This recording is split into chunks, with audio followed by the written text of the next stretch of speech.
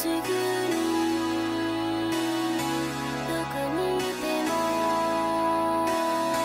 待ってほしい青空を見ている私ひまわりのように咲き出し夏になりピカピカの太陽元気いっぱい笑顔の魔法青空を見ている私ひまわりのように咲き出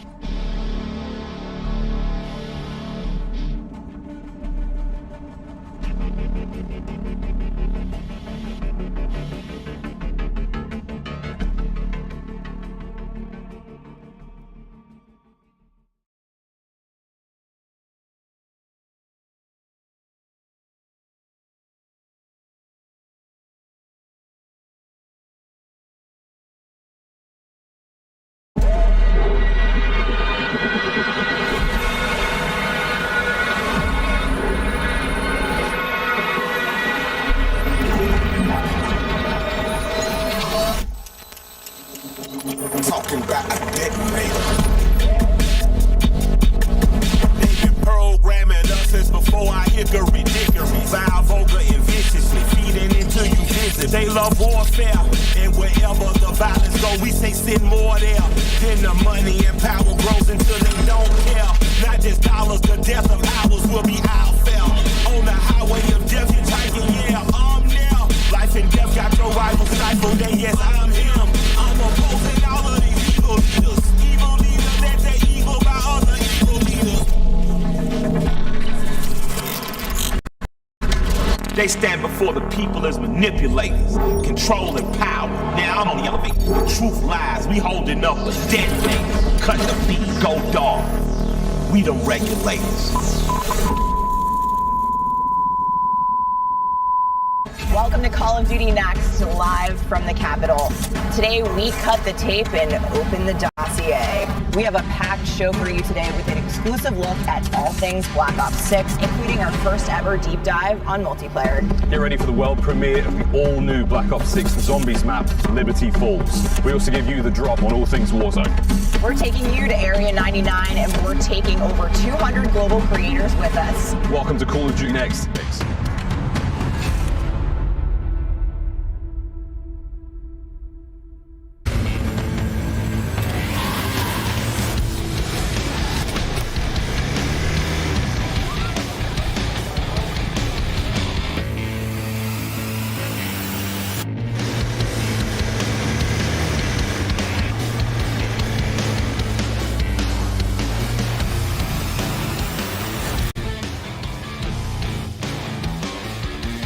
The creators have arrived. The game is loading up. It's time to introduce you to Black Ops 6 multiplayer.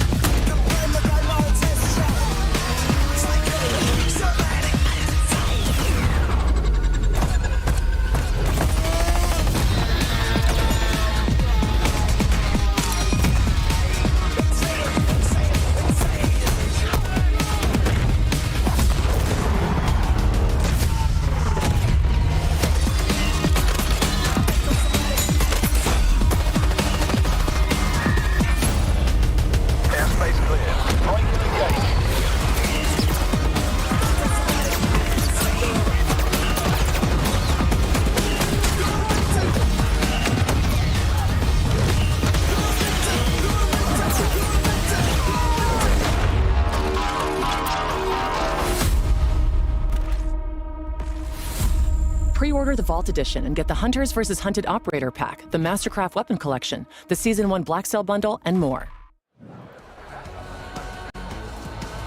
See, nobody's paying attention to us. Oh, buddy, that was one hell of a trailer. Welcome, welcome, welcome, everyone. I'm your host, Golden Boy, and this is Call of Duty Next, the official reveal of Black Ops 6 multiplayer. Of course, I'm joined here at the desk by Stephanie Snowden. You got the Senior Director of Studio Communications here, and man, I can't wait to see what we have in store today. Black Ops is a special place in my heart. It was the first esport that I ever got to cast, so this is a great experience, and this is freaking wild, Steph. It's amazing all around. The energy in here is incredible, but it's been a long time since we have had the opportunity to talk about a new Black Ops game out in the world. Hell yeah. And damn, does it feel good to be here ready to reveal Black Ops 6. We've got some incredible developers who are going to be joining us at the desk throughout the day. Lots of new to talk about, and even the opportunity for you to earn some new loot just for tuning in. It's as simple as that. Make sure you stay tuned throughout the day, as you will have a chance to unlock in-game rewards for Black Ops 6 just by watching this stream. That's all you got to do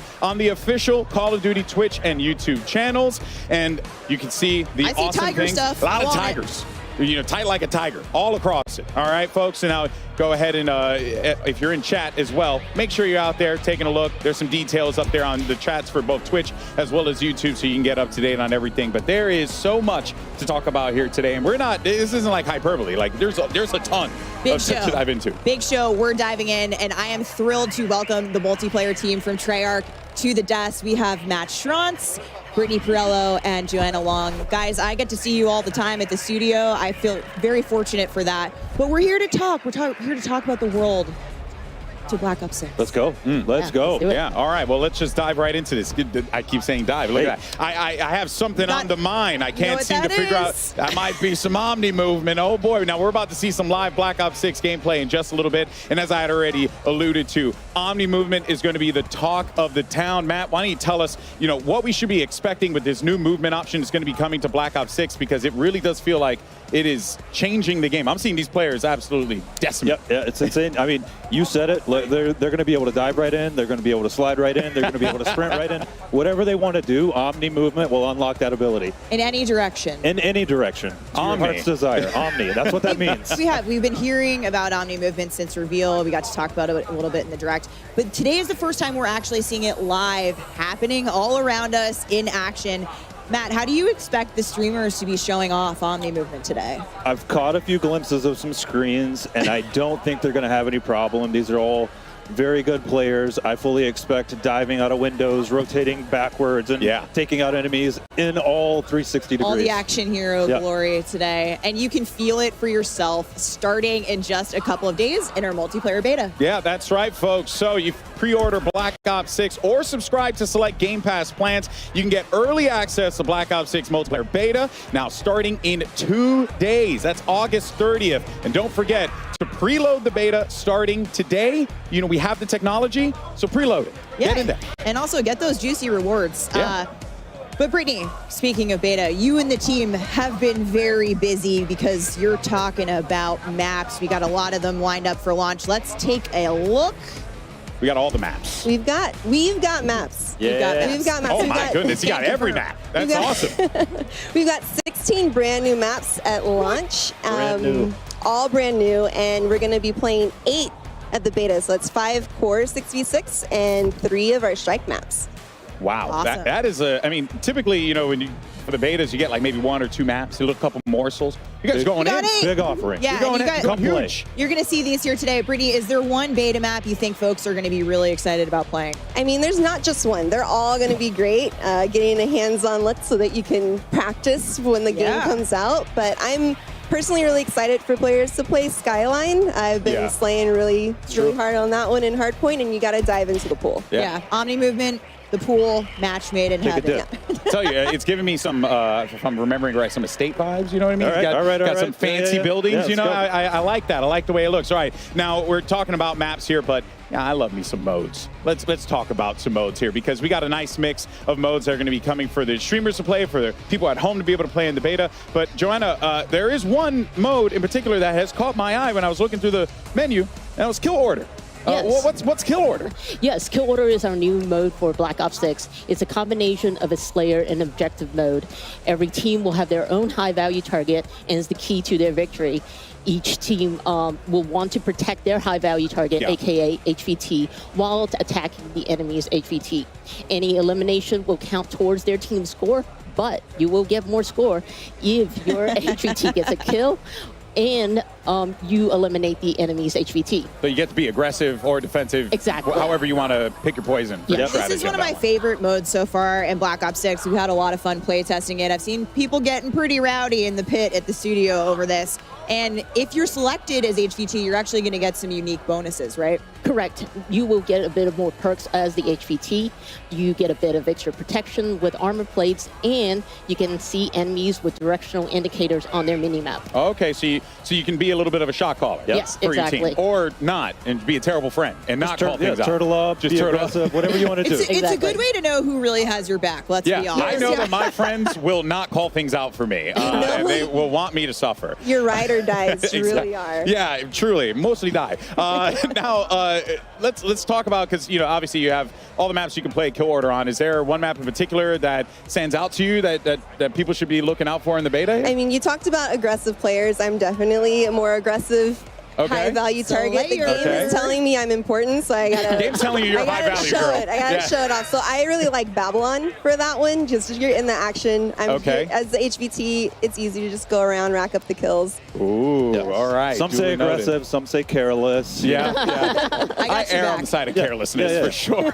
We've got plenty of new modes as well as fan favorites returning at launch and into the live seasons. We're only talking about Kill Order here today because it's in the beta. But Joanna, what can you give us a little taste of in terms of modes for launch? Yeah, of course. We took a hard look at every mode in our portfolio, whether it's your traditional core modes or new modes like Kill Order.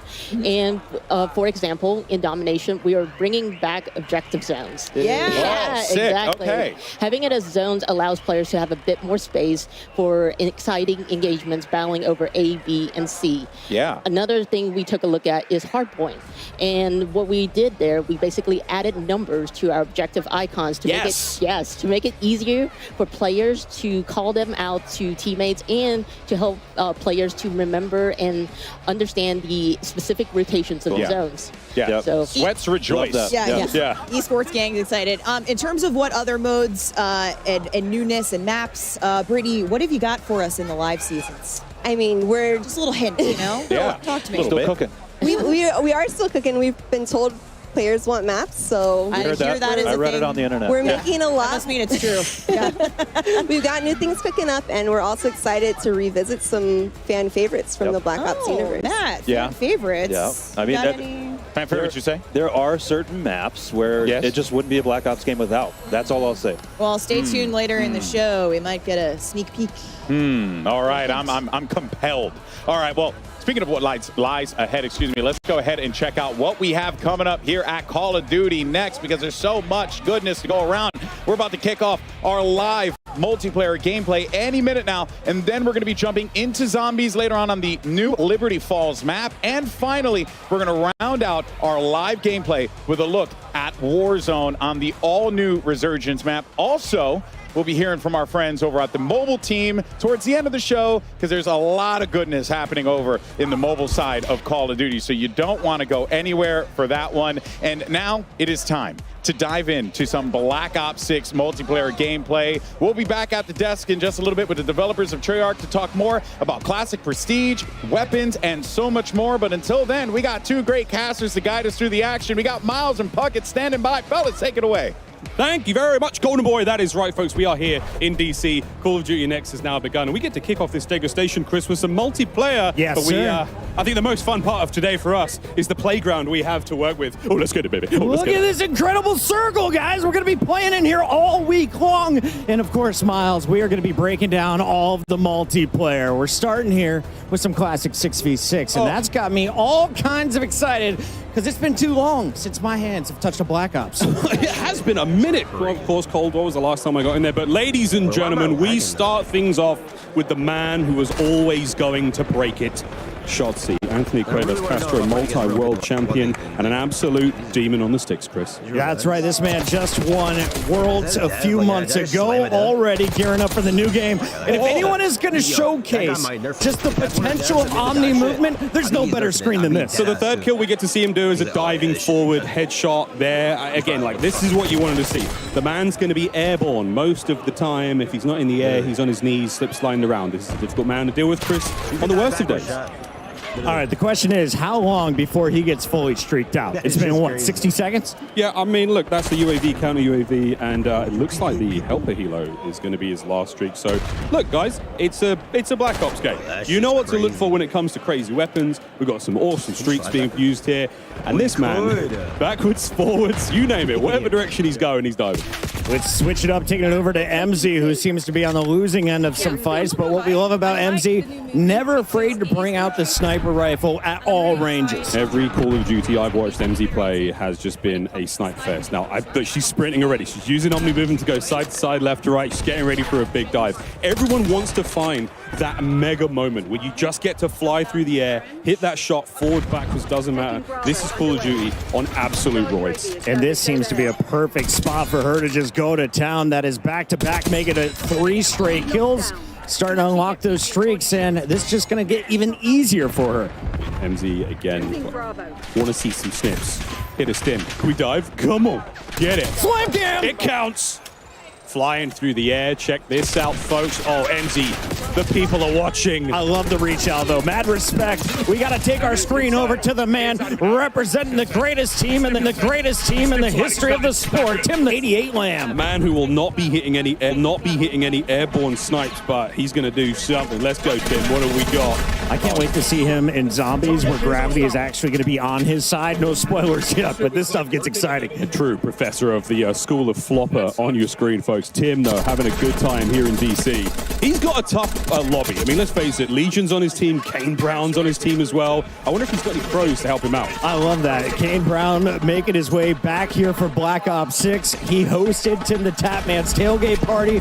Awesome to see him there. And Tim gonna fall once again on screen, but we did see Legion with a little pop-off performance, and now it's Jay Smooth's turn here from the Nuke Squad. I mean, I wonder if anyone's running the intelligent movement system here, where, again, you could do things like automatically mantle, automatically slide under, you know, obstacles. It really just allows players to feel a little bit more fluid on the map, not have to use as many button inputs. This is something you can toggle on and off as well, so don't worry, folks. For those of you who are like, that sounds OP. It's not a problem here, boys and girls. Tim, solid shots once again, and he is trying to get the angle, taking the corner a little too tight there. 0.73 KD, take me off his screen and show me Hutch. Hutch, one of the older players here in DC.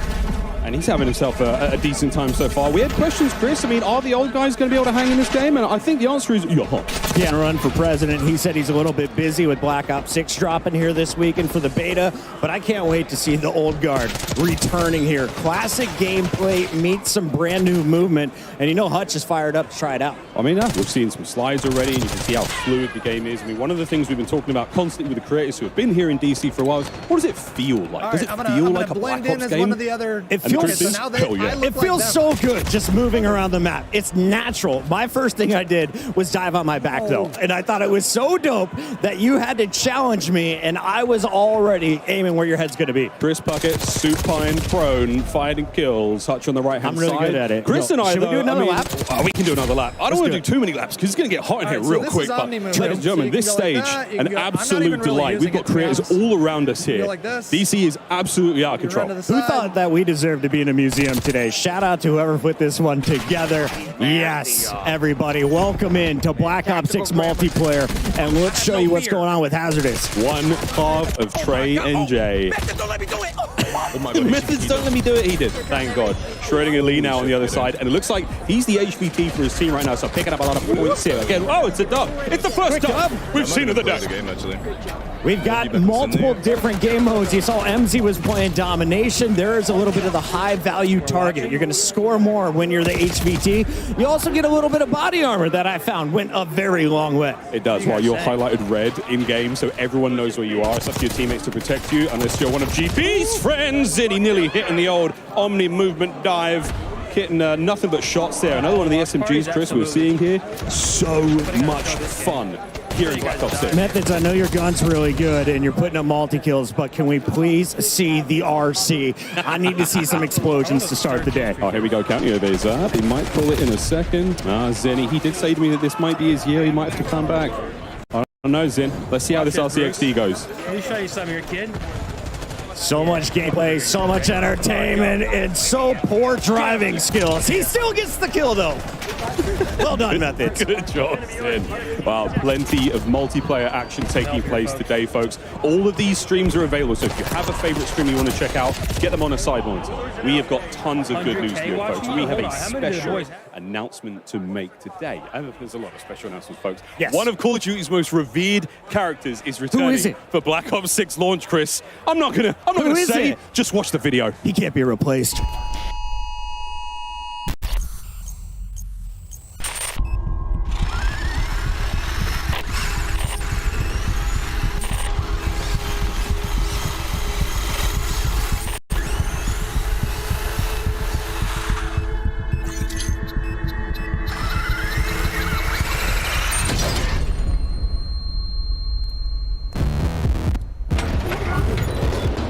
Hi, baby.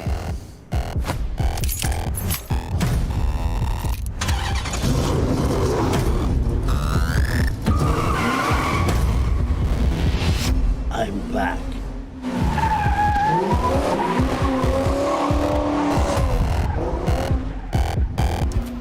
Folks, the replacer is back, the one and only Peter Stormare. I think every single Black Ops game, without fail, he is here and he's back. His car's parked outside, Chris. you're going to be able to get him in game soon. I hope he's doing some donuts. Let's take a look at what's going on with Kind of Funny Games. I saw him post on Instagram this morning. So fired up to play the new title. How's the aim, though? Okay, a one-shot kill there coming through. Let's see if he can turn into a streak. And I love the dive. Oh, the dive. Well, folks, this is Babylon. This is one of the new maps here in Black Ops 6. A little small, fast-paced. You've got that sort of central pyramid section. A lot of action in there. Obviously, you can see the objective as the B zone here in this game of domination. And that's a GG's. I was just getting warmed up talking about the map. 250 to 145. Not even close. Kind of funny laying down the hammer. Let's take our screen over to another Snipey McSnipe. In fact, we've got DK Dynamite ready to showcase what he can do in game. We're watching a mouse and keyboard player, I think. Oh no, I take it back. I'm seeing L2 after this man is on 20 cents. Absolutely flying. And this is the sort of thing you want to see. How crazy can a player on a high sensitivity play and here in Black Ops 6? Another thing to note here, Chris, this is one of the alternate HUDs we have here. You can see the bottom of the screen there. There's a mini-map, a slightly different style. I think this one's called Recon. I could be wrong. Can we just highlight the fact that he took out Symphony, Huskers, and Joe in that triple kill? That's a feed, baby. That's a big old well feed. Well done, Dynamite. Clip it, somebody. Everyone here at CodNet's running these incredible PCs. They're brought to you by Corsair. Everyone's setups are absolutely dripping. We tried these out yesterday. I have never had a smoother experience. I was on mouse and keyboard, and it was like, dude, plug in a controller, plug in a controller. I was like, no, bro, this feels incredible. This feels real good. Another new map here, Chris, and another CDL World Champion. That was Rewind for a brief moment. Bandura's sniping. Is he hitting anything big? Bandura, what do you got for me? Go to hardpoint number 3. You can reclaim it. I believe in you, buddy. We believe. That's 3 kills in a row from pros. This is a sniper lobby. I respect this lobby. Yeah, this is great. A lot of fun sniping in Black Ops 6, as you'll see. So rewarding when you hit those body shots. AG Biner, also in the zone. This is our brand new game mode, HVT, folks. So, and again, this is the map Rewind. It's a strip mall, a place where you were able to purchase and rent VHSs, Chris, in the center of this map. What is that? Some of the people in the chat have never seen one of these pieces of Square technology. They have not. Alley Cat being one of them. Oh, it's your boy Joe Woe. Hey, Joe. Okay, so we saw Shotzi, but here's the guy who was originally crowned the Movement King. And Joe Woe is getting up close and doing dirty things. I love the stim. You can tell this is a Warzone player ready to fry multiplayer. Yeah, he's bringing a very fun loadout there. We'll see what Joe's got in the tank, folks, because this is a man with a very smooth left stick. Hello, that's a sweet. Gosh. On the dive, Joseph Wosif. They call him the Movement King for a reason, folks.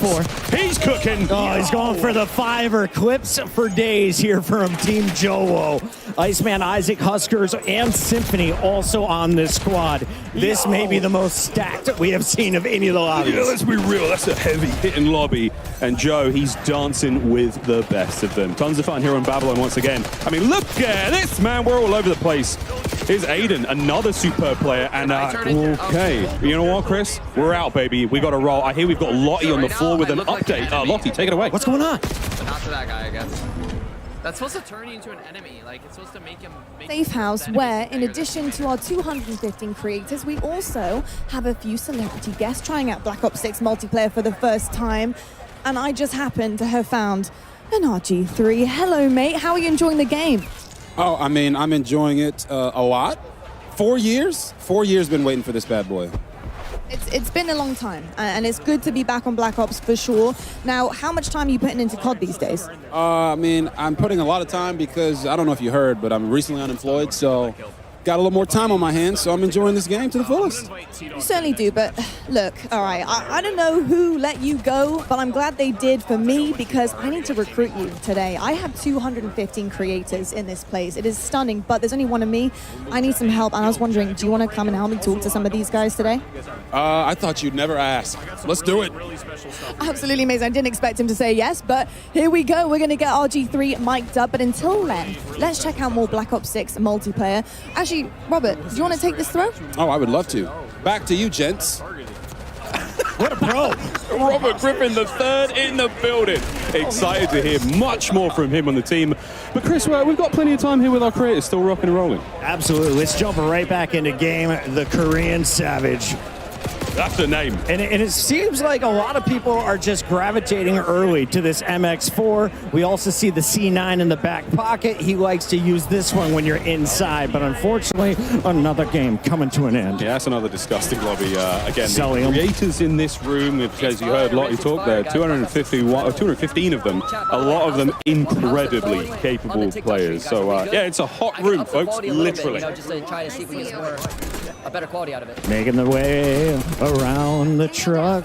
Ebates gets one, and that's all. Yeah, where he tried. Ebates, this is Rewind. This is one of the many lanes here on the map, and I say many. I mean 3. There's only 3 lanes. I know lanes. 3 lanes. That's one. This is the middle of the map. Again, this is a sort of stores. There's a strip mall going on here, and on the outside, there's lots of fun. Again, Swisham now with another totally different HUD. Again, square minimap up top. Everything's different on the right-hand side, folks. It's a little bit difficult to sort of get a hold of. Once you play the game yourselves, once you get the beta starting tomorrow, you're going to be able to mess around with all of these settings. And you can tell just everybody wants to feel out the Omni dives. You can get yourself into some great positions if you time it perfectly. Here's a fantastic screen to watch. He just won the Warzone tournament at Esports World Cup. Biffle is a monster, but seems to be on the losing end of another lobby as we take our screen over to another Warzone goat, Naden. Oh, here we go. Benny Central, who's actually right over here. He's from the UK. He's on our right shoulder, Chris, here in the second Oculus, and checking out some of the emotes for these weapons. The blueprints are going crazy already. And speaking of emotes are back, much like to what we saw in Cold War, but just, a whole lot more spicy. Okay. I just want to see someone start fragging out, and I think the guy on the left might be the key player to do it. He's a world champion, one of the GOATs, TP, one of the greatest Warzone entertainers in his life, and he's not the only one. We got the full-blown masking force. We really do. Again, creators all over the place, from all the corners of the world here, folks, brought to DC to sample Black Ops 6 and see how things feel. And so far, it feels pretty good. That is the general consensus. And if you're watching these streams as well, then again, we are dropping some serious pieces of intel here on the main stream, but all of these creators going all day, playing games. We're playing zombies, we're playing Warzone, Chris. Yes, sir. We got Swisham on the left, on your right. We're going to stay on board here with Benny Central. Now, Miles, when I was playing HVT on this map, I just found myself gravitating to the high ground. What do you think is going to be the evolution of this game? I think the most beautiful thing about this game is just how fast it's going to play, man. I mean, we're seeing the speed at which you can move in every direction really helps. We're going to be hammering home the Omni movement, folks, in case you were worried about it or curious. But again, being able to sprint in any direction, the way you dive, the way you slide, dexterity is a perk as well. I mean, we're going to be looking at putting together some sort of like movement montages over the next year, Chris. And I think what you're going to love as soon as you get your hands on the game, assuming you've already pre-ordered or have Game Pass, that every gun in your hands right out of the gates is so comfortable. It feels so natural. And I instantly feel like I'm ready to drop a 2.0 KD. 2.0 KD. Well, folks, plenty more Black Ops 6 action here. We're going to go to a very quick commercial break. You can still watch this stream. You can check out all the other folks in here as well. Don't go too far. More news after the break. Watch Tim the Tab, man. Experience the world of Call of Duty with Corsair, the official gaming hardware and peripheral partner of Call of Duty. Introducing the Call of Duty Black Ops 6 collaboration from Movement. Get early access with email sign up at movement.com/COD. Call of Duty Next is powered by Xfinity. Stay ahead of the game with ultra-fast speeds and a smooth, low-lag connection. Operators, get ready to unleash a force of nature with Polaris Razor Pro R, dropping into Call of Duty Warzone in Season 1. Change your game. Scuff Gaming, the official controller partner of Call of Duty. Take your Call of Duty gameplay to the next level with Nanoleaf's modular RGB smart lights. Step into the game and sync your lights with the action on screen for the highest level of gaming immersion. Origin. Customize your PC. Official gaming PC and gaming laptop of Call of Duty.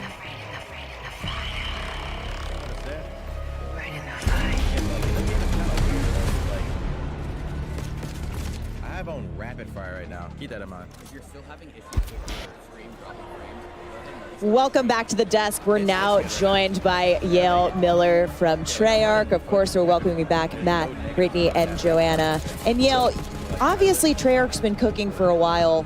You guys have had a little bit to work on Black Ops 6. So what was the studio's vision for creating this game?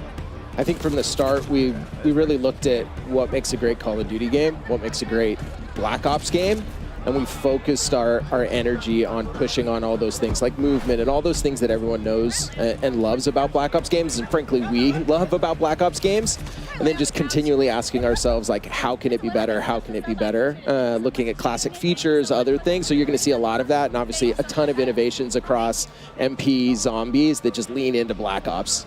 Yeah, and I love hearing how you guys too were inspired by Black Ops of old, but also looking forward and how all those things work together. Yep, people have built this into an amazing franchise, and we can't ignore some of the awesome things that we've done in the past, but we know we have to push everything further. So it's just like, how can every little thing be a little bit better every day? And Black Ops 6 is definitely that, but let's talk a little bit about map design. Brittany, what are some of the core philosophies that you guys, have approached your map portfolio with for Black Ops 6 multiplayer? Yeah, I mean, the classic 3-lane design is in there. Globe trotting, getting a lot of unique locations, and, really focused on small to medium-sized maps for that tight gameplay and still offer room for meaningful decisions. Boom. Yeah, great. We got a little commotion here in the studio, but moving on, so let's talk more about maps. We're going to take a look at our launch maps here. Closer look at some of the goodness coming soon. Here we go. We got Subsonic kicking us off. Brittany, take us through. So this one, that was the Persian Gulf, and then this one's our red card map in a soccer stadium in Avalon, our Mediterranean-inspired region. Vault's also in the Persian Gulf. This one, it seems a really fun one. I think you guys have seen in the trailer. Possible competitive map. Hopefully. Probably. Very, very clean, 3-lane. Love that. And we're coming up on beta maps here, so let's take a look closer at beta maps. So a ton of great maps in that. There's 8 beta maps that are just 8 awesome. beta maps in total. Of course, we've got our 5 core 6v6 yep. and our 3 strike maps. Brittany, let's talk a little bit more about strike maps. Yeah, I mean, we're going to see them in a little bit, of course, but these are our extra small maps. If face-off, gunfight, super popular in Cold War, so we wanted to make these part of our standard offering and really lean into the designs for these. And there's a lot of fun, controlled chaos. There's no score streaks. Yeah, so there's, of course, no score streaks on the face-off maps. Yeah, we want to let you live a little bit and get around. Strike maps are some of my favorite. I like to just turn my brain off, run forward, and kill or be killed. I mean, I think that's how I approach every match of Call of Duty, period. But yeah, I mean, we're calling that the strat, then let's go. But Matt and Neil, we also have intelligent movement in Black Ops 6. Now, this is sort of all part of a lot of the bigger movement changes we've made with Omni movement. Can you talk to us a little bit about what intelligent, how intelligent movement works for players and what it can do for them? Yeah, so it really started with, we know we're asking more and more of our players how many times we're asking them to click a button or a key, and we want players to be focused on what they want to do and not how to do it. So intelligent movement at a very high level will reduce how many times you have to click your stick to sprint or slide or do all that. So it'll be in your player settings. Check it out in the beta. It's broken up into 3 settings. Please, please, please check it out. It's going to make your game easier. Yeah, further customization for how you want to traverse the world, which is super awesome. And like I said, Omni movement, we've been talking about it all day. We're seeing it all day around us. You're going to feel it for yourself in the beta this week, hopefully. But it's designed for players of all skill levels. And, if you're a little unsure, the Treyarch team's got you covered. Yeah, it's from the beginning, we wanted to make sure everyone had those awesome Black Ops moments, kind of that action hero. And some of this just allows it to be a little bit easier for different players, and also just really good players, and find their sweet spot of I don't want to click to sprint, stuff like that. That's super helpful. And if you still need help, we've got a training course in the beta on a new map, Protocol, which you'll get a sneak peek at. That's a launch map, but go check out the training course if you need to get your feet a little bit more wet. Yeah, so check out the Omni Movement training course in beta. Sneak peek at the map of Protocol. And speaking of beta, you can tune into the Call of Duty podcast this week and get some neat tips and tricks. But let's take a look at the beta schedule here, kicking off August 30th. And if you want in on that Omni Movement training course, you'll of course need access to the beta. So pre-order Black Ops 6 or subscribe to select Game Pass plans and get early access to the Black Ops 6 multiplayer beta starting very soon. And don't forget to preload. 2 days. Yeah, you 2 can days. preload now. So what are you doing watching us? Go make sure you're preloading I'm while you're preloaded. tuning into the show. I'm preloaded. And you can also earn, neat rewards. Your XP will count towards. Absolutely. We wanted to make sure anyone that's playing the beta, they feel like they're still progressing in MW3 and those things. So it's just a huge play. level up. Come have fun. Play. Progress. Come play. Let's do it.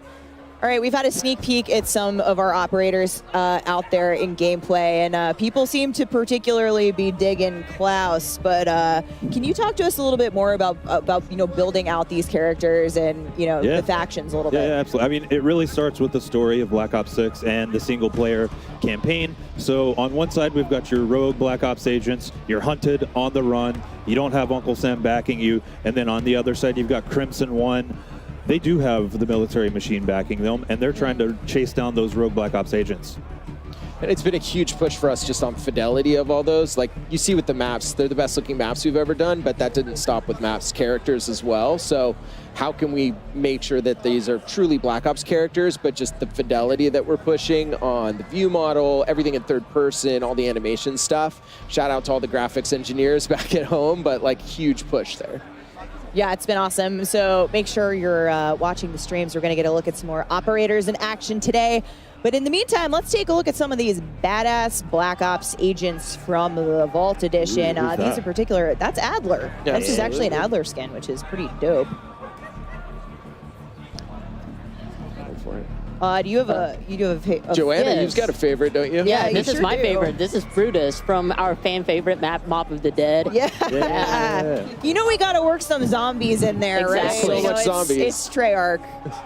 It's a Black Ops game. We need our zombies. There's Klaus. Yep. Like I said, Klaus, I think, has been a favorite at Next so far. We've heard a lot of Klaus hype in chat. But that's it for us at the desk. Treyarch team, thank you for joining us. We're going back to gameplay. Camos, Classic Prestige, leveling your loadout are coming up next at the desk. For now, let's Awesome check in stuff. with the casters on gameplay. Thank you very much, Steph. If you're just joining us now, folks, Treyarch developers have already walked us through some of the exciting new updates and content coming to Black Ops 6. But there is a lot, folks, so stay tuned. More of that at the desk. But for now, we just sort of been salivating in the back end. Folks, let's, we're joined by Ali Cat and we're joined by Nameless. Yes. Parkett and I have been having a little bit of fun. We're not going to make you guys run. No Why one's not? running. Do you want to? I'm down. I kind of want to. All right, let's go. We're Already gone rogue. Are we running in a circle?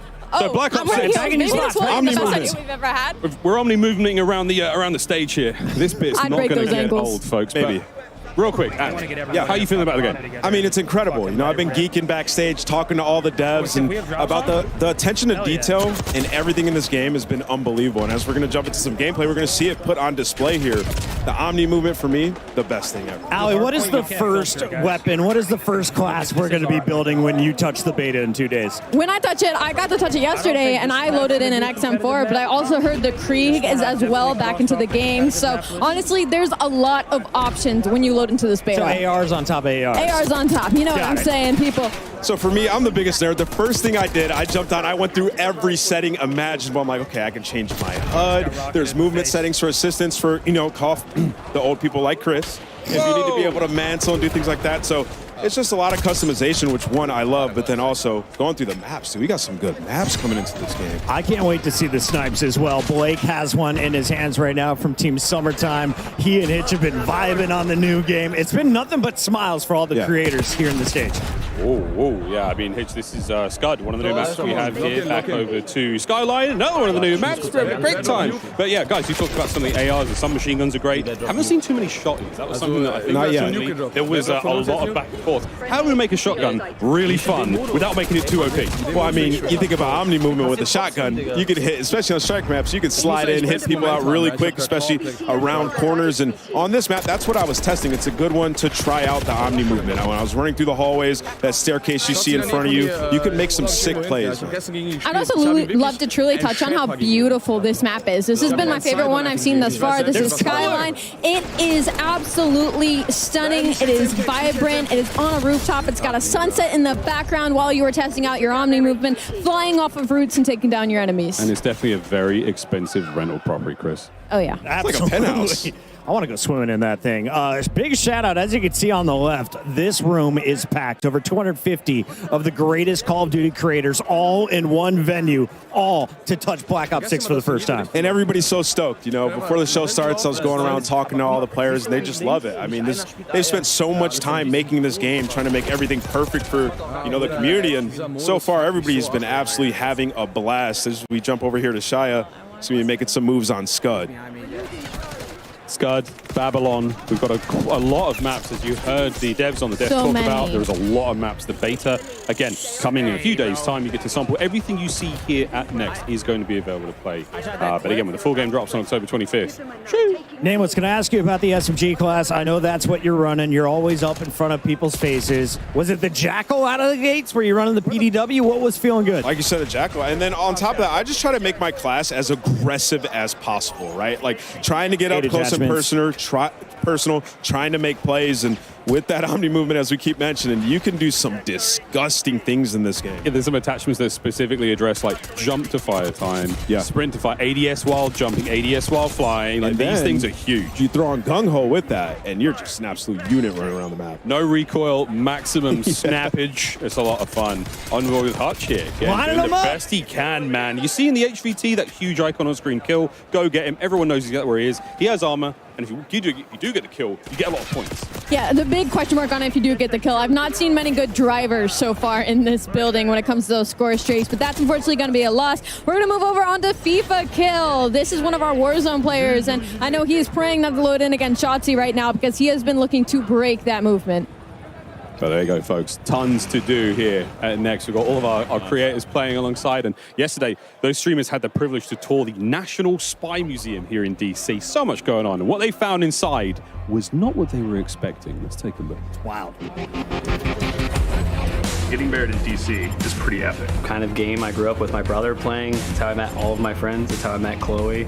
I'm ready. Brad and I met in a Call of Duty lobby on Crash. I didn't believe in soulmates until I met him. Chloe, I have adored you since the first lobby we met. It was truly love at first sight. Our love is stronger than any meta, and I'm excited to spend the rest of my life with you. I vow to always cherish, protect you, and let you defuse the bomb. You instantly made me laugh harder than I ever have. I vow to always stay by your side even when you steal my kill. You may now kiss the bride. We got married. Like Call of Duty? Couple just got married at COD Next. A match made in COD heaven.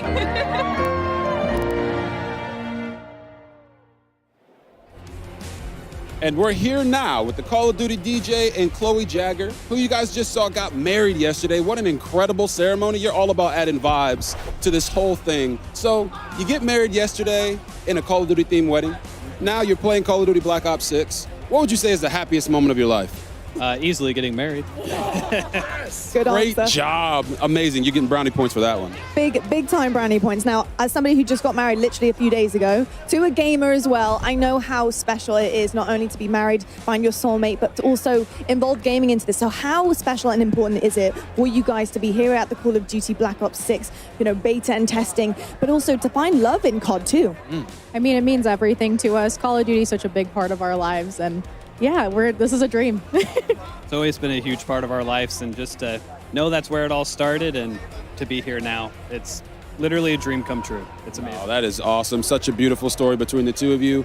But I gotta ask, what's the honeymoon plans? Is this the honeymoon? Ooh, For now. Definitely go home and play the beta as much as we can, and then we'll worry about the honeymoon after that. Yeah. Sounds like a true gamer to me. It certainly does indeed. Well, you guys, absolutely stunning. Such a special day. Enjoy today as well with the honeymoon vibes happening here at Call of Duty Next. Thank you so much. That's going to do it from us over here. Back over to our casters. That's so cute. Worry about the I love honeymoon that. later. There's a beta to play first. I love that answer. Real. Call of Duty Lobby is truly bringing us all together. That is insane. What a wonderful thing to happen here at COD Next. Back to the gameplay. It's modern Warzone. Doug's at it in the hard point. Yeah, it's so special to see them, get married. That is absolutely awesome.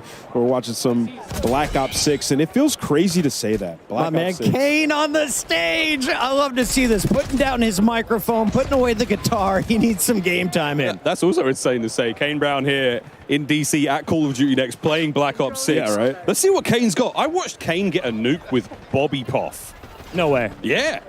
That's a duo right there. That's a duo. I think Isaac was. Oh no, Huskers was in there as well. Yeah. Like it was a super solid squad. But Kane was bringing it, man. He was carrying stuff. He was getting kills. He was doing great. He plays quite a bit of Call of Duty. So excited to see him out here. He's running the AR as well. He's the XM4 in his hands. That was my gun of choice yesterday as the ARs. Unbelievable. Oh, dude, and he's running the variant. My eyes were closed, Kane. I didn't see that. We absolutely are close enough to.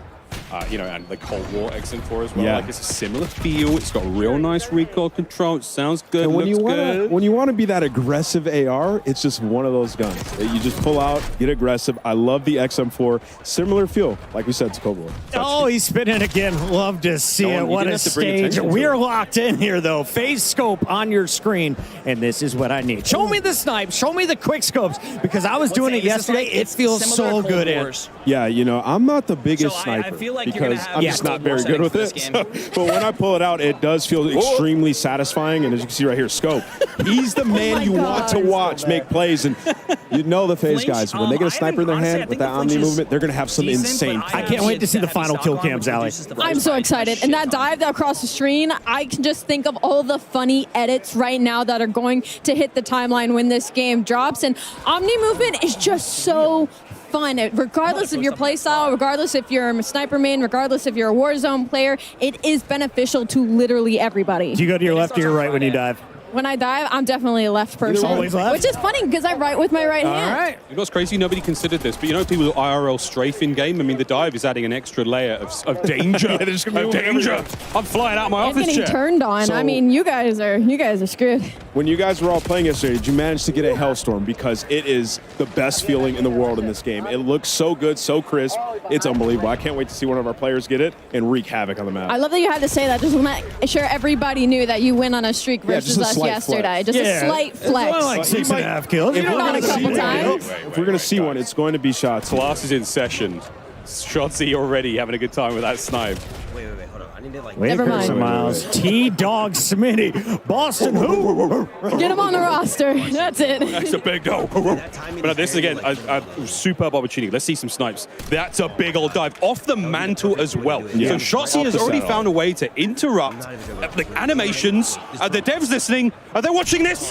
He's already done doing it again. Shots. Keep your eyes on this man, please. You can see some of the badges up top just so crispy when you get that. It looks so clean, and that added dopamine as you're playing BO6. We've been warned that there are some absolute legendary old school medals coming in the game, so keep an eye on those on these medals as they happen. Obviously, T-Dog's just there flexing like, Yeah. I mean, look, I'm the best player in the world, right? The admins are telling him to He's chill out. convincing. We're He's like, watching did you see Shotzi. that kill versus Ant? Put the guns away, bro.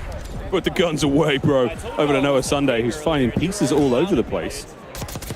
I love Listen it. to that. Doesn't even adjust the camera when he gets in. He's like, nah, just give me the controller. I'm good. Let's lock in. One of my favorite things right now is seeing all the different guns and attachments right now that everybody's running, because there's no true meta currently, and I feel like some players have truly got this figured out. Well, folks, we've got all sorts happening here, but let's tickle our ears with a listen-in presented by Corsair. Feels good. I'll take your ears. Sure. Jage.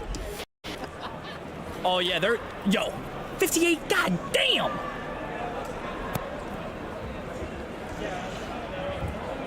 Run it.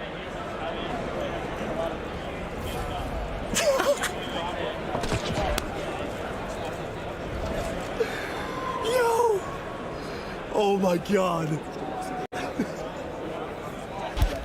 Oh, you gotta love it. Spawn camping at its finest. Lines up 2 with 1 bullet. Collats are a thing. Found out. I mean, off the rip, we're just getting some crazy camos and variants. Like, I'm loving what I'm seeing. Once again, what is this? That thing looks straight out of Is that an Zombies. eyeball on the left side? Yeah, You get a knife that matches as well. It is beautifully horrifying. We haven't seen anyone like focus on pure knifing until just now. Lunchtime got the business delivered. The dedicated melee.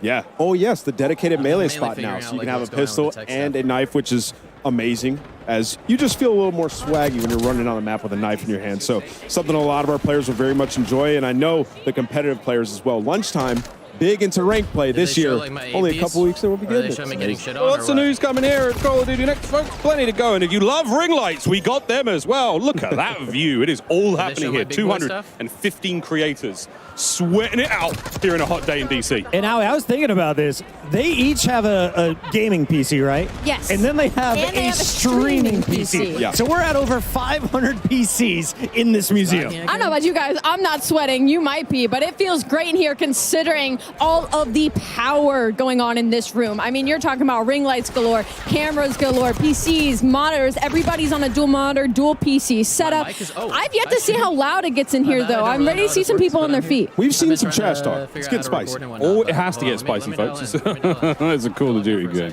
You know what to expect. I was watching Jay Smooth going up against Tim the Tapman, Swag, Legion was on the squad. 3 of his teammates just straight up quit out. It was 18 to 186. I was like, they're trying to find an easier lobby. I understand it. Fully streak. Okay. Full streaks. Oh, Slay. before we've got a break coming. I wonder if we can see this Hellstorm. You want to use it? Salty. She's You got to call him in, right? Hellstorm. Is she around us? I'm telling you, it is Where's she a at? beaut. You can't, Salties, it's time. you can't loop him in this game. Just call him in. Hit the buttons. She's just slaying. Somebody's got to tell her. That's the Somebody's got to tell her. 5. Part of the room she's in. I'll go and hit the key. I'm not against it. All right. Off the respawn is when you would typically Here we go. call Come it. on. Hit that D-pad. Oh, no, she's mouse and key. Bad news bears, fam. I don't think I don't she's think going to she's gonna find call it. them We in. just got a word from the admin. She's been ignoring it since minute 3. She's just this good on the map. It is frying, though. There is something about she's cooking. And she's moving around the map, like so fluid. Oh, there Here we go. Here we go. Let's go, Smixy. Look at how clean that looks. Map come looks the beautiful. Wait, Smixy didn't call the clusters in. The clusters are Oh, so the damage. clusters auto home on They'll 4 get it down. targets around He the didn't know. place. Okay, folks, we're going to compose ourselves. We're going to take a moment. The gameplay's still rocking and rolling, though, here in DC. We'll be right back with a whole lot more Black Ops 6. Play like a pro on a big screen TV up to 98 inches from TCL, the official TV of Call of Duty. Share the wins. Elgato, the official streaming partner of Call of Duty. AMD, official CPU and GPU partner of Call of Duty Next.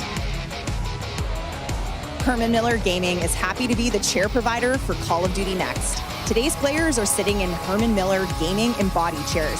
Check out which gaming chair is best for you at hermanmiller.com/gaming. Triumph, official motorcycle partner of Black Ops 6. Customize your typing. Drop, the official keycap partner of Call of Duty.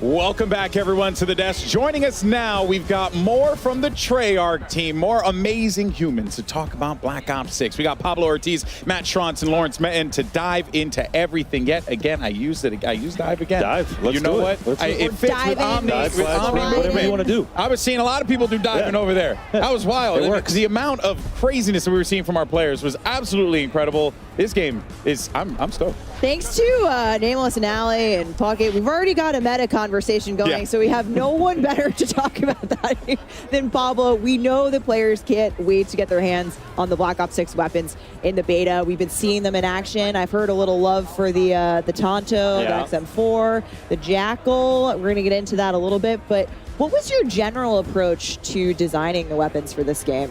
Yeah, on a high level, we really wanted the gunplay to be super tight, really fluid with all the movement that we have going on as well. But still hitting that high fidelity, like best looking weapons that we've ever done. Yeah. Yeah, you heard it here first. Yeah.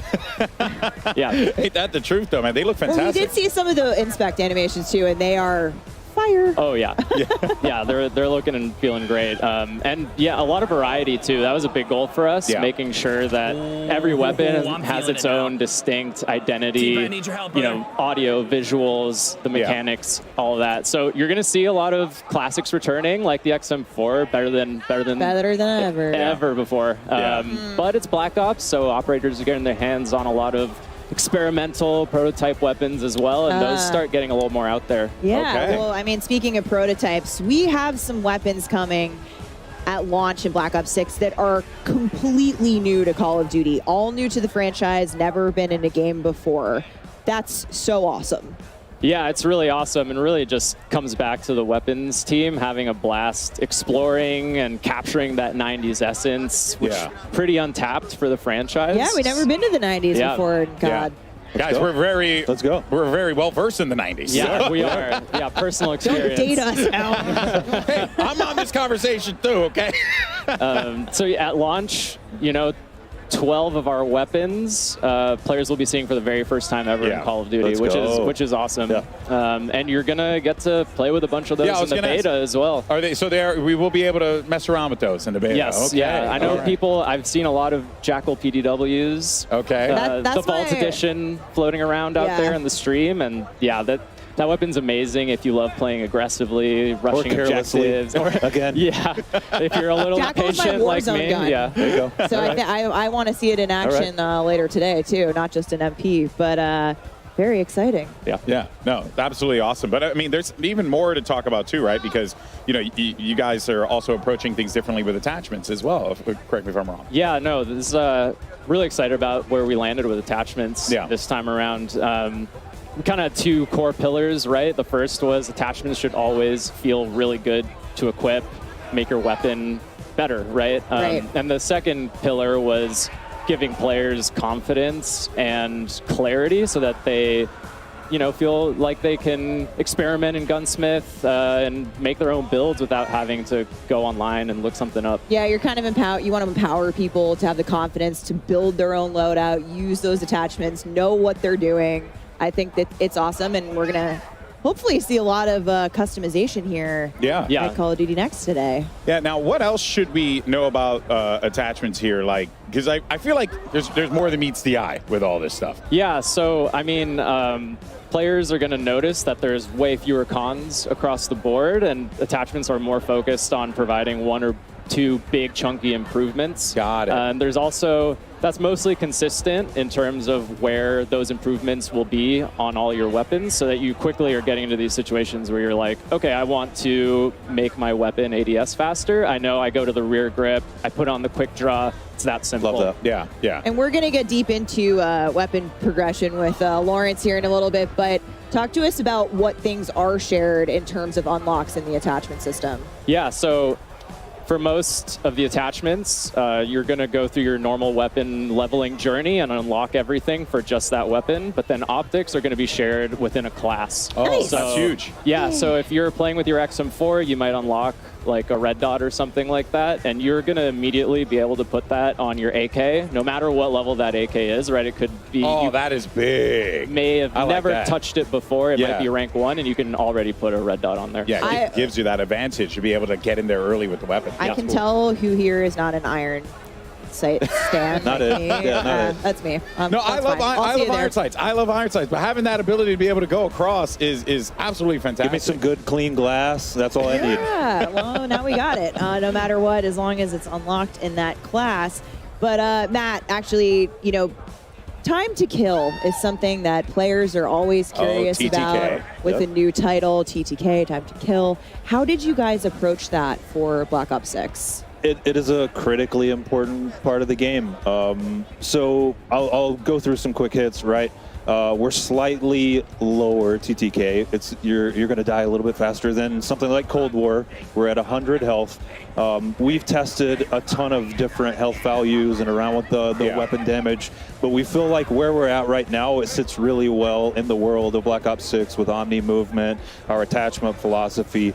But of course, we're definitely looking for data and feedback in the beta, so please give it to us in appropriate ways.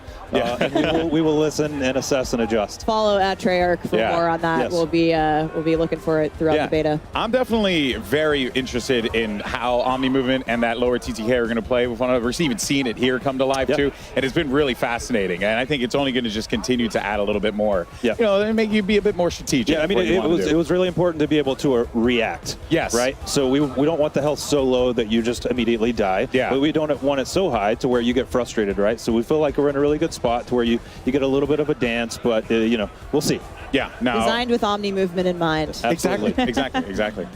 Now, Lawrence, my fellow camo enthusiasts out there are many of us. I hear you have some really exciting things for us in terms of challenges this game. Yeah, so there's a lot you're going to be able to do with weapons. First off, we're bringing reticle challenges and reticle customization back. Nice. So that's We back to Call of Duty this to see year. it. We have an update to the camo system, and as part of that, we have some really that dope looks mastery sick. camos. We're seeing them right now. Our Treyarch weapons team has really gone all out, I love that and one. we are confident we're delivering the best mastery camos we've ever seen in the franchise. Take a look at Dark my Matter word. here, back and better than ever.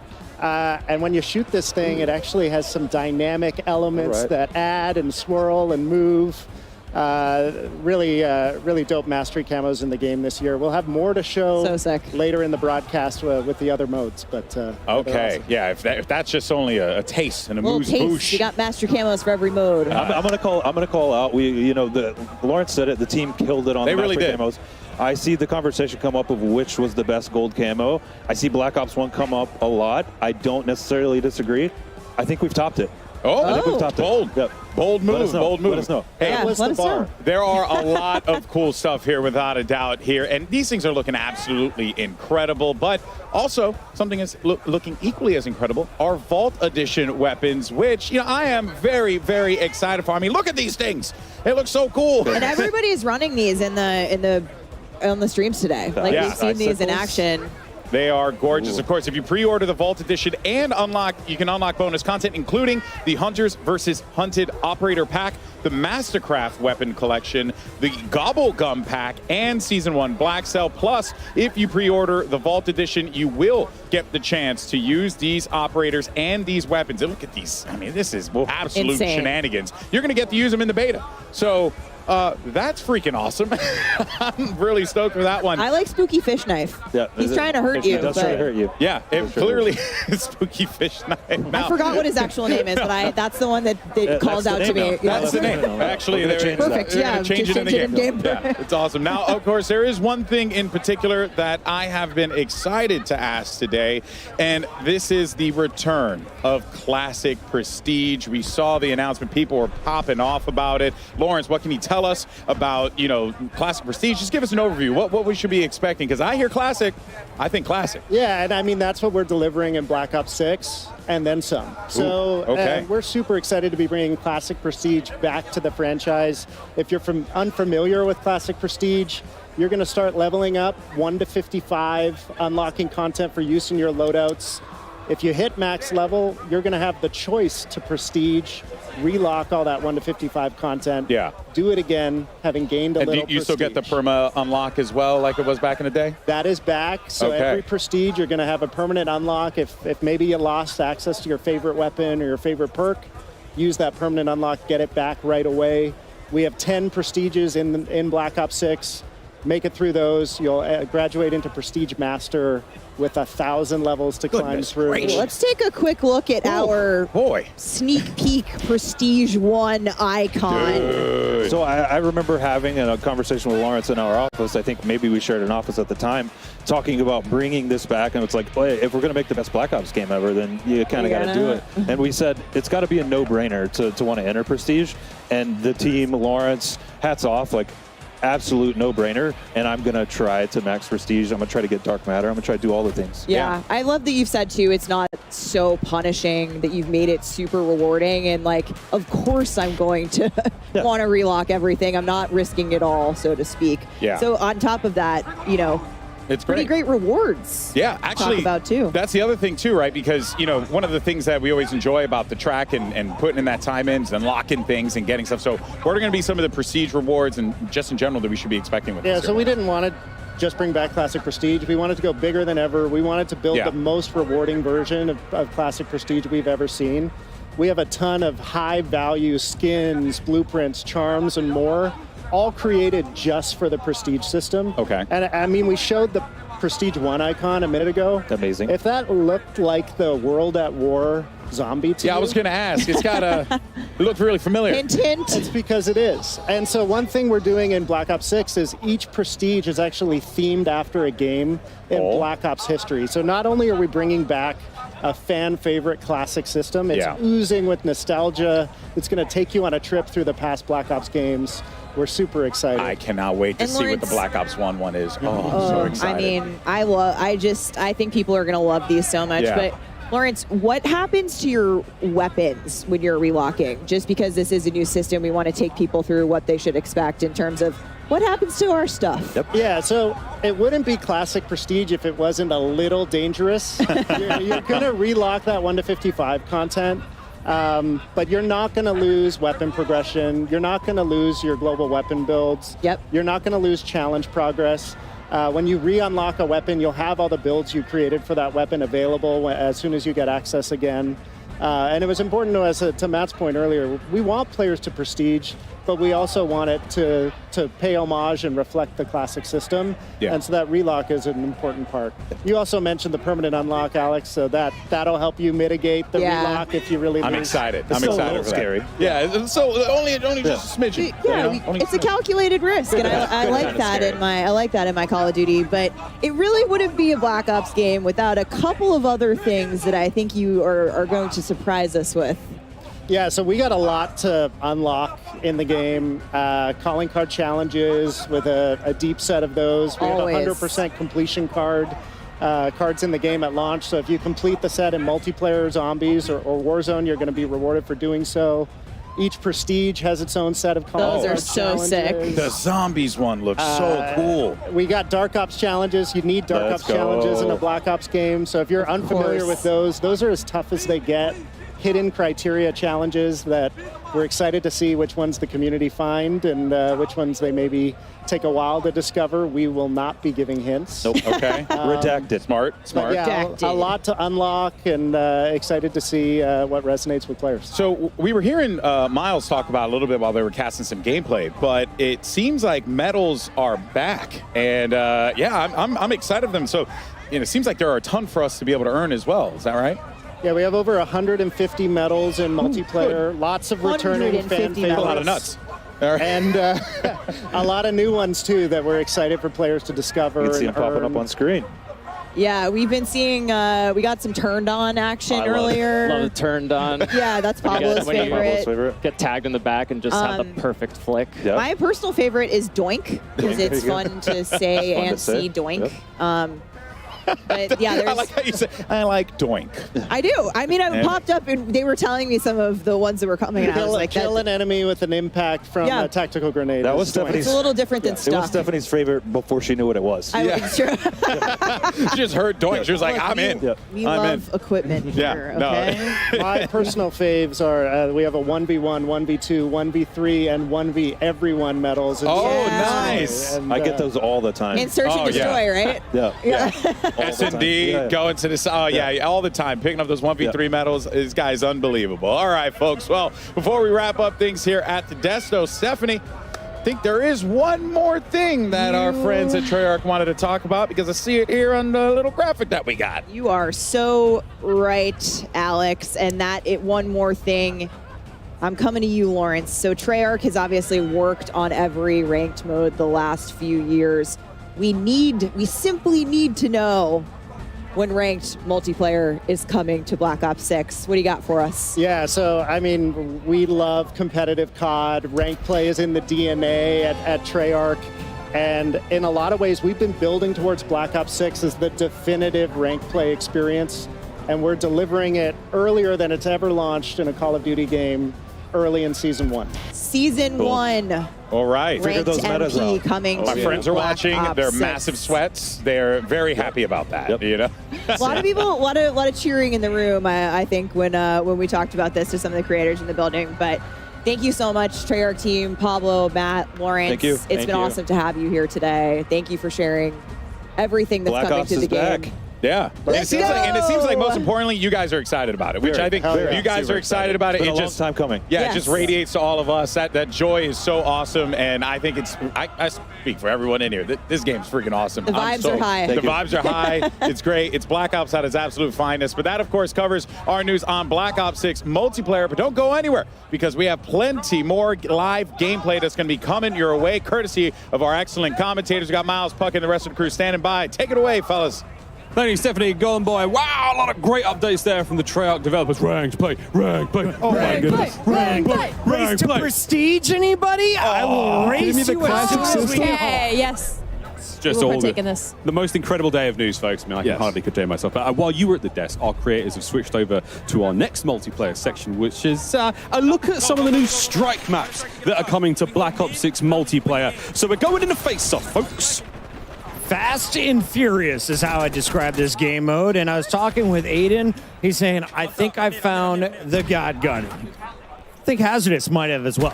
The Tanto 22. It's got like a similar feel. Do you remember the Milano? That like...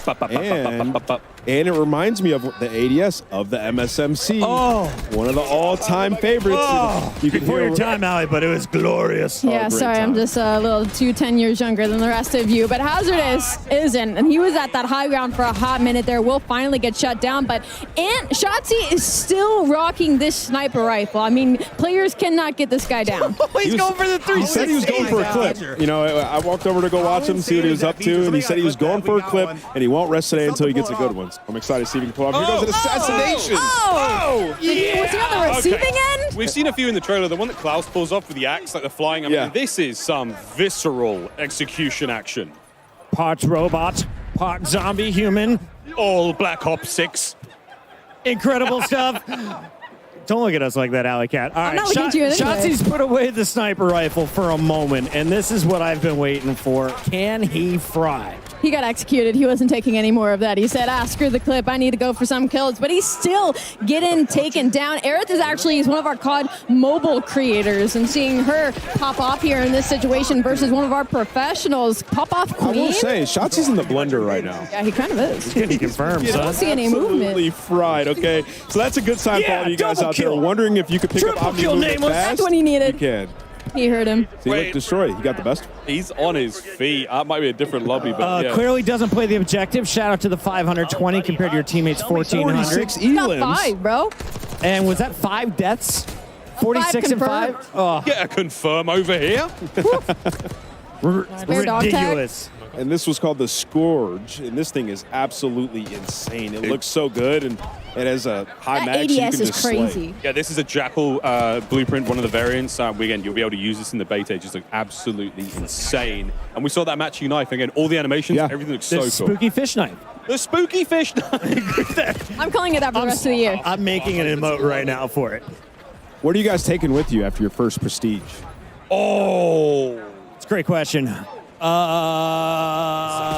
of my attachments, but which one? I don't know if it works on that. I'm taking the Works like Jackal. that. The Jack? I'm taking the Jackal with me. I'm taking the spooky fish knife. Aims. I'm going to just keep my Marine. I'm taking the aims with me. That thing. We're watching Kenny use it a moment ago. Very, very impressive. He was loving it. Hey, okay, Physic. And now I'm looking out for the medals. You see the double kill pops up. Things just so much satisfaction as you're playing and popping 2 pieces and 3 pieces. It looks so sick. We heard Lawrence talk about there's a 1v1, there's a 1v2, 1v3, 1v everyone medal. I mean, that's going to be so fun to keep account of. I mean, not just for like players having a good game or even in tournaments. All sorts of exciting plays here. Can't wait. I can't wait to see what's going on here with FIFA Kill. Now, FIFA, one of the greatest Warzone players of all time. He's 100%. always streaming. On the other side of this, though, you have Aiden. You have Sage.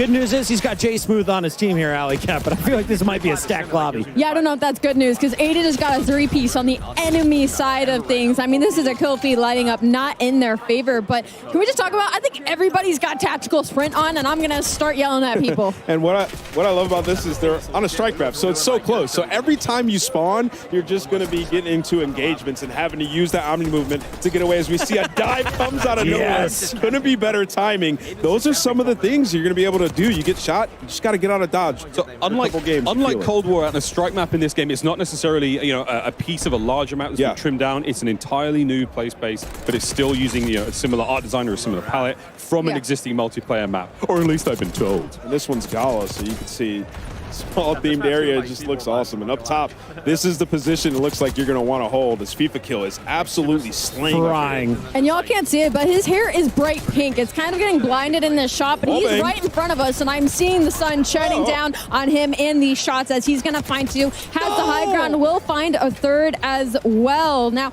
I didn't see him much of as an AR player, but his movement is looking cracked. Marley 13. Having a very good time here at Cosmos. Now, an entirely different experience there, though, Chris. I mean, not necessarily being pinned down in spawn and absolutely beaten alive, but all right, Lila, massive shots. I walked behind her earlier, and she dropped the quad feed. She's like, how about that one, chat?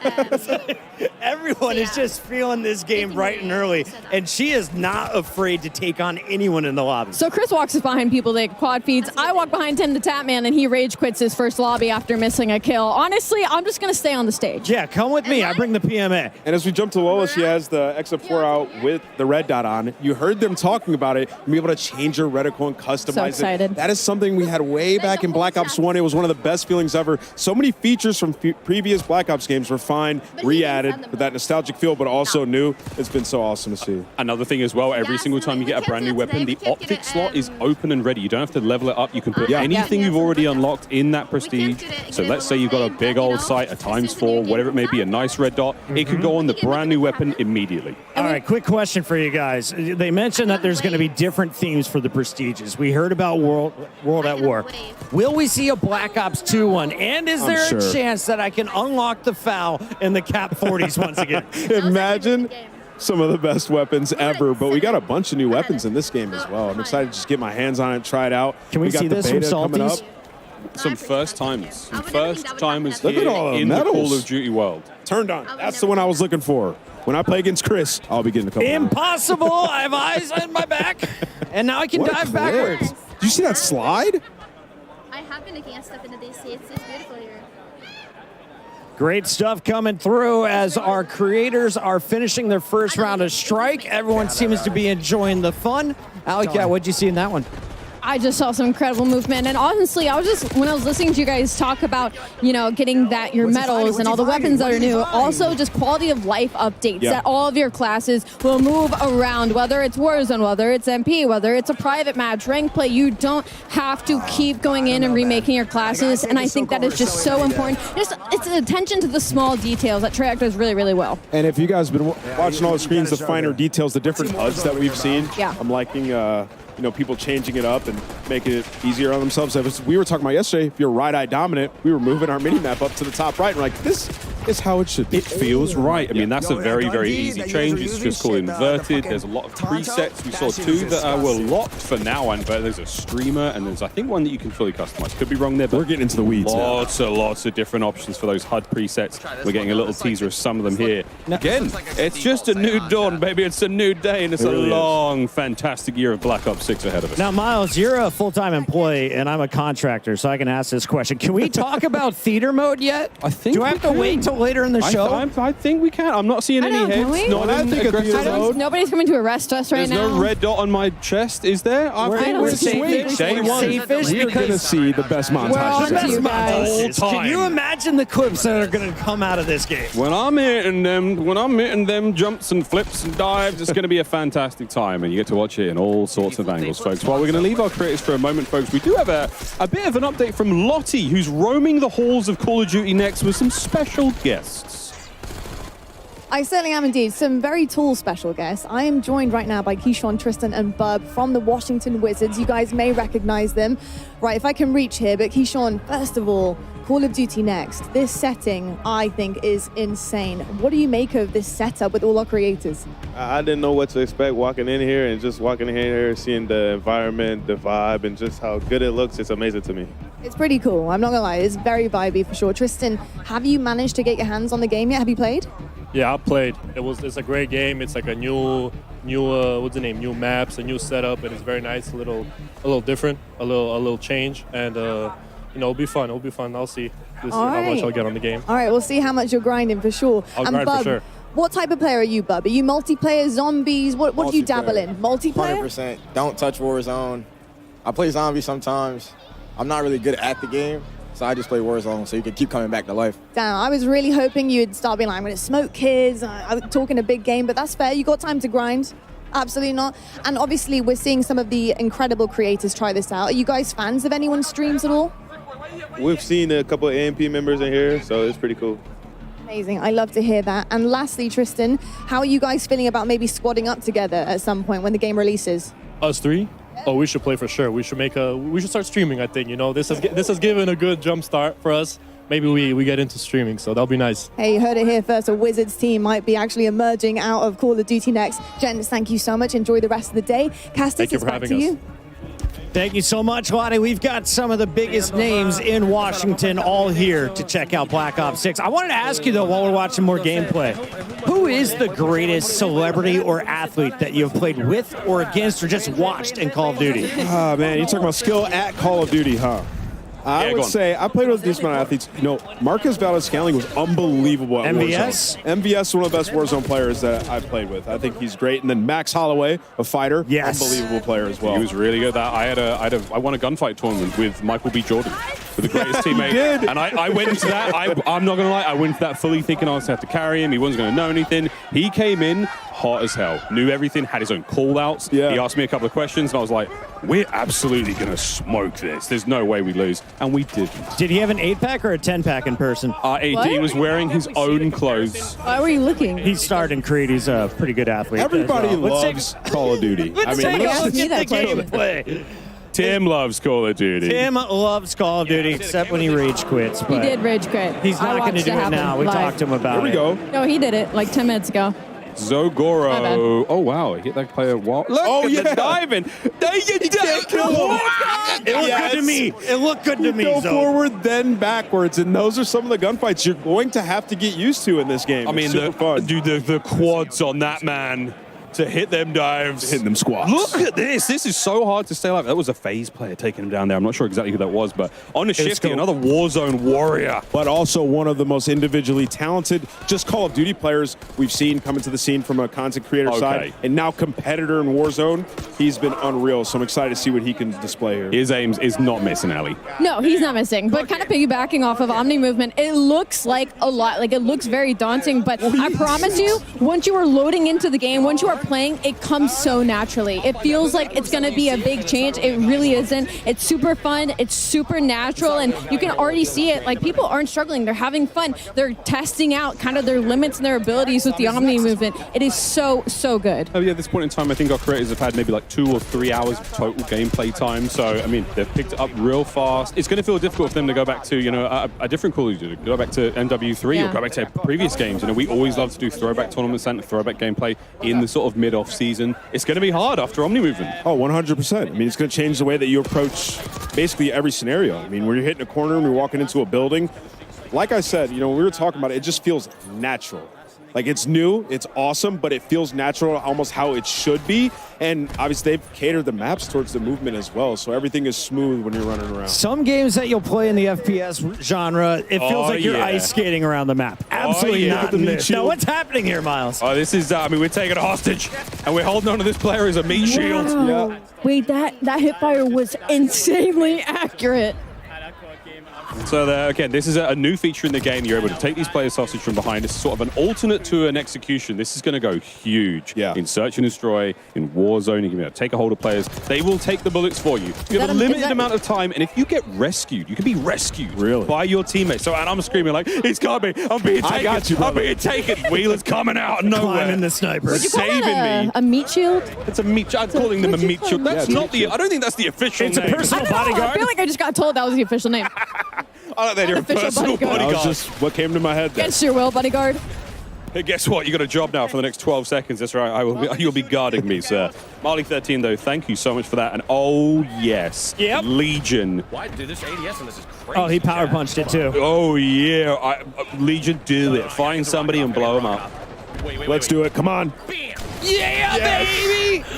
Oh, no, he's been taken. Leave him alone. Oh, no. Leave him alone. Well, Legion turns into someone's personal meat shield as the game comes to a close. And a draw. We don't see many of those either. Yeah. And I love that they're just using this left and right. This is so sick. He's screaming for help. Please, somebody save me. It doesn't last forever. You will be taken care of there. And Zogoro, look, man, it happens to the best of us. So you just have to be aware. You can't get taken as the meat shield. It's going to be all snipers, right? All the snipers who have been camping, you finally climb up next to them. They don't get to use tack insertion. Nah, they coming with me. And you know what? You have that prox chat out. I'm talking to you the whole time. Oh, the whole time. Whispering. In your ear, literally in your ear. Okay? Hey, buddy, what you doing up here? Do you mind if I just borrow your body for a second? Just for a minute. Just take some bullets for me. All right, Zog, what do you got for me? I'm ready for some Blaine train. Not much. Not much. It's coming though. You know, it takes a moment to get used to the aim down sight speed. He's getting collats here. What more do you want from him? Honestly, I think that was an opposite jinx. I think I just helped him there. It's all happening here, folks. Collaterals, body shield Attach is plays. locked. It's happening here at Call He's of Duty locked. next. Unbelievable he's day pulled the so sub far. out. Question on Attach. So he won his first world championship when we went to New Movement back in Advanced Warfare. That is true. How do you feel he's going to adapt as now one of the old guard in the CDL coming into Omni Movement? I think he's going to love it. I mean, Attach is a guy who could run any weapon, so we'll definitely be checking him out later today throughout the show. We'll be checking out a whole lot later on today in the show, but now we're going to take a little bit of a moment to look back. Let's take a look back at some of the best reactions during multiplayer today, brought to you by our friends at TCL.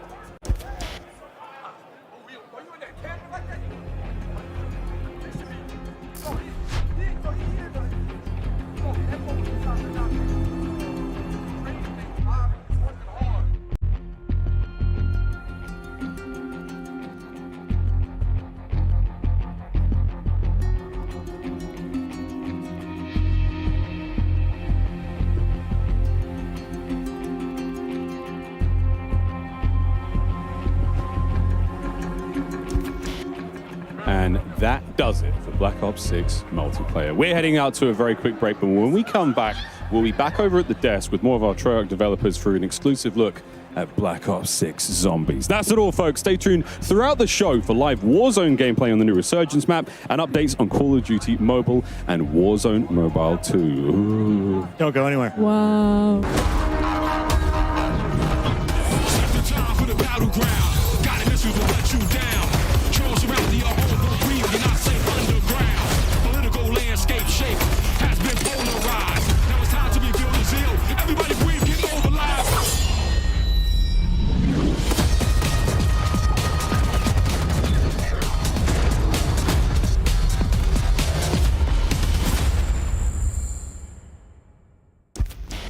Experience the world of Call of Duty with Corsair, the official gaming hardware and peripheral partner of Call of Duty.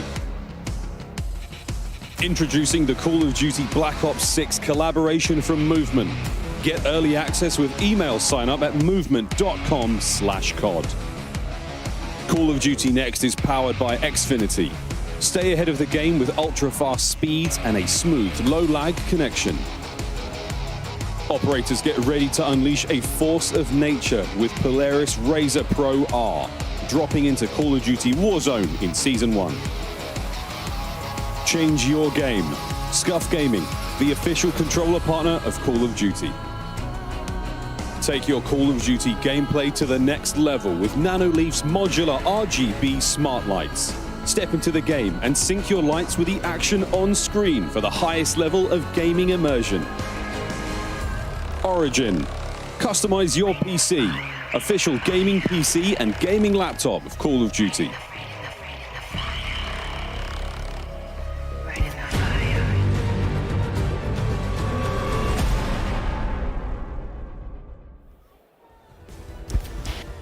Welcome back, folks. I found myself up on another overlook perch here at Call of Duty Next to let you guys know that the 5th annual Call of Duty Endowment Bowl presented by USAA will be coming to you live directly following Call of Duty Next. Code Bowl 5 will feature 10 esports teams from the military branches from the US, UK, and Canada to compete alongside the most competitive players in Call of Duty Warzone, including Aiden, Benny Central, Natasha, Olims, Joe Woe, Stode, Symphony, Teep, Westy, Zlana, country music star Kane Brown, and more. Tune in to see who will dominate Urzikstan, be crowned the second Monster MVP, and for the first time ever, claim victory in the Code Bowl 5 Solo YOLO. You won't want to miss the chance to celebrate 5 years of Code Bowl, 15 years of endowment impact for veterans, and learn more about the upcoming endowment pack in Call of Duty Black Ops 6. Stay tuned after next to see who will take home the coveted Code Bowl 5 trophy, live from Washington, D.C. Now, I'll tell you what, folks, the energy in this building is unbelievable, and we've only just really begun. If you are just tuning in live, welcome to Washington, D.C. Welcome to Call of Duty Next. We've had so much incredible news so far, but it's not over yet because we're going to head on down now to the developers at Treyarch to give you guys an exclusive look at Black Ops 6 Zombies. So, GB, you know what to do. It's over to you. Thank you so much for that, Lonnie. And yes, the Cold Bowl is incredible. Make sure you guys stick around for that. A great time. And those players are going to throw down in the server. You best believe that. But here we go, folks. We're at the desk. It is now time to talk about everyone's favorite undead thingamajigam. It's zombies, baby. And you guys may have seen this online. Round-based zombies is back. And honestly, I'm stoked. It could be better than ever. I think it is going to be better than ever. There's only one way to find out. And how? Yeah, that's right. So now we will have 2 maps at launch, and one of which we're going to be debuting here live at Call of Duty Next. So, folks, welcome to Liberty Falls.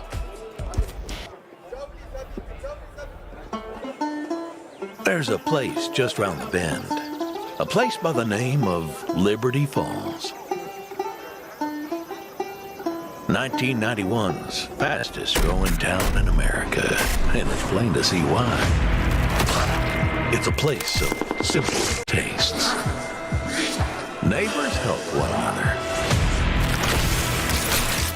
Where church ain't just for Sundays.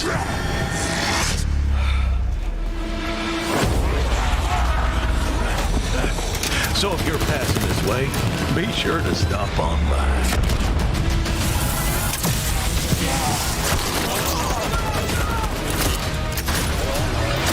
We're dying to welcome you.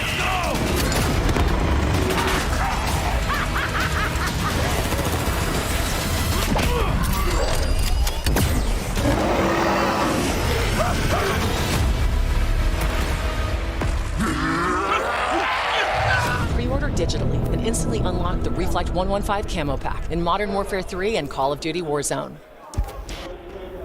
Let's kick things off with a good old-fashioned hell yes. Round-based zombies is back. We are welcoming to the desk the Treyarch Zombies team. We've got Kevin Drew, Steve Bianchi, and Anthony Saunders. Guys, that Liberty Falls trailer, as Alex said, it's going to leave a mark. It's intense. It's incredible, intense. Right? Yeah. Small town. It was peaceful. It's a little more dangerous now. Yeah, it looked like it would have been a good time out with the family. Now, not so much. We've been riding the Zombies hype train since reveal, and I feel like I just hit a new level there. But there are 2 awesome round-based Zombies maps that launched with Liberty Falls and, of course, Terminus Island, which we've been talking about over the last few weeks. What does it feel like to just have both of these out in the world now? Oh, it's so awesome to have basically Zombies Month, where we've gotten just so it really much has time been, to show off all the hard work the team's been doing for the last 4 years, and showcasing both maps, very different. We'll get into that, but it's just been great. Yeah, lots of hard work over the years from the Zombies team. And Steve, Liberty Falls kind of feels like a new setting for Zombies. Like you said, the small town, it's bright. It feels like a little bit of a different place. What's this map all about? Yeah, it's this really idyllic small town. It's in West Virginia, but now it's like the site of a zombie incursion zone. So watch out, it's just destroyed immediately, right? It's crazy, but there's so many details when you look around the map and all these little shops and things like that. It's such a built-out world is great, and there's actually all these little stories about the people who used to live there, and some little side quests that maybe you'll find. You guys, relating to side them. quests, never. So What? yeah, you gotta wait till it comes out. But, you know, yeah.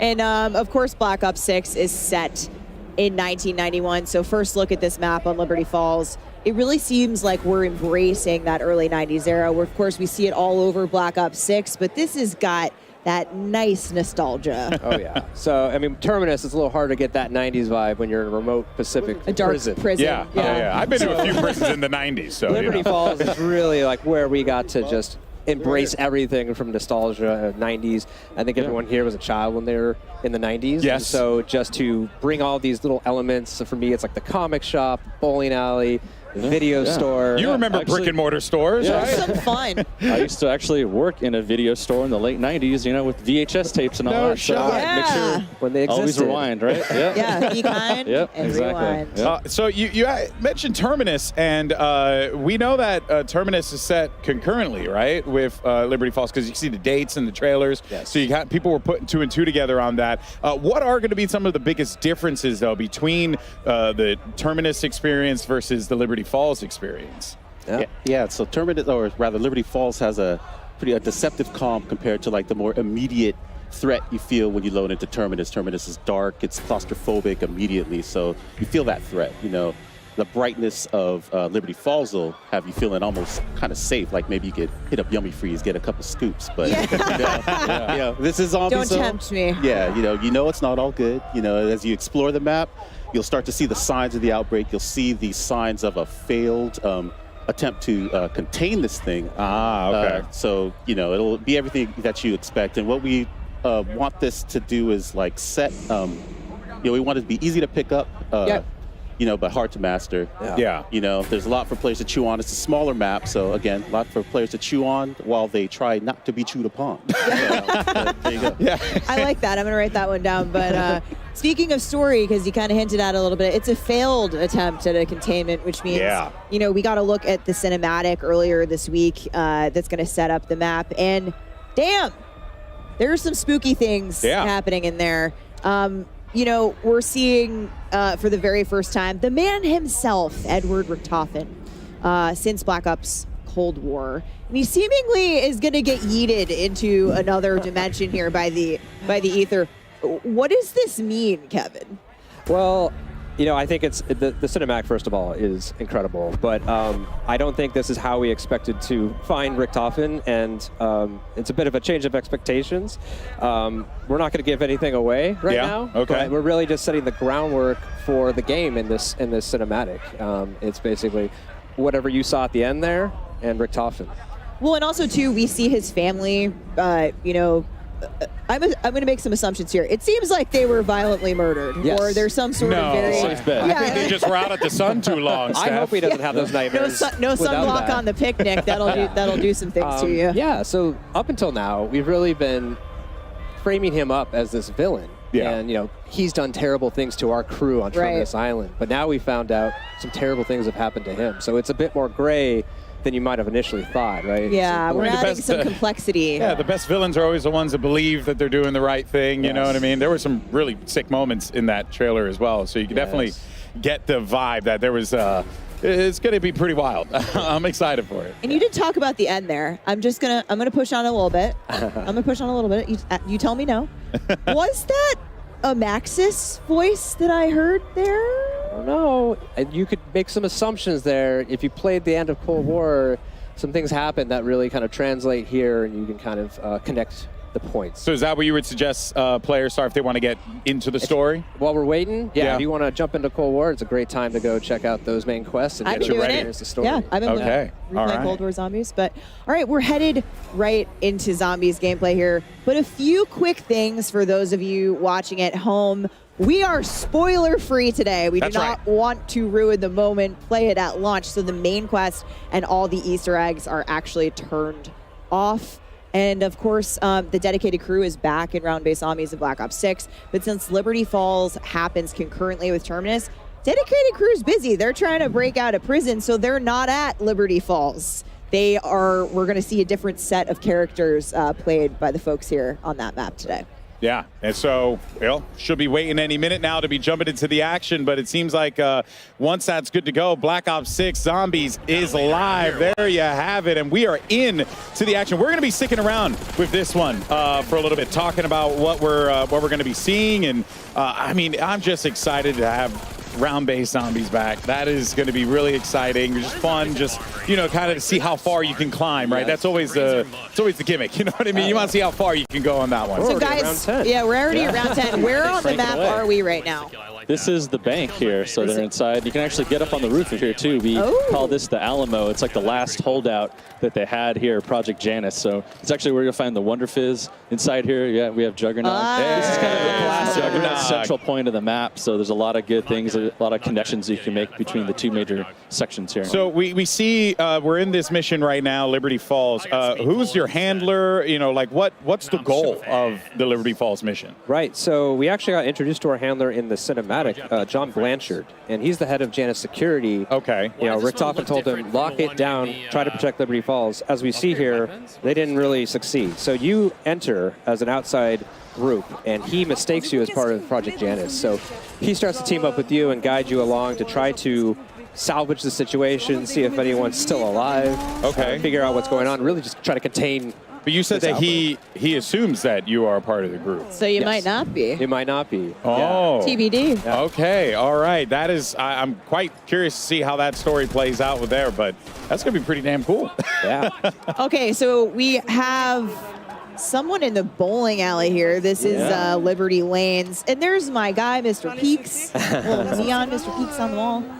Great place to do some training there on the bowling lanes. Oh, and we're crafting. We're at the crafting table. Oh, there we go. Yeah, so Crafty's all back. Kinds of goodies. You can make support, which is mostly score streaks, but a self-revive. We're actually limiting how many self-revives you can craft a game now to 3. So only 3 per match. Make it a little tougher in higher rounds, less opportunities. I definitely needed that. I needed. Here's our first abomination. Okay. And he's gone. I mean, that ray gun is... You can always leave it up to the ray gun. Yeah. Somebody, of course, they go and lock out the ray gun. So the ray gun has a new look that we're... Yeah, so the weapons team did an amazing job. They remodeled the weapon and gave it a huge polish pass. So, like the weapon inspect, it looks amazing. You actually see the cartridges as you reload. There's a lot more animations when he's firing it too. You could see it was revolving around there. So it's really neat. Yeah. I'm sure we're going to get another ray gun look as we get further into Liberty Falls. Benny Central here around 11. Yeah. Now, something I'm curious about, because the world looks very lived in. It's got a lot of, you know, it seems like it has a lot of layers to it, and there's a story to be told in the map itself, right?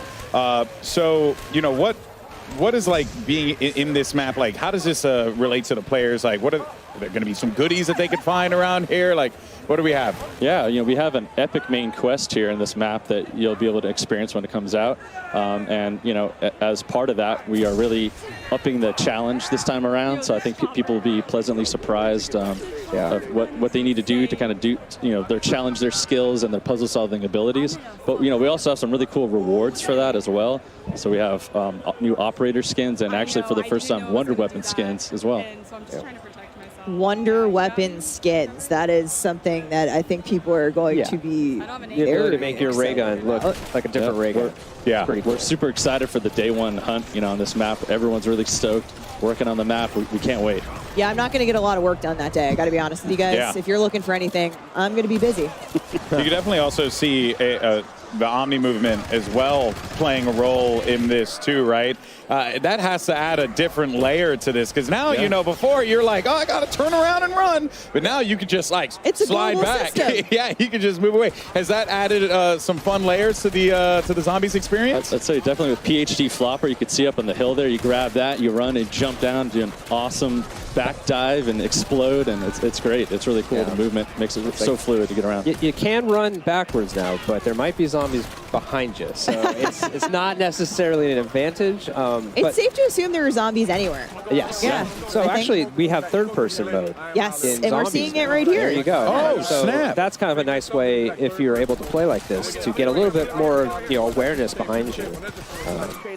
Wow, I did not realize that. That is actually really cool. And then you can also see just like the wild slides. We're showing off. It shows off Omni movement really well.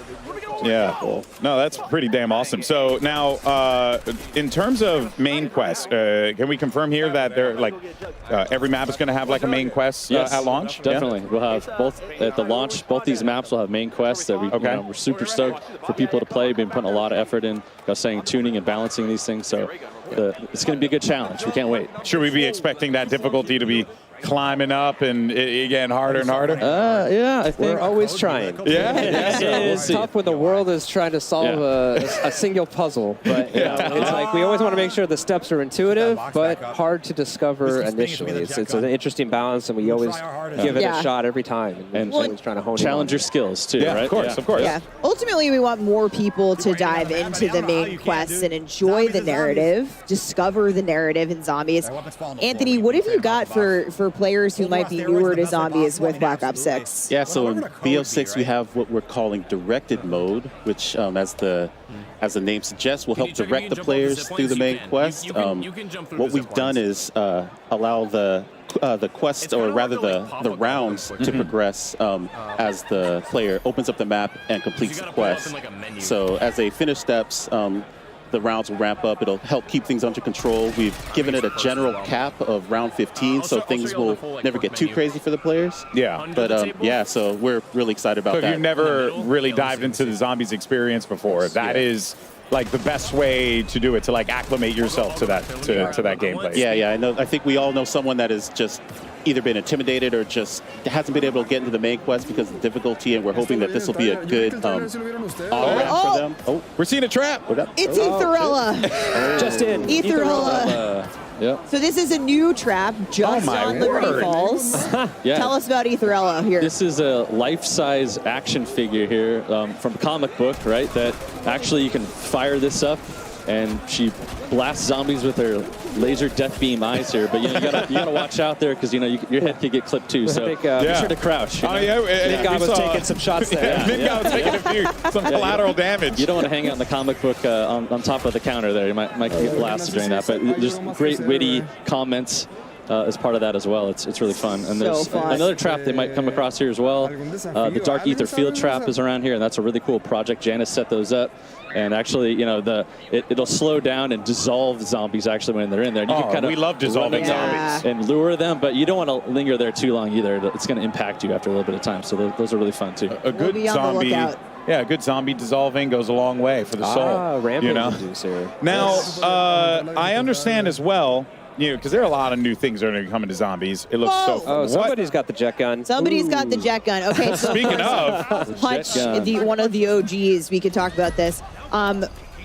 Every map has its own unique wonder weapon in Black Ops 6. Yes. What are we looking at here? This is the jet gun, right, for this map. This is a favorite returning, maybe fan favorite from Transit that we're actually boosting up here, and you're not going to break it apart now, right? Like last time, you're going to actually keep it. It just overheats. So once you construct it, you have it. So obviously, if people haven't played it before, it's made from a big jet engine. So it's going to suck in all these zombies, chop them up, kind of spit them out the back end of that. You can actually pull in, salvage, stuff like power-ups. We have weapons and things like that too if you get... So it's really fun to use that weapon, just cranking through the zombies. But, it also has a new... specialty weapon blast that you can do and charge up, and it fires off, and that's sick. In case of emergency, break glass type scenario. Yeah, for sure. Well, like I said, a lot of new things that are going to be coming to this. We just saw even things that are returning that are getting a fresh coat of paint on it. But also, I want to talk about the new perk machines as well, because there's one name in particular that I absolutely love, the Melee Macchiato. It's just too good. What is it? What can you tell us about it? So this perk machine is new, and it is everything that is 90s. We've got grunge rock, we've got boxing, we've got coffee. So coffee shops, what's coffee better? shops. Yeah. So mainly called a cappuccino. Wait till you see what it costs. Yeah, nice. You drink it, it replaces your gun butt with this lethal punch that sends zombies flying. Really fun to use. It also ties in nicely with our dedicated melee, which is also coming to zombies. So when you bring your baseball bat and your knife in, it buffs the damage for that as well. So it's a really nice perk, especially early rounds to get a kind of a heads Here's up. the armor buy, which is new. Yeah, so we've moved armor as wall buys instead of, it used to get it, you'd have to get it from the arsenal. Yeah. And so now it's such an important thing that we thought we wanted to get that out there at the level, and it's part of the core progression, right? You're deciding, do I want to get Jug or do I want to get tier 2 armor? Yeah, right? and that kind of thing. And that can obviously, be your undoing ultimately, or it could be the thing that bails you out in the end, right? Prepare accordingly. Yeah, exactly. But it's not just about, all of the new things coming to Zombie, because we actually have some really awesome things returning from previous Zombies experiences that have that exciting twist on top. And one of those things that's hugely important is gobble gums. Yeah, so we might have seen it somewhere around here, but we've got several gobble gum machines in the world. Gobble gums are a consumable buff system that was first introduced in Black Ops 3. They're really fun. You use them and you kind of break the rules. It gives you little really powerful abilities for a little bit of a time, or it kind of progresses your growth. We made a lot of improvements this game, so you always have to earn things in zombies. So it's still important. You make your pack in the front end, but once you get in, you still have to go to these machines. Yeah. One's free every round. But you can earn them just through playing, to your point. As you play, as rounds turn, you always have a chance to earn a gum. Okay. What's new and really cool is we actually allow you to take 3 and store them on yourself. So you can actually kind of strategize or make combos and decide how to use them. It uses the score streak menu, very similar to MP. So if you're familiar with that, kind of sorting between those, you can do it here. Yeah. Really excited to see how people are going to kind of just feels like you guys are these things doing out. such a great job of just making sure that the person who only plays multiplayer can go over to zombies and also feel at home with some of the mechanics that kind of transfer over, which I think is really cool. Yeah. I mean, and that's the awesome thing, especially about Omni movement, the global systems that are coming. We called out the HUD presets earlier, which you'll be able to see in zombies as well. Dedicated melee. We've got plenty of stuff. So much of the stuff we do at the core is so buttery smooth. It's like we want to bring that over into zombies. You're making me hungry. We're talking about coffee and butter. And maybe it's something about watching the zombies try to eat you that's... Yeah, it's a little bit of that. But it's a different kind of hunger. Yeah. A bit more evil. So Kevin, augments are also a huge new thing coming to zombies in Black Ops 6. And I've heard this referred to as build crafting a little bit. You get the combos going. How's this going to work? Yeah, so this is the evolution of a permanent progression system that we introduced in Cold War. This idea that the longer you play zombies, you get to power up your abilities, your field upgrades, your perks, your ammo mods, make them more powerful. What's different this time around is you're unlocking augments, and there's 6 per category of content. So you have minors and majors, and you can equip 1 of each. And the idea here is that depending on what you're trying to do in the game, whether it's high rounds, playing as a group, going for the main quest, right? That's really going to impact how you build your augments and what you set. And so ultimately, you're making your Juggernog your Juggernog. Yeah. Your Juggernog. It's my Juggernog. Your Juggernog is not like mine. Or maybe it is. Maybe it is. I'm a support player. So maybe. Maybe, yeah. But there's over 100 of these to unlock, and it's going to be a very lengthy journey to unlock all of them. So, just really excited to see what combos people come up with and builds. One thing that I always loved when at the studio, when you guys talk about the making of Black Ops 6, sort of these set of core pillars that the game was built around, and one of those is become monster. And that's something that's interwoven across the entire game, but you folks on the Zombies team said, hey, we'll take that literally, and that seems like how we got Mutant Injection.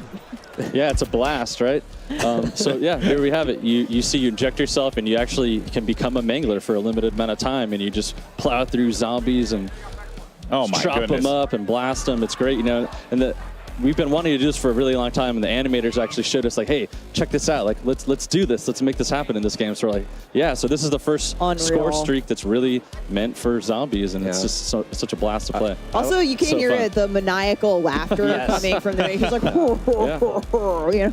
I feel like it's like being a chopper gunner on the ground. Like you're a living chopper gunner. It's like that level of power. I think you said yesterday too, like the mangler on mangler crime. If you use mutant injection on another, on a mangler. The battle, it's great. The VO that he says is great during that too. It's incredible. Hilarious. It's Got to see that. No, for sure. All right, well, there's other things to talk about here as well. Kevin, why don't you go ahead and tell us about the Arsenal as well, and like what should we be expecting there? Yeah, so we've really streamlined the Arsenal this game, and also kind of given it a glow up. It's, it'll be found on the level. It's a one-stop shop for weapon upgrades. It's where you spend your salvage to upgrade rarity and apply ammo mods. What's also really cool though is this time it's kind of got an AI drill and sergeant. Voice, and it will actually kind of call you out. If it notices that you run nearby it, if your weapon's underpowered, it might be like, kind of shout at you. Yeah, I love it when my NPCs judge me, to get over here and upgrade. Because it's really important to kind of keep up with the power band as these zombies get harder and harder. Yeah, we just heard someone wail. I just heard someone scream at no behind us. So that's how you know they were in a good run. They might have hit that death animation that we've been hoping to see. Oh man, and this the abomination is just horrifying. I am not looking. There's like one outside too, right? There's like some massive one. There's just so much to talk about. We're going to be talking about it. Don't worry, folks. Plenty to yap about when it comes to zombies. But we're going to take a quick break, and when we return, we're talking some more Black Ops 6. See you guys on the other side. Play like a pro on a big screen TV up to 98 inches from TCL, the official TV of Call of Duty. Share the wins. Elgato, the official streaming partner of Call of Duty. AMD, official CPU and GPU partner of Call of Duty Next. Herman Miller Gaming is happy to be the chair provider for Call of Duty Next. Today's players are sitting in Herman Miller Gaming embodied chairs. Check out which gaming chair is best for you at hermanmiller.com/gaming. Triumph, official motorcycle partner of Black Ops 6. Customize your typing. Drop, the official keycap partner of Call of Duty. Pre-order the new half-scale DG2 Wunderwaffe replica. Bonus, all fans who grab one of these for their collection will get a gift with purchase. Exclusive gold lightning weapon camo.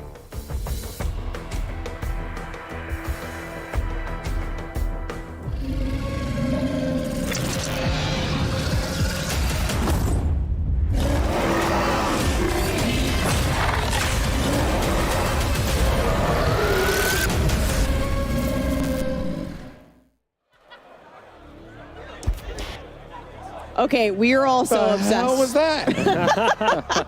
We were obsessed with Abby. That was Abby, which is our pet name for the 2-scale mega abomination.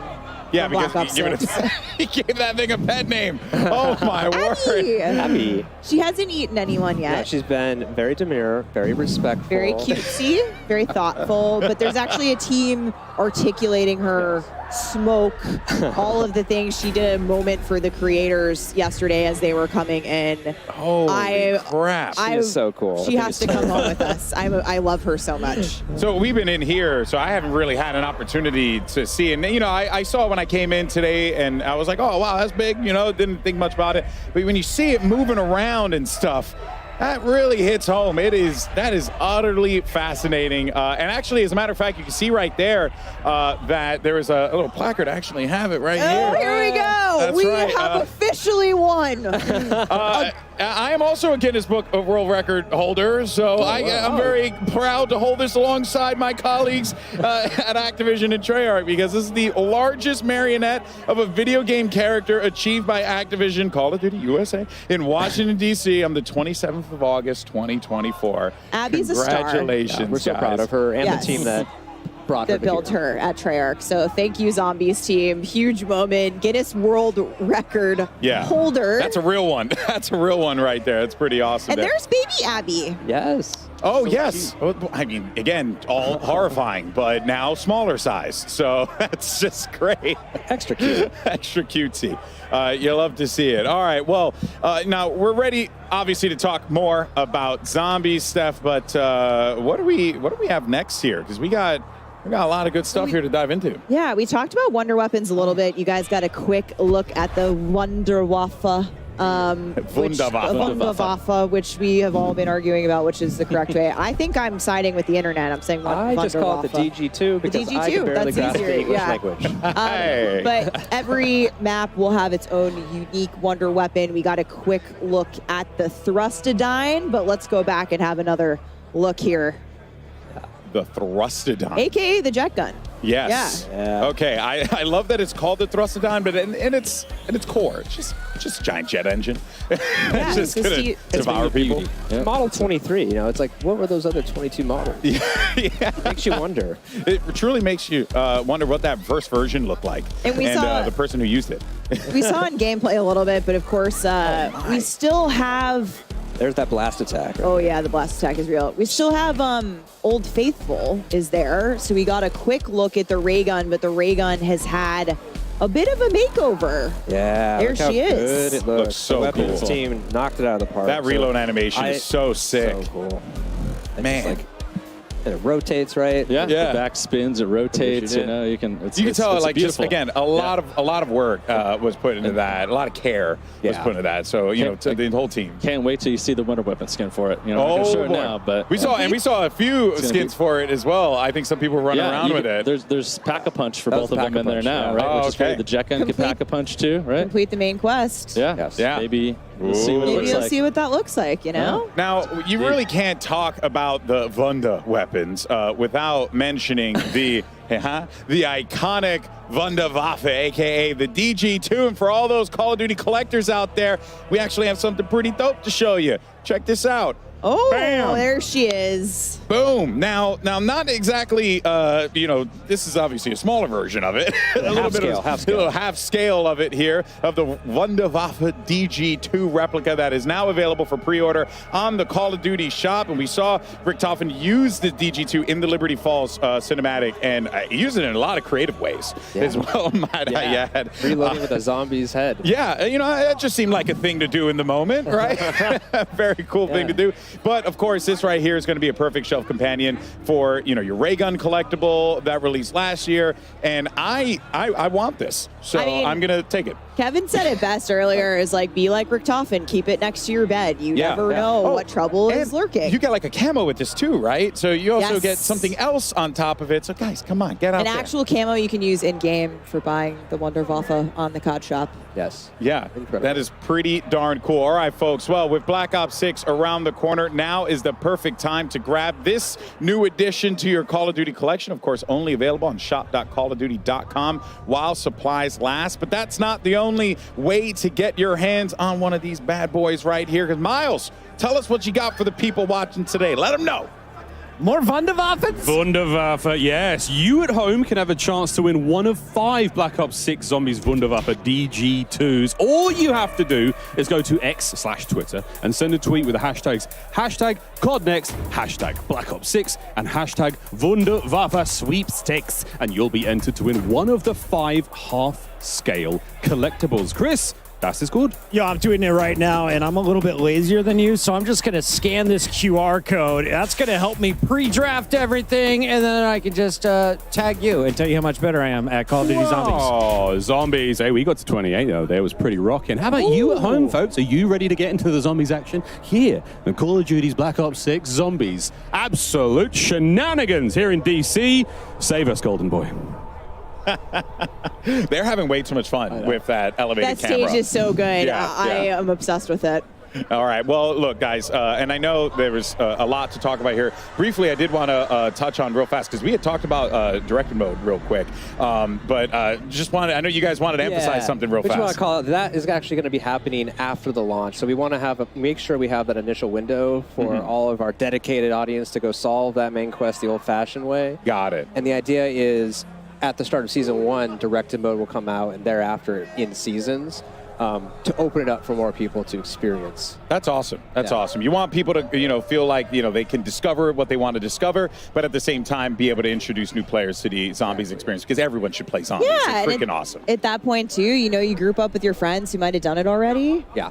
Bring them on, get your new friends involved. Unique rewards. Maybe join the hunt. Yeah. The next time around, once you got your feet wet. So we saw this a little bit earlier in the show, but I am very excited to talk progression challenges coming to Zombies, which includes some incredibly mastery camos that you're seeing on screen now. Kevin. Here's our time to shine. These zombie mastery camos are equally awesome as the MP. This one's Afterlife. Looks incredible, but I am really excited about Nebula. This thing, when you fire it, it actually kind of heats up in a way, that looks cool. And it just becomes more dynamic the longer you fire it, and it feels like you're like, I don't know, weaponizing the cosmos.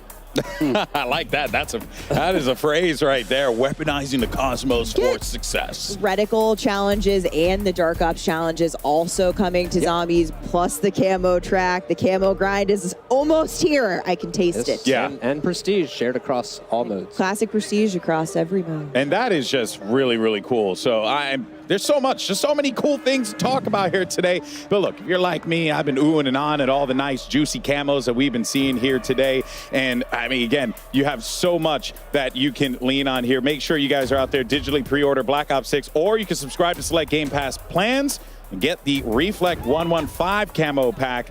Of course, playable immediately in Modern Warfare 3 and Warzone. And these look really cool. I mean, just the visual is just striking in of itself there, Steph. Pretty dope. I already have these. Yeah. I'm going to go home and play with them. I don't doubt it. You have probably everything. Yeah. Your inventory is probably wild. I play a lot of this game, needless to say. But it's another really cool thing coming to Black Ops 6. Zombies are evolving enemies. Yeah. Kevin first described this to me as zombie popcorn, which is really gross. But Changes Anthony, popcorn forever for me. Yeah, Anthony, tell us how these work. Yeah, so basically we have what's the start of an evolutionary chain represented in the parasite and the vermin. And basically these things will pop out of zombies dynamically throughout an engagement. So kind of switch it up for you. You know, you think you're clearing your horde, and all of a sudden a giant head pops off and turns into a spider and comes after you. And so you have to kind of change where you're aiming. You know, it mixes things up, keeps it interesting, keeps it challenging. You have look down, look up. So, yeah, it really just switches things up for you. Because if there's one thing that we all needed, it's more ways for things to kill us. Yeah, absolutely. Absolutely. I mean, really, it's just more creative ways. Never Evolutionary. enough ways to die. Never enough ways to die. If you think these are terrifying, there's more on the way. Just wait till the live We season. got stuff for you. Oh, man, it's just man. nasty. There are more coming. And speaking of things to come, Treyarch team, we've obviously got 2 awesome maps at launch, but what can you tell us? What do you got in store for us and beyond that on the live seasons? So what I can say is that the next map is going to be coming by the end of this year. Oh, and that is going to be round-based zombies map. Really setting the tone for how all in round-based we are this year. Yeah, that's quite significant. I mean, you're just so many options for ways to be able to play. That has to feel pretty good for you guys and the team to be able to deliver so much like this. It feels amazing. Yeah, I'm personally I think we're all just really stoked about all the maps that we're going to come with. Everything just helps kind of tell the story and just pair all the maps themselves pair with the story we're trying to tell. So yeah, we're all really excited. So excited about it. Okay. There we go. This is a mutant injection, is it not? Indeed, yes, it is. Oh my word! You can see him go, oh yeah! It's like the Kool-Aid Man on steroids. I like his nod of approval. He might be. I mean, he's all the way in 21, so Ink Slasher is retreating here as we're seeing. We're not even getting to the rounds where it gets hard yet. Yeah, and I'm seeing, so there is like a time frame that you have for it, so I can't just go and live out my destructive fantasies unlimited. Coming back out now. For a limited time only. Get it while it's hot. Oh man, that is so cool. It just looks absolutely devastating. That would be such a fun way to just clear massive waves of zombies. Yep. You want to hold on to it for the right time when you really need that, and then pop that and go for it. Wow. Awesome. Oh, we got ourselves a check on again. Oh, no, that's a mangler cannon. Oh, wait, that's the mangler? Yeah. So if you shoot the mangler chance to drop this thing, you can pick it up and get a couple shots, or you can go craft it as well. So it's another kind of a smaller way to get some zombies. Spend your salvage, get the mangler cannon, or find it. Maim a mangler. All sorts of ways to kill zombies. Oh man, well I tell you, it really has been awesome to see all the things that are coming to zombies. And like I said before, it really just feels like you could feel the enthusiasm. I could tell, having talked to you guys, behind the scenes stuff, how much you love this, and it just comes across, to the game that you guys have created, but also to how you guys passionately talk about it. So thank you. Yeah, it's so much fun. It was a pleasure being here. We're just excited. Yeah, Ground-Based Zombies is back. Thank you, Treyarch team. It's been incredible to see everyone here at Call of Duty Next playing Liberty Falls, our first ever gameplay of Liberty Falls. It's been an absolute blast having you guys on the desk with us. Thank you. Thanks. Thank you. Thank you so much for joining us here on the broadcast now. But folks, when we come back, we're going to be diving into some live Resurgence gameplay on the brand new map we're revealing for a new chapter of Warzone. And of course, we're going to be joined by both Treyarch and Raven here at the desk. So make sure you stay tuned. Warzone's coming up right after this, folks. Don't go anywhere. Experience the world of Call of Duty with Corsair, the official gaming hardware and peripheral partner of Call of Duty. Introducing the Call of Duty Black Ops 6 collaboration from Movement. Get early access with email sign up at movement.com/COD. Call of Duty Next is powered by Xfinity. Stay ahead of the game with ultra-fast speeds and a smooth, low-lag connection. Operators get ready to unleash a force of nature with Polaris Razor Pro R, dropping into Call of Duty Warzone in Season 1. Change your game. Scuff Gaming, the official controller partner of Call of Duty. Take your Call of Duty gameplay to the next level with Nanoleaf's modular RGB smart lights. Step into the game and sync your lights with the action on screen for the highest level of gaming immersion. Origin. Customize your PC. Official gaming PC and gaming laptop of Call of Duty.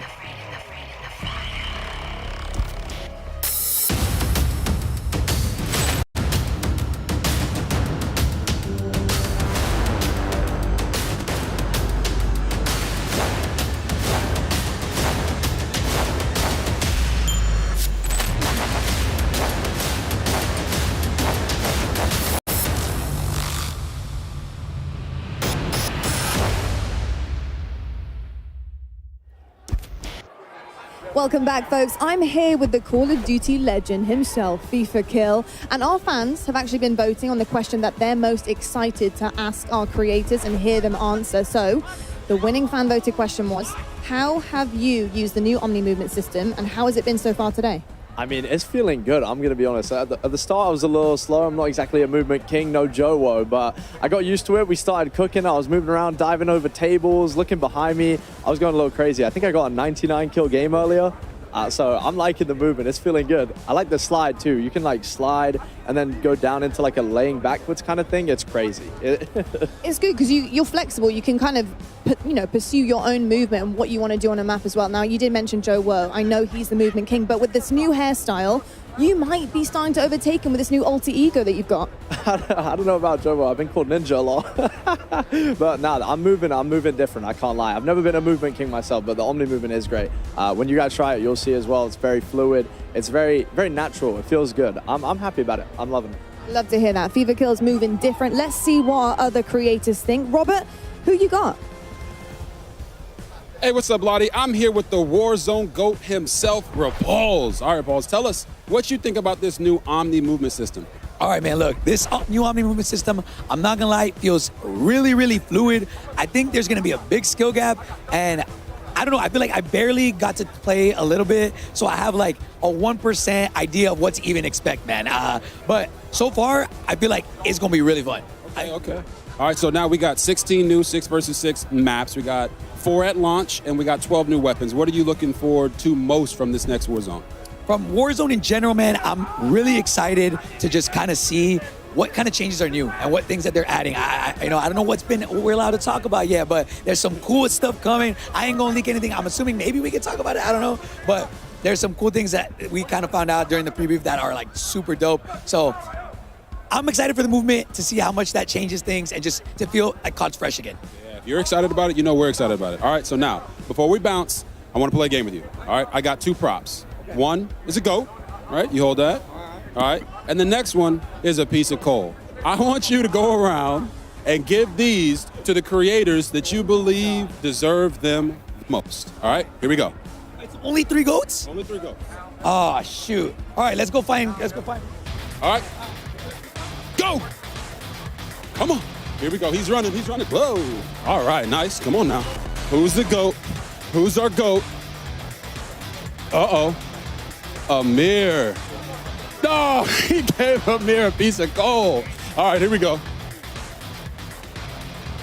All right, now why is he a GOAT? Hey, he's quite literally the best player in the game right now, hands down. Oh, quick. It's good. How you doing, brother? Yo, what's good, man? What's good? He said you're the best in the world right now. Yeah, someone would say. I like it. He's humble.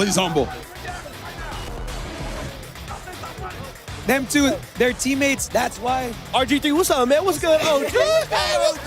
I love the hair. I appreciate it, man. What's good? What's cracking? They're the best team in the world right now. Them 2 plus 1. So I think it's only fair to call them the GOATs. Plus 1 more. Come on, let's go. Here we go. Okay. Here we go. Hey, all right, who we got here? All right, my boy Diaz Bipple, he's the third of the 2 that we just went to. Here, we're giving him the last GOAT status. But look, man, we got a lot of people to give GOAT D. Talk to me, man. How you feeling, bro? I feel good, man. I feel good. What do you think about me calling you one of the GOATs? You appreciate the gas? Hey, he said you're one of the best in the world. All right, find the coal. Let's find the coal. Oh, man. He gave him coal. That's my GOAT. Look, man, this guy lives with me. He's got to, bro. I got to give him one. I got to. My dog. I appreciate that.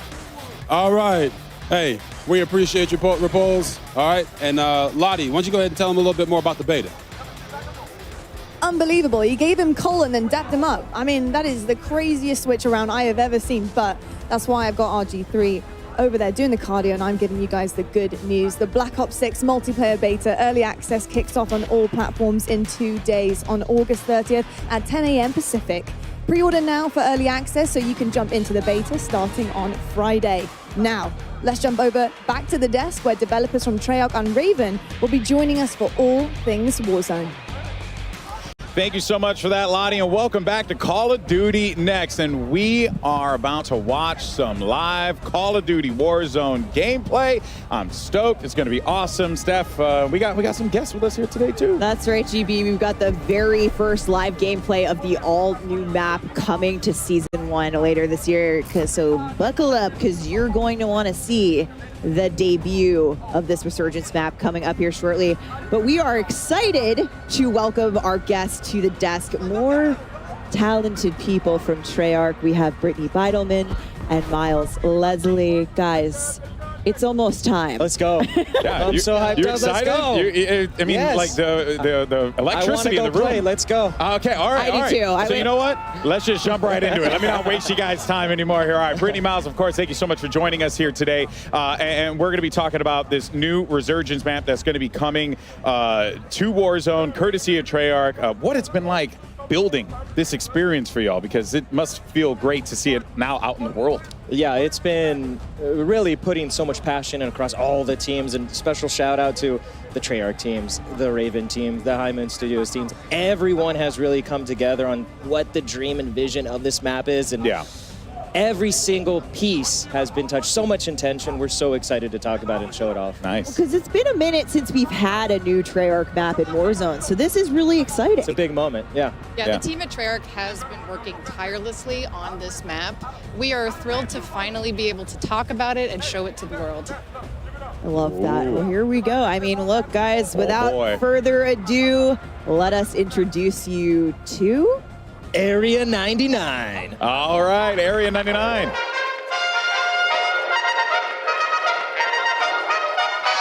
to the Pod Dormitory. Weapons testing. Mannequin assembly. A House Factory. Nuketown Shipping.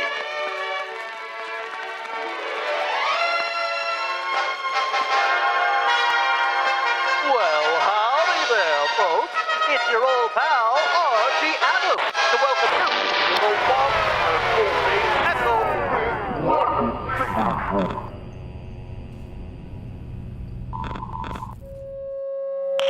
Safety first. When in doubt, ask what would Archie do? We have arrived at the birthplace of Nuketown. Wow. And here's your very first look at our overhead tack map of Area 99. Brittany, we're here. Yes, we made it. You said it, Stephanie. Welcome to the birthplace of Nuketown. We have 10 POIs, each with their own gameplay flair and thematic connections to Nuketown. This is uniquely a Black Ops map with a ton of character.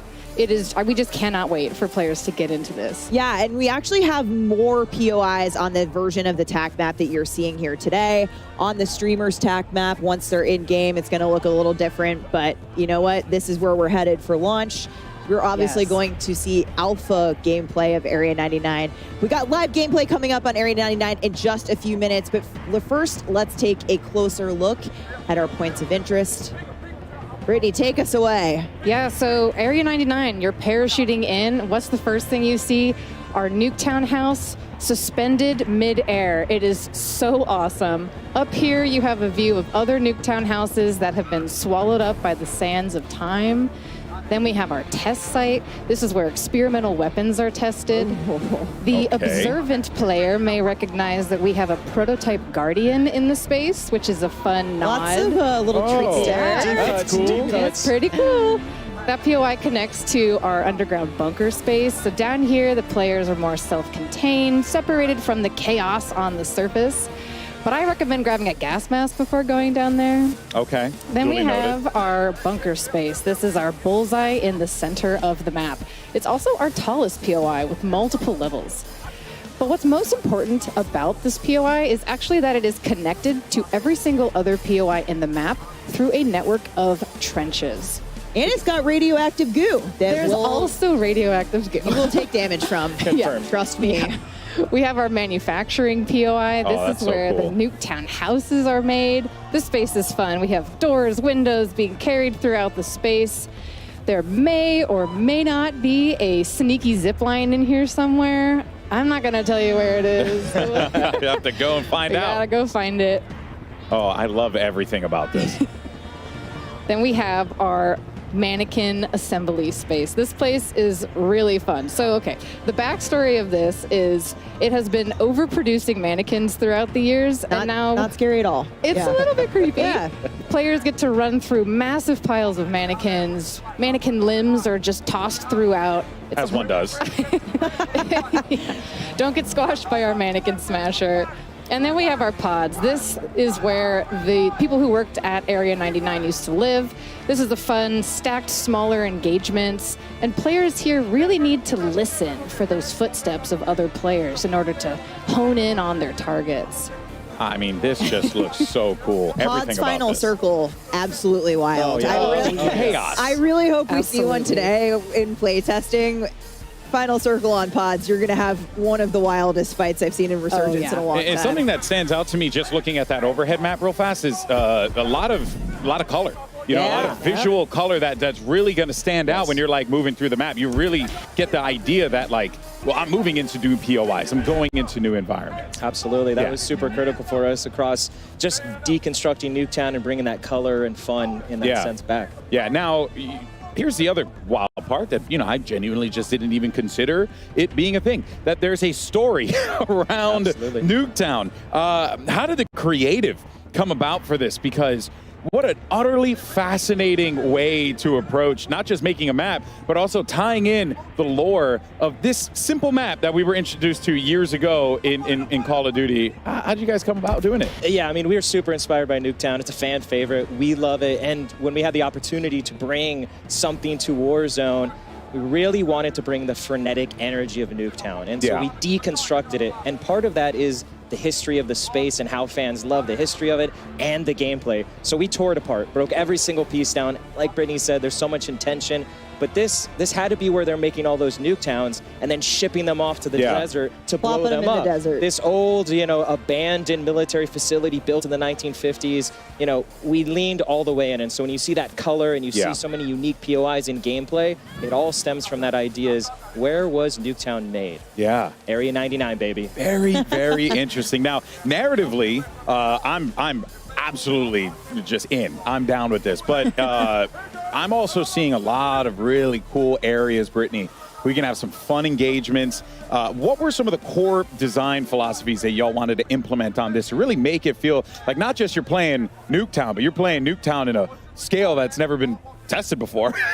Yeah, absolutely. So one of the most important things that we wanted to do with this map was, like Miles was saying, tell the origin story of Nuketown. And in fact, Nuketown itself was a key source of inspiration for our map. Yeah. So we pushed for more of a classic 3-lane design, and that was strategic because we want to funnel players together towards the center of the map. Yeah. And by doing this, you'll have quicker engagements, faster gameplay, and that's what we want from this space.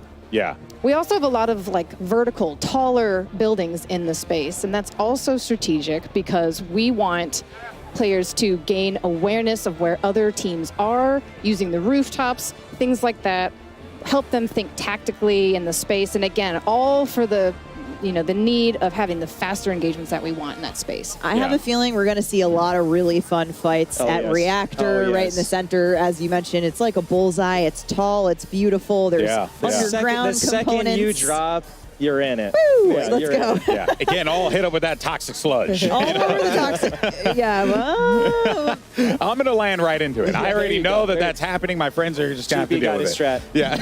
But Brittany, what can players expect in terms of comparing Area 99 to other Resurgence maps that they know in Warzone right now? Yeah, so players can expect this map to bring the fast, frenetic gameplay that we all know and love from the OG Nuketown. It's coming to Resurgence in Area 99. And when you look at the pre-existing portfolio of Resurgence maps, you'll see that Area 99 is actually very similar in size to Rebirth Island. Oh, okay. Yeah. Okay, man. That'll make a lot of people excited. Also, another thing I had noticed as well is just, the map layout itself, gives you a lot of great opportunities for rotations, to really move around the map fluidly. It feels like you guys really thought about that. Like, how do you get from POI to POI in a very smooth manner, right? Yeah, there's so much care, like Stephanie was saying, and the team's absolutely crushed it as we've been playtesting it, is having those conversations on rotations and approaching it from a Warzone and Resurgence point of view. That always key is, again, taking MP Nuketown for Resurgence is key. It absolutely feels and plays like it. Yeah, well, speaking of the feels part of it, I mean, the aesthetic stands out big time. Oh, yeah. Right? So let's talk about that inspiration, why you guys went the direction that you went with this very retro style, if you will. Yeah, so when you look at Nuketown and where really the origins of that, it's got this retro futurism sort of aesthetic. There's a word for that. There's a word for it. There is a word for it. Let me get the dictionary. Conversation. Everyone has Today been like, I learned. It's abandoned, but it's Nuketown. What does it mean? Retro future. So this was a key inspiration across all the buildings, and really because it's a projection of almost what the 1950s thought the future was going to be.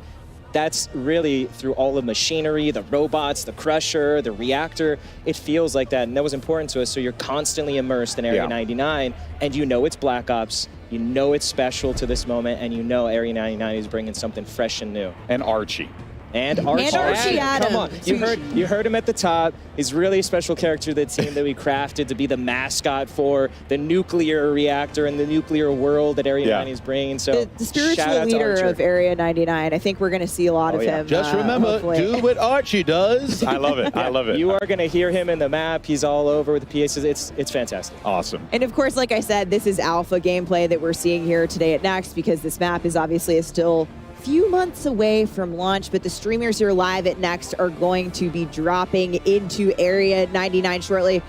Brittany, I have to ask you, I have my own thoughts. I have my own favorite place to land here. What do you think the hot drop is going to be today? Oh, yeah. Oh, man. I think the hot drop today is going to be our manufacturing POI. That's the one that has all the Nuketown houses getting built, right? Okay. Any mini Nuketowns. All of them, yes. And so this is going to be a hot drop because it is a parkour playground inside. Players can run, jump, climb on all of the different house pieces. It's going to be so fun. And it's a good, testing ground for that Omni movement system. Oh, yeah. Exactly. Yeah, it's absolutely My fantastic. favorite is, I have to say, House on a Crane. You talked about it first. House it's in on a Crane. Nuketown shipping. You cannot miss House on a Crane. You got a great vantage up there. Miles, do you have a favorite? I do. So, I mean, it's hard to choose, but personally for me, I love to get into the command bunker underneath. I like the SMG, the shotgun. I like to really try to dominate that if I can. The circle might push me out, but I'm going to try to hold it. And I have a soft spot where really when you were looking at it is callback to Blackout, Nuketown Island bunkers underneath. My for everyone that knows. My man. Love it. It's got that vibe and that feel. So I love to just kind of sit down there like a hermit and a creep and just kind of like watching people. Okay, duly noted. Yeah, we got to play some time. I'm going to see you down there. Yeah. See, I like that strategy too. Just way in the corner. Really, I didn't say a corner. Okay, GB. I'm going to a corner. He said command center.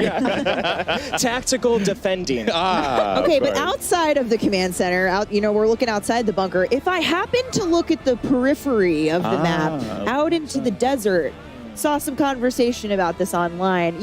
What else might we see in that Nevada desert? Well, you might see a hint of something fans love that might come later. We'll see. Okay. Get something with scope. You might see something. A little hint. You guys out here with the teases and everything. My can't give goodness it all gracious. away. Come Every time. All right, folks. Well, we'll be back with more Warzone coverage, including talking about Battle Royale updates, ranked play, and more. But for now, though, let's send it over to our casters for some brand new gameplay of Resurgence maps, Area 99. Fellas, take it away.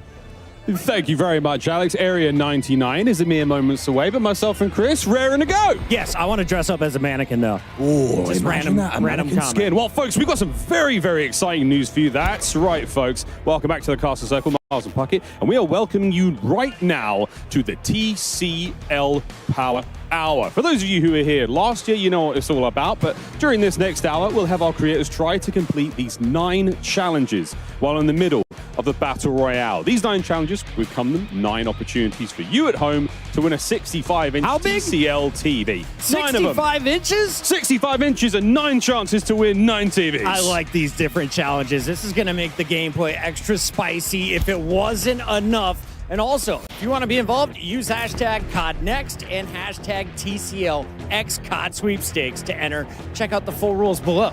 Make sure you're doing it right, Miles. Let's get to the game, Chris. We've got a whole lot of action to get through. Area 99, folks. Let's do it. Yeah.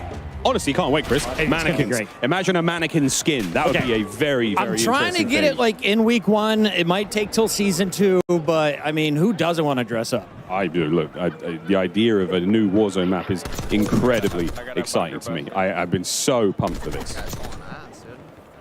All right, get up. So many talented gamers here as well. I was just looking around to see who would be in our lobbies. This should be fun. Yeah, we had a chance to. I stood behind Shotzi for a moment. I got to watch him running around. A bit of trash talk. I was told to run across the stage and unplug Iceman Isaac's setup, and I wasn't going to do that. I wasn't going to do that, Chris. I'm not that guy. No. And we should remind everybody, Stephanie said this a few times, this is just alpha. We're going to see an even more polished version by the time you get your hands on it. But Miles, you and I saw this last night. We had just a few hours into it. What did you like most when you were playing? I mean, it sounds like quite a cop-out, Chris, but I just love the idea that a single map from Black Ops history can inspire this huge play space. The idea that we're going like the home of Nuketown. There's this weird sort of like nuclear family feeling going on. There's mannequins being built. There's all sorts of cool stuff. It's just very exciting. 10 different POIs, and yet we can see, of course, all of our players bounce around to different ones. They said what's going to be the hot drop? Maybe manufacturing. I think it's going to be Nuketown shipping, though. Everyone just wants to go to the place that has Nuketown in the name. Yeah, right. I also love the idea that there is a sort of floating part of the Nuketown map above everyone. To me, it's just such a cool idea to, show a little bit of homage. I know you can look out across the desert, and in the distance there is, the OG Nuketown, which, let's face it, Chris, is going to be in this game somewhere, right? Absolutely. I do have to say, Ghost, if you're watching this one, my boy Knight did not make it to COD Next this year. I personally want to vouch for this guy after watching him play for Twisted Minds. Knight is a Resurgence monster, and he refuses to play the big maps. He's like, Resurgence is my home. Why leave? Why leave? And again, the idea that this one is a similar size to Rebirth Island, very, very exciting. So again, you've seen the top-down view, you're seeing some of the action at home. You know what you're getting yourself into, folks. It should be a fantastic time. And the whole time, Chris, we've barely brought it up. The entire feeling of like Omni movement being in there, Brad is getting involved. Lovely bit of work there with the Tanto 22, and he goes down. But look, a smile on his face and a heart full of joy. Yeah, maybe you'll come back here in about 17 seconds, Bradders. Excited to have you with us here in DC. One of our 250 creators all playing Black Ops 6 for the first time. Let's take a look, though, at some of the other screens. It looks like Ocean Ops is continuing to dominate. His teammate fell, but Ocean Ops going to keep slaying out. That's a lovely top-down look. Reactor, obviously the highest point of the map here. To the pods. To the pods, boy. To the pods. Dive. Are you a green pod or blue pod guy? I think I'd be I'd quite like to look at that purpley pod. You're a purple podder. Although the yellow pod looks like the tallest one. And these sort of these habitation locations for the staff here at Area 99. Let's have a quick look and see how it looks on the inside. Cool, look at this. Better than my place in LA. Bigger than my New York City apartment as well. Well done, Future. Well done, Bleak Future. This love, this atom punk vibe, plates, you name it. All the goodies you would expect from Warzone, and of course, brand new weapons here in Black Ops 6. See some dives, mate. Come on. I was going to say, you've been doing it all day, brothers. Decent ground loot as well. Every gun you pick up feels like you can do damage with it. There was very few items that I was like, this is never getting used. A lot of nice shots there. Aim brought, taken down. And J-God's in this lobby I just saw. Can we get a J-God screen up here? He's on his team, man. One of the legends, of course, of content when it comes to Warzone. If you ever want an update, you go to his channel. He's going to tell you what the meta weapon is, what to be doing in-game. He's a family man as well. Always Family entertaining. Man. Oh, very indeed a family man. On the right side, I thought maybe A man who loves to pick about his own gameplay. But once again, where are we going, folks? Where are we dropping? What's the game plan? See, this is what happened. We had a good game going. They had a good game going. Yep. Break it down for us, J-God. Now we're like on Regain Central. Now we're on Regain Central. Yep, okay. I mean, Ocean's patrolling the rooftops, making sure he's got a safe landing. Is there any gear up here? That's going to help out. Certainly going to help. That's a full squad So mark. we got that vest. I love the narration of his own gameplay. Keeping the chat involved for maybe those who are driving or not necessarily paying too much attention to what they're seeing. Instant YouTube video, you know? Why make edits? Oh, it's quick looking at loot, dude. He's trying to figure out the new pickups. Oh, okay, this is the armor satchel. What's this? Someone's shooting him in the back. I'm trying to make a YouTube video over here, mate. Trying to read. All right, now we did get the reinforcement flare. That is going to be massive. Anyone who plays Resurgence already familiar with that aspect. But basically, you can get your buddies back extra fast, extra easily. Well, another absolute demon in the Warzone world, Lucky Shamu. Rooftop with me on ping. And listen to the comms already. Rooftop on ping. They're doing their absolute best, folks. Running through. That's a squad wipe. See the nice gold highlight there. Another change again to the user interface here on Black Ops 6. And unfortunately, Espresso still looking over Shamu's body. He's not happy about it. We got to go over to Biffle, though. This guy, I think right now, if it's not Shifty, Biffle is the best player to ever touch Warzone. I mean, we saw it. Repul's giving him the little goat statue with damn good reason. Watching his aims 85 here, one of the new assault rifles in BO6. Nameless giving it a lot of love in one of our pre-match segments. Big AR guy, bro. I love this gun. It's absolutely amazing.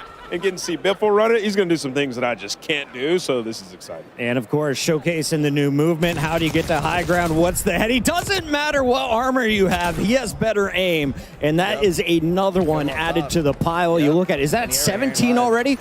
Yeah, oh yeah, 17. That's the top right-hand side of the screen. His elimination count. 6 players remaining in the game as well, Chris. We are looking at a very, very late match here. They popped the UAV. They know at least where 4 of them are, and this is just hunting time. This is what these boys do. Well, he's got his dedicated melee out. Does he have any idea? Does he have any idea that this is going to be a moment in the BCL Power Hour? Looks like someone's going to get a TV. Chauncey's coming on in, and here comes the revives as well. We love Power Hour. Once again, if you're just joining in, we have 9 65-inch televisions to dish out. All you got to do, hang out and throw up some hashtags. Double ball back. A little quick look at the cluster munitions, cluster strike. That's an absolute classic, a staple from the Warzone world. Live. Good shots. Couple of tags. Not an easy thing to do. Yeah, still dialing in the XM4. This might not be the final build. Yeah, it might not be. Who knows, though? I mean, again, our players, they didn't necessarily have time to create their own custom classes, but what they picked up, they're all very solid, you know? No, they're going into zone. They're going into zone. They got Here's a final money look. for days calling out the rotation. Biffle, I can't see. I don't think so, he says. Ending your map a little bit early, and now they've got numbers advantage. That player does get the revive, so a couple more folks coming back in. This game is not over yet, but Biffle, 18, looking for number 19. These shots are sensational with the ground loop. I love what we're seeing here. The communication is perfect. Always know where the enemies are. They've got them pinged on the map. And Biffle on the flank is going to get caught out here. Goes for the in-system reach out. You can't hit the movement, baby. He's getting down. His teammates hitting the assassination. And that is that, folks. Your first Area 99 victory. Biffle and the boys. Let's watch it one more time. This is Repulse's perspective.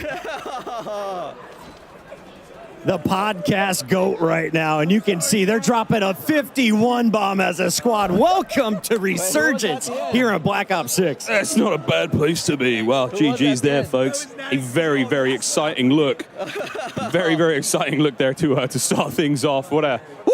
What an unbelievable run. 51. We'll see if anyone can beat that during the day. A quite delectable bite of Warzone action right there, Miles. And you can't ask for a better ending. We have so many studs, though, in the building, so many fantastic players, and all of these players are live on their personal channels. So go find your favorite in addition to watching the main broadcast. In addition to watching the main broadcast, a little birdie has just told me that Lottie is on the floor with a very special guest. Lottie. Go Cowboys.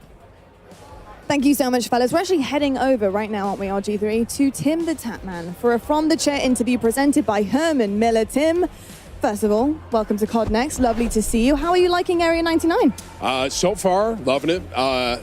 Didn't fully get to dive into it just yet, but, I want to, I'm a slow learner, so hoping a couple more games and I'll be able to, compete with some of these other pros around here, you know what I mean? Yeah, that's I say that every time I start playing. Yeah, that's me, bro. That's me. But Tim, just for you, 4 years waiting for this game to come out. They've been putting it to develop, the longest ever between Black Ops games. What are you looking most forward to? I think for me personally, it's definitely that Omni movement, and it's literally flipped the game on its head. Like, I didn't know what to expect before coming here, and now being here and playing it, it really is like, you can't, like, I'm gonna go back and play the old COD, and it's gonna feel so different compared to what I was playing here. So that hands down, that's hands down what I was most looking forward to, like, trying out and running with, so. 100%. Sometimes it's really the little things, isn't it? That makes such a big difference. And speaking of little things, what is that on your desk, Tim? Well, so RG3, I saw that you had one of the largest croissants ever in Paris. And so what I did was I tried to find the smallest one I could possibly find for you. Oh my God. You're welcome. Tim, don't eat all in shouldn't one have. bite. You know what I mean? My long lost love right here. You know what? Only thing that's missing is my wife, so I might as well eat it, right? Oh, that would have been. But my teeth are too big. Fortunately, my teeth are too big. That's all right. It happens to the best of us. But love that so much, Tim. Thank you so much. And best of luck in all your future games, mate. Thank you. Appreciate it. I need it. I'm starting to cook a little bit, He's cooking. Tim's cooking at COD Next, and only here, folks. Casters is back over to you. Thank you very much, Lottie. Well, I'm joined back on stage now with some very, very special guests with a very special announcement about the Call of Duty League's Endowment Black Ops 6 pack. I'm here now with former Navy SEAL and current Performance Capture Director at Treyarch. I'm here with Miguel Vega. Sir, an absolute pleasure. Thank you very much for joining us. Yeah, of course. We're here with a very exciting announcement today. The Call of Duty Endowment Tracer Pack will launch October 25th for Call of Duty Black Ops 6. It was inspired by and created in close collaboration with former UK Special Forces operators who are here with us today on behalf of Through Dark, a British apparel company founded on the principle that veterans are cut from a very special cloth. Welcome, gentlemen. Thanks, Mikhail. How's it going? Thanks. Can you tell us a little bit about the inspiration behind the Endeavour Pack? Yeah, so we've spent the majority of our military careers within UK Special Forces, and in this time we live by the mantra, endeavour through adversity. This experience, however, is not reserved for the military elite. It is universal and human. We all encounter hardship in our own lives in our own way. Ain't that the truth? And how did this collaboration with the Call of Duty Endowment come about? So like the best of plans, interests were aligned from the beginning.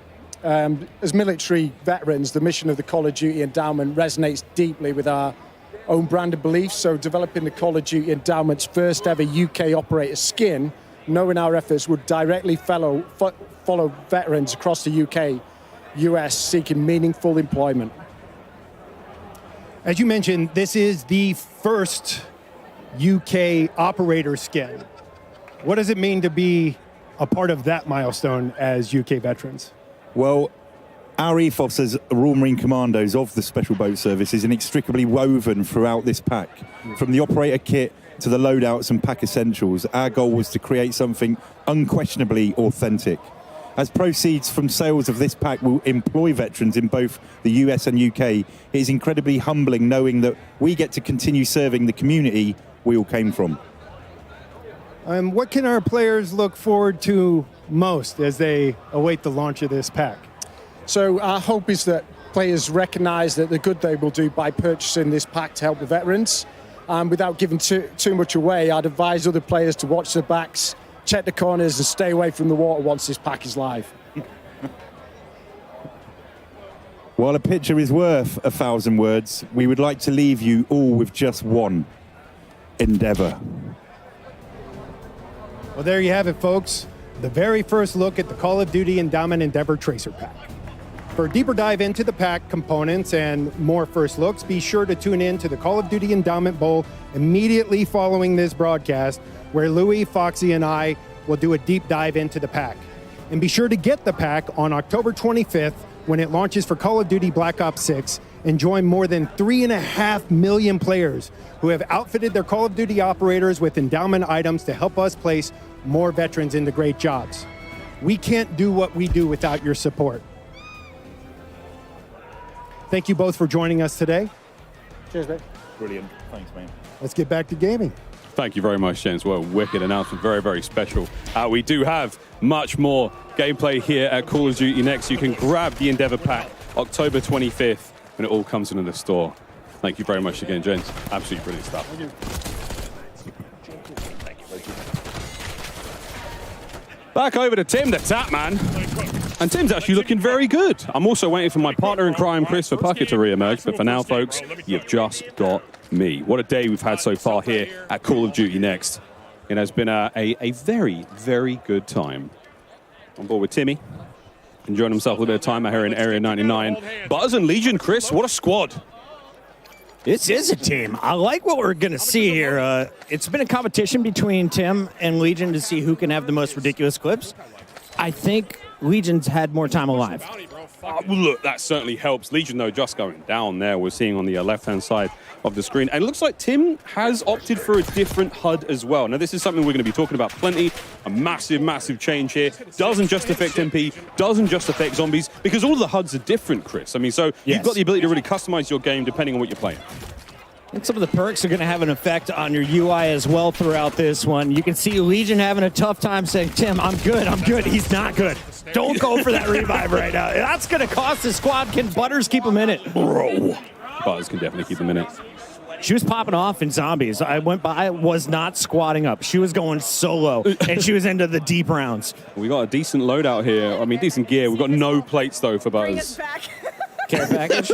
Come on now. No, she's got the squad covered. Absolutely love that there. Legion, of course, and Tim, they're now coming back in. We'll see if our team of heroes and heroines can keep things rolling. The lads are here. Let's see what we got. Let's see what we got. Ooh, that's not bad. That's a legendary looking, we got X4, we got ourselves a big old sniper rifle. Little tracker. That's a lovely care package. And it's just going to be a moment to loot up for the squad. Can we go? Thank you. We are going to some people ready to frag out, and this squad is devastating. Iceman Isaac, the Strat Wizard, alongside Teep and Jowo, the Movement King, showing you how he's going to survive in the new game modes. Of course, the first map we saw a 51 bomb from Biffle's team. Now we're watching the boys on the other side. Yui there, pop by Iceman Isaac. And again, a lot of the things are going to be very familiar to you. If you're a Warzone player, you're going to be carrying across a lot of information. Yeah, it's a new game and there's new things there, but a lot of those familiar entities, Chris, they're going to exist. Like certain elements of the store. You know, we've got a new backpack system. The backpack's gone. So that's a big, big change. That, I mean, I'm looking for players who show me the UI, man. Come on. Yeah, we're going to see a lot of POIs, I'll tell you that. This crew is moving Teep, though, in a little bit of trouble. Can Joe get some help? You look at the mini-map. They're going for the divide and conquer strategy. No one within about 1,000 meters. I've measured the map a lot. 1,000. An entire 1,000. Joe's back in 5. Meanwhile, his teammate Iceman Isaac doing everything they can to stay on the move. A little bit of points there. Again, you are a very slight reward, Chris, for not being a camper. And high ground, of course, is always crucial anytime you're playing here in Resurgence. You got to look out for the folks dropping above you. But let's go over to Destroy. This guy plays with so much confidence, and he is a momentum gamer. So when he is rolling, it's so hard to stop this. So watching that Omni movement, seeing the way he's able to sprint left, right there, get right back into that fight. He evades a bit of action, gets himself into it immediately, and now he's on the prowl. And again, what a familiar look here. We're in one of the Nuketown houses here. We're missing a couple of mannequins and a couple of pieces of furniture, but it's just so cool to see these places in this final circle. Waiting for the skies to clear, unable to use his strike, and he is going to get run up on. Trouble for Team Destroy. Let's go over to Shifty and Hisoka, though. 2/3 of the Falcon squad that just dominated at EWC. Oh, these boys, they got GOAT status approved. Here comes Evan. Hisoka on the long-range Overwatch. Big tags, nearly perfect shots. Wow. Even here on BO6, he's shooting hot. Ripping through that body armor, and you can see they are just hunting at this point. They are going for a high score. Repulse and crew dropping 51 as a team. UAV, we're looking for an advanced UAV in a moment. There. Yeah, there it is, advanced UAV. Pop 3, get the advanced. And now you're in serious trouble. Hisoka on the prowl here in the lobby. Precision airstrike on its way. Once again, all these players are live. Go check out their individual point of view, especially this one. If you are the in-game leader, if you're the one calling out rotations for your squad, there's no one better than Hisoka. He has been a difference maker when it comes to endgame. I think I watched Hisoka win the Warzone World Cup way back in 21, 22, something like that. Another precision there for Hisoka. Precision go Burt, quite literally. Think of some new gear by station. Not getting a huge amount of intel there because the player cam blocking the way, but you know. You can see all these pings. They are all in the same building. Everyone is stacked up right now. They're just taking their time, frying away. And a classic look here, Chris, at I mean, what feels like a map that we may have been on, you know, if in the past, because of the sort of the feel, the vibe, but at the same time, Area 99, brand new. Can't wait to see more of it. Absolutely. Let's check back in with our TCL Power Hour to see how we're doing so far. Right now, our creators are trying to compete with these 9 challenges while in the middle of this battle royale. We've got a couple of them that are done. There we go. Dedicated melee done. Gunfighter wildcard elimination. Can we get that? And a combat axe, Chris. We've given away some TVs. We need to see the combat axe elimination. 7 televisions already awarded. 2 more to go. And that gunfighter wildcard. That's going to be tough for us to track, but we're doing our best. We got admins all over the place. I was going to say, that's not our job, ladies and gentlemen. Don't forget, tweet hashtag CODNext and hashtag TCLXCOD sweepstakes to enter. The full rules are below, ladies and gentlemen. We're going to go to a quick break, but don't go anywhere. More Warzone action right after this. Play like a pro on a big screen TV up to 98 inches from TCL, the official TV of Call of Duty. Share the wins. Elgato, the official streaming partner of Call of Duty. AMD, official CPU and GPU partner of Call of Duty Next. Herman Miller Gaming is happy to be the chair provider for Call of Duty Next. Today's players are sitting in Herman Miller Gaming and Body chairs. Check out which gaming chair is best for you at hermanmiller.com/gaming. Triumph, official motorcycle partner of Black Ops 6. Customize your typing. Drop, the official keycap partner of Call of Duty. Doesn't matter what weapon you put on display, Team Ripple are your champions. Here shortly pushes the fight. No!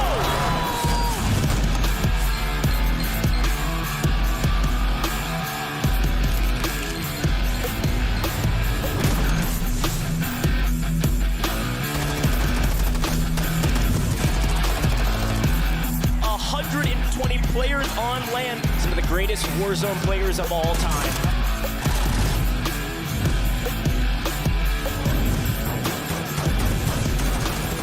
You've got to go on to Brendan. He does it up. Skullface wins the solo YOLO.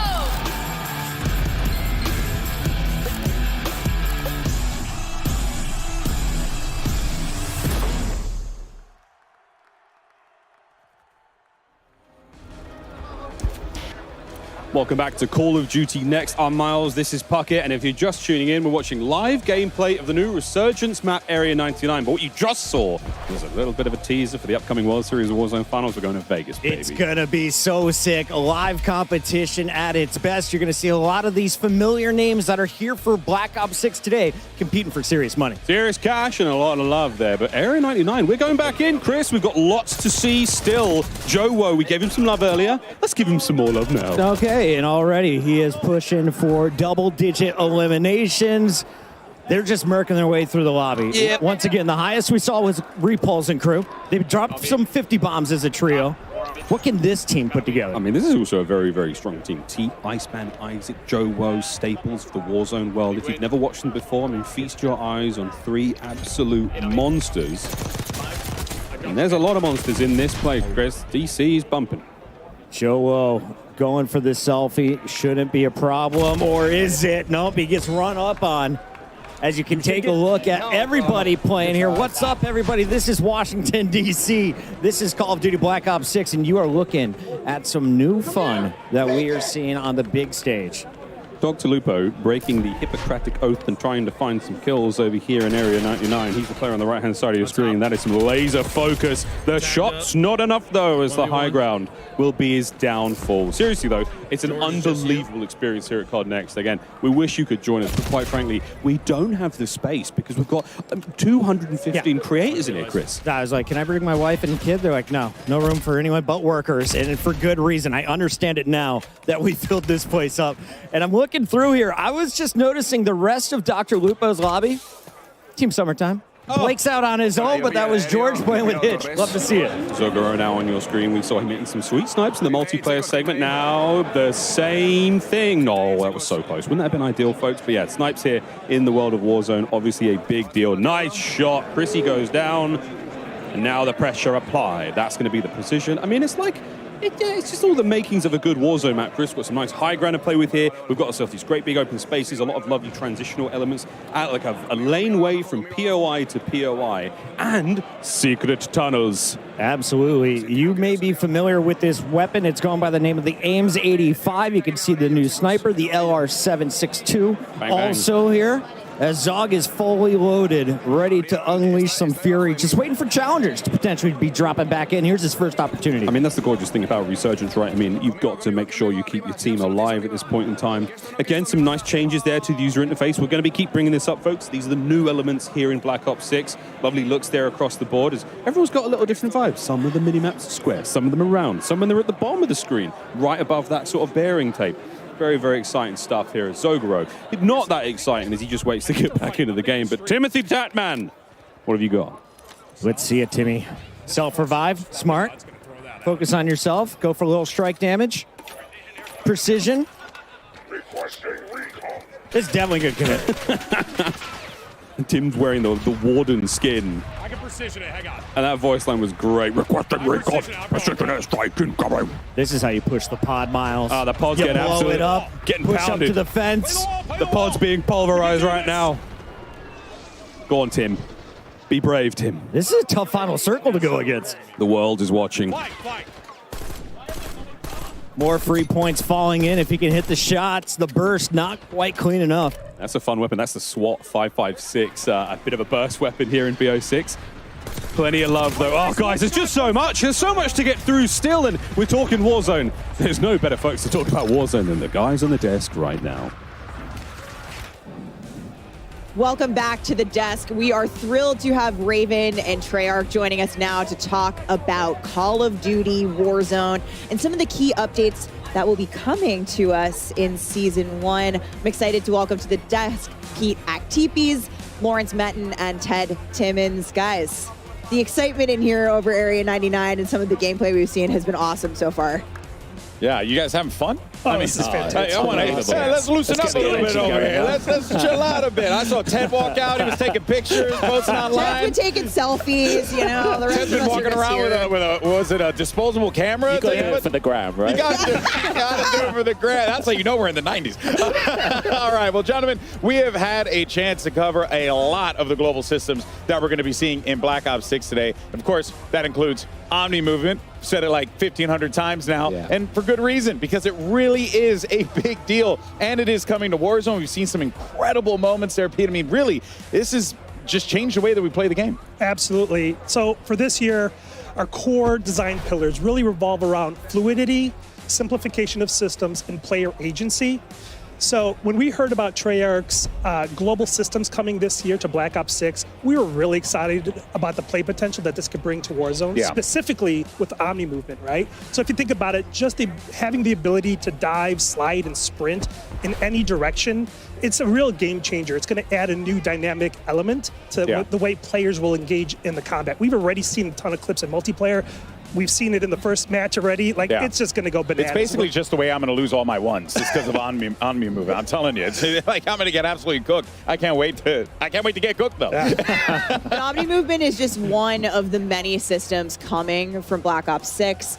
You talked about the global systems. And one of the most exciting new features that will be debuting across the titles are global weapon builds. Lawrence, you mentioned this earlier in the multiplayer section. This is a huge quality of life change. What does it mean for players? Yeah, so global weapon builds make it easier than ever to create and maintain and access your weapons wherever you play, whether it's multiplayer, zombies, or Warzone.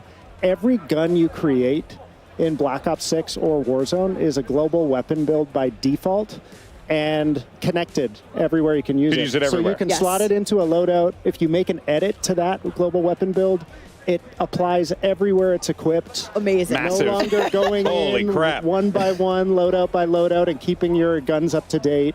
Global weapon builds also exist outside of loadouts. So if you swap, let's say, your short-range XM4 build out of a loadout in exchange for maybe a Tanto SMG, but you can go back to that XM4 at any time. It's a permanent creation and really makes it easier than ever for players to maintain their guns. And if you're that player who jumps into Black Ops 6 at launch, has your favorite guns, has your favorite weapon builds, when Season 1 drops and the Warzone integration happens, you can easily bring over all of those guns. That's huge. Super easily. I think absolutely huge. Yeah, I mean, you mentioned Tanto XM. I feel like that's might be the meta in the room at the moment, ironically. But I know, it's great. You're hearing everyone talk about it. It's wild. But now we have a lot of things that are coming, over as part of, the shared experience that we're going to be seeing with Black Ops 6. And there are going to be a few specific things as well that we're going to be seeing, like perks and loadouts. They're going to be working a little bit differently, in Warzone. So, Pete, why don't you just take us through that, how that's going to play out, how that's going to look for the players? Yeah, there's quite a few changes happening this year in terms of loadouts. Okay. First and foremost, wildcards are coming to Warzone. We're really excited about this because we really feel that this is going to be disruptive in a good way to how players kind of strategize and think about which loadouts to take and how they build them. So the two that we're showing off today are Overkill and Gunfighter. So Overkill is back. Used to be a perk, but now it is a classic, and this time it lives on as a wild card. So for those that don't know, Overkill allows you to take 2 primary weapons with 5 attachments on it. You might want to do that. Like, there might be an engagement that you might want to get into, and you have an AR, SMG, sniper, shotgun, whatever suits your fancy. You can make that choice right there and then. But if you don't want to do that, we're also showing off another wildcard today, and that's Gunfighter. Gunfighter allows you to have 1 primary weapon and 1 pistol, and the primary weapon can have up to 8 attachments. So if you really think about it, if you take the right kind of weapon and put on the right type of attachments on it, that might be the thing that turns the tide in a fight. I have a feeling a lot of people are going to use Gunfighter. Absolutely. We also have more that's coming, and we'll talk about those as we get closer to launch. For sure. Those wildcards are going to be built specifically for Warzone in mind. Oh, that's cool. Yes. That's cool. So more coming as we look to the live seasons post-launch. But Ted, one of the things you've done is actually revisit some of the underutilized perks and, kind of look at how we might use them for this chapter. Yeah, so our design team looked at the equip rates of all of the perks over the last year and just how players have used them. And we've taken what would previously have been bottom tier perks, clearly not much value, combined some of them together. Some examples being we took Combat Scout and Tracker. So for anyone who's familiar with it, Combat Scout is when you hit someone, you ping them, and we've combined them together just to be Tracker because it felt like it's really the same play style, same player motivation. But we think the one that everyone in here is going to love, it's got a new name, Sprinter, and we've basically combined what would be movement perks from the previous game. Yeah. So things like double time. There's a perk that we have in the game at the moment where when you're downed, you move quicker. And then on top of that, we've added infinite tack sprint. Oh, boy. So we think that's going to be a huge pick rate. And in the pre-brief, when we talked to some of the creators, the eruption for that piece was just phenomenal. So. With Omni movement on top of all of that, we're going to see some pretty exciting movement in the game. But Lawrence, one quick thing I want to touch on. Classic Prestige coming to Warzone. This is new for us. Yeah, so Classic Prestige in Black Ops 6 is truly a global system. Whether you're playing multiplayer, zombies, or Warzone, you're earning XP towards your next Prestige.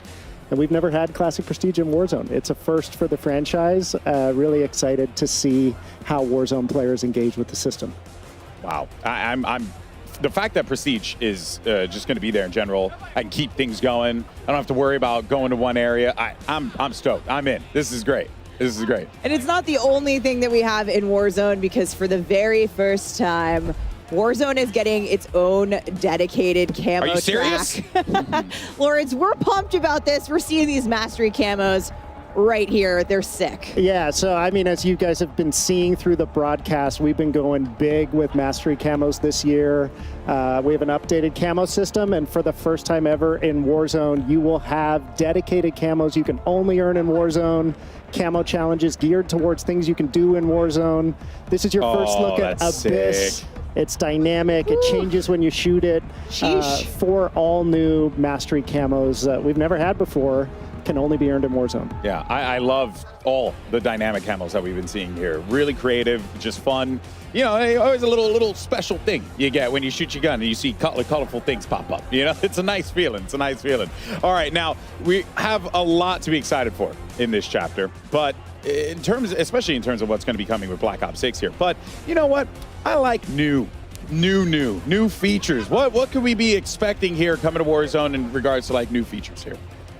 Who wants to take it? So the big one is like a new old one. There's no more backpack. Oh, okay. So this will be a huge change to the way that the game is played. We really reflected on the last 3 years, and I'm not kidding. We had like a 3-day design meeting on the backpack. And it just gave us an opportunity to look at the history of Warzone today, and we really felt that with all this fluidity that's coming in with this brand new Black Ops 6 experience, did we want people like stowing stuff and doing inventory management, or do we just want people to like pick stuff up smoothly, run with it, and just go with it? So we're really excited about this new old play style. What's old is new again. I love it. Always. We see here on screen that with the backpack changes, we're returning to the original armor satchel and also the ammo storage in terms of inventory. Yeah, and you know, as people were saying earlier, this like player agency, fluidity, etc. It just gave us that chance to think about, okay, the backpack had a ton of positives. Some of those were that you could carry more ammo, could carry more ammo. So not only have we added the armor satchel that the OGs might remember, there's now this ammo satchel, and the best part is that they're additive. So if you find one, you can pick it up, find another, pick that up, and you're just constantly making yourself better. The same goes for the perks. I don't think we really touched on it too much, but a number of the perks that people can equip in the loadout menu can be found in ground loot. Oh. And again, they're all additive. So they're stackable. You can stack the perks that you're picking up out of the ground loot. That's also going to change the sandbox. The satchels with armor and ammo. And then for the real hardcore players, they're still specialists. So don't worry, there's still the one thing to bind them, I guess. The one perk to bind them. Don't worry. Yeah, we've got it. We got it. Now, again, there are things we've been introduced to that are coming to Black Ops 6 that are also coming to Warzone. But again, they work a little bit differently in Warzone as a mode. They've been tuned up specifically for the BR Resurgence experience. And one of those things is dedicated melee, Pete. Yeah, so we're really excited about bringing the dedicated melee back to or into Warzone. So this is a new feature that you'll see in your loadout when you go and customize it. The cool thing about this is right on rip, if you drop in, you will have this as part of your default loadout. So once you land, you can equip the dedicated melee by holding the melee button down. The best part about it is when you have it equipped, you will also get unlimited tack sprint. Oh, snap. So this is our second way of giving you unlimited tack sprint, right? And what we love about this is now you have more agency, more options and strategy in how you want to play. So if you find yourself in a situation where you need to rotate, if you need to get out of a sticky combat scenario, or if you want to make a tactical advancement somewhere, you can. Yeah. And the cool thing here is once you customize your loadout, you can customize your dedicated melee as well. That is, I mean, famously, we all know you run faster with a knife out. Absolutely. So, you know, that I think goes without saying here. The fact that's coming in, oh man, I'm stoked. That's so good. We're looking at some gameplay here, which has been awesome to see everyone playing Resurgence on Area 99. But we got to show off a little bit in multiplayer. We saw some things happening in the winner circle and the MP matches. But Ted, emotes and sprays also coming. New old. New old. You know, we had them in the early days of Warzone, but now it's with a twist. So the emotes are third person. Okay. Don't worry. We have made sure there's a slow into and out, so you can't peek. No peeking. My man. Keeping us My out. man. No peeking. Remember those blackout days? Yes, right. And then when it comes to the sprays, it goes, you know, as Peter was saying earlier about this agency, a big part of agency is that ability to self-express. Yeah. And one of the things that I asked Lawrence was, you know, a few years ago, a birthday, my friends and I jumped into Warzone. My squad sprayed me, so damn Rich and Craig, thank you for that. And I ran around looking like a clown.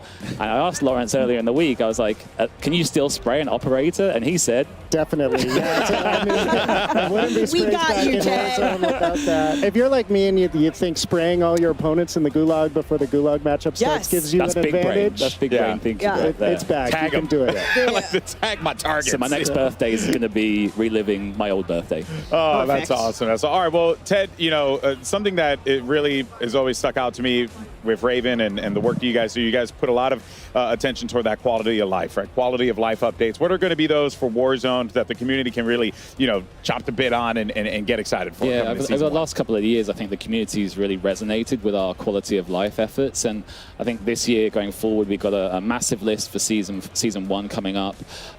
But it's also a cross-studio effort. Not only is it Raven and Treyarch, I don't know if our friends at High Moon and Beanox are watching. If you are, thank you so much for everything that you do for Warzone. But things like seamless ascenders, seamless horizontal zip lines, again, fluidity, really a real focus. And yeah, we just can't wait to show like the improved inventory, UI, etc., etc. There's a lot. So much work being put into it. The patch list is going to be a big one. Yeah. So prepare, get a cup of tea, and sit down and read the patch notes when they come out. Well, you know I love me some patch notes, but speaking of Season 1, we know one thing the community has been asking for, Pete, is the return of Battle Royale ranked play. And we had previously said the end of the year. So I got to ask you, do you have any updates for us? I sure do. So, you know, we've really evaluated the last few years of what we've been doing with ranked as a system. Yeah. We've started out with the foundation, and we like the foundation, but we want to build upon that. So we're happy to continue our work with Treyarch here and really build upon the infrastructure that's already there. So we're rebalancing and retooling the ranked experience, and we're happy to announce that ranked Battle Royale is coming to Season 1 during Season 1 on Urzikstan. It's always great. I mean, a lot of great updates coming to ranked play in both multiplayer and Warzone this year. It's always awesome when our ranked play teams at Raven and Treyarch get together and collaborate on a Warzone ranked mode, and really excited to share more as we get closer to launch. And that means we got all the toys I'm excited. from Black Ops 6, like Omni Movement coming to Big Map Ranked. It's going to change it up. I mean, honestly, I can't think of anything better. Unreal stuff. I mean, thank you, Ted, Lawrence, Pete. Thank you guys so much for joining us here today. We look forward to the next chapter of what we're going to be seeing in Warzone. Man, I mean, how do you top that? That is wild stuff. Well, Alex, I got one more thing. And No way. before we let you go, here it is. This spring, we'll be celebrating an incredible 5 years of Warzone. And on behalf of all of us who work to bring the Warzone experience to life each day, thank you for playing. It only feels right that to celebrate this milestone, we gotta go back to our roots, which is why I am happy to officially confirm that the iconic 2020 launch map from the original Call of Duty Warzone, Verdansk, will return spring 2025. Chat's popping off right now. 100%. Stay tuned for more information on this next year. Casters, back to you.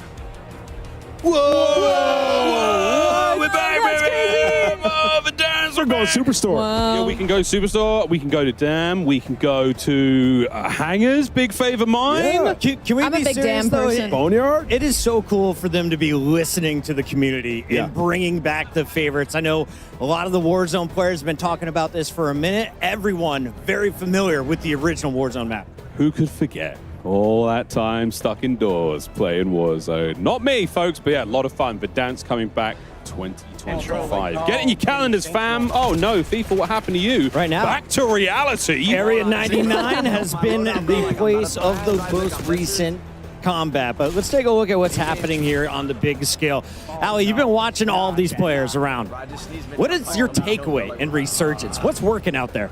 I mean, what's working right now is just some of these squads are playing really scared, surprisingly so. I was sat behind Noisy Brother. She was going to be squatted up over there with Tim the Tatman, and they were on the hunt. They were constantly in fights with Iceman Isaac. Like, where the heck is everybody else? Clearly afraid of the competition. I will say I'm very happy the old inventory system's back. It's absolutely unbelievable. Also, Satchel's coming back. Like, with Verdansk coming in, you know, these refined, like, old new, as Ted Timmons put it, it just feels so good that these aspects being back in Warzone. If it ain't broke, don't fix it. Don't fix it, but if it ain't old, sometimes the news can be all done. And you know what I'm excited to see as well? Such a fluid game like this, eliminating the need to sort of take a standstill and hit your backpack is really nice. And I just can't wait. And honestly, Area 99, like, what's crazy about this is I haven't been a big Warzone player, but this has made me want to load in so bad. As an original COD gamer, as an original Black Ops gamer, always looking forward to the new Nuketown map and multiplayer to see its birthplace put here in the position of Warzone. It looks incredible. And I heard it's a little bit smaller than Rebirth, so you're talking circles smaller, a lot more people, a lot more engagement. I'm just watching Swag frag out. They just had a jailbreak over there on the right side of your screen. He is just shooting them out of the sky. Currently, the squad is lighting it up on the leaderboard. We saw a 50 bomb to start the day. Still waiting for a first 60 bomb. Jailbreaks make it possible. And, you know, I was walking around looking at some of the screens. The late game with the Omni movement is absolutely ridiculous. Oh, yeah. You can peek corners, run around. I think, Miles, you saw they were in one of the classic Nuketown buildings, Nuketown rooms. It just looks so good. Yeah, it's a lot of fun, man. Watching Swag now. Keeping the boys fresh. He's got a couple of UAVs to work with here. Another care package there. Precision. Watch out, folks. Looking at that minimap, it's going to be very, that was very his hot. own. Spicy. That was his own precision, by the way. Look at the size of the circle. 18 for Swag in this game alone. You want to watch some fast, frenetic gameplay, as we call it? Swag is a guy to watch. Him and his squad, J Smooth and Chica, trying to get it done here. We're down to the very end. So we're going to see that movement put on full display. Dude, and this is non-stop. I'm really enjoying that long-range XM4 build, that huge barrel on that thing. He is swinging it so far in. And you heard them talking about the wild cards, which I think is awesome as well. Primary gunfighter being able to run 8 attachments. We're going to see some absolutely stacked builds. And some of these weapons are just going to do damage from range. I just want to see the perks that are stacked. That sounds ridiculous. Be a super soldier. Yeah, this is a crazy rotation here for Swag. He's got to make his way, he and his team, across the wall here. They got players all around him. UAV in the back pocket still once this one ends. So these guys, they're on the prowl. Final squad. If they win this, they will have the advantage going to the next zone. Oh, there we go. Game. That was it. There they are. Show us the stats. That was a big one. It might not be 51, Chris. That's the record we've seen so far in the day. Chica is a monster across multiple BRs. Would not be surprised to see her in the double digits right there with the fellas. And 14 for J Smooth, 21 for Swag, and 10 bomb coming out of Chica. 45 ain't bad at all. Not bad at all. Nothing wrong with that, folks. And they needed that because I saw a tweet from Methods, and he said, I'm just farming these Warzone kids. So the Warzone community needed to turn up here, okay? Remember the 1v1s, huh? What happened in the 1v1s? How's it? Huh? That is true. The Warzone community dominated the 1v1s versus our pro players. I know, I just threw my boy under the bus, but I pick like that sometimes. Breadman on the right-hand side of your screen, he's had a great time. one of the players we talked about, Chris, coming into today, like, oh, we want to see him snipe, and we did. It was fun. Absolutely. Breadman, one of the mouse and keyboard warriors out there. He is so fun to watch. He can just snap on anybody. And I asked him, how does it feel? He's like, honestly, it's taken me a minute to get used to it, but I'm really liking it, with a huge smile across his face. That's what Omni movement looks like, that left to right sprint there. You can see it's a little different, in the animation. And we're talking to the tryout guys, the amount of animation and thousands of different versions of how to run left, how to run right. Yeah. It must be insane. And speaking of animations, I was standing behind somebody over here on our side of things, and they were testing what it was like to do an animation around the... They were facing a wall, and they did an animation, and they could peek the left and right side of the corners without being seen. So they didn't know if that was purposeful, and they were like, it takes you a second to get into that animation, but once you do, you have an insane peripheral. And there's a ton of settings to go in and change when it comes to your movement. So when you get your hands on it in the beta this weekend, have some fun. Figure out what works for you. I'm so ready to stop hitting the sprint button. I'm just going to be sprinting nonstop around this map. And I'm happy that we're watching Breadman right now, because we've seen a lot of controller players, seeing the keyboard players use that Omni movement, how they're going to adjust with it. Just an evolution. Breadman, Lula, Kane, Brown. We're getting towards the end of this one. 9 players remaining, 4 squads. True or false? He hits this next shot, and he's got the combo, the LR and the aims. He's got and that aims is stacked for range, man. Look at that bad boy. As you mentioned, right now the wild cards are you can run primary gunfighter. He hit it. Attachments, or you can have overkill, which I think he's running overkill, Miles. Nailed it. I mean, that's a big one. This is a huge moment here. We see another squad win. Watch out for the players up top. Oh, Breadman. He wants it. A man he used to have. Is he by himself? Where's his teammates at? Teammates to the right. They have zone. They're securing it for him. He's just trying to play cutoff army right now. Another down. He's doing a perfect job. Double bam. Triple bam? No, only double. I like the medals, though. Got to get out of this. Got to get out of the gas. Look at the situation they're in. There's 3 buys behind them. They do have money, so That's if anybody dies, crazy. the buyback is coming in right away, and they have zone. So Breadman and his squad looking like they're going to secure this dub. Armor box, always nice to have late game here. Keep the squad feeling fresh. Oh, another big rotation. Nearly the same one we saw Swag's team have. So they've got to vacate this low ground, get up over that large bit of wall, and get into the next circle. Yeah, that's going to be the hardest thing right now is that they know where they are. But with Breadman hitting shots like that, I don't think they really need to worry about it. UAV is still popped, and there is some cracks going in. He'll take some shots himself, and his teammates got to give him some help in this situation. The rotation is going to pull them back up top, so they have to fight the zone and their opponent. Does he have a gas mask? It doesn't look like it, so he's in a very tough spot as he makes his rotation. And Kane is following him right through the storm here. Kane Brown popping the UAV could be the game changer here. It's still a little bit of journey there towards safety.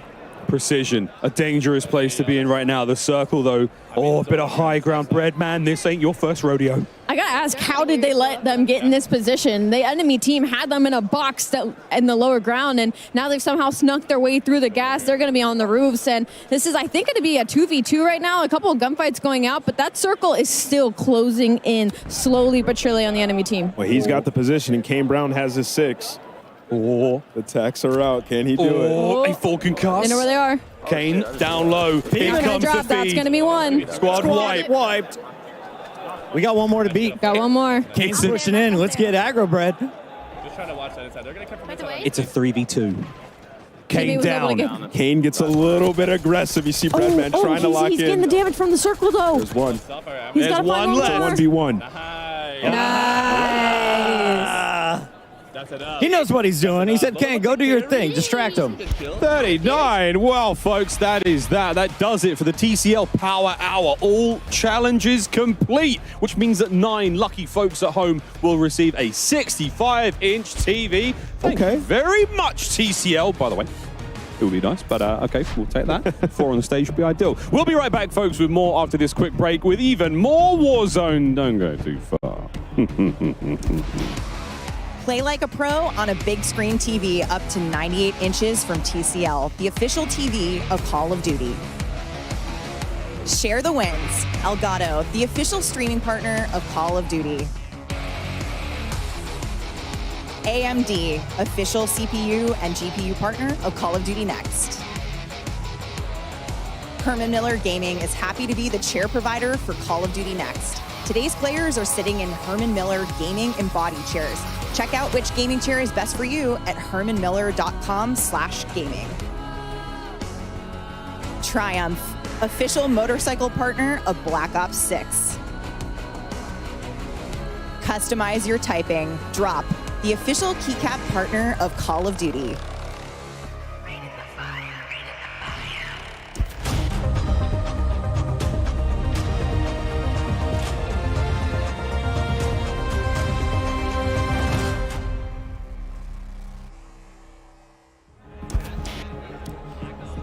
Welcome back, everyone, to Call of Duty Next. And mobile gaming has revolutionized the way that we play, from staying connected with our homies to grinding camo challenges on the go. You truly have the ability now to take Call of Duty anywhere you can possibly go to. Never miss a moment, always have fun. It's always a good time. But let's go ahead and take a look, a deeper look at some more of what's happening with both Call of Duty Mobile and Warzone Mobile. That's right, we talked about that last year, and we're out here in full swing here, folks. Let's go ahead and take a look.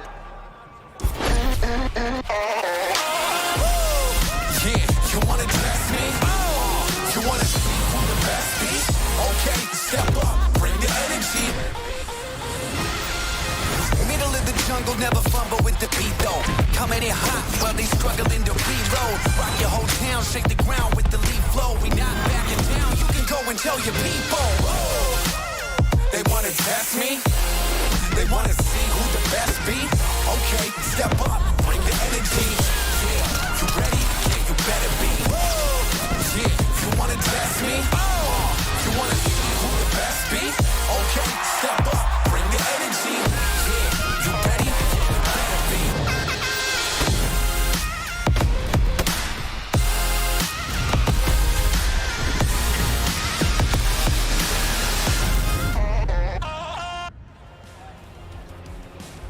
And we are now joined by representatives from the mobile team at Call of Duty. Let's welcome to the stage here. We got Chris Plummer as well as Tom Hess and Sarah Bork joining us to talk about all things mobile. How you guys feeling today? We're excited to be here. Yeah, great. Yeah, I mean, this is wild stuff. I mean, the venue, it's still amazing. Blows my mind. I just look over to my left and I see these gargantuan pillars that have so much history to them, but that is, of course, a story for another day. But it's so great to see how mobile gaming has just continued to grow. I mean, I got enamored by Call of Duty Mobile. It's like one of the first mobile games I actually took the time to sit down and really play. So firstly, I mean, what can you guys tell us about the experience, you know, this title, the growth that we've seen with it, the player growth? It's been incredible, man. Well, you know, we're just really excited to have two incredible games now to serve the broadest audience possible on mobile. You know, we have Call of Duty Mobile, which has this colorful take on the franchise, just this incredible assortment of the best multiplayer maps from across Call of Duty. And it's also complemented by this vibrant original content to really make the overall offering unique and geared for mobile-first players. And then, of course, we have our newest title, which is Call of Duty Warzone Mobile. And this is powered by Call of Duty Tech. Yeah. So that means that, you know, we have the connected progression, the connected content. We have a much more closer experience. This is really the closest thing that you can get to playing Warzone console or PC on a mobile device.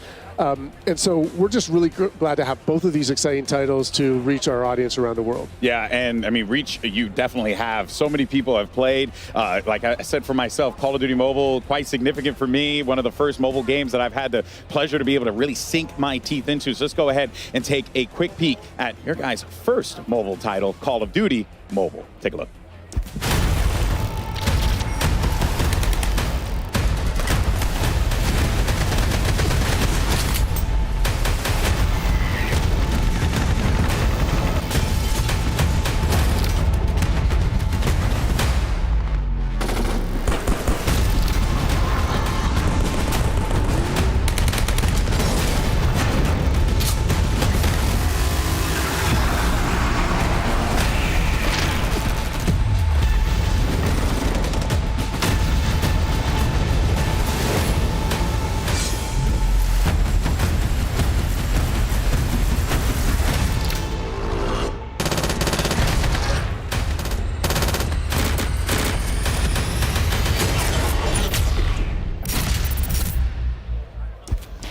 Five years of Call of Duty Mobile. It is unbelievable. I still remember casting one of the first tournaments back in the day for the Call of Duty Mobile World Championship. It was such a great time. I had such a blast doing it. I got to really connect with a community that I had only interacted with on my phone before. What is it about COD-M that has allowed it to thrive for such a long time? And we saw right there 50 different seasons. I mean, that is just utterly absurd, man. That's a big piece of it. But, you know, Call of Duty Mobile, it really reimagined Call of Duty for mobile players. Yeah. And it's just really struck a chord. It's colorful. It's irreverent. It's awesome. It's beautiful. And it's just loaded with variety. There is so much content and so much to do. We touched on the multiplayer, but I mean, there's just so many multiplayer maps and modes. The best of the franchise has to offer that you can play, but it has this complementary aspect, which is really unique and content that's designed just for COD Mobile. So you combine that together, it's just this massive, rich experience where there's always something to do. With over 50 seasons, you touched on that. I mean, that is just a massive amount of content. Yeah. Always something you can do. And I know, our teams at Timmy Studios, at Solid State Studios, and across Activision that support this game are just so appreciative of the fans who have made Call of Duty Mobile so successful over the past 5 years. Yeah, I mean, it truly is like a combination of all the greatest aspects of Call of Duty is COD-M. I've always loved it. It's great. But let's talk about what's next, though, for COD Mobile, right? Any big plans that we should be expecting for the rest of the year? Absolutely. I'm assuming so, with 50 seasons. There's a 10 happening in COD-M. So, Season 8 with Shadow Operatives is just about to kick off. That'll include a new Combine map. It'll have a new feature in the Mythic Echo system, which allows you to unlock some of the most elite customizable content in the whole game. We also have the Champs Finals coming up in October. That is always going to be a blast. We might even have some surprises there to announce later, but there's definitely $1 million prize pool, so that's pretty cool. But Quite cool. Honestly, though, what I'm most excited about is the 5th year anniversary. Yeah. 5 years is a big milestone. There is going to be just amazing content that is off the charts. It's always a big thing when the anniversary rolls around, but this is going to be the most content we've ever put out there. Players are going to be shocked, and I can't wait to see everyone in the game. So, we're not going to be shy about celebrating. We hope everyone is going to be there with us. Yeah, I'm sure they will be. I know I will be there as well. I mean, look, mobile games have always been known for quick, hey, play this for a little while, but COD Mobile has truly been a game, and I genuinely mean this, that I have sank my teeth into for such a long time, and I've really enjoyed it. But on the flip side to that, though, last time we were here, we were talking, yapping a little bit about some mobile gaming, which takes it to a whole nother level, man. How's it been? What have been the learnings that you guys have taken away from this? Well, millions of players have been able to get into Warzone Mobile since our worldwide launch. The team just keeps finding awesome ways to keep improving the experience. A lot of that's driven by player feedback. We're really tightly knit with our community. And, they're telling us how excited they are about the ongoing seasons and these improvements, these quality of life improvements, the performance gains, all these things that keep raising the bar season after season. Yeah.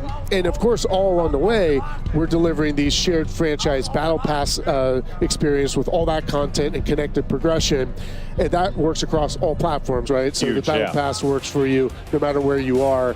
And that just makes it so authentic. But, we're now in this new era where we're getting into, the arrival of Black Ops 6 and the arrival of the new Warzone chapter. And this is going to allow us to more fully realize the connected vision of this game. And by that, we mean our studios across Beanox, Digital Legends, Solid State Studios, and Activision Shanghai Studios are now working even more closely and more integrated with the rest of the Call of Duty studios to deliver a more seamless experience, more seamless technology. And for the players, what that means is more of the same content, connected content in real time is going to be available. And even more importantly, the innovations that are being driven across the franchise will be available on mobile when they happen across the franchise. Yeah. An example of that would be, we all played Omni Movement today. It's awesome. You'll be able to play that on mobile the same time it's available on Warzone console and PC. That is nuts. We even saw the tease on Verdansk, everybody's favorite map. We're excited to be on the same version of Verdansk with mobile as well. So we're just scratching the surface. All of us are just super appreciative of all the fans and players in our community who've supported Warzone Mobile since worldwide launch. I mean, genuinely, I'm not like trying to blow smoke. It is very impressive that you guys have been able to take the PC and console experience and make that into a shared experience alongside mobile. And let's talk about that shared progression, right, Tom? Because that is, like massive. Like I can finish my game on in my living room, go to my home office, play a little bit there, and then keep it going on the couch playing on my phone. That's wild. Exactly. I mean, that is what is at the core of Warzone Mobile, right? It's about shared progression, and what that means is your progression through XP, ranking up your weapons, camo grinding, battle pass. That's all shared. You can go from your PC console over to your mobile device and continue where you left off. It's also about inventory, so your weapons that you have are available on both. That's so cool. And just shared across the entire franchise. So it really is COD on the go. And what we're excited about with Black Ops 6 is that we're just going to be even more connected than ever. Yeah, well, so we're really looking forward to that. Let's dive into that. What does that mean? What is the, especially we're here celebrating Black Ops 6, so what should fans be expecting as we get ready for a new game and a new era of Warzone Mobile? Yeah, I mean, the big thing for us is Prestige is coming over. So players will be able to do rank up from the 1 through 55. Same thing. I can do it on my console? To start on your console. Over on the weekend, if you're on the go, you can continue on your phone. That's amazing.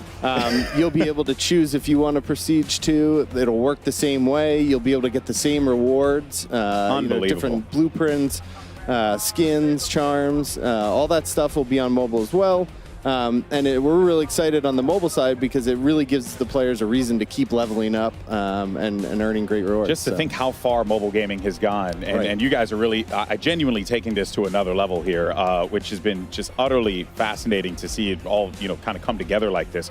But look, there was a lot of hype about Omni movement today, Sarah. Everyone's talking about it. I made the joke, we talked about it 1,500 times. We're now making 1,600. But I got to ask, you guys touched on it briefly. Omni movement is coming to mobile, right? That just Of course. Thank you. The movement is one of the greatest innovations that Black Ops 6 is bringing to the franchise. So of course we want to have our mobile player experience it as well. You've seen it, Omni Sprint, Omni Dive, Omni Slide, all of it. We're going to have on mobile with the best adaptation on the HUD. It's really important for us to share that awesome feature with Black Ops 6. I mean, that just looks so freaky. It's just the fact that you're able to pull this off. And I wonder too, I'm gonna be playing with my thumb sleeve, you know what I mean? Like does it feel as smooth as it looks? Because it looks fantastic. Of course it feels great. It has a lot of speed, a lot of responsiveness. Overall, the experience is just more fluid. It really brings the action to you. So when you play, it does feel really smooth. But then when you look at the other people playing, it just feels like you are in an action movie. Yeah. It really feels awesome. Get to the chopper. Can't wait. It's going to be fantastic. Oh, man. All right. Well, now, obviously, with so much hype around Omni movement, there's also going to be a lot of excitement because we heard a lot of those global systems about loadouts and what could be expecting with that. So, yeah, let's talk a little bit about that. What are going to be the options that players have when it comes to their weapons as we get ready for Warzone Mobile and this new shift? Yeah, I mean, we're really excited with the release of Black Ops 6 and the start of Season 1. Warzone Mobile will be introducing all 31 ranged weapons. We'll have 2 melee weapons right at the start. We have 5 ranged weapons and 2 melee weapons that players will be able to unlock and earn throughout that first season. So a lot of great weapons coming, a lot of new ways to play the game, a lot of new attachments and loadouts to try for players. So we're really excited that Camos? Yeah, we've got the Warzone specific camo. Ooh. So we're really excited about that. And then the other thing that we have is all the Modern Warfare 2 and 3 weapons will still be available to players. So if you've earned that stuff, you still got access to it. So it's just going to be a weapon festival. Yeah, you're just going to have all the toys, everything that you could possibly want here. Well, look, as the life cycle of Warzone Mobile continues to progress, as we've seen here, what are some of the goals that you and the team have, that you want to keep in mind, you want the players to keep in mind from the dev point of view? Yeah, I mean, like Tom said, right? We want to have people be able to play Call of Duty Warzone everywhere. Yeah. So, of course, we want to continue to develop more feature to be much more closer with the PC and console. We want to improve much more the connectivity experience, but we also want to stay true to our mobile players. So we also want to, continue improving the existing system that we currently have. Like, for example, for Season 1, we're going to have a new refresh for all the menus to improve navigation based on the community feedback that we got, because as Chris mentioned, it's still very important for us to listen to the feedback that we get. And we're also continuing to improve the onboarding experience for our more casual player. Yeah, that is huge because, you load up the game sometimes, you're like, what's happening right now? But now it's like you guys are just trying to make that a way more accessible experience. And it really sounds like that's the crux of it, right? It's accessibility is the name of the game when it comes to Warzone Mobile and what you guys are doing. Right. Exactly. Unbelievable, man. I constantly am blown away by what developers have been able to create. But just the fact that you guys are not able to just do that on console, on PC, but you're also able to do it on a freaking phone. It's just so damn cool. So thank you guys so much for joining us here today to talk all things Warzone Mobile, Call of Duty Mobile as well. It is an absolutely awesome time to be a mobile gamer. So I encourage you, if you've never had an opportunity to try out Call of Duty Mobile or Warzone Mobile, please check it out. I guarantee you, you will genuinely enjoy it. But there's so much to be excited about, so much to be pumped up for. And of course, I'm sure a lot of our COD-M and Warzone Mobile fans are going to be really stoked as well. But thank you so much, guys, for joining us here today. It's been absolutely incredible. And of course, we have our finale coming up next after this here for COD Next. So we'll see you guys in just a little bit. Don't go anywhere. We're going to talk about some of our favorite moments of today. And we'll see you on the other side. Thanks, guys. Appreciate it. Play like a pro on a big screen TV up to 98 inches from TCL, the official TV of Call of Duty. Share the wins. Elgato, the official streaming partner of Call of Duty.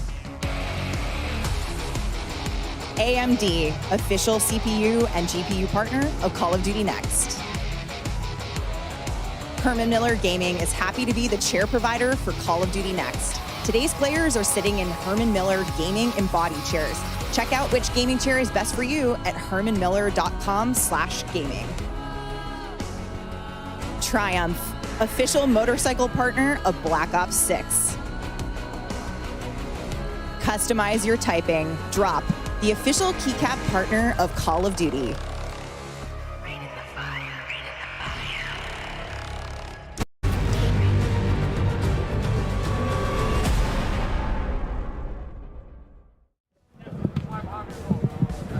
Welcome back, everyone, to Call of Duty Next. And wow, what an incredible day it has been. We've seen some awesome gameplay. We got some cool reveals, a ton of stuff to talk about here, and everything that's coming out, all things Call of Duty. It's been excellent here. And now we're joined, totally not rushed, totally walked over here in a very calm manner. Our lovely commentators here for today. We got Puckett and Miles joining us, guys. How you doing? You feeling to get a little brisk sprint in there? Between getting here and also the Oculus that we've been working on all day, yeah, we've had a fantastic workout. Infinite sprint. Yeah, infinite sprint. Well, speaking of, hype things here, why don't we talk about, one of the craziest things, the best thing that I think everyone has been going nuts about. Miles, Omni moving, man. How stoked are you for this? Well, look, I've had a decent amount of time playing it. I've had a decent amount of time watching it now, and I can safely say this is something that feels like it's always been in Call of Duty in a weird way, even though it's such a huge addition to the game. Yeah. So it's just kind of like, I don't know.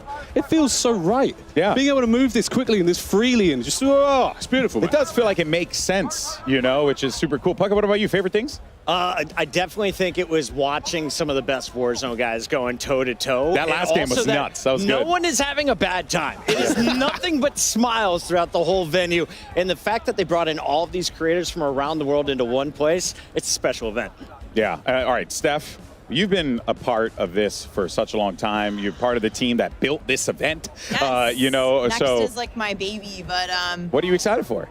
I work with all the studios, so I don't have one favorite. I love all of my children equally, and I'm just so excited for Black Ops 6 and everything that's coming with it, including the live seasons, which I am definitely not allowed to talk about. However, I can't just wait to get on my couch and play beta with my friends, right? Like Miles said, like we've been able to get hands-on with this game just a little bit in the studios, in playtests. They've been awesome, but to actually have this out in the world, have it be real, be able to play beta with my friends and my family, maybe you guys, maybe I'm actually very down. I'm very down. I thought that was a weird maybe. And then launches right around the corner for zombies, for Warzone. We got all this awesome stuff ahead of us, so I'm just hyped. Yeah, no, I'm right there with you. And also, too, just seeing the way that all the studios have come together to make, because look, folks, I don't know if you know this, but making a video game is very hard. It's very, very difficult.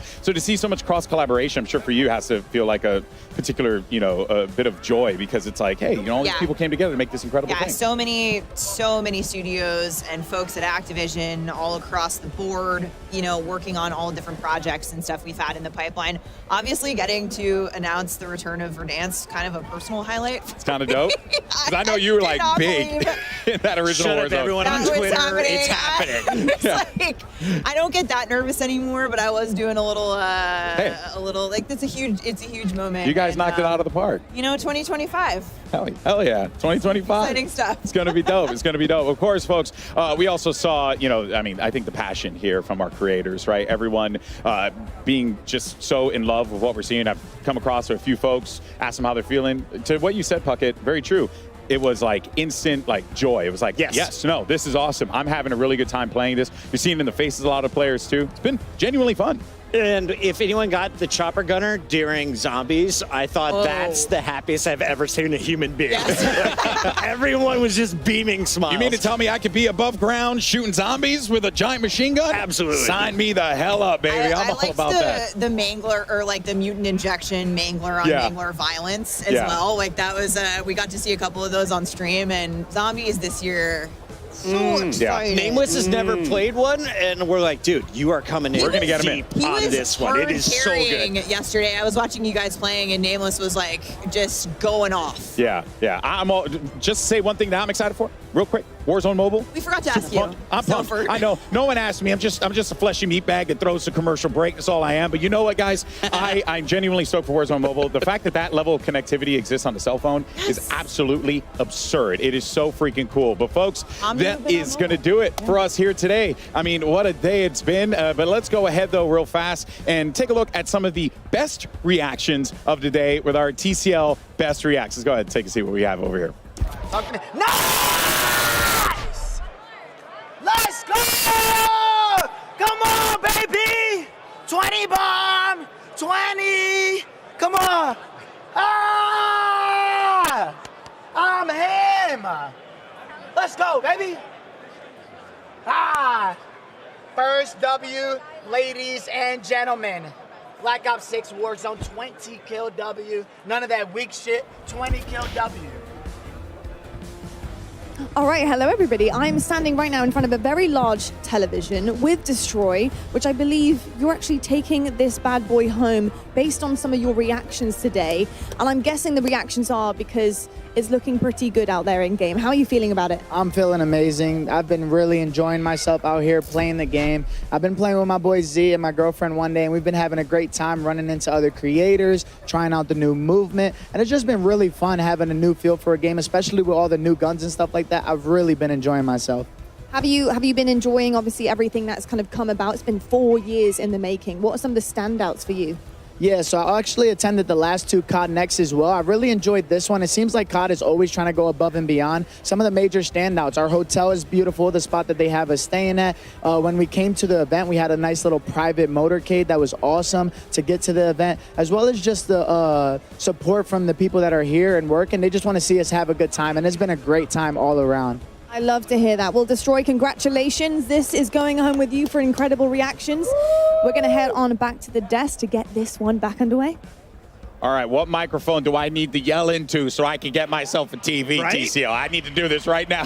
Puckett, we're going out there. Destroy is so hype, and he's a big dude. So how big is that TV? It was almost to his shoulder, bro. I hope you didn't pack a carry-on, because, yeah. That's real. Might be that one home. Oh, man. All right. Well, I mean, there's still a little bit more to talk about here. Steph, we got the beta. Beta is right around the corner.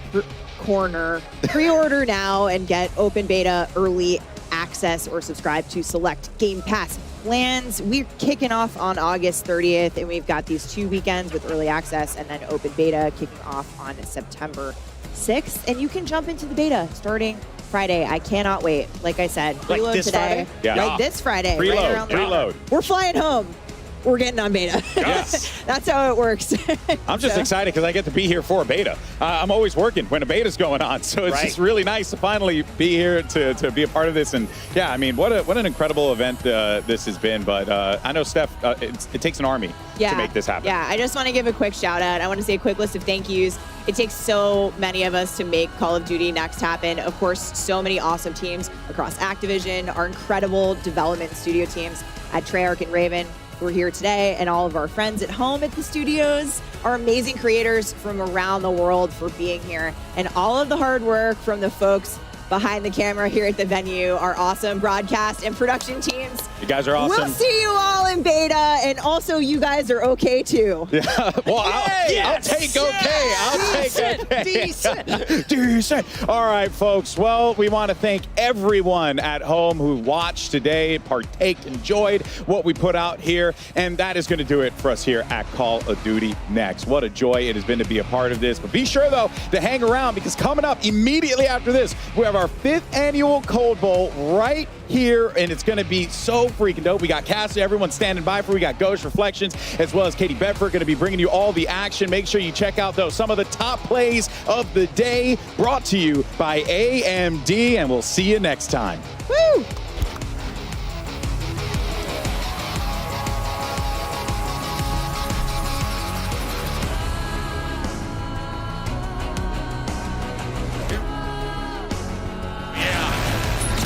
Those are some strong bushes.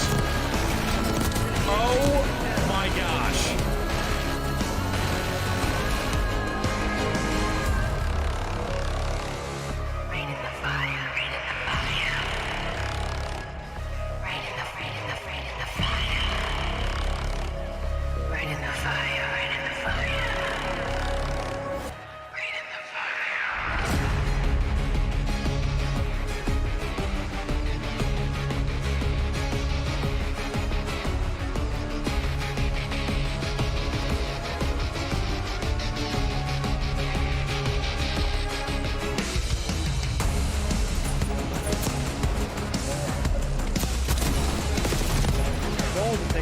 You can grab them as a meat shield. Watch this, like this right here. What's up? What's up? What's up?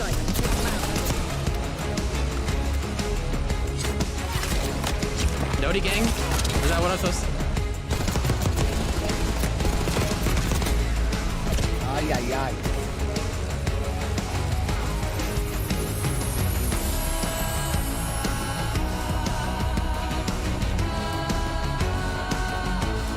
Love your thing.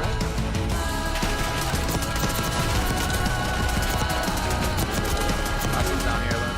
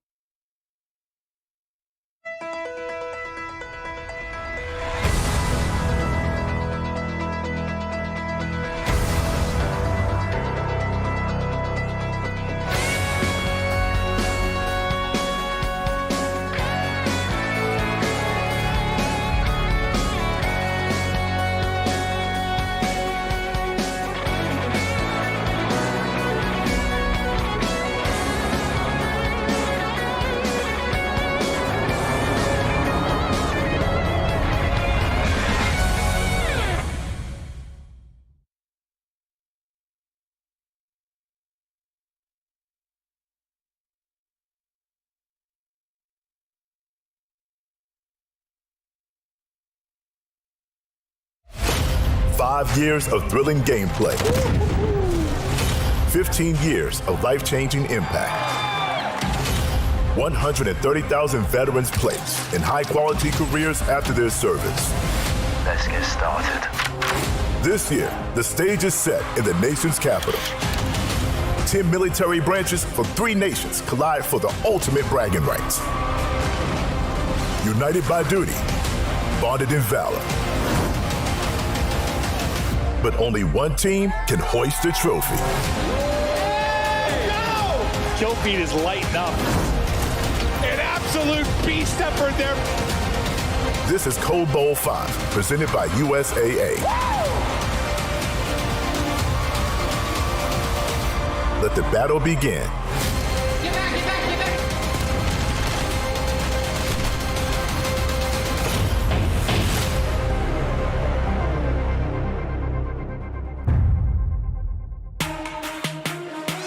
Hello and welcome to Code Bowl 5, presented by USAA. USAA is proud to continue their long-standing support for Code Bowl as presenting sponsor for the 4th event in a row, bringing some of the world's best Call of Duty streamers together to battle it out with servicemen and women across the United Kingdom, United States, and Canadian Armed Forces.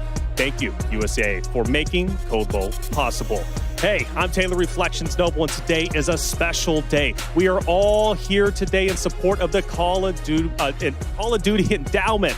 Dan, it's good to be with you. I feel like we've traveled all across the United States. Now we're in a special location here in D.C. This venue is it's magical. It's incredible. The service members are ready. Are you ready? I am so ready, Taylor. This is going to be exceptional. This is going to be incredible. We were talking to the competitors, and they just are raring to go. So that's going to be happening very shortly. The competition is going to be incredible. The endowment program, it's special. What do we know about it? So the Call of Duty Endowment helps U.S. and U.K. veterans find high-quality careers by supporting groups that prepare them for the job market and by raising awareness of the value that vets bring to the workplace. And overall, man, that's a big job. How is it going for you and your team?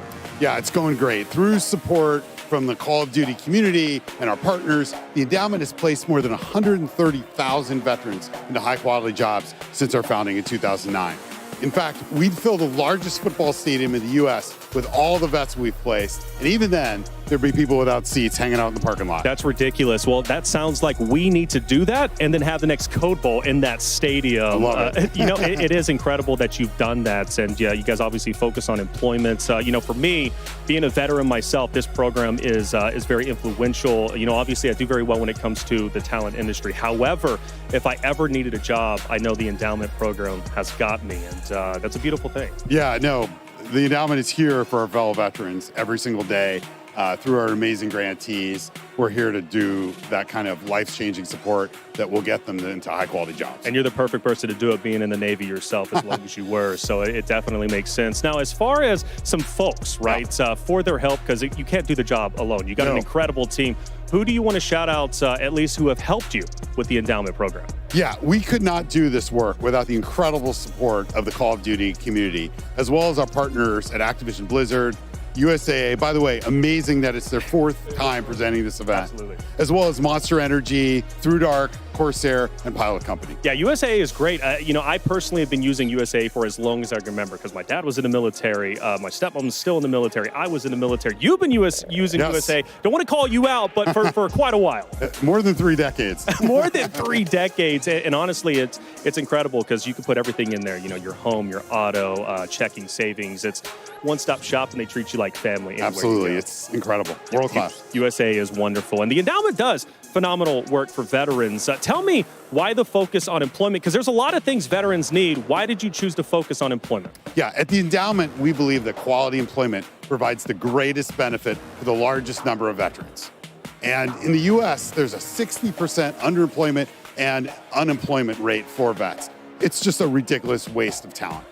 Also, if a vet finds a high-quality job upon re-entry into the civilian life, any other challenges become much more manageable. A good job means roof, food, healthcare access, social interaction, and maybe most importantly, a sense of purpose. I got to say it, you can't survive without a job. It's hard to do, anyways, if you do so, unless you just live out in the wilderness, which I do not suggest, but some people Well, you were an it. Army guy. You're comfortable with And that. you know what? I can go out there, pitch it in, and be all right, or sleep in a foxhole. Us Navy guys like air conditioning. Shout out to the Navy out there. Hey, but how can veterans, right, if they're seeking employment, how can they get support from the endowment? Yeah. If you're a veteran looking for help finding a job, or maybe you're one of those many veterans who are working a job below your skill set or your experience, reach out through our website, callofdutyendowment.org/support. You're 2 to 3 times more likely to land a meaningful job if you get help with simple things like resume writing and interviewing skills from professionals. And you should never, ever, never, ever pay for these services. That's our job. So you're telling me I need a resume written. Go to you guys. You got it. I love it. All right. Well, hey, check it out. That's all about the endowment. Now, the last question I have for you, are you ready to start it? I am so ready. Let's do this. All right. Well, let's get it started. Going to the desk for the first time, and actually one for a first time in a long time. Let's go to Goj and Katie Bedford to start Code Bowl 5. Well, hey there, folks, and thank you, Taylor Reflections Noble. I really appreciate it. My name is Goj, and I'm joined by the wonderful, the illustrious Katie Bedford. How are you feeling today? Wonderful. Thrilled to be here. I think we're going to get treated to some really incredible action in just a few moments.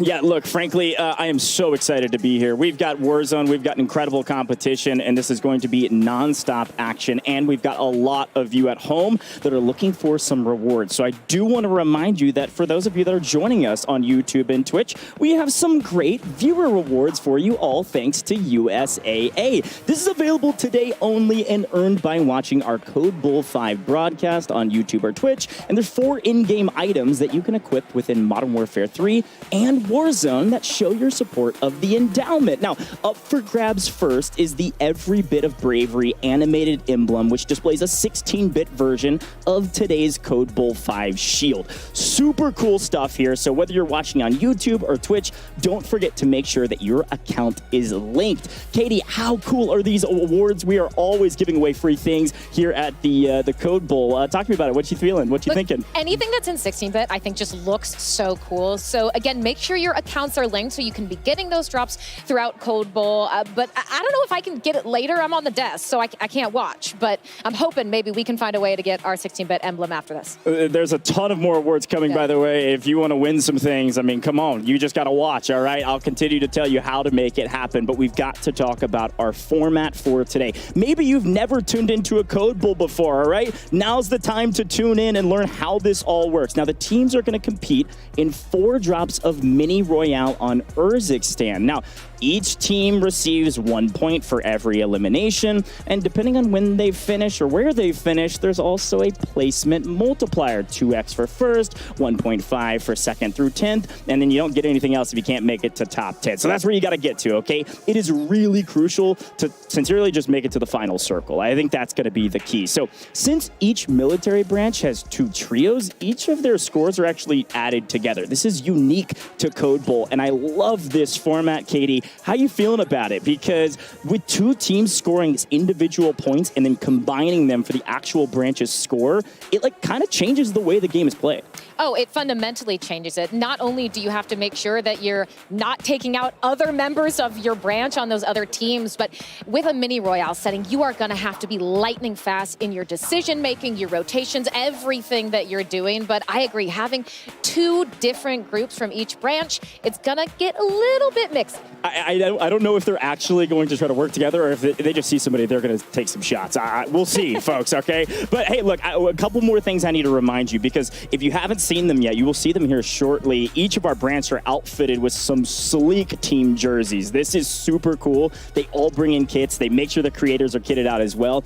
In-game, they will be represented by the following operator skins, which is really exciting. So some of which you can actually purchase some of these skins today to support the endowment. So my personal favorite, the Night Recon Tracer Pack. This is super cool. It boasts 2 operator skins, 2 weapon blueprints with tracers, and was inspired by a decorated retired Navy SEAL who specialized in reconnaissance. Now, 100% of net proceeds from the purchase of this pack go towards the endowment. So be sure to pick yours up today. Katie, of all of these operator picks, which one's your favorite? Look, I gotta go with U.S. Navy Goats and Glory. Their Valkyrie skin just looks so cool. We saw her in the opening cinematic doing push-ups. I don't think I can do any of those. So look, she's ready to go. And I think Goats and Glory, they're going to get it. Well, it's also a fun conversation point, right? Because they're all individually inside of their branch picking the same skin. So maybe you recognize, folks. Maybe you might recognize who's on the field in front of you, the map, and maybe you run away instead of fighting them. Who knows? We'll see. But right after the epic Code Bowl 5 showdown, get ready for the ultimate test of skill in the first ever solo YOLO presented by Corsair. It's one drop, okay? Every person for themselves. No teams, no second chances. Who will endeavor to persevere and claim the title of Solo YOLO champion? You've got to stay tuned to find out. This is a one-of-a-kind thing here at Code Bowl. I am so excited about it. But before we get into the games, folks, we've got something very special for you. Let's send it down to Taylor Reflections Nobles for our national anthems. All right, it's time to get serious. So please stand to remove your hats for the national anthems of Canada, the United Kingdom, and the United States.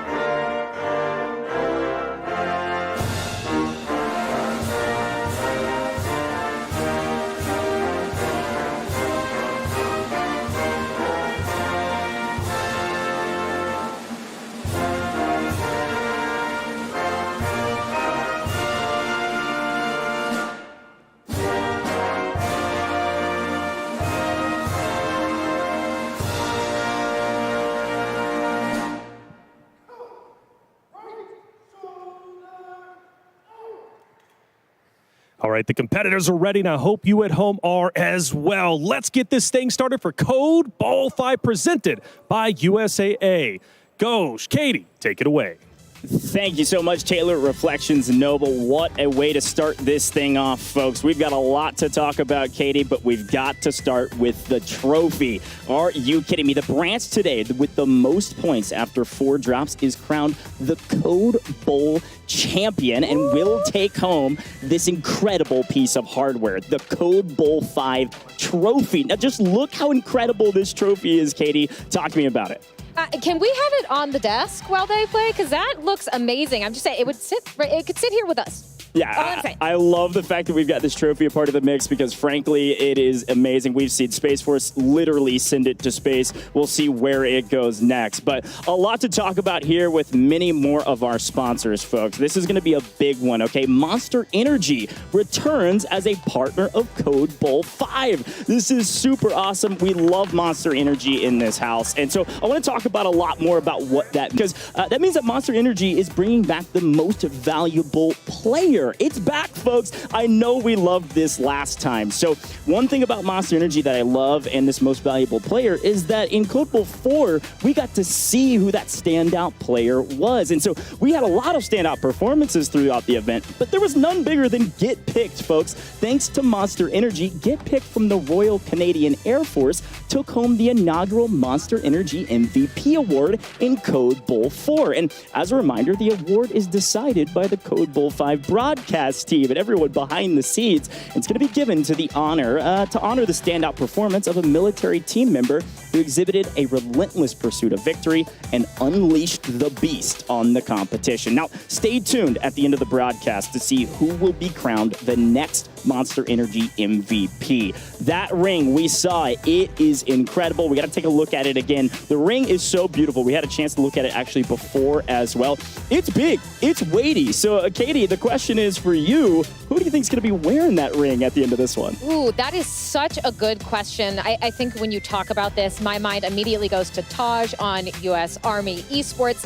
Has the accolades, almost qualified for World Series of Warzone this year, is not unfamiliar with Code Bowl, has won Combat Cups previously, has the accolades, has the gun skill, has the passion, and I think going to synergize really well with the teammates and potentially give U.S. Army the chance to finally come out on top during one of these moments. And frankly, that does mean if he's going to be the MVP with Monster Energy, that means the U.S. Army is going to win. That's what Katie's predicting, at least. So to celebrate all things MVP, the Call of Duty Endowment and Monster partnered to develop a custom calling card, folks, that will be automatically granted when you log into Call of Duty. It's called Unleash the MV Beast. So go check it out now and equip it now, folks. You got to go get involved. It's really simple, and that's not all they have for you. There's plenty more. It's Code Bowl 5. You know we got to keep the free content coming. Let's scan this QR code on your screen now to redeem a free Monster branded sticker and weapon vinyl. So thank you to Monster Energy for making this all possible. And if you didn't know, you can actually just screenshot this and click the QR code, and it'll pull it up for you as well. A little fun tips and tricks here on the desk. Now, Katie, it's time to talk about the game. It's time to talk about the players. We've got a lot we can discuss. It's Mini Royale Trios. This is a lot on the line for these players and a little bit of a new format if they're used to competing.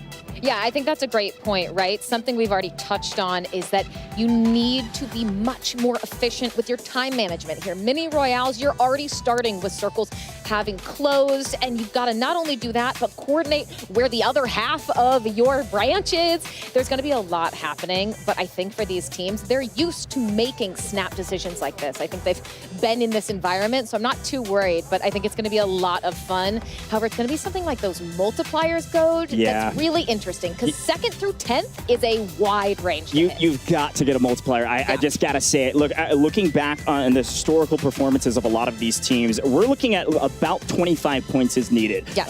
As an entire squad. So this is 2 trios combining. Remember, folks, they're combining scores at the end of the day. So ideally, you're the last 2 teams left. I mean, that makes it super easy, but at the same time, it's like, hey, this is a good opportunity to, like, work together if you can, or at the very least, just slay out and make sure you to get that multiplier. But I also want to remind folks of last year, right? Last year was a big year of firsts. I think this is such a fun conversation, is that the very first year for Canadian Air Force, they also win, the Royal Canadian Air Force wins the whole event, which is crazy. We had our very first Monster Energy MVP get picked from that, so a big year of firsts. And then also, we had our very first women winners with Miss Whiskey, Smixy, and Natasha all on that squad. It was a huge year, and I'm excited to see what happens this year. Well, I think there's so many cool storylines, the ones that you've laid out, but also the fact that we have yet to see a branch in Code Bowl go back to back, get that two-peat. They could definitely do it now, get picked back in action as well. So the talent is definitely stacked. I'm really excited to see how they do. But of course, we can talk the talk about these players, but they're going to have to drop into Urzikstan and be able to walk. Yeah, well, let's talk a little bit more intrinsically about Mini Royale Trios. I think this is such a fun game mode, and it's one of those game modes, frankly, that you really have to adapt. If you all have never played it before, it's about a 13-minute game, maybe a hair longer, and so it is very, very quick, and you basically have a section of the map that's in the gas at the start. Like, when the plane line's flying, you can't even access it. So this is less planning drop spots. Where do you want to go? Where are you most comfortable? It's about adapting and thinking on your feet, which is frankly what a lot of our military service members have to do in the real world too. So I think there's a lot of advantages there, but it is going to provide a lot of chaotic style of gameplay, which we love in the booths when we're casting it. Yeah, chaos is a ton of fun for us, probably not for a ton of these teams, but I think you said it, right? You're going to have to be very efficient with decision making, with looting as well, to get your team fully kitted out. And if you are flying back in, if you have to hit a regain coach, that is going to be exceptionally difficult, considering Mini Royale, that gulag closes way faster. You're just not going to have a lot of time. Resources will dwindle as the game goes on. But I think, hey, they all know what they're up against for these 4 matches. I think they are prepared. I'm sure that they've been practicing, so I'm really excited to see if they've got what it takes. Yeah, I am too, and I was looking back at some of the score lines. I mean, traditionally, you're kind of looking at this point for about 100-ish points to win it all, okay? Space Force did a pretty good job of that a couple years ago. We've had a shifting of formats. Royal Canadian Air Force scored 111.5 points overall last year, and this is a big tally. You're averaging at about 28 points or so per game. Again, we talked about this a little bit before. This is where you have to think about, how do I earn those points? Because we talked about the multipliers, right? 1.5 for 2nd through 10th. That's a nice boon. The 2x multiplier is massive, but if you didn't know how math works, you gotta have kills for that to mean anything, right? So I feel like that was a personal attack. We are looking for eliminations, okay? We've got to find points. When you get to the final circle, you might win it all with 4 points or 4 kills, and that's only, 8 points if you win, or 6 if you get second. So it's just not enough to really get you at the top of the leaderboard. So we're looking for some high action gameplay. Get Picked really showcased that for us last year. So we're looking for a repeat of that, maybe even from Army. Let's talk a little bit more about them, because you said they're one of our top squads. Talk to me about that team a little bit more deeply and what they bring to the table. Of course. So we've got Aiden, who's on the creator side for this U.S. Army esports team, alongside Taj and Quay. Now, Taj and Quay, they've played together before. They were the duo that did almost qualify for World Series of Warzone this year. So they have the synergy. Aiden, historically, is one of the most aggressive Warzone players of all time. So I'm not worried about their slaying potential, Goj, at all. Sometimes Aiden can get a bit too aggressive. So I think if they can reel that in and keep that momentum throughout all these matches, they have the potential to really take this home. And we know, we talk about gun skill, but chemistry is really important, perhaps harder to quantify. But when you're used to playing with each other, that communication is much more efficient. And when you don't have a lot of time, efficiency is the name of the game. Efficiency is the name of the game. I think communication is going to be a huge piece of this, right? The only way you can really adapt as a trio is if you communicate well. So I'm looking for good IGLs. And who comes to mind for a good IGL in this instance? I'm looking at U.S. Air Force. Iceman Isaac back with the Air Force. Of course, he was an aviator. He was a military service member, retired now, full-time content creator. And he's playing with Acquiesce and Trounced. And I had a chance to talk to both of them before this broadcast. We were lurking around talking to all the players. They were super excited to compete. But this team in particular, particular for the U.S. Air Force has a lot of history together. Let's take a look at him. This is a fun one because Acquiesce, he was talking about how he was returned to Code Bowl after missing last year, but he had a strong showing in 2022, and he's actually been playing with Trounced for the last 2 years. Yes, he's only 24 years old, but he is an aviator like Isaac was, and he told me that Trounced is one of the best support players out there, incredibly smart, and he's been playing Call of Duty since its first release back in about 2003. So talk about an IGL with Isaac in the mix. We've got to watch out for this trio, but also the U.S. Air Force in general. Well, I love when you talk about a support player. They are so important in trios in Warzone, whether you're on the big map, Urzikstan, or you're in Resurgence. That anchor player that can let you go forward, maybe be more hyper-aggressive. They can have those call-outs. They can have that wide view of everything that's happening around you. And oftentimes those support players are a bit more selfless in how they play, right? Yeah. They are going to create lanes, create angles, and create opportunities for their teammates to capitalize on. So I think that's an excellent shout. And Iceman, I mean, one of the best IGLs you could ask for. And talk about composure. You're not going to get someone more composed than him. Yeah, no, totally agree. Obviously a fantastic content creator, but he also has been a competitor for years now. So, look, there's a lot going on here, a lot of teammates. And again, I've got to shout out the rest of Air Force, okay? Sean J on the Air Force side as well. The U.S. Air Force with Grits and Rico. And one thing about Grits I learned, okay? I've seen some clips on the timeline about this guy, and I didn't realize it was him. He's a part of the U.S. Air Force. He's actually went on a win streak of 101 games in a row that he won. Not only that, he's also an Unreal top 250 win grinder in ranked, okay? We're not done yet. Has over 230 nukes, and he's the #1 wins player in the world on the leaderboard with over 4,100 wins in Urzikstan and in this kind of new age of Warzone. It's unreal. He literally told me that on Sundays, he just carries people to nukes. He just goes, hey, everybody come into my stream. I'm going to carry you to a nuke. That is incredible. I'm impressed by the time management to be able to get those many grinds in, those many nukes down. That is awesome. But I think when we look at a lot of these teams too, I want to harken back to the team we were already talking about who won Code Bowl for the Royal Canadian Air Force, that branch. Because when you look at both their teams as a whole, there's a ton of opportunity there. You have Smixy and Z-Laner, respectively, the two creators on both of these teams. And Miss Whiskey, like, they have won before. They know what it takes to get across the finish line. And I think that would be really cool to see that first time 2-peat happen. But of course, there you can see them on our screen. Miss Whiskey, Smixy, they are winners. And when you take a look at It's D-Low, they all played together last year, won map 3. So look, they have that chemistry we talk about, and they're going to be exceptionally familiar with this map too. So they might not know where they're going to be able to land at first in Mini Royale, but they're going to be able to adapt. Well, what's incredibly impressive about this team as a general team is that on the other side of the Royal Canadian Air Force, you've got Get Picked, who of course was our MVP, all courtesy of Monster Energy last year, but Libram also a fantastic player, and they were slaying out. Now, they were playing with Natasha, and they won it all. This year, they're playing with Z-Laner, retired from the competitive scene, now is coming back into the competitive scene, just all across the board, front to back. This is one of the strongest cohesive team rosters out there, and I think that's what's really exciting. I'm looking forward to seeing Z-Laner get back into the mix here with some competitive, gameplay. And I was talking to this team, and they said, we know that every team has a target on us. We know that every team's coming for us. Every team wants to beat us,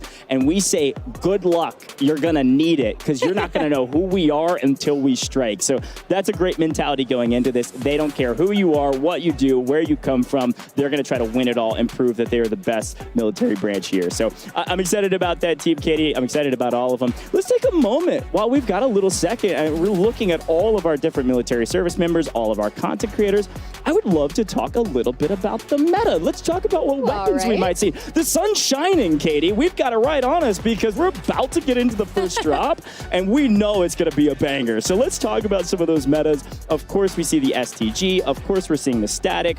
This is all kind of what we know and love, even with the most recent updates. But snipers, we might be seeing some big snipes today in Mini Royale, Katie. We definitely could. I'm trying to take a look. The moment you said snipes, I said, what team is Breadman on? That's right. And he is, of course, with the U.S. Coast Guard. So Breadman going to be probably one of the most famous creators here for sniping in particular. And that could be such an impact considering how tricky it's going to be for these teams to regain once that drop happens. And, well, that might be exactly where we are. Here we go. All right, folks, we're about to drop into the very first map of Code Bowl 5. Come on. Could not be more excited about this one. So get ready for our very first drop. Our players are about to load in. Again, this is going to go very quick. I want to remind you, Mini Royale Trios on Urzikstan. This is about 13 minutes, maybe a little bit longer. I don't even know if you have time to blink. Lean forward, get close to your monitor, and cheer on your favorite team. And I got to say, these operator skins are looking so good. Yeah, those look incredible, but I agree.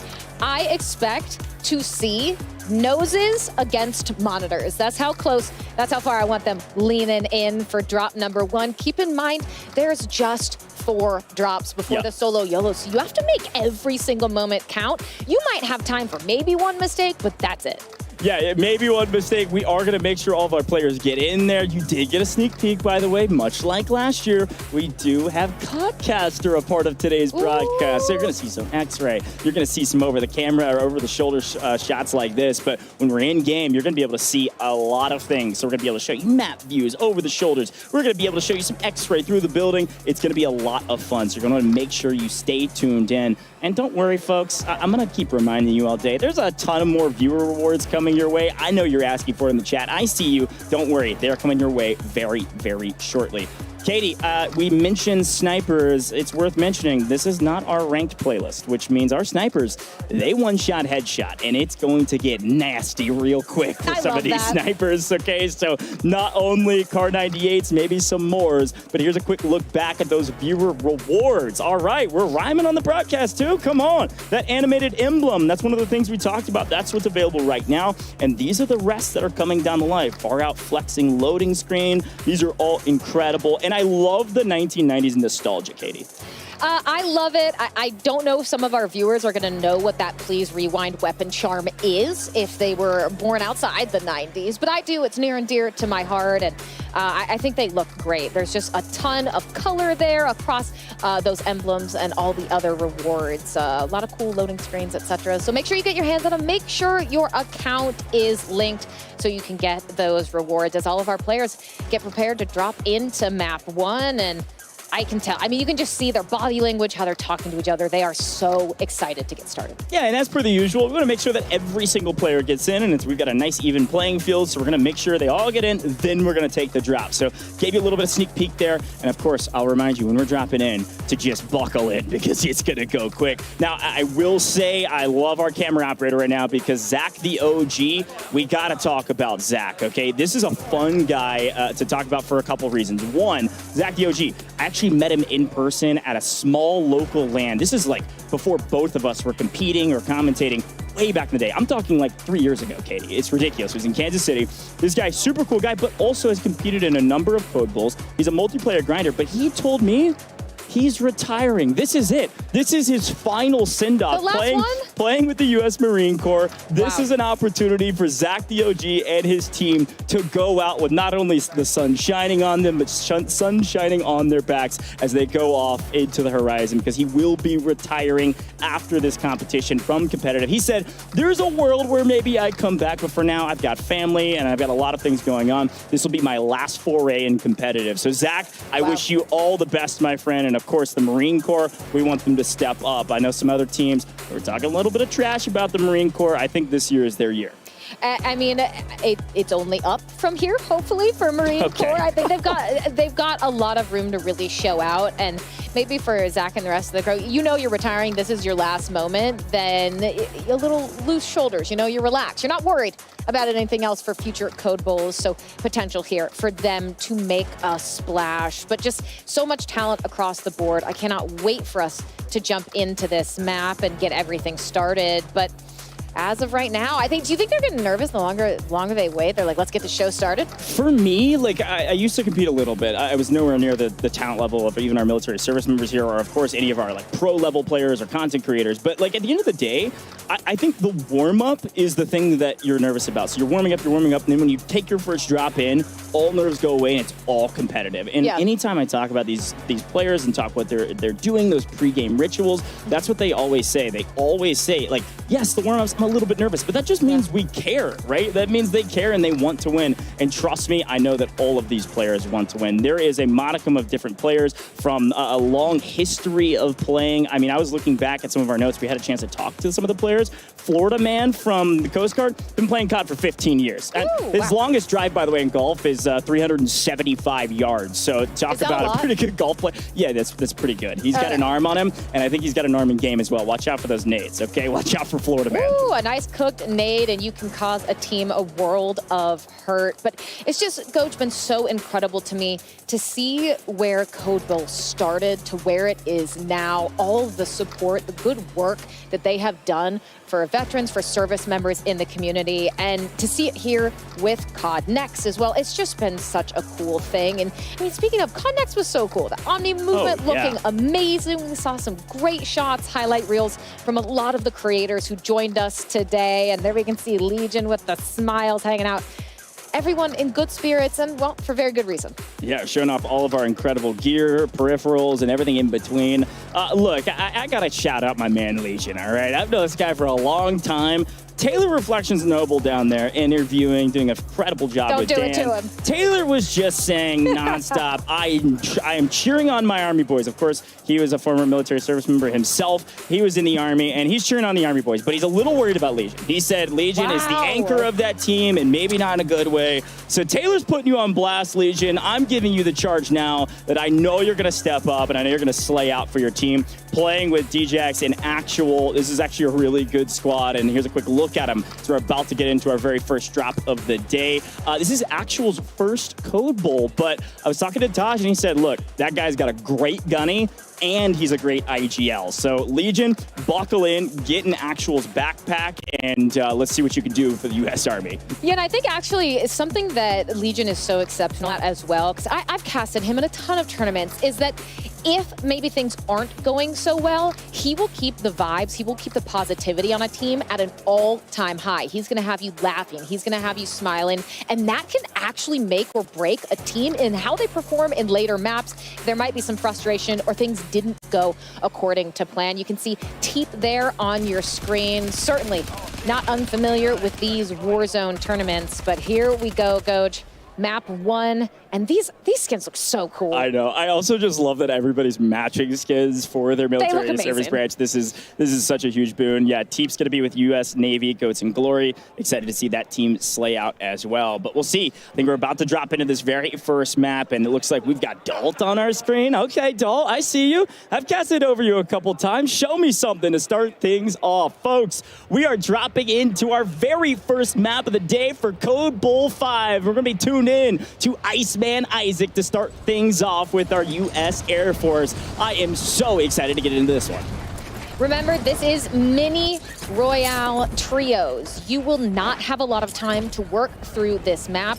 That gulag is going to close at the end of the second circle. You do not have time, and well, Lucky might actually have a little bit more time. We're gonna swing back. Look, they can't get enough of us, Goj. We're gonna chit-chat a little bit more, but here's the thing. Here's the thing. This is a great way to get the nerves out, okay? I'm liking this, all right? Because look, we talked about the warm-ups. It's a little nerve-wracking. You drop into the first map, and then it will slowly fade away. Got a chance to reset there to make sure all of our players are good to go. So we want to make sure it is as even as possible. And while we do that, we are going to head to a very short break, but don't go anywhere. Drop one for Code Bowl 5 right around the corner.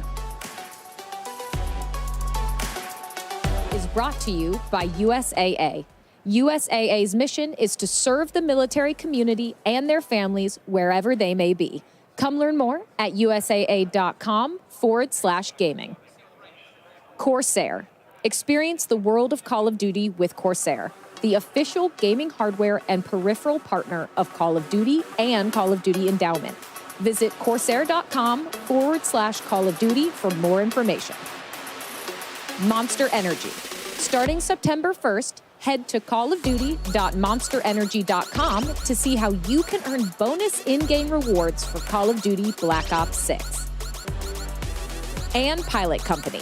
Starting October 27th, Pilot Company will be partnering with the endowment for the 5th year in a row.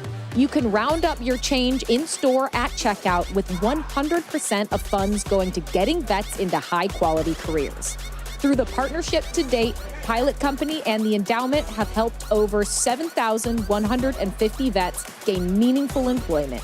If you head into any Pilot or Flying J location, you can join in on the fight to help get our veterans back to work. It starts here, in moments like this, right here, right now. Operation Mend UCLA Health are an inspiration in taking care of the brave men and women who have served our country. It provided a blueprint to grow as a person, to grow as a family, as a father, and a member of my community.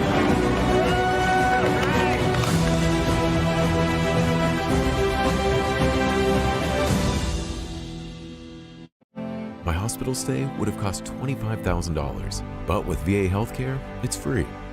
My education would have cost $42,000, but with VA benefits, my books, tuition, and housing are all covered. The down payment for my home would have been $74,000, but with my VA home loan, my down payment was $0. My service was then.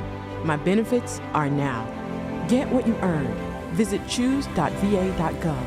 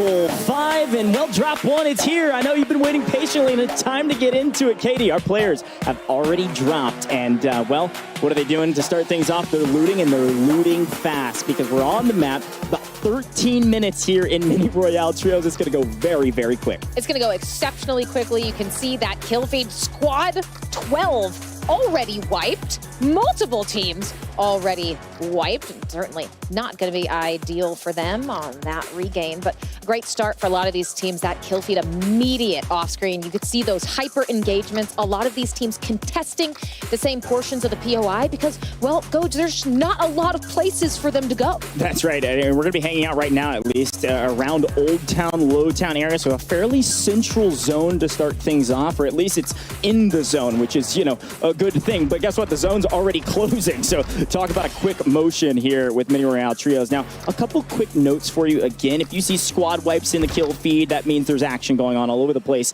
But if you see that 20 out of 20, that means those teams, they probably headed to the gulag. So we'll try to turn into a couple of those gulags, especially if maybe they're the last player alive or something like that. Those are big, big moments. But right now, only 5 players fully eliminated out of the lobby. And of course, we've got buybacks. We've got a ton of ways to get back into the map. And as we swing over to Bathhouse here with Breadman and Co., they've got a little bit of some running to do. Plenty of time to do it. A little more than 2 minutes on the clock here, Katie. But still, they're going to be trudging along their merry way, and they better have some smokes in pocket. Yeah, they were using them initially. They do have some available. You can see them used there. But Thief from the top getting some shots into Zach, the OG, who we highlighted at the start of this. Zach goes down. You can see the streaks overhead and trying to scoot into that smoke for a reprieve, but not an ideal way to start things off for Zach. And well, Symphony is a storied player when it comes to Code Bowl as a content creator, but this time he's going to be joining a different squad. This is Zach the OG and Snopch instead of his usual Space Force. So some of our creators shuffled around, and as I see Squad 15 go down, it does look like they are fully eliminated out of this lobby. So continue, watch the kill feed and watch your screen because Symphony on the regain right now, but he is all by his lonesome, and there's a full team of 3 and more ahead of him, Katie. This is the classic moment in Warzone. When you start an initial fight, you better clean it up quick because there's going to be a 3rd, 4th, or 5th party right around the corner. Always make sure you're looking over your shoulder. Unfortunately for Squad 16, their shoulder not going to be in this map anymore. 2 squads fully removed. Topside trying to take shots over against the Royal Air Force right now. We'll see who comes out on top, but I like this out of Tech and Co. They have multiple angles that they're trying to take down this Royal Air Force squad, and it looks like slowly creeping their way forward, but not willing to commit just yet until maybe they can get an armor break, they can get a down, but just peeking right around the corner. The shots are in. The armor cracked, but no down just yet. And like I say, it comes in, and this is the moment that you want to push, but make sure you're careful on that right side around the corner. Yeah, and frankly, U.S. Navy, Goats and Glory, a great team. It is so good to see Teep's name competing, and unfortunately, they're in a bad spot right now. So Teep, an amazing player, a storied winner, a world champion even, but this man grinds Warzone as well. So yes, he doesn't play as much competitively with Warzone these days, but trust me, he's going to make a name for himself in Warzone today. He's going to be continuing to hold some of these teams rotating on the edge of circle. The problem is, it's a little bit of high ground right above him. There could be a team that's creeping around the corner if he's not careful, but he knows he needs to wipe the squad and wipe it quick if he can, or they're going to be a nuisance for a while right behind him. They are on new right now, so we've got our 2nd circle. Going into 3rd has just been popped. And Teep's going to figure out, how do I address this fight? How do I isolate my 1v1s right now in order to secure a 1v2? And also now I know there's a full team of 3, Team 13, up on the hill looking down. Yeah, this is a really tricky situation for Teep to be in. There's a chance to play some spoilers here, but you don't want that team on the high ground to know you're here. Some smokes are out, but Teep, I'm just not sure how you're going to be able to get this rotation and get it out alive. But you can see at least one of the players flying up top. Teep taking the moment to jump in to this 2v2 and able to get a flare off will provide some relief. Tech back in action, but Teep, so far so good, able to stay alive, get some nice sidelines in, and that is the patience that pays off. Wait for these other teams. They are hyper-focused on each other. Make your plays when they're not paying attention to you. Yeah, talk about isolating 1v1s. Just wait for one to hit the zip, and then bad timing for Teep. Luckily, his teammates right above after the redeploy, but he's probably telling Tech, get out of here, man. You've got to get all the way into zone. A brutal start. It does look like Teep still has the gulag, but was paid in kind, and then somebody responded in kind. That's going to be Maddie on the other side. So a nice return fire there from some folks across the pond. But right now, Tech's just trying to figure out, where do I go from here? I need to get to zone, and maybe Bazaar is the place to be right now. And unfortunately, there's going to be a full team there already. That's Z-Laner on the top of Bazaar and about 3 teams around it. See ya later. It is all down to Teep in the Gulag to make a name for themselves in the very first map. Well, I wouldn't want to face off against Teep in a Gulag. No. So I think a good chance that they're at least able to stay alive for the time being. A fourth of our squads officially fully out of map 1 of 4 here at Code Bowl. But keep an eye on the circle close for Circle 2. Once Circle 2 is fully closed, Goj, there is not going to be any more opportunity for that Gulag. The lives you have are what you're going to be working with. But now we have Aiden and Quay. This is a team that we highlighted before we jumped into this initial match. U.S. Army Esports in a bit of a pickle, but able to make it a 2v2. Yeah, they could come in here for a third party. There's actually a very quick cleanup here from Benny Central, who's going to be playing on British Army, by the way. Now Benny being cut down. It's all going to be up to Gel Dog as Gibbo is in the Gulag. Now, it is worth mentioning here that once the second circle closes, Gulag is closed, all right? And unfortunately, 2v1 perfectly executed. Aiden's team on top as expected, looking very strong right now. Fantastic play out of them. You love that initial bait, gets those shots out. They slide in next to each other. You're not going to know who you're focusing on. They get that 2v1. Beautiful job to keep things interesting. Iceman Isaac, no kills to speak of just yet, but the team, they do have a nice amount of plates. They've got a lot of cash to work with. And Goj, that's not something we've talked about much, is utilizing cash effectively throughout, especially a mini royale. You always want to make sure you have enough on hand for buybacks, utility, plates, whatever it may be.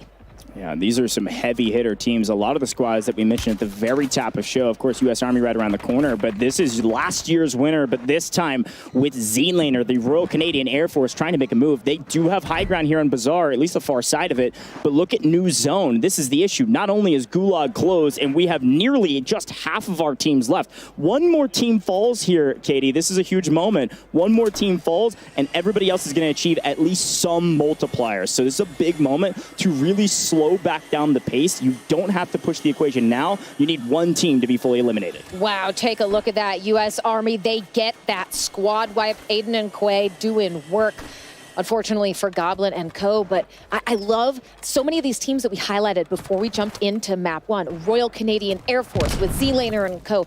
The winners from last year get picked that MVP. You have U.S. Army teams, so many of them trying to make it into this top 10. They have done so now. That 1.5 multiplier in effect for any and all eliminations they can get their hands on for the final 21 players on this map.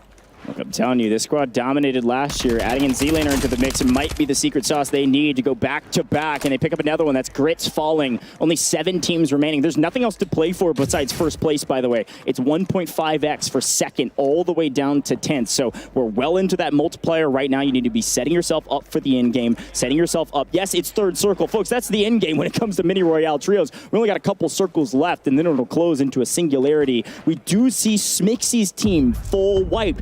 Also, Royal Canadian Air Force, that's 7th place. So far, they've got a great game going as a cohesive 2 trios. The question is, what will this team on your screen do at the end of this one, especially playing on the outer edges of the zone?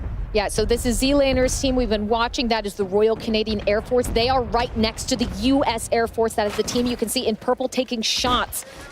Acquiesce and Co. And this is the engagement we were waiting for. Shots in, but the smoke providing the cover necessary for the Royal Canadian Air Force to make their move and get out of their line of sight. Top 5, Katie. We're into the final 5 teams. And again, a couple squads favoring kind of middle of zone right now, where these 2 squads are favoring the outer edges, kind of reap for kills right now. Acquiesce, Iceman Isaac, they have 0 to their name. They have little to no kills. C4s are in. Unfortunately, they can't get anything going with them. Iceman Isaac with a huge flank, picks up one. Looking for the second, can't find it. In trouble with the mortar and everything in between on his head. See you later. Get picked, I believe, fully eliminated. No!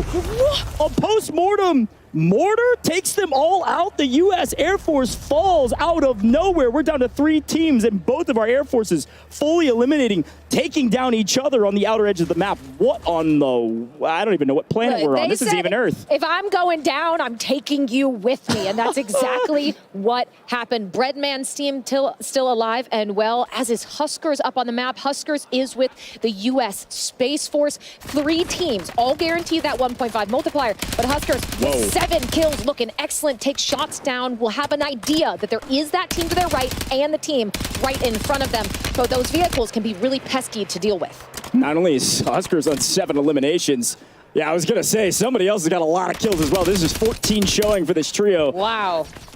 Space Force, they said they were Silver Surfers the last couple of years. It might be time to take the gold. Holy, this is a big game for them, and it makes a lot of sense. This is a returning trio. They've got a lot of prowess. Huskers always find himself on the podium when it comes to these events, and an opportunity to do it here as well. Aiden on 8, trying to figure out where do we go from here, and frankly, I think you stay put. We are moving into the final couple circles. Katie, Aiden now is taking high ground for free in zone. Huskers is playing for kills on the outer edges, trying to take down Bread. This is Breadman with the U.S. Coast Guard, the last alive, just trying to play, able to get one back, but Trimsky does fall. Aiden taking both of them down on this roof. A spectacular play, that high ground dominance. They get back up, but it's simply not enough. Wow. The U.S. Coast Guard will fall. Now it is U.S. Army Space Force in that 1v1, but Aiden can't get the trade, trying to get back up. But not gonna come out on top. At the end of the day, Space Force says Silver Surfers no longer. How about we start in the very first map? My goodness, not only a victory, not only a 2x multiplier, but how about a ton of kills to boot? What a way to start this thing out with a bang, Katie. That was wild. Yeah, I mean, it looked like Aiden had such spectacular positioning, but you're too busy taking down the Coast Guard. You got to make sure someone else isn't on that roof with you. Amazing plays from them to be able to close that out. And with map 1 wrapped, some of our heavy hitters, they're getting to that end zone, but not everyone can come out a winner. What's wild about this, too, when we talk about competitive Warzone and we talk about some of these content creators in the mix, of course, Aiden Huskers, you expect them to do well. You expect to see them with a lot of kills. Our military service members were slaying out, right? Did you see some of those kill tallies? 7, 5, 9, 10? I mean, wild stat lines. I'm really excited to see the leaderboard once we get it all tallied up. Reminder, folks, though, you got to remember that it's both of the trios from the military service branch. Those scores are being combined. So just because you see a team get the 2x multiplier doesn't mean their team's going to be at the very top of the leaderboard when you combine both scores. So we got to kind of tune back in some of those replays here in a little bit and see where some of these other squads lined out. I think that final moment was a fun one, though, because you saw what happens when you get hyper aggressive. And this is my favorite part about Warzone, is at the end of the day, hyper aggression, going for kills, definitely the name of the game. But giving up your power position to make that play just costs you half of a multiplier, which is a massive amount of points.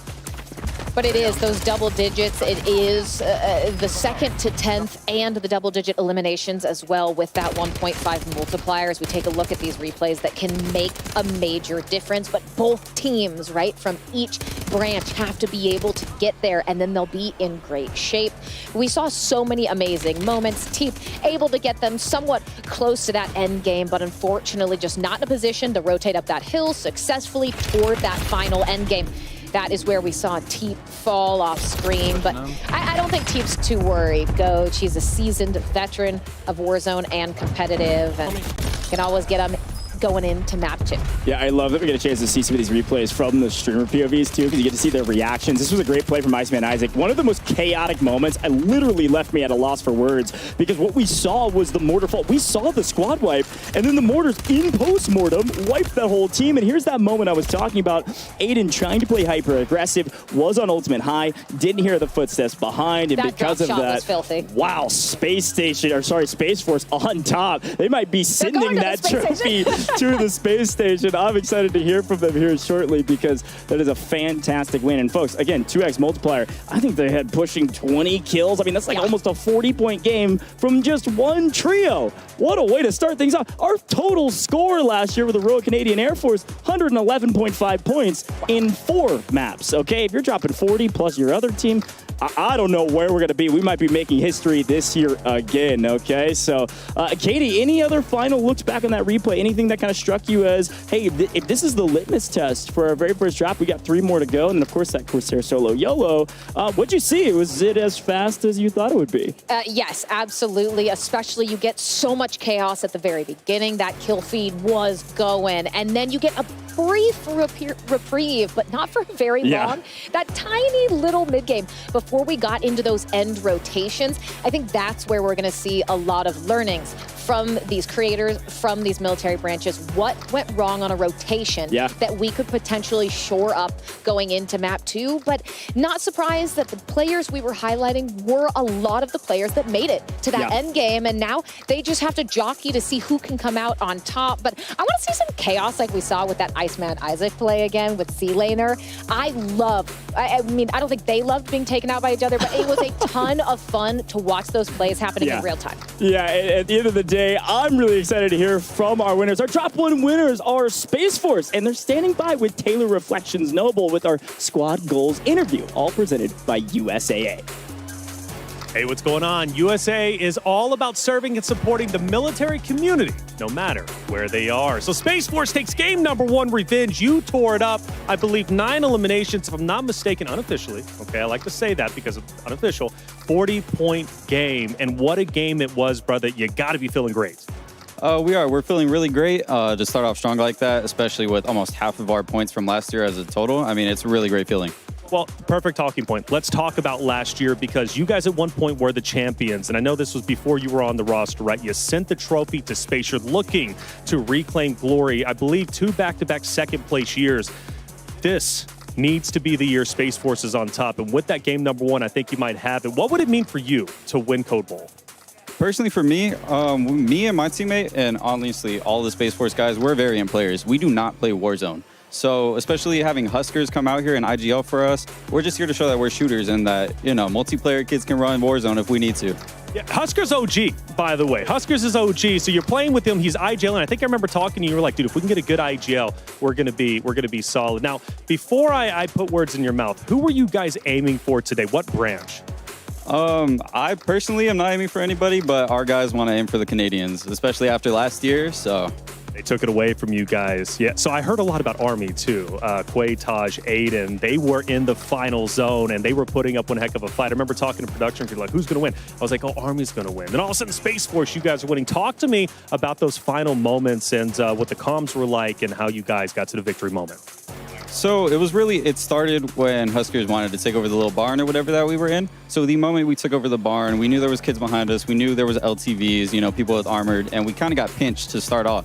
So I think really challenging the kids behind us with the smokes and just obviously squad wiping them, and then kind of having everybody focused on the bottom barn where my 2 teammates were, and just having me flank out, go up top and get Quay off the roof, I believe it was. That really saved the game, because if we had to fight somebody on the roof like that with all the smokes on the ground, it might not have gone that way. I was watching it. Quay was up there, and I was like, this has to be a 1v1. He wins. He doesn't. Unfortunately, I'm an Army guy. Yeah, look, it is what it is.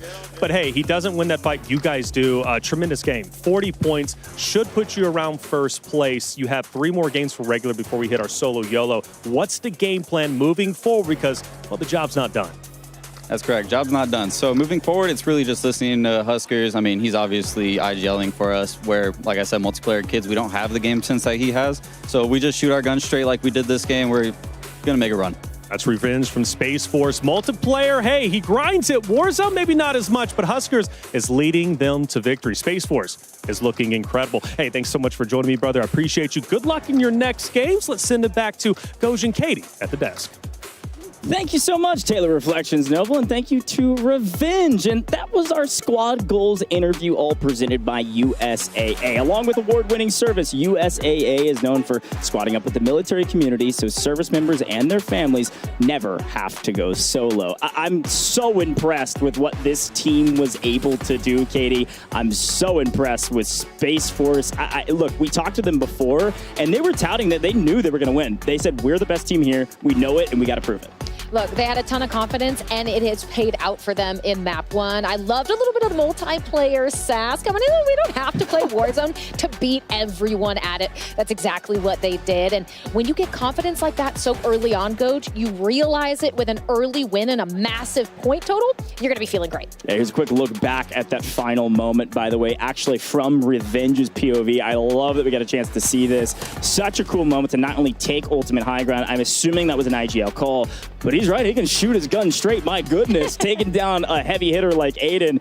definitely not a small feat. You got to congratulate yourself for that. A couple other notes here, by the way. This team actually just won the AFG SFG CONUS LAN that the Air Force put on, and of course Space Force. They just won a LAN, and they came here and we know we're the best Air Force team with Space Force in the mix. I mean, we're the best team here. Let's finish this thing out. Let's close it out. And they're starting off with a bang in the very first one, Katie. Do you think, based on map 1, we're going to see other teams gunning for Space Force after that? Yeah, I mean, of course. I think especially with our operator skins, if you see it, you know. That they're a top team. We got to take them out. Well, folks, this event is all possible, of course, in part thanks to Monster Energy. So starting September 1st, go grab a can of Monster Energy and upload your receipt to callofduty.monsterenergy.com and earn exclusive in-game rewards in Call of Duty Black Ops 6. I told you there's a lot going on, and so for those of you that are joining us from YouTube and Twitch, we also have some other great viewer rewards, all thanks to USAA.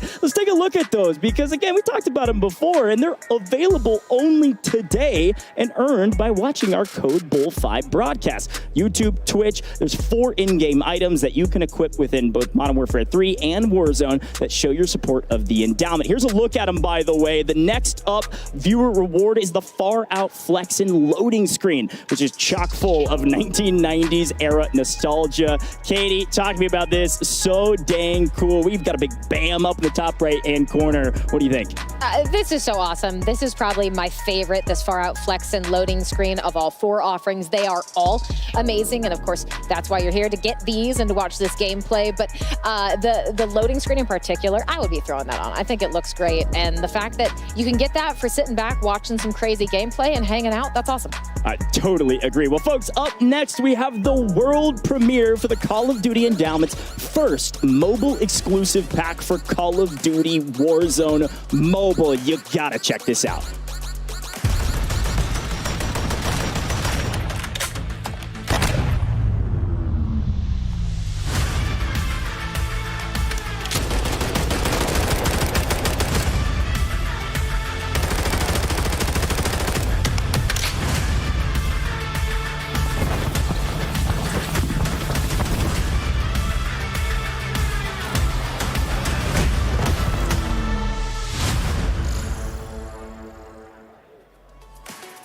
Katie, that double barrel AMR9 looks fierce. What do you think about that one? Look, I'm here for the cat skin. Anything that has cats in it, I'm a fan of. And look, that skin looked great too. But look, after we're done with this broadcast, I might have to jump into some mobile. Well, folks, you could be the first into battle and the last one standing while honoring U.S. and U.K. military veterans. The Call of Duty Endowment Futura Fury Pack is currently available as a Call of Duty Warzone mobile exclusive, containing 2 blueprints and much more in Call of Duty Warzone Mobile. 100% of Activision's net proceeds go to the Call of Duty Endowment. We have a very special giveaway later on in the broadcast, too, where you'll earn your own chance to claim one of those 25 free Call of Duty Endowment Futura Fury packs. So you don't want to miss this. It's incredible. I love it thus far. Katie, any other final notes about this Futura Fury pack? Because I know you're just trying to get your hands on it as fast as possible. Yeah, all of them, because we're here on broadcast, I want all the freebies. Or like, That's can I right. get one of the 25? I don't know who I got to talk to, but definitely make sure you're getting your hands on that. Looks exceptional. They really did an amazing job. They totally did. We've got more coming for you here shortly. Don't go anywhere. We're going to have a very short break, but when we come back, Drop 2 right around the corner. Call 5 is brought to you by USAA. USAA's mission is to serve the military community and their families wherever they may be.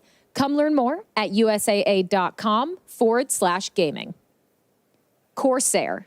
Experience the world of Call of Duty with Corsair, the official gaming hardware and peripheral partner of Call of Duty and Call of Duty Endowment. Visit corsair.com/Call of Duty for more information. Monster Energy. Starting September 1st, head to callofduty.monsterenergy.com to see how you can earn bonus in-game rewards for Call of Duty Black Ops 6. And Pilot Company.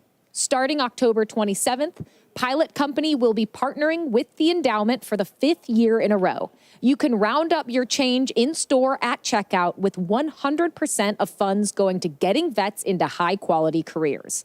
Through the partnership to date, pilot company and the endowment have helped over 7,150 vets gain meaningful employment. If you head into any Pilot or Flying J location, you can join in on the fight to help get our veterans back to work. It starts here, in moments like this, right here, right now.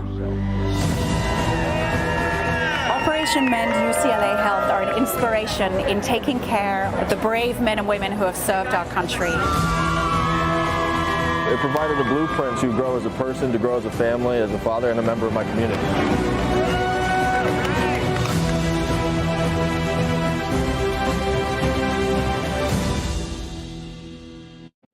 My hospital stay would have cost $25,000, but with VA healthcare, it's free. My education would have cost $42,000, but with VA benefits, my books, tuition, and housing are all covered. The down payment for my home would have been $74,000, but with my VA home loan, my down payment was $0. My service was then. My benefits are now. Get what you earned. Visit choose.va.gov.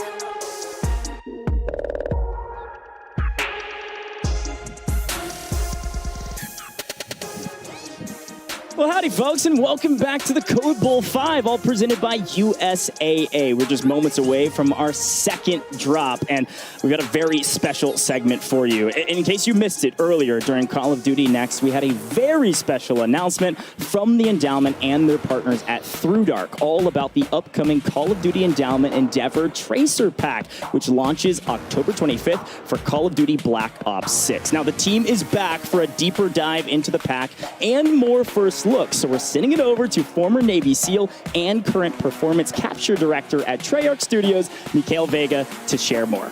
Yeah, thanks a lot, Coach. Welcome back, Louis and Foxy from ThruDark, a British outdoor apparel brand. Hey, mate. Good to see you guys again. Yeah, good. Words have meaning and names have power. Can you tell us a little bit about what ThruDark is and what does it mean to Endeavor? Yeah, so ThruDark, I mean, the name was born of our kind of special forces military heritage, where majority of the operations that we conducted were all done at night time, right? So it's in the dead of night. Yeah, and during our service as Royal Marine Commandos within the Special Boat Service, we endured some of the most arduous environments and hostile environments that you could ever come up against. And so we decided we needed to embrace the mantra of endeavor through adversity. So elite military unit, and it's universal and human. Everybody encounters hardship, right? Yeah. So I see that you're wearing the ThruDark logo as well. It looks familiar, unique. Can you tell us a little bit about its influence on the Endeavor Pack? Yeah, sure. So I guess it's the ThruDark logo is steeped in symbolism and combines kind of the military heritage of our Royal Marines beret, so the badge, and also with the ancient symbol of antimony, which is known as the wolf of metals. So in metallurgy, antimony devours all but the purest of gold, and its symbol represents the power of transformation. Yeah, and the chemical compound for antimony is our tip of the beret to the Special Boat Service teams we all served within, and our logo represents the brotherhood of arms for those who served, camaraderie of all who wear our gear to endeavor through adversity. Yeah, so this partnership with the endowment is intended to create meaningful impact in the lives of fellow veterans. In addition to the in-game pack, which we'll talk about next, tell us a little bit about the apparel line that you collaborated on with the endowment. Yeah, fine. In each of our products, we blend form and function to create versatile clothing capable of transitioning from urban to outdoor environments with ease. Some of those items you will learn about more closely as it relates to the in-game pack. But beyond the game, we wanted to offer something unique to Call of Duty fans.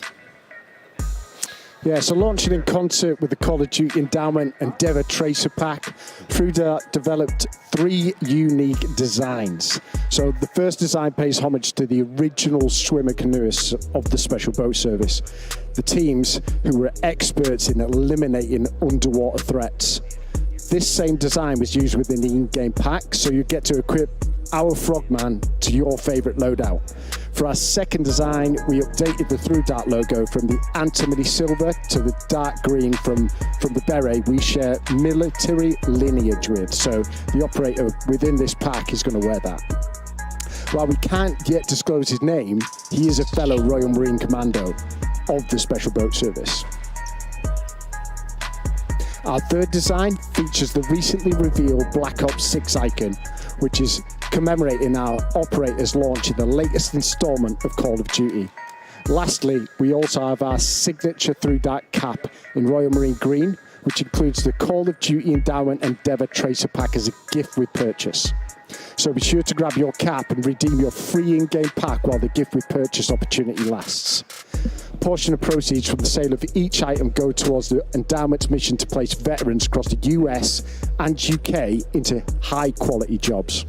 That's awesome apparel and incredible impact. To recap, you can get your very own TrueDark merchandise when Black Ops 6 launches on October 25th and help veterans find meaningful work. Beyond this merch drop, how did TrueDark apparel inspire the Endeavor pack? Well, when it came time to outfit the operator, we selected pieces from within our catalogue that are both functional and fitting to the Black Ops 6 narrative. More specifically, we catered the operator look to the 1990s SBS teams who specialised in maritime security operations.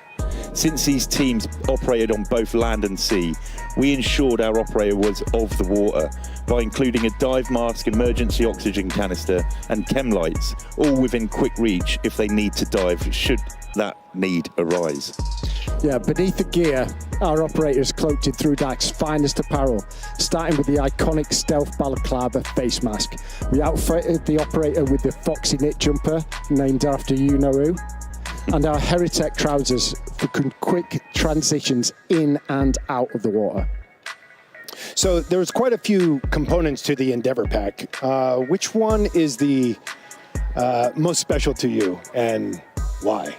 So, I mean, we're incredibly proud that our logo is going to appear in the game as the weapon champ. So, yeah, it's part of the pack. And then in Greek, that symbol, antimony, is broken into 2 parts. So, anti and monos, which translates to not alone.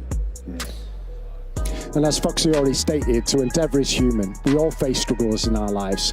So our hope is that players equip this charm and remember they are never alone in whatever challenge awaits them. And as a UK veteran, the significance that this is the first endowment operator skin from the UK is my favourite aspect of this pack. It is incredibly humbling knowing that we get to continue serving the community we all came from, wearing the cloth of our respective nations, as proceeds from the sales of this pack will employ veterans in both countries. So should we give viewers their first look at the Call of Duty Endeavor Christmas pack? Let's do it. Let's do it. All right. Wow. All right. Well, there you have it. The Call of Duty Endowment Endeavor Tracer Pack launches on October 25th in Call of Duty Black Ops 6. So be sure to get the pack and join the now 3.5 million players who have outfitted their Call of Duty operators with endowment items to help us place more veterans into great jobs. Now, before we get into our second drop, we got to check in with reflections with a very special guest. That's right, very special indeed. We are so lucky to be joined by country music star and Call of Duty streamer Kane Brown.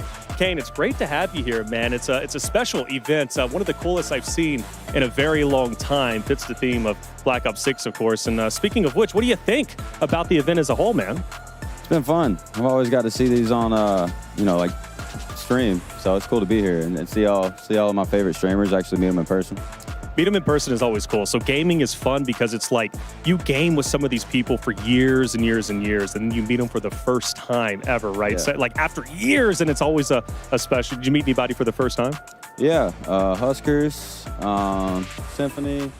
I got to meet Tactical Grandma. Which, Okay, yeah. Yeah, I see her on TikTok all the time, so it was cool. Yeah, no, she's cool, man. Unique streamer for sure. Well, you're here, to drive awareness for veteran employment, which is really important. I'm a veteran myself, so, the endowment program is very near and dear and special to my heart. We're helping a ton of veterans out there. What does it mean to be here and team up with the Marines after all? Well, I got to hang out with the Marines last night. It was cool. Timmy fell asleep on me, said he was going to come hang out with me. But I got to hang out with them. We ended up sneaking into the lobby and playing a little bit till 3 a.m. Don't think it helped us at all. But we're gonna bounce back after this next one. The Marines are a passionate bunch, though, man. They were telling me, like, yeah, dude, we got to hang out with him and play with him for like 3 to 6 hours. He's super chill. He's super cool. It's a good thing, actually, you didn't play with him because then fall damage would have been a real thing with him. Well, hey, you also had a chance to get in and play Black Ops 6 today, which is super unique. Everybody's hyped up for it. I think it looks absolutely incredible. What are you most excited from, at least from what you play? What are you most excited from whenever it comes to Black Ops 6? I'm really excited because it's completely different from the last 3 Warzones, and that's what I play is Warzone. So sure, the last 3 Warzones have been completely. This one's so much different. The movement, I love the movement. I think the mouse and keyboard once they get that down, it's going to be nice. It's going to be nice indeed. Yeah. Anybody you want to shout out, man, before you get out of here? Because you still got 4 or 5 more games to go. I want to shout out to Aiden, man. Stop landing on me, bro. Hey, Aiden. 2 games, he's landing on me twice. Oh, man, he's coming for your throat. Aiden's a vicious player. He's a nice guy, but he's a vicious competitor. He's the only guy I'm scared of. Okay, fair enough. Well, Aiden, he's going to be haunting you in your dreams and over the next 3 games, brother. Well, I appreciate you joining me, man. And, hey, thanks to Kane. And, by the way, if you are watching at home and want more or want to catch more of Kane, make sure to check him out at twitch.tv/Kane Brown. Well, there it is. He's got to get back to playing, and I got to get back to, doing my job a little bit more. Tiff Ghosh, back to you. Well, hey, I love it. Taylor Reflections Noble. I'm here with Katie. And Kane Brown, Katie, my goodness, not only is he excited to be here, he's playing, he's also apparently playing until 3 a.m. last night to try to prepare for this. So talk about a killer, man. This guy is so cool. I had a chance to hang out with him a couple years ago as well. And he's so passionate about gaming. I even saw that the team got to go see him at his concert where he actually had a big Code Bowl banner. It was wild. That is actually incredible. And I think watching the way Code Bowl has expanded out and brought in all of these amazing people from all these different walks of life, music and otherwise is super, super dope. So shout out to Kane Brown for joining us. But Aiden's picking on him. Aiden's bullying. I know. That's not fair. It's not fair, but at the end of the day, I know Kane Brown can take it, and I know he's a true competitor as well. This guy grinds the game, by the way. He plays a lot of Warzone. If you haven't checked out his channel, you should, because it is pretty impressive what he's able to do. He's dropping nukes with Bobby Poff and everybody in between, okay? So this guy's done it all. Not only a superstar, but also a great player. But we've got a lot to talk about before drop 2. Katie, we see an incredible scoreline from our Space Force at the top. 40 points is unreal. I mean, at a certain level, you're playing 4 total drops. If there's any semblance of consistency, we can only expect to see Space Force at least top 3. Hopefully not a Silver Surfer yet again after a couple back-to-back seconds. But the question is really, where is everybody else? I think that's the thing I'm most excited about this leaderboard, is seeing how close these teams are. So, Katie, walk me through this leaderboard. It's here. Talk to me about what you're seeing. Take a look at this first place U.S. Army Esports, that 49 total points. And that's great, though. You get the 30, you get the 19 there. Space Force, though, right behind them. We talk about that 40 bomb. They won map 1, but unfortunately, the other side of the branch duo only getting 4 points. So neck and neck. I love that this is competitive, but U.S. Army, Space Force, they were the ones in those final 2, and they're the ones in the top 2. And this is where this format is so incredibly unique. You see Space Force Gaming 2 drop 40 points, but because their counterparts only dropped 4, they're not in first. And that's what we're talking about. You have to have a hyper-consistent total of both of your trios. So here's a look at the individual standings from that last one. And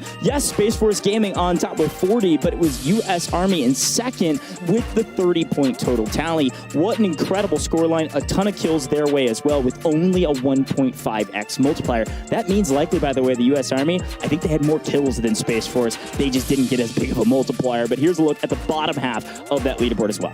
Yeah, unfortunately, the Royal Navy maybe not off to the best start, but it's only up from here. You're going to have a lot of learnings from map 1, but I think it was the Royal Air Force and the Royal Canadian Air Force. They were right behind in that 3rd, 4th positioning, and they were sitting at about 22. I think they were tied at 22 or 21 points each. So, yes, 1st and 2nd might be standouts, but they've got a bunch of other branches nipping at their heels. Well, look, I know Taylor Reflections Noble's down there jumping for joy because, well, U.S. Army, they're on top, and they're frankly doing a fantastic job for not having both teams be dominating at the end of the game. However, we asked if Legion was going to be an anchor.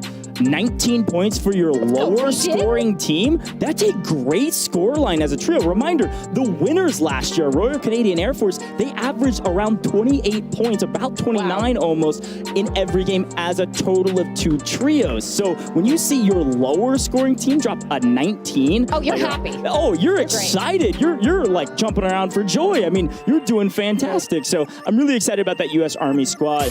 Katie, talk to me about a couple other teams. Who else is kind of catching your eye? I mean, leaderboard be what it may, we still got 3 more drops. We've got a ton, and I really want to focus in again on Iceman Isaac's team, right? They were able to make it really far into those final circles. I believe, did they take 3rd? I'm not sure. I think it might have been they were like 3rd, 4th, 4th. So I think we talked about that IGL. We talked about the leadership that you can get out of a veteran like Iceman Isaac, and I think it's only up for them. They've got to feel good about map 1. Those improvements, I think they're going to be giving the Army Space Force a run for their money in map 2. Well, I think the other interesting part is that Get Picked, right, was a part of that fight with Iceman Isaac and the Air Force. This was the Royal Canadian Air Force versus the Air Force. And in that fight, there was a moment there where they fully eliminate each other. Like, no other teams were in the mix. And that's what's most exciting, right, is you get to see moments like that. I have casted, I'm not kidding, I think it's got to be almost 200 Warzone events at that point. I don't think that I have actually seen that happen more than maybe a single handful of times. It is so incredibly rare. So as we're about to get into our 2nd drop, we're setting records already with some of the gunfights and mortar strikes we're seeing. If both of those teams don't eliminate each other, one of those teams could have won. They were down, could have been revived. Anything can happen. It's Warzone. Anything can happen. I think maybe they both like to avoid that outcome this time around, so maybe they'll see each other and say, not again. We're going to go somewhere else, but it is time. Map 2 is underway. We are almost at the halfway mark of this event, and this map is where you got to make it count, Coach, because you don't have a lot of time after it. All right, so folks, this is where it gets really interesting. Again, it is mini Royale trios, which means part of the map completely off limits, and we did not see Superstore on screen last time. This time, welcome back to Superstore. We already got a sneak peek during COD Next for Dance. It's right around the corner, 2025 spring, folks. We get a chance to have Superstore now, though, and I love it because this is one of my favorite POIs of all time. You're going to see several teams here. Ton of good loot here. There's some buy stations around the corner. Already seeing some hot drops off screen, and you see several teams on screen about to get into an encounter. How many times have you dropped Superstore with maximum confidence only to realize that you've made a terrible mistake? Because that's me almost every time, but I'll keep doing it, Coach. And, well, these players having a little bit of a better outcome than I would. Take a look at Huskers' team, trying to get a few of those eliminations under their belt early, but getting rooftop control. They'll have really good view of the teams around them. There is at least Team 12 a little bit farther away, but 17 right now, the one they need to keep their eyes on. Yeah, that was Grits, Rico, Sean J. They're part of U.S. Air Force, just the other side of Air Force that we didn't see last time. Now, Huskers actually going down via Maddie off screen, which means Kabase and Revenge, our former map winners, not playing with their full team right now. They felt like they were free and clear in Superstore, and that is certainly not the case. They just happen, at least Revenge happens to have high ground. So the question is, can we get some intel? Can we see where we're going from here? But right now, getting some good loot, getting some good value, and looking for an opening down below. When you could see in that kill feed as well, Aiden was taking down Get Picked. So a lot of our heavy hitters still going at one another, but Huskers able to get back without too much difficulty. Some shots coming in off screen, but it's Aiden again in that kill feed, lighting it up. Yeah, and again, this is Space Force. They won the last map. They're looking to do it again, but have to find an opening. And frankly, with Huskers fully eliminated, that means he's lost his gulag. That means this is a tall order, folks. This is going to be a tough fight. They do have high ground, but the problem with this fight is they cannot really push. Even with one knock, they know it's going to be a true 2v2 with all three down below. Now, we get a chance to see the minimap and see they've actually set up a little bit of a trap here, potentially using one as bait. See if he can get picked off, and the other two might lurk around the corner. So far, though, all is quiet inside of Superstore with some more action off screen. Yeah, it looks like a decision made there by the other team that they didn't want to put themselves in an inopportune position or waste too much time in a gunfight with a team that was on the roof. So they choose to rotate away, see if they can find some easier pickings. But these are the moments that are so important. Getting that information, getting that intel on the teams around you so that you can figure out exactly who you want to push. But I mean, you know, you don't even need that. You could have just used your eyes to see that buyback happen. Yeah, this is the U.S. Marine Corps on your screen, by the way, right now with Symphony, Schnaps, and Zach the OG. I told you, Zach said he was retiring after this, so we got to get a move on, my man. We got to move up this leaderboard. We got to go off sailing into the sunset or maybe into a whole new world. But Symphony does find an angle and picks up one. This is going to be a huge boon for him. Here's the problem. Take a quick look at the top left-hand corner of your screen right now. Yes, we're picking up kills. Yes, we're fulling, but there are so many teams in the area. You better find these kills extremely quick because all of a sudden we're going to see a third, fourth, fifth party. And yeah, I mean, at this point, I think we might have had a few teams in map 1 that were fully eliminated, but not the case here. You still only have 7 players that are out, all squads being funneled into this high density area, and this is where things can get so tricky because like you're seeing, you can get shot from so many different angles. Those third, fourth parties that Goj was mentioning can very much so happen in real time, giving you no ability to recover or regain as we get toward the end of that circle 1 close. Look at all of these teams. You can see, what, 4 or 5 different teams, just a couple buildings away from each other. Yeah, Lowtown, and frankly, this is actually a fairly similar start to the last one. He had a little bit more room with Superstore on kind of the northeastern side of the map, but we are back into Lowtown. There's a lot of teams in the area. This is Flux on the other side. This is going to be Jowo squad with the U.S. Navy Goats and Glory going down again early in this one. Not fully eliminated, still 20 out of 20. We got some gulags, we got some players on the map, but not a great start for the Navy, at least not yet. Zach scrambling away, trying to survive, able to get at least 1 plate in, but they are not letting up, being hunted. You can see this ring around the rosy on the minimap, but able to slide into this building, get a bit of a reprieve. But you got to be careful because you don't really have any plates left. You're only at 1 out of 3. You're not in the best situation. And just trying to survive, and well, it looks like, oh no, I thought maybe Zach was going to be able to get away. Someone swinging around that right side, just not going to be able to connect with the shots. Redman gets the down, gets the elimination. Zach did well, but just couldn't get away. If they hadn't looked left out of that window, Zach might have had a chance. As Coast Guard, by the way, swinging in as a full team of 3 and picking off a few and then moving on better for it. Again, double-digit elims, frankly, is about the metric you need. Every single trio needs at this point in order to secure a sizable amount of points on this map. So even just picking up 2 and not a full team, like, not a bad start to this map for that Coast Guard squad. That's going to be a yellow 7 with Nazir, okay? This is Breadman, Trimsky, Nazir. That's Coast Guard seemingly getting punished, actually, by Teep off screen. So Teep back for more with Navy, trying to enact some semblance of revenge. 2 minutes on the clock until the gulag is closed with Circle 2. And, well, if you haven't seen any squads get eliminated yet, in the next minute and a half, right. I think we're going to see more than a few start to get picked off. But Simp still with those 2 kills, looking to get a few more, looking to get his team back in the action, and has to play very careful in the process. Yeah, that's right. I'm still looking out for some of our top teams right now. You can see Pugwash there with Star-Lord. Of course, they're looking at Kane Brown. They got a knock on him here a moment ago, but are not able to clean him up yet. So again, Kane Brown, we had a chance to talk to him. He's feeling good, but wants a lot more from his team. He hung out with the Marines till late and thought it might pay off. Right now, we need to see it, gentlemen. We've got some Kim. Let's see what the Marines can do on the other side of Star-Lord here with Braiders and Pugwash. Well, and the Royal Navy, I think, potential to make some gains. I don't think have the best showing map 1, so enough teams here to make something happen. But you got to be careful that you don't get too exposed. Those plates ripped off, but able to back off and recover. Braiders up on top, gets the shots in, breaks the shield, not enough to convert into a down. And, well, Team 5, they are not having a good time of it. They are down in that ditch. They have the low ground. Multiple teams are looking at them, but the third party coming in now, Sean and Co. getting the drop. Star-Lord forced to run away, and there's nowhere to hide, unfortunately. Braiders now in with Sean J. in that gulag before that circle fully closes. It is chaos. It is disaster. And hey, if you're Team 5 in the ditch, you're feeling great. This is Mini Royale Trios. When you think you're safe, all of a sudden you're going to blink. There's going to be 5 squads in the way. Here we go. Taj in trouble, but making it look easy. Picking up another in transition. Aiden, this is the Army. They're on top for a reason. They're one of the top squads here, and they are dominating thus far. Taj is already on 7. There's still 18 teams remaining. Bazaar is hot yet again. This time, Aiden's team looking very strong, and finally, Aiden getting punished by running into the FIFA kill team. And it looks like the folks across the pond are going to try to punish the U.S. Army and say, you will not win on our watch. But with gulag closed, is a bit risky. Taj is able to grab a knock, but not able to clean it up. Nice shots. They have a minimum of 11 eliminations right now. They need to survive through the next 7 teams getting wiped so they can guarantee that 1.5 multiplier that takes effect when you are at 10 squads remaining. Taj just has some excellent shots onto Fief on the top of that roof, but a little bit of an odd angle, and oh no, Taj scrambling away. Does have 8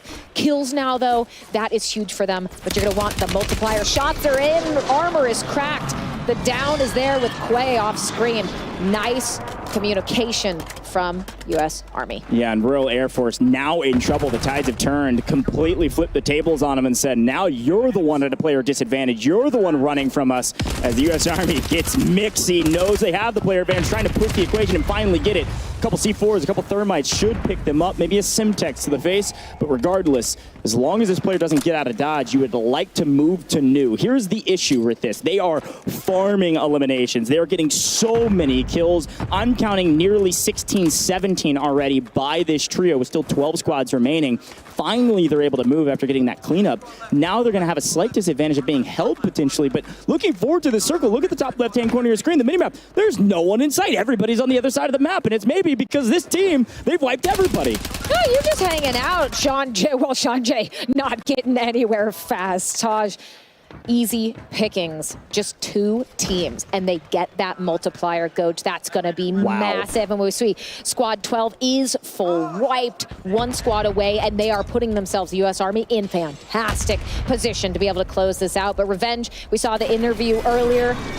U.S. Space Force, they want to get it done. Revenge going to need a couple kills, though, for that multiplier to be useful.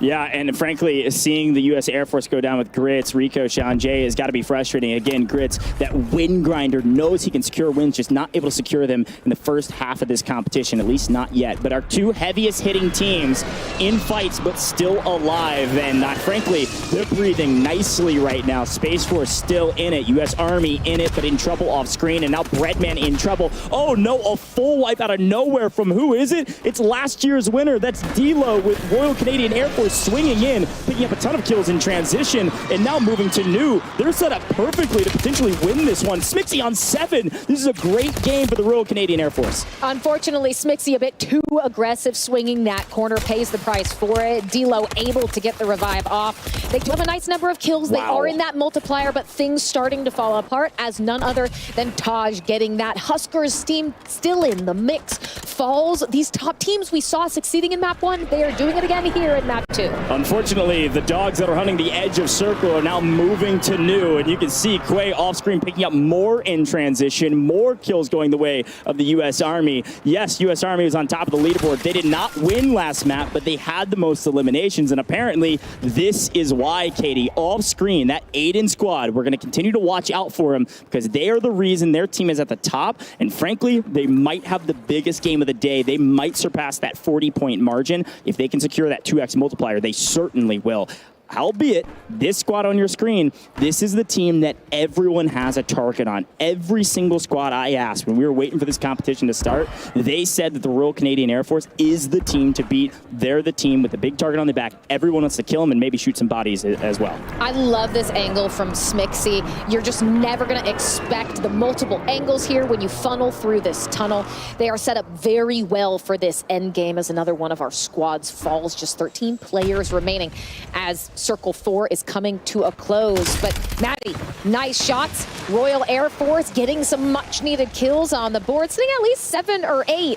But really, I think Smixy's team, excellent positioning here to be able to take this away, especially with the positioning of all the other teams that are still alive. I'm very impressed with the squad right now. Frankly, Olim's a massive content creator. Haven't seen him compete a ton, and apparently is going down, and the military service members now in trouble. I was going to tout their ability, but who's on the other side? It's U.S. Army, and they are making quick work of them. But here's the third-party D'Lo, a massive moment from the Royal Canadian Air Force to come in from the backside of the U.S. Army and take down one of the heaviest hitting teams. But what do? We smoke and run and somehow stay alive. Katie, we are somehow down to the final two teams, and who has the advantage? It is the U.S. Army with all three up, with one in the skies. Smixy needs her third to get to the ground as fast as humanly possible. D'Lo, that elimination was so crucial. Miss Whiskey just trying to get away. There is nowhere to run. There is nowhere to hide. Taj is final. 11 kills on Taj alone, and this is the very end. Aiden Cutton does get down Taj there with the trade. It's just going to be on Smixy, but unfortunately not going to be able to get it done. That is going to be the U.S. Army Esports. They wanted that win. They get that win, and they have a massive amount of eliminations. U.S. Army on top of the leaderboard going into this one, and then win the second map. Are you kidding me? Taj, Quay, Aiden, they said they're the best team here, and they know it, and apparently they are able to prove it. True competitors. Aiden, one of the most storied Warzone players of all time, but Taj and Quay, a longtime duo. Look, I told you, they said they know it. They know they're number one, and I gotta say, that's gotta be a gigantic kill tally, and with the 2x multiplier, I'm gonna put it out there. I think they're pushing 50 points in a single map there. Oh, easily. I mean, you know Taj on their own, I think, ended with 11 or 12 eliminations. Wow. You get that times 2 combined with everyone. I agree. I think we're going to be over 50 points. They are looking final. We're halfway through Code Bowl right now, and they are dominating. Let's look at these replays, see how U.S. Army Esports came out on top. But there were a couple heavy hitters there at the very end that were almost able to steal it away. Yeah, and here's the other half of that Royal Canadian Air Force team and what happened to them, right? Of course, the Monster Energy MVP with Get Picked. I mean, that's a squad that everyone expected to do fantastic today.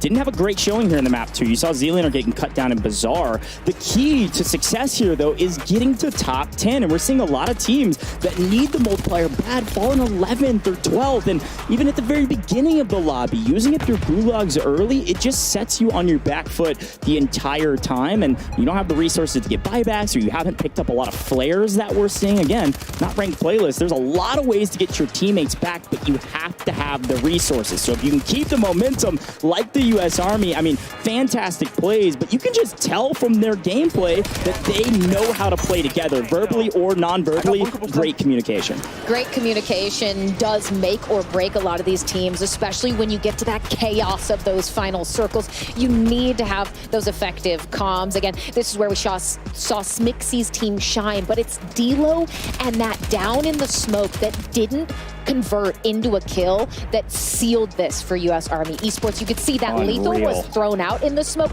didn't connect. They're able to regain, and this is where the final moments come in. Taj pushes this corner. You have some cross shots alongside Aiden. He gets down. You're not looking to your left. Taj, easy pickings on one. Smixy all alone, not able to take a 1v2. Unreal. They fall. U.S. Army Esports tactical there at the end of map 2. End of the day, Taj dropping 12 eliminations by himself. That's 24 points just from Taj, not even counting Aiden and Quay. I mean, talk about a massive score tally and just great functionality as a team. They look like they've been playing together for years, and well, frankly, some of them have. So we're going to head down to our drop 2 winners, which are the U.S. Army, and they're standing by with reflections for our squad goals interview, all presented by USAA. Yes, I am. And by the way, USAA is all about serving and supporting the military community, no matter where they are. I'm with Taj from U.S. Army. Hey, you're making me proud, man. Insanity. Game number 1, second place, right? 20 eliminations. Game number 2, you finally get the job done. You get first, 38 eliminations. We're looking at 58 eliminations in just 2 games. Even in World Series of Warzone, that would be insanity. How you feeling, Taj? I'm feeling good. We got the heebie-jeebies out, first map. Second map, we came in here, no remorse, like I said before. I love that. And actually, you have history when it comes to Code Bowl. This is your 3rd Code Bowl that you're playing. You have played with Aiden in the past as well, so the chemistry was there. And then you're also bringing in a special 3rd to join you. Talk to me about Quay. I mean, hey, look, Quay joined the team. I realized that he was an absolute demon. We kind of, I don't know what it was. Our chemistry just kind of bonded together, and from there, we just kind of went crazy. I mean, even World Series, we got 2nd place in LCQ last map. Unfortunate events, but you know what? It is what it is. It's part of the game, baby, Personal note, you have no idea how much I wanted you to qual for that, by the way. I'm just saying I was standing on the edge of my seat. Royal Canadian Air Force, let's talk about them, okay? They are under the tunnel. They're chilling. I'm thinking they're actually winning. I'm talking to production. Hey, this team, they've got it. You spot them out. You figure it out. Talk to me about end game. What was going through your mind and the calls that you guys were making? Yeah, of course. End game, there's a lot of kids like flying out the air. I think someone just got flared, so we kind of singled them out real quick. We knew it was probably a duo underneath us. I noticed it was like 2 teams left, 3v2, and I mean, they're just not gunning us. It don't matter. Yeah, I mean, we're taking them out every time. So U.S. Army's on top then? Every time, yeah. U.S. Army all the way, baby. All right, fair enough. U.S. Army all the way. Let's see if they can get the job done. Hey, thanks so much for joining me, brother. I appreciate you, and good luck in the remainder of your matches. Goj, Katie Bedford, back to you. Taylor, Taj, thank you so much. That was our Squad Goals interview, all presented by USAA. Along with award-winning service, USAA is known for squadding up with the military community so service members and their families never have to go solo. Now, we knew Taj was going to be a master on the map. We knew he was going to be a dominating force. I don't know if I knew, Katie, it was going to be by that much of a margin. What a ridiculous score tally. I want you to break down the leaderboards as we see them, because our admins are moving quickly, folks. So I think our leaderboards, I think they're ready, or they're about to be, and I'm just pumped to see what the score line is. Wow! Whoa, what the? Wait, this is just map 2? We said, hold on, we said 50. They got 76 points in one. Is that the highest? If this is just for map 2, is that the highest? That is.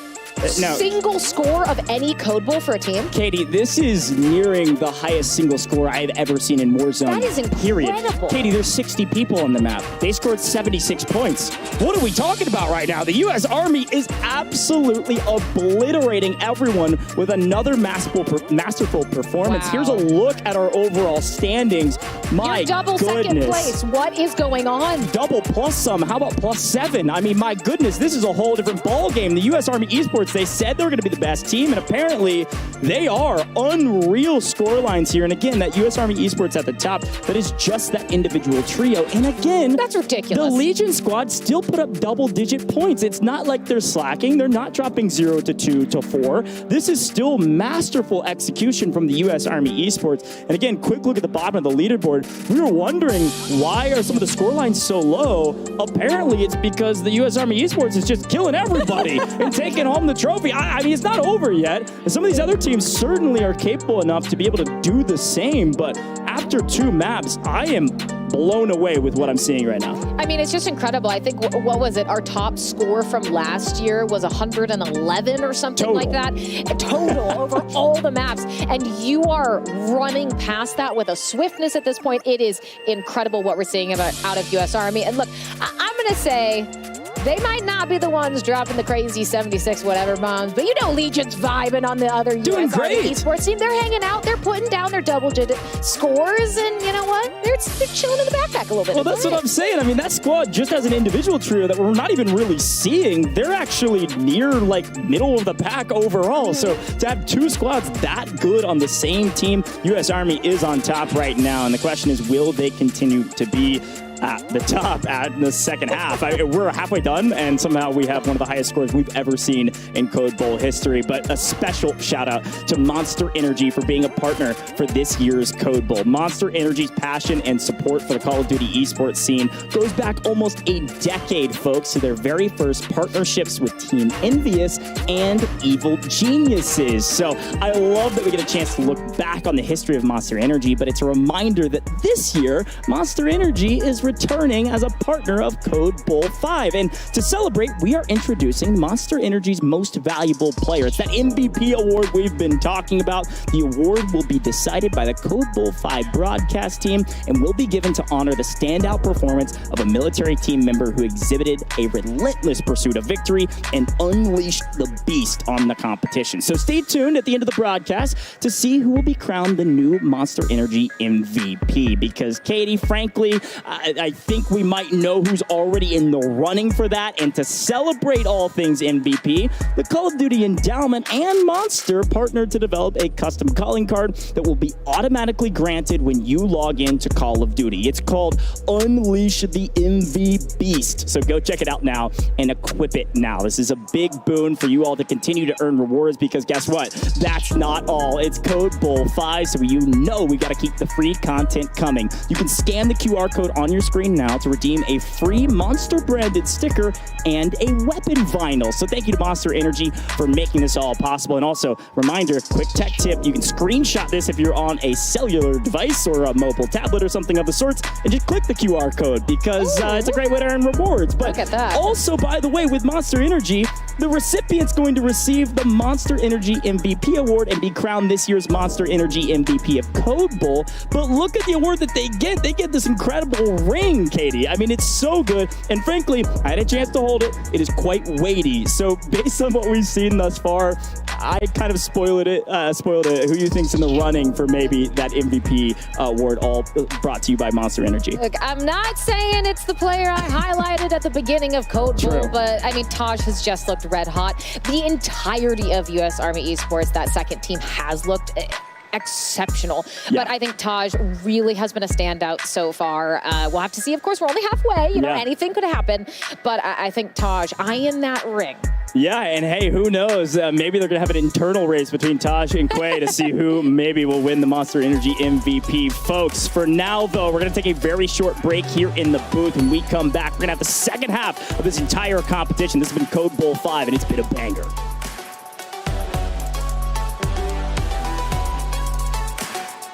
Code Bull 5 is brought to you by USAA. USAA's mission is to serve the military community and their families wherever they may be. Come learn more at usaa.com/gaming. Corsair. Experience the world of Call of Duty with Corsair, the official gaming hardware and peripheral partner of Call of Duty and Call of Duty Endowment. Visit corsair.com/Call of Duty for more information. Monster Energy. Starting September 1st, head to callofduty.monsterenergy.com to see how you can earn bonus in-game rewards for Call of Duty Black Ops 6. And Pilot Company. Starting October 27th, Pilot Company will be partnering with the Endowment for the 5th year in a row. You can round up your change in-store at checkout with 100% of funds going to getting vets into high-quality careers. Through the partnership to date, Pilot Company and the Endowment have helped over 7,150 vets gain meaningful employment. If you head into any Pilot or Flying J location, you can join in on the fight to help get our veterans back to work. The Black Ops 6 multiplayer beta kicks off in 2 days on August 30th.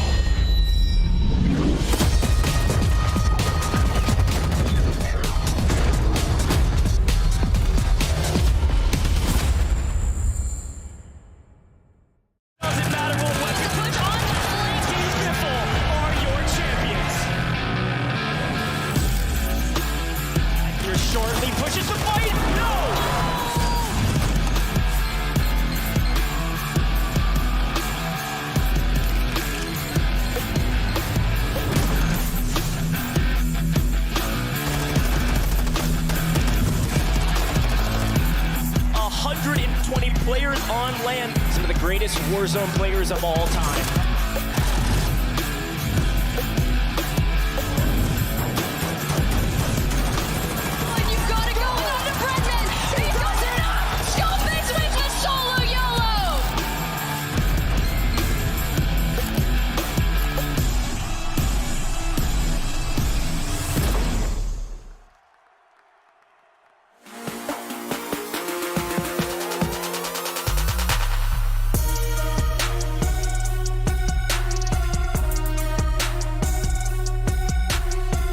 Welcome back to Code Bowl 5, all presented by USAA. We are almost ready for our third drop, Katie, and I am so excited that we are here because this has been a monumental Code Bowl thus far. U.S. Army is on top right now, and I think the big question in my mind is who can take them down.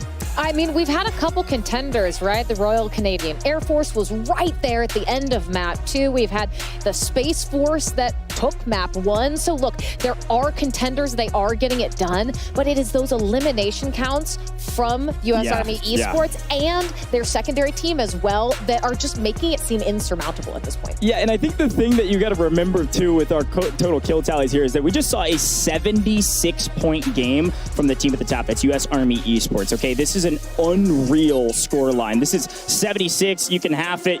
That's 38 kills, okay? That is a ridiculous score line. There's only 60 people on the map, all right? But, folks, maybe U.S. Army is winning right now. There's a reminder for you that you're maybe just tuning in how all this is working, okay? We still got room to work here, folks. Here is our format. I wanted to remind you we still have 2 more drops. They're competing in a total of those 4 drops, and it is Mini Royale on Urzikstan, despite the score lines. Each team does receive a point for every elimination, but depending on where they finish, they get that multiplier. The placement multiplier, it's dynamic. It's 2x for first, and then second through 10th get the 1.5. So you want to get to the end, you want to get to final circle, that's where you're going to get the most points. But since each military branch has 2 trios, each of those scores are added together, and that's the key to success, because yes, you might have a dominating performance from one of your trios. Here's the thing, your other one, they can't be slacking, and we're seeing the U.S. Army Esports on top for that very reason. So let's take a look at our standings before we get into our third drop. And Katie, I need you to break this all down for me and see where we're at, because again, talk about this team this is unreal. It's silly. It's ridiculous. This is frankly unprecedented, and I want to make the point here that, again, last year, the Royal Canadian Air Force, they won with a total of 111.5 points in 4. Katie, we played 2 games. They are 30 points after Map 2 over the total from Code Bowl 4. That is just exceptional. The U.S. Army, they are out. They want to win this, and you can feel it in the gameplay, in the aggression. They are firing on all cylinders. They look excellent. But again, you cannot get overconfident here, because those same teams that were really contesting the end game in Map 1 and Map 2, they have the gunpowder, they have the skill to be able to take U.S. Army out. But so far, so good. They are looking impeccable. We need some goose eggs, all right? We need some zeros from the U.S. Army Esports if we're going to catch them. But did you see who else was right behind them? Royal Canadian Air Force. We had Air Force there. We had Space Force there, not too far behind. These are the teams we expected to be near the top, and they are, Katie. And I think that's the key factor here is they're putting up good scoreline. If you actually look back at the history of Royal Canadian Air Force, that score tally we talked about, they're actually on pace to beat that this year. They're at 63 after 2. Double that. That's 126. I mean, they're above average right now. Unfortunately, U.S. Army Esports is just running away with it. Yeah, that's the thing. You're playing extremely well, but you need to play great. And that's what U.S. Army is giving us, right? They are giving us this next level of gameplay that we have not seen from any of the teams in Code Bowl before. And they're setting a bar. They're raising that ceiling. But I think the other teams here can definitely meet them. Yeah. They just gotta maybe be a little more tactful in those final plays. Well, here's the thing. We only have 2 more drops, so high risk, high reward is the play style, folks. We thought it might be the play style for Mini Royale Trios. We knew some teams were going to swing for the fences and just go for broke. And some teams maybe have gone for broke and achieved broke, unfortunately. But that's what it takes at this point. If you want to be near the top, it is high risk, high reward all day today. So you got to catch Army at the top. We're going to do it by swinging big. So I think we're going to see a lot of teams trying to hunt down this squad, Katie. I think we're going to see a lot of teams play hyper aggressive, especially when the Gulag is still active. I mean, there's a lot of room for error here for U.S. Army. They've got a massive margin. So unfortunately, that means U.S. Army also going to continue to swing for the fences. Yeah, I mean, I think if you're one of these teams that maybe you know at this point, final 2 maps, you just don't have the scoreline to get there. If you see Aiden, Taj, or Quay on U.S. Army Esports in that kill feed getting down, anything like that happening, That's right. You should be sprinting toward them to play spoiler. Yeah, no, I totally agree. Well, you're getting a chance to see, obviously, this is the Marine Corps on screen right now, having a chance to talk to some other officers. An incredible moment here. Again, Symphony has joined this squad. Zach the OG, Snopsh, Cryo, Spiffy, all here, talking to our Marine Corps folks. And I love that we get a chance to see this as we're waiting on our game to get started, because this is the nature of the game, right? Code Bowl, it's super competitive. Everyone wants to win. There's trash talk, there's banter. But at the end of the day, we're here to celebrate our military service members, and we want to thank them for their service as well. It's been an incredible event thus far. We still have 2 more to go. 2 more to go, and I think to touch on what you just said, Coach, it is so cool to watch as these Code Bowls go on, 6, 7, 8 in the future. You can see the excitement from the various branches as they have these qualifiers. They have these tryouts so that they can get the best of the best to show out here at Code Bowl. It's really, I think, a treat for a lot of these players. It's super cool for us who don't get to cast them as often to highlight them, see these top tier plays, and see them go against some of these creators are the best of the best that competitive Warzone has to offer, and they are finding a challenge in these service members. Yeah, and again, I had a chance to talk to Zach the OG. I want to shout out the Marine Corps. Obviously, we want to thank them for their service, but also talk about their esports background, right? I mean, Zach the OG, he didn't compete. He competed last year, hadn't competed in all of these Code Bowls thus far, and he's very passionate about multiplayer and didn't really grind Warzone last year. This year is different. He's been grinding, and Snopsh, another multiplayer grinder, actually was a top 15 challenger player back in Vanguard. I mean, these are heavy hitters. Of course, Symphony joining the squad, but on the other side, Kane Brown playing with Cryo and Spiffy. Zach even said about Cryo, both Cryo and Spiffy, this is their first Code Bowl, but Zach said that Cryo is one of the most technically gifted players he has ever played with. Wow. So talk about high praise, especially with the long history of Call of Duty that all of these guys have. Well, and I think not only are they having so much fun here, like you've got to think that they're already looking ahead as well for Black Ops 6, what that's going to offer, getting to potentially do that Code Bowl in the future with that Omni movement. I think there's just been a ton of news, excitement, high-octane plays through all of the events today. COD Next now into Code Bowl, but you said it right, we are not done yet. We still have 2 more maps, and then we have the solo YOLO. And I think that solo YOLO is going to be really exciting because your teammates, your comrades in arms, you're going to be gunning them out of the sky when you see them. Yeah, the Corsair Solo YOLO, first of its kind here for Code Bowl. Such an incredible moment down the line. Of course, it is no holds barred. There is no teammates or anything. There's no friendship here. There's no friendship. Everyone for themselves. Of course, still a lot of pride in those military branches, but even still, it will be playing for your life and your life alone when we get there. But again, halfway through our competition thus far, 2 more to go. So as we continue to take a look at not only this amazing conversation, but also all of our players in the area. You can see Mikal there as well behind. Had a chance to talk to him a little bit before, as well as the Through Dark folks. Just a great moment and a great picture-perfect moment. We're going to be able to snap a picture here as well to commemorate this event, because this, again, this is what it's about at Code Bowl, okay? I'm a fiend for the competition. I'm a fiend for the storylines. But at the end of the day, this is why we are here. So I love that we had a chance to shout this out, and also thank USAA for making it all possible. Yeah, this is very, very cool. You said it, right? The camaraderie is just across all of these teams and bringing them together here as well, watching them spend time talking with each other, getting to know each other, maybe some banter, some friendly trash talk before we jumped into the actual matches. It is super, super cool to watch. But these teams, they got to make sure to lock in. We've had some downtime between map 2 and the start of map 3, and sometimes you don't want to get cold fingers. You got to stay warmed up for that drop. Yeah, hey, I gotta say, I saw Kane Brown in the Marine Corps drip, okay? He's dressed in the kits, all right? He's ready to go. He's playing with his team, so looking fresh and excited to see what he can do in the second half. Katie, I think it's worth mentioning, while we have a chance to kind of look back into the game here over the shoulder, we've seen some of the different weapons that some of our players are using. And yes, yeah, I know there's some nerfs happen recently, some changing of the metas, but frankly, STG definitely on top. However, I want to point out, I have seen that Polmiat come out into the play. I saw Iceman Isaac using it. This is the big LMG, all right? And I was even talking to some of the devs behind the scenes, and they were like, hey, if you didn't know, this new update, Polmiat, it might be the best weapon. TTK-wise, it might be at the top. The only problem with it in a competitive setting is that it's a little bit less wieldy, if you will, a little unwieldy comparatively. A little awkward, a little cumbersome. a little cumbersome. You post up, you have sights on lane. that LMG, oh, you are going to have a tough time going up against that mag size as well. It can be extremely oppressive, but if you're close quarters, well, that's where things could get a little bit dicey. We did see a couple snipes coming out, not a ton just yet. We were asking about that. How much were we going to see the snipers, and a little bit of it, but I think you said it, STG, kind of the name of the game right now. And I think that meta, not totally crazy, but these players, I think, itching to get back in the game. Yeah, Katie, don't worry. I was not laughing at you. You made some really good points. I was laughing at Legion, not only showing off his kit there with the U.S. Army, but saying, look, I'm on top. He's having a great time.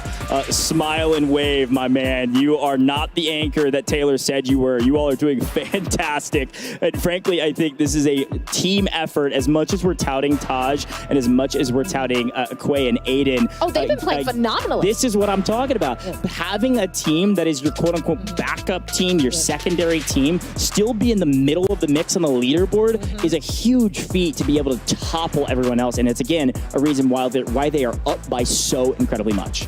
And that's what we talk about, to be able to have both of them working in combination with one another. And they might not necessarily be calming that or paying attention to what the other team's doing. But when you are supporting, when you are consistently getting that scoreline for your individual team that is in those high teens, low 20s, that is going to make a difference. I don't think either of these teams in these two drops have individually had single-digit scorelines at the close of a map.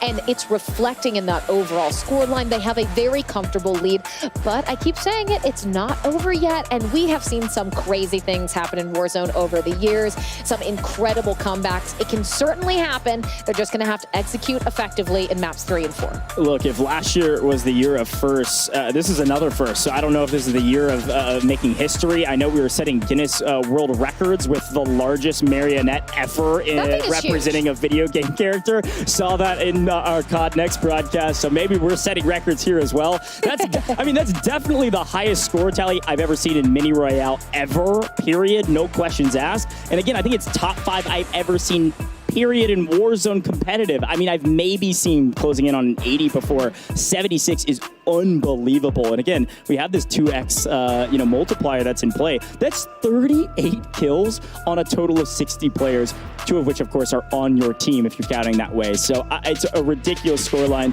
and continue to shout that out. Again, making history here at the Code Bowl for Code Bowl 5. And here you go. These players staying warmed up in the practice range, getting their shots, making sure their aim is crispy. But I think we've been treated to some top-tier Call of Duty gameplay, some top-tier Mini Royale Urzikstan gameplay. I think it just makes me even more excited what we're going to see in these final 2 maps, what caliber these players can reach to. But look, Coach, if you are one of those teams that's maybe not doing so hot, you're middle of the pack. You can still make an impact, but it has to start now. Are you changing your strategy at this point? What are you doing differently going into map 3?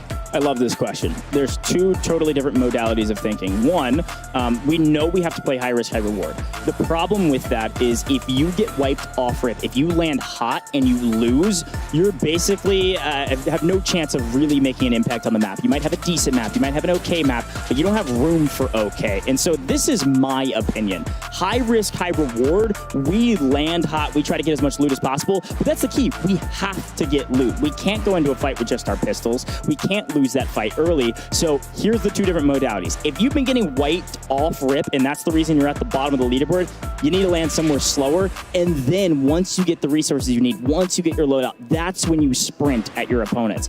Or if you're landing slow and you're just not finding kills and then you get wiped around middle map with 4 points, now's the time to drop hot. So it's kind of 2 different ways of thinking. However, do they have one thing in common? Yes, it's called change it up. I mean, you've got to change something. So now's the time in the second half with 2 maps to go. Now's the time to swing for the fences. Wise words by Grandmaster Goj. Hopefully all the teams are listening, because I mean, I think you did describe it perfectly. Change is going to be the name of the day at this halfway point for Code Bowl, but you also have to be able to execute on that. I think keeping those comms flowing, keeping those vibes really high, why that's something Legion is so exceptional at. Even if you take a look at U.S. Space Force, we've talked a lot about Huskers team, but Lucky Shamu, he is on the other U.S. Space Force team.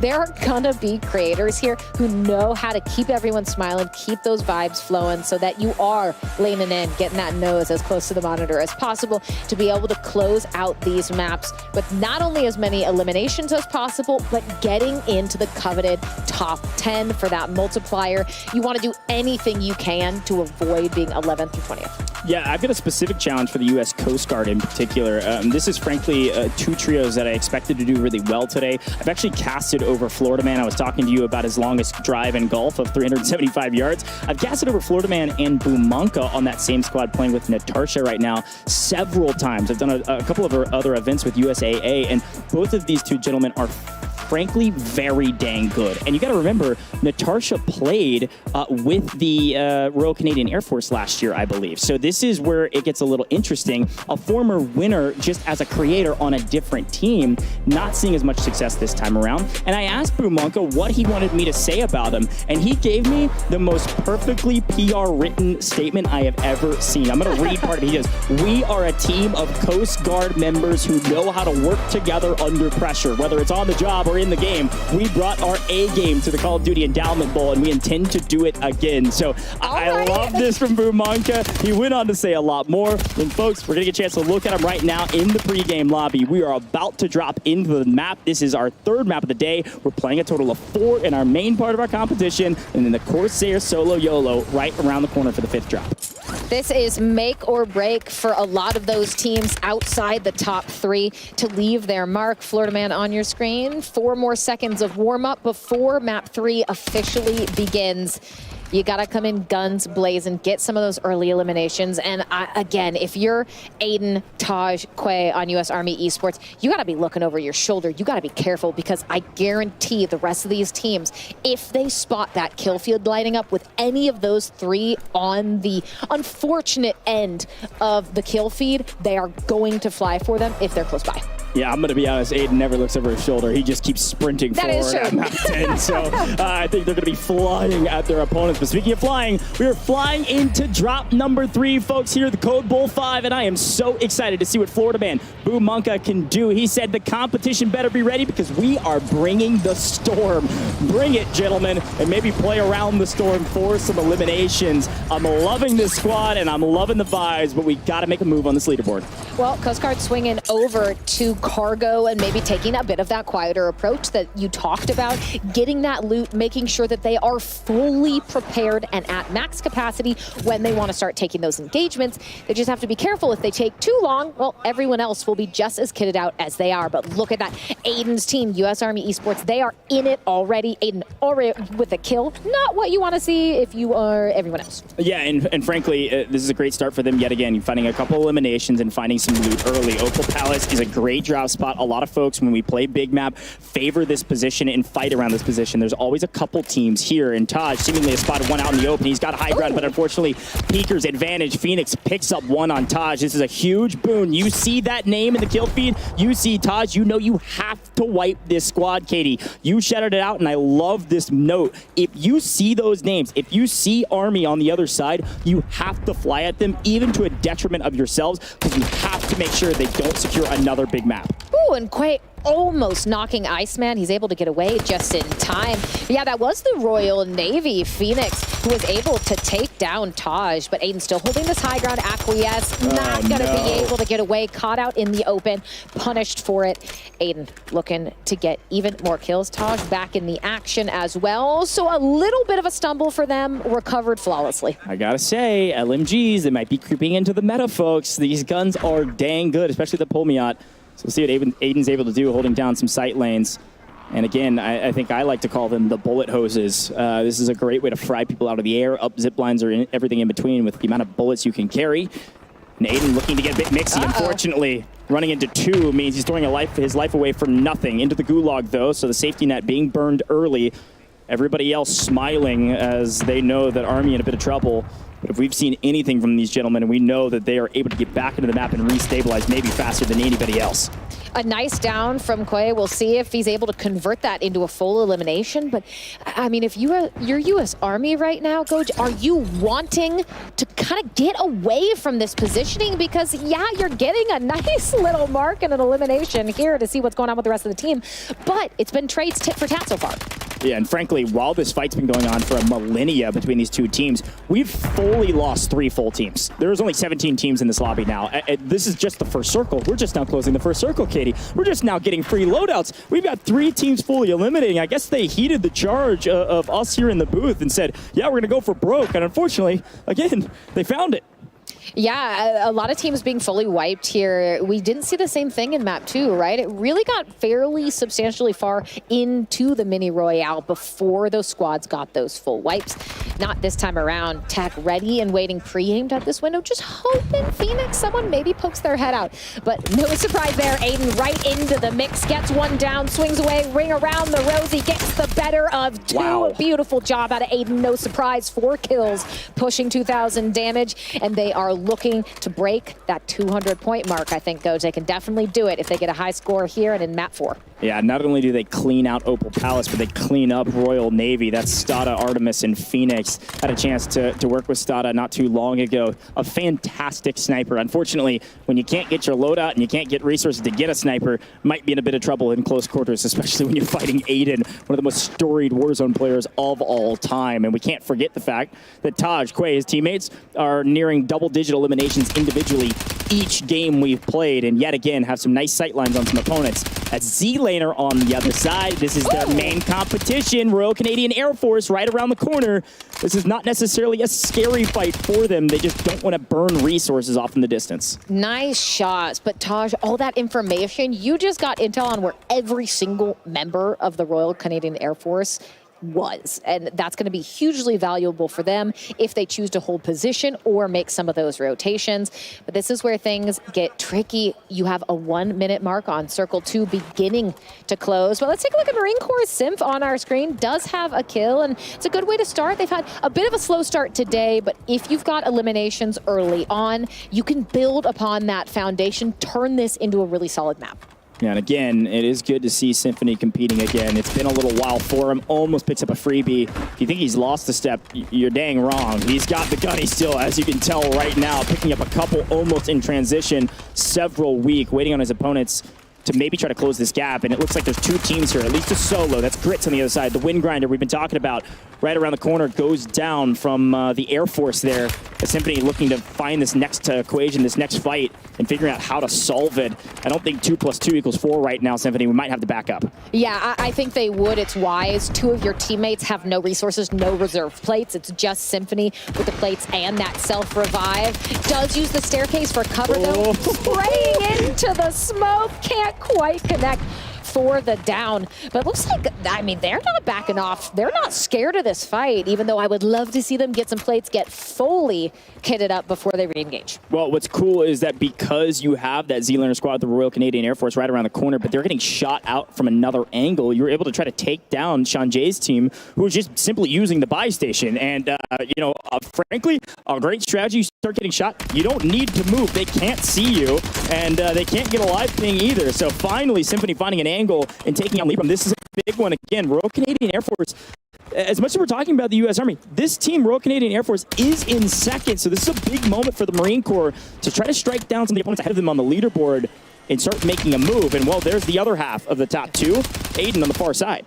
And keep in mind, not only is it Symphony's team here, you've got a lot of high-octane players in this vicinity. Aiden not afraid to fight back. But look, Z-Laner in the moment gets it down onto Aiden. Aiden focused on Symphony, was not looking to their left, to their right. But Zach now trying to get these sight lines, this information so crucial off-screen. Symphony able to get a full elimination onto Ryan, racking up, I believe, what should be his 3rd elimination. So a much better time for them so far, especially if they can get into that 1.5 multiplier. Topside trying to survive. Symphony says no thank you, get out of my lobby.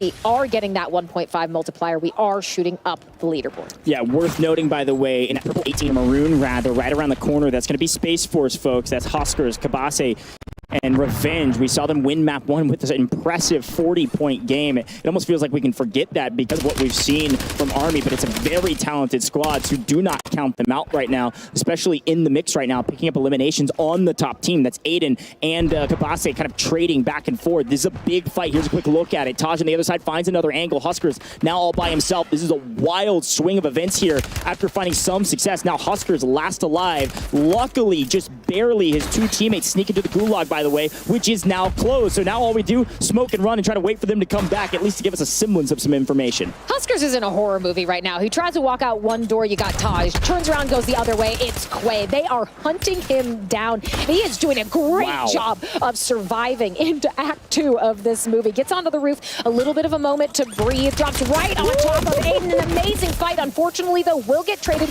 will get taken down. Smokes there, Taj picks Aiden back up, but look at this. 7 kills on Aiden alone. U.S. Army Esports are looking good, but Huskers they will not die. No, they won't die, Katie. No, I it's said insane. it's a horror movie. You think you take the bad guy down, but he's magical. He's getting right back up. I'm sorry. I couldn't even control that. I cut you off on accident there because they won't go down. Every time we think they're in trouble, they will not fall. It's insane. Well, and I think I love that you did point that out because it goes back to what we were talking about with utility efficiency, money efficiency. They are always prepared to instantly get that revive, That's right. have those smokes, have everything they need to recover if someone is a bit too aggressive, too overextended. Yeah, and in my exhortation, I did notice, I believe, Z-Laner get picked and Liram, they did get full wipes. I'm not sure if it was a full team wipe out of this lobby, but they might have gotten one buyback out in transition. I don't think so, though. We only have 11 teams remaining as what, frankly, feels like a very quick map, but it's about the same pace as every other map we've seen thus far. We told teams to move quickly, and that's exactly what's happening. Again, this is the only moment in mini Royale Trios where you want to slow down, Katie. There are 11 teams left in the lobby. Top 10 get paid with a placement multiplier. Slow down, wait for one team to make the first mistake, and then you go on your merry way because you can't earn anything else aside from 1.5 unless you win the game, which is a 2x. A very important moment, one of the most important moments in this tournament. British Army, a nice sight line down the way, gets shots in. Star-Lord knocked into the water. Going to be tough to recover there. I don't think any chance of staying alive. Gibbo with the full, and that is going to be another squad eliminated. We are officially into our 1.5 multiplier. You are doing as good as you can unless you take the rest of this map. But take a look at this. Aiden, Taj, and co. under fire. This is going to be tricky for them, but if they can get through this rotation, I think they'll be in a good spot. Yes, so interesting to watch the two British teams fight each other. Then here comes FIFA Kill cleaning up several in his path. Talk about paving a new way for yourself. A big moment for Team FIFA Kill. This is the Royal Air Force. All 3 of our British squads were actually fighting each other in that moment. That was the Royal Navy, the Royal Air Force, and the British Army all right next to each other and fighting for the same POI. It was wild. And, well, look, here's the thing. Again, not in ranked, which means we got bomb drones taking out a full team. Man. And welcome to the top 9. We're into the 1.5x multi. I am salty if I get taken down by a bomb drone. You think you're safe, little did you know. But FIFA Kill, they are looking great. Part of Royal Air Force. Keep in mind, Royal Air Force did win Code Bowl 3. So a lot of these teams trying to be the first branch to get 2 Code Bowl wins in a row. But there we go. Final 8 teams, only 19 players remaining as Circle 4 about to fully close. FIFA, though, a nice positioning here. Grit's going to get caught out on the crane. Thermite to try and get the down. No conversion just yet, but they will at least have a sightline on where one player is. But take a look at this. Quay off screen. Gets it down onto tech, so it looks like that rotate for them. Successful for the time being. Well, 8 teams remaining, and I do see the Marine Corps answering the charge. All 3 alive, taking the low ground position of this building, which just frankly, the edge of this building is in zone. So FIFA Kill Squad can play a little bit up top for a while, up where Unknown is, but instead, they like to drop down. This could be an opening for Symphony, and it's exactly what happens. They didn't know there was a team below. They were creeping through the smoke. They were able to maybe evade what looks like Symphony. Zach OG, the Marine Corps right around the other side, going to push the equation, push into the fight. Snop's in trouble, trying to find where his opponent is and can't figure it out. Doesn't get any bullets down range, which means Symphony in trouble. Gets revived by Zach, but now they're pushing him from the edge of zone. Now, Katie, this is where it gets real mixy because there is no new zone. This is it. We got 5 teams in it with a couple people floating after a miraculous buyback. The Marine Corps are fighting to stay alive. Fighting to stay alive. They do have a good amount of kills, so this is going to be a big map. But look who's managed to recover. Taj, Aiden, they are getting squad wipes. They always have the ability to stay in it. Quay now with a great top positioning here. Knows someone's right behind. Does want to go for the chow. Has the pistol out. It's a little dicey, but it doesn't matter, Grits. You can't let that one happen. Aiden from the top rope. They want to do it once. They want to do it twice. They are insurmountable, unstoppable. U.S. Army is looking final. Inevitable. They're everything. The U.S. Army Esports win it again and again in style. Not only do they set up the perfect kill box, they had every high ground position, whether pistols, ARs, or in between, it doesn't matter. Quay jumps into the fight, wins the 1v1 with the pistol in hand. These guys are different and yet again find themselves at the top of the leaderboard overall, and frankly, at the top of this map's leaderboard most likely, as long as they found as many kills as they have been the last several times. Because again, Aiden had 13 by himself, so that's 26 points at least. If Quay and Taj had nothing, we saw Quay at least have 5. Unreal scoreline yet again from the U.S. Army. We thought there was a chance somebody could take them out. It is looking more and more grim as we go down the line into the final map next. Very much so, looking like a race for second place at this point. There's a lot of contention there. The U.S. Army just phenomenal from top to bottom. Let's take a look at exactly how all of that played out in map 3. Just one more remaining, and it's Aiden on your screen. It has been this trio all day long with, again, excellent support from the other team for the U.S. Army. Yeah, and again, looking back at these replays, you can see why. I mean, some of these team fights, obviously impressive, but individual gun skill as well. I mean, we talk about it often, but being able to win 1v2s, doesn't matter who's on the other side. These players are good, and Aiden is able to make it look easy, but Quay and Taj able to do the same. I do want to give a shout out to the Marine Corps, though. They really had a good late game push, set themselves up well in the mid game, found a decent amount of kills. I think the Marine Corps are going to be pretty happy about that game. Yeah, that's what we're saying, right? They had really good momentum at first, and they were not able to snowball it into a victory, but they got good eliminations. They guaranteed themselves that second best 1.5 multiplier for their elims. So definitely the best game we've seen from them so far. But something I want to highlight in the end of these replays, these final moments that we're going through, is the fact that Aiden, Taj, and Quay, we saw off screen, they got down, someone got eliminated. They did not have an optimal rotation into that final zone, and it is the preparation that we've seen from them that allowed them to get to this point. Pistol comes out. Grits, unfortunately, just not able to get it done. The confidence here from them is so outlandish. Yeah, this is just perfect. Again, you saw that kill box setup. They were all separated on the ultimate highs all around. They could see everything. They had all the information. And again, we talk about resources being king, cash being king.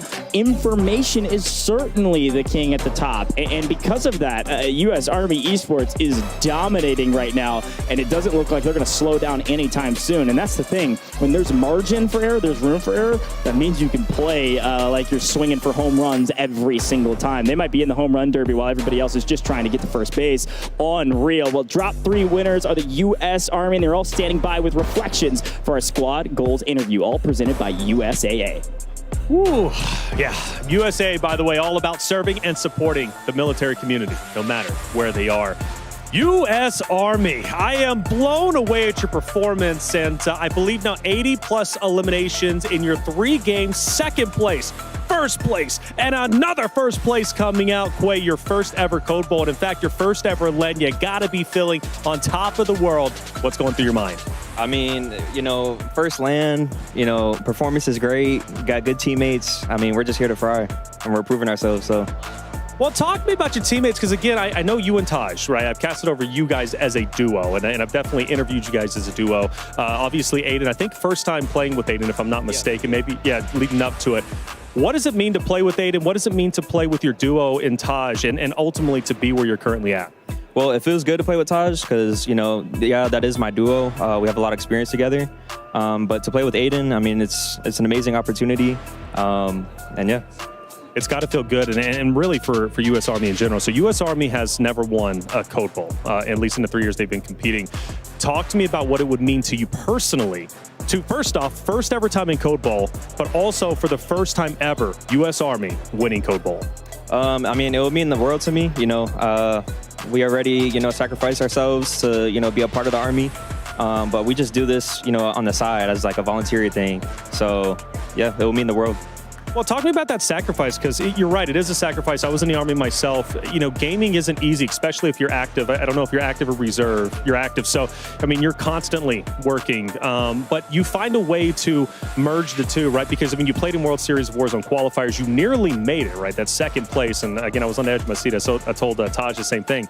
But what's that work-life balance? And how do you manage it, managing to stay at the top of the food chain, but still be in active duty?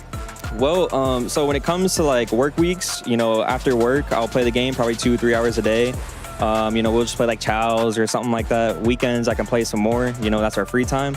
But yeah, what was the second question? I'm sorry. Well, just the work-life balance, man. It's not easy because, again, not only are you at the top of the food chain here, but also in the competitive scene. You're one of the top players out there in World Series Warzone next year. Who knows where you'll be? Yeah, hopefully we make it. Because second place, that broke my heart. Yeah. Broke my heart. Broke my heart as well, brother. Well, one more game to go. You guys lead by a landslide at this point. Of course, unofficially, we'll see where they're currently at, but well done, brother. One more game to go. Let's see how well you do. All right, let's send it back up to the desk at U.S. Army. They're on top.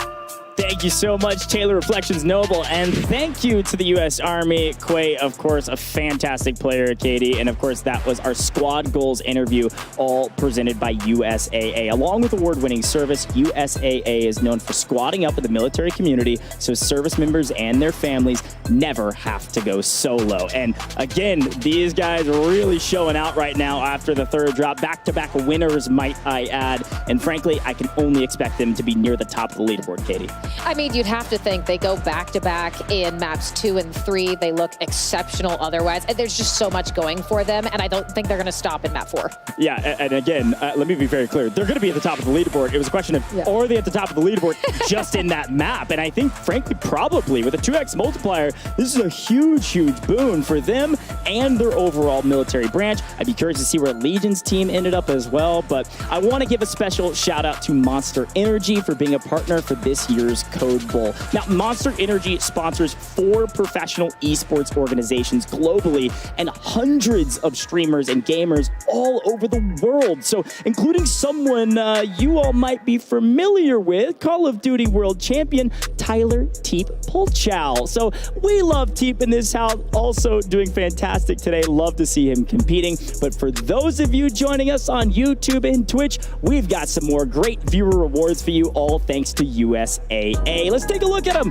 What are our viewer rewards? I got to remind you, because available today only and earned by watching our Code Bowl 5 broadcast on YouTube or Twitch are 4 in-game items that you can equip within Modern Warfare 3 and Warzone that show your support of the endowment. The Please Rewind weapon charm is yours for the taking, so just be sure to return this vintage VHS video cassette from the start. Now, I love this one, Katie. This is maybe one of my favorites here for our viewers. We've got to give them their credit here because they continue to earn rewards just by watching this incredible broadcast. But talk to me about that weapon charm. It's pretty cute. How many people do you think are watching this don't know what a VHS is? I know we do. We do, but they might not. That's right. There's a chance that they don't. I know the Condex was talking about a lot of the same. All of us starting to age out. The nostalgia, this is our home, right? It feels good for us, but we can educate, all the younger kids in attendance. That's right. Well, don't forget, right after Code Bowl 5, the action continues with the Solo YOLO Challenge, all presented by Corsair. Watch as players go head-to-head in a high-stakes battle for glory. It's every person for themselves. You're going to want to stick around. You're not going to want to miss this. It is going to be a dynamic end to this whole broadcast. But folks, we're going to head to a very short break. And as we do, refresh, get some water, and then come back for the final drop of Code Bowl 5. 5 is brought to you by USAA. USAA's mission is to serve the military community and their families wherever they may be. Come learn more at usaa.com/gaming. Corsair. Experience the world of Call of Duty with Corsair, the official gaming hardware and peripheral partner of Call of Duty and Call of Duty Endowment. Visit corsair.com/Call of Duty for more information. Monster Energy. Starting September 1st, head to callofduty.monsterenergy.com to see how you can earn bonus in-game rewards for Call of Duty Black Ops 6. And Pilot Company. Starting October 27th, Pilot Company will be partnering with the endowment for the 5th year in a row. You can round up your change in-store at checkout with 100% of funds going to getting vets into high-quality careers. Through the partnership to date, Pilot Company and the endowment have helped over 7,150 vets gain meaningful employment.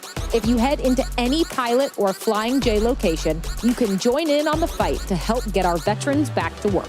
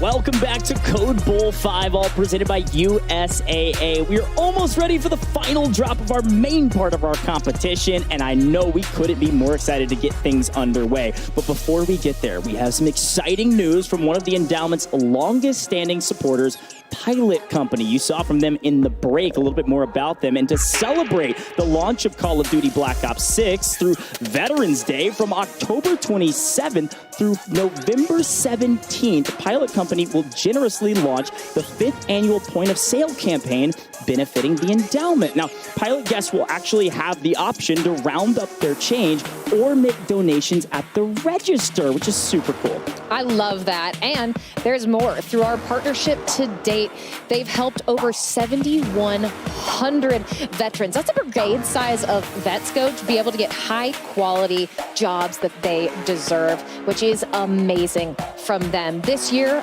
their goal is to raise $1 million to get more vets jobs. Head into any Pilot Company location to learn more and see how you can join the fight with us to help get our vets back to work. Of course, make sure to download their My Rewards Plus app to find the nearest location to you. Serving those who served is so central to Pilot Company's mission, and they couldn't be happier to team up with the Call of Duty Endowment again. I love this breakdown, Katie. Thank you so much for that. And again, shout out to Pilot Company. And so frankly, I love the way this is set up because of that donation factor, of course. But the rounding up is so really cool. Easy to give to the endowment. So shout out to Pilot Company. What a cool partnership. Thank you for making that all possible. But Katie, before we get into our final drop of the day, at least for the trios portion of our competition, we have a very special Warzone mobile giveaway. Let's take a look. And I hope you're enjoying all of the action from the Call of Duty Endowment Code Bowl today, whose mission is to support both the US and the UK veterans, has a special in-game pack releasing in Warzone Mobile called the Call of Duty Endowment Futura Fury Pack. When unlocked, you will receive various items, including the Warrior Futura Rage Operator skin, the AMR-9 Tandem Strike, and more. As a special thank you for all of you enjoying Code Bowl, you can claim the pack for free using the redemption code I'm about to reveal down below. This code is limited to the first 25 players who redeem it. Ready? Here's the redemption code. Redeem at callofduty.com/redeem now to unlock the Call of Duty Endowment Futura Fury Pack in Warzone Mobile. Download and play for free today. CallOfDuty.com/redeem. It's only 25, so you better be quick, and it's probably gone. Type it in as fast as humanly possible. Shout out to Ferg, an incredible mobile content creator, one of the biggest in the space. Had a chance to talk to him a while back for Warzone mobile launch, and this dude is different, by the way, on phone, tablet, and anything in between. So incredibly talented. And of course, the future of Fury Pack, you want to get your hands on it. Yes, we're giving away some for free, but you can also go get your hands on it here down the line. So I'm loving it, Katie. We love Warzone mobile. We love all things Call of Duty. How you feeling so far? I mean, it just looks exceptional. I think the future of Fury looks amazing. The gameplay we've seen both here today in Urzikstan, and then what we know the caliber can be in Warzone Mobile as well. I think we're being treated to a lot of excellent moments, but we're not done yet, right? We still have map 4 to get through for trios, and then we have the first ever solo YOLO for Code Bowl. So there's still a lot of action in store. If you're just tuning in now, make sure your Twitch accounts are linked. There's still great giveaways you can get your hands on too. Yeah, Twitch, YouTube, everything in between. A great chance to continue to earn rewards. But my big question right now as we're going into the final drop is, where are our standings at? Because I think it's going to get a little dicey on the leaderboard. Let's bring them up. Katie, talk to me about what you're seeing. Oh, my goodness, it is not close. Good Lord, what is going on? 218.5 points for U.S. Army Esports. I said that they were going to break 200, and they do it in 3 maps, setting records hand over fist in Code Bowl. And U.S. Army Esports won. Legion's team, 56.5 points. They are doing so well as a duo. The Royal Canadian Air Force still trying to lock down that second place. But I think right now, like I said, Coach, this is a race for second. I think first, I don't know if they'd have to spawn in. Okay, I'm looking at this leaderboard. I think I'm pretty good at reading comprehension. Am I saying that U.S. Army Esports won? That's going to be that Legion squad we were talking about. They have more points than any other trio on this leaderboard as well. The top 2 teams are both U.S. Army Esports. Are you kidding me? Now, look, Royal Canadian Air Force, again, in second, still setting a pace right now that is equal to or slightly better than last year, but U.S. Army Esports is on top.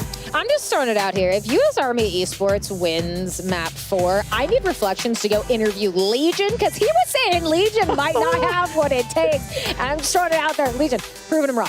Yeah, Legion playing with Djax and Actual. And again, I talked to Taj before the broadcast. He said that Actual, yes, it is his first Code Bowl, but he's a good gunny and he's a great IGL. So I think Actual might be leading the charge there from the comm standpoint, whereas Djax, it's his 3rd Code Bowl, and is just frankly crazy good at playing his life, is what Taj said. So super hard to kill and also great at getting those buybacks for his team. So this team also been doing a fantastic job all day today. I'm pretty impressed with this team as a whole. Obviously, both squads doing great.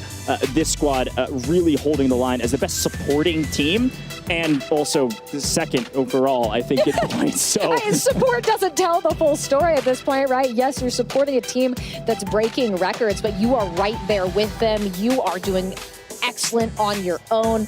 So great to see from them. And it is how important those support players are, right? You look at Djax, being able to play your life in a Warzone trio setting where you have those placement multipliers is an exceptionally valuable skill for at least one player in your team to have. We can see Legion there as they get ready for this final map. He's chatting, he's feeling good. The vibes are high. But look, it's just been U.S. Army Esports across the board. And I don't want to take away from the other branches here, Coach, because they have also been playing really, really well.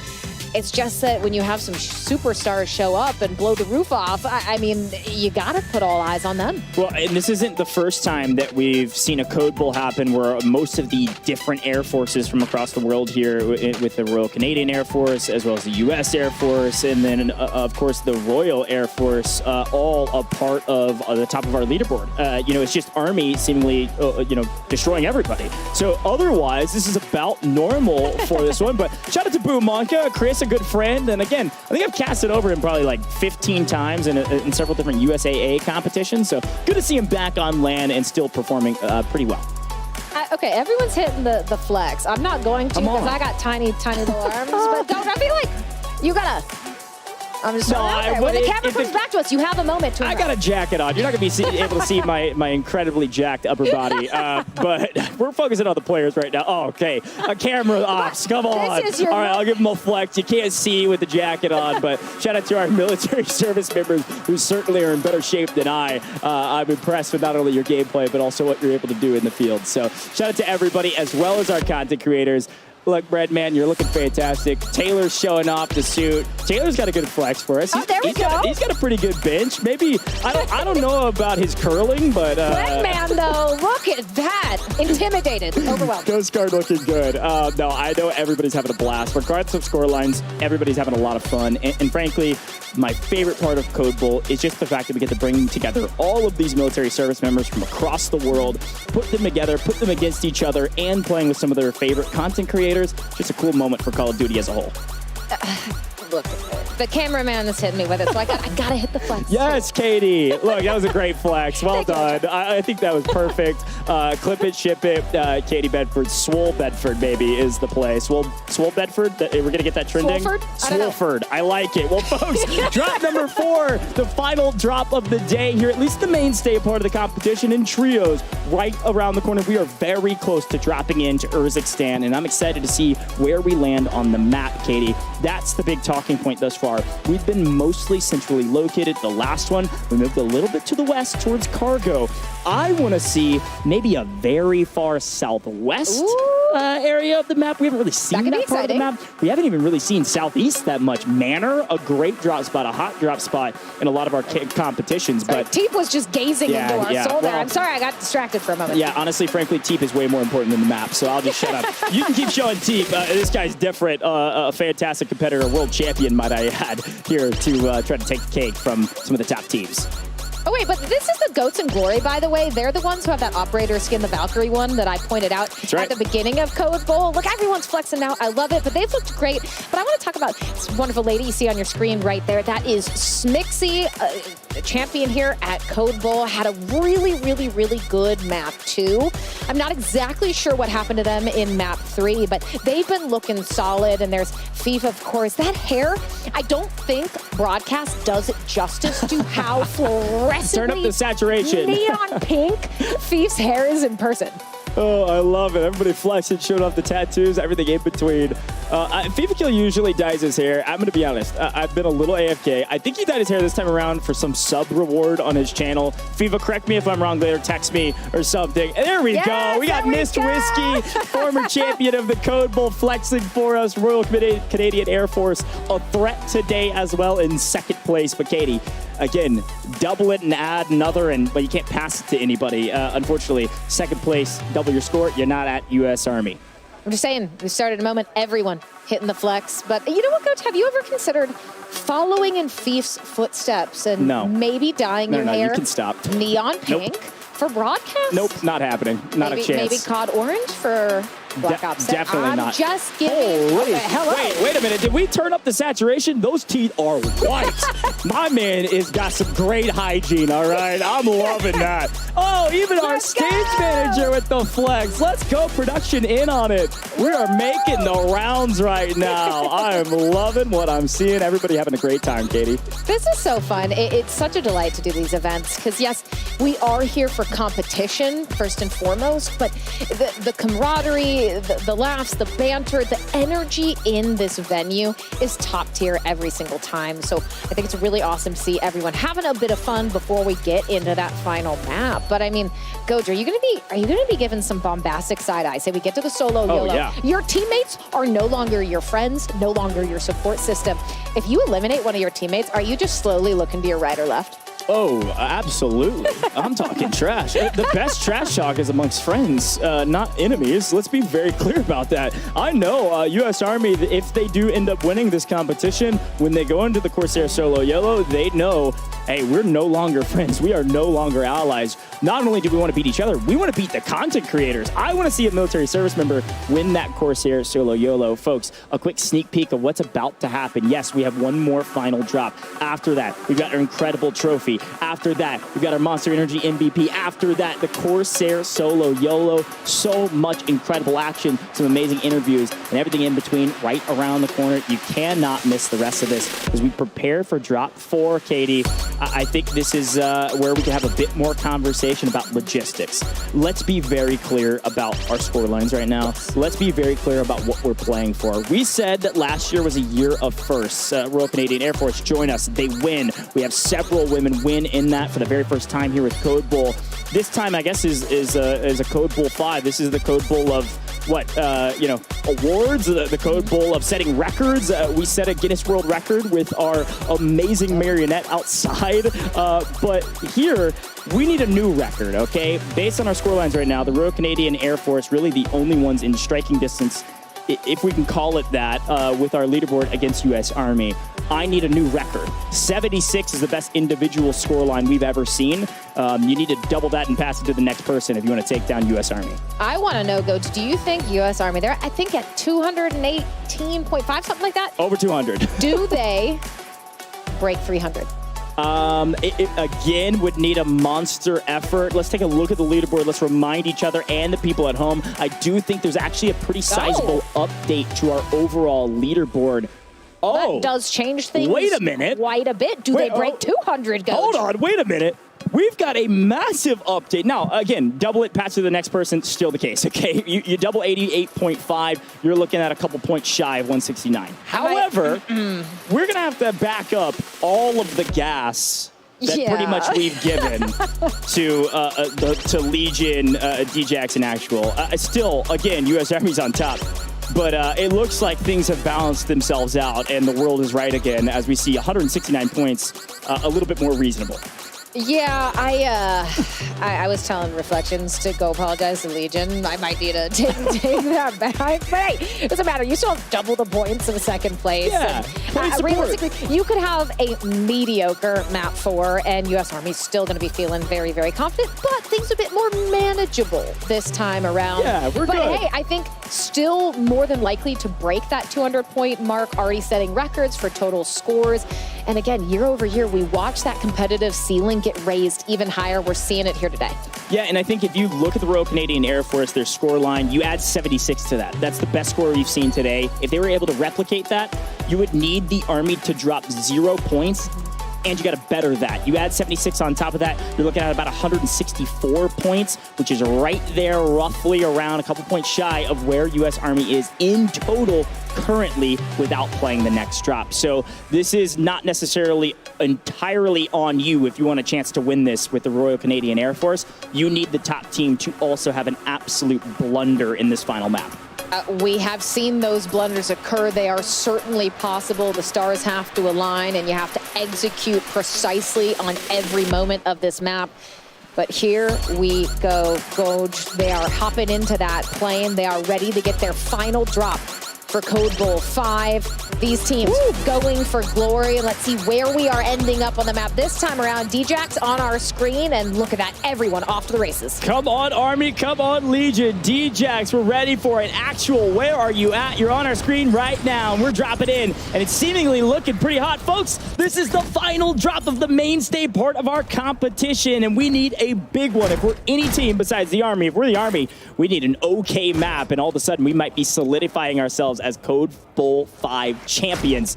So, Katie, let's lock it in and see what's going on. Is that I just saw, by the way, in the kill feed, Royal Canadian Air Force, one of the squads wiped and headed to the gulag. Yeah, definitely not ideal for them. Revenge's team going out as well. I saw that it was Aiden's team who had at least one of those eliminations, but Actual tries to get around the corner, can't hit the curve just in time. Lucky Shamu and co able to get the down, but looking for the full as DJX plays Overwatch, has to walk away though.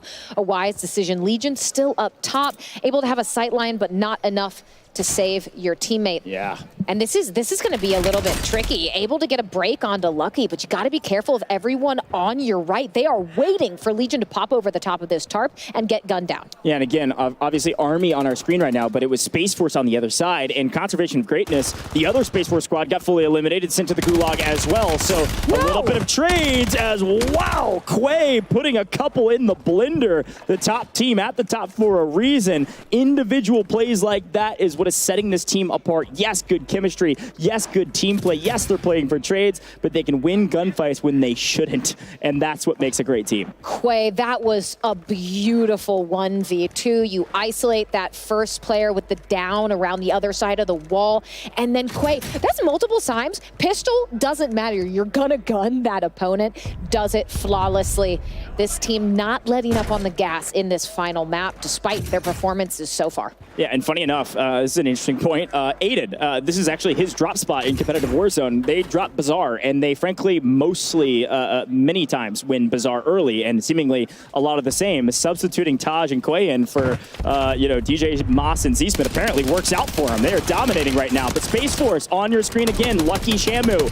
Look, some say he's a Resurgence-only player, a Rebirth player, if you will. Maybe an Area 99 player with Black Ops 6. But Lucky still got the gunny, and he still knows what he's doing in competitive formats, making quick work of his opposition. Yeah, and that is actual in the other U.S. Army esports scene. Lucky able to get 2 eliminations fairly quickly, but runs right into the barrel of an opponent, forced to back away and reassess this fight. Does have their final teammate who was over in that corner, I do think just got taken out. That was Goblin, but now the smokes are out, the push is in, Get Picked is looking to find at least one, gets it, Tama falls, Lucky, gonna have to retreat, not gonna be able to find a way out. That's a staple of Z-Laner play right there, and of course Royal Canadian Air Force in second place right now. Get Picked, last year's monster MVP as well. The Royal Canadian Air Force, a very strong trio, have had a little bit of trouble this time around to maintain some spacing near the top, but in second right now, and frankly, it's been a team effort. Both of the trios that represent Royal Canadian Air Force are both doing pretty solid.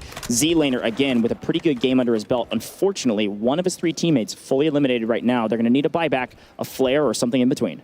Well, take a look at that kill feed. Not fully eliminated, but a full wipe on Aiden, Taj, and Quay. So they're going to have to be able to reassess here in a minute, as I believe Mystics Team Squad 4 are going to be our 3rd team to be fully eliminated in the 4th and final map of Code Bowl 5. Get Picked.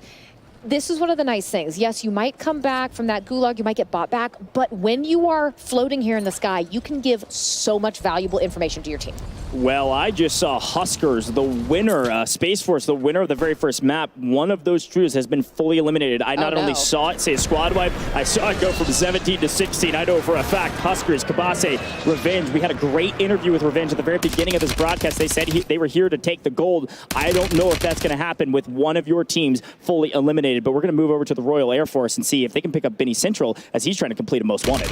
Yeah, that is unfortunate. Benny, not quite far enough around that corner, will be able to attempt to recover, but Unknown, nice shots and is forced to back off though. So Benny not out of it just yet, but not an ideal position as Harry gets another down, and that's actually Legion, unfortunately. I think that is going to be the other U.S. Army esports team fully eliminated.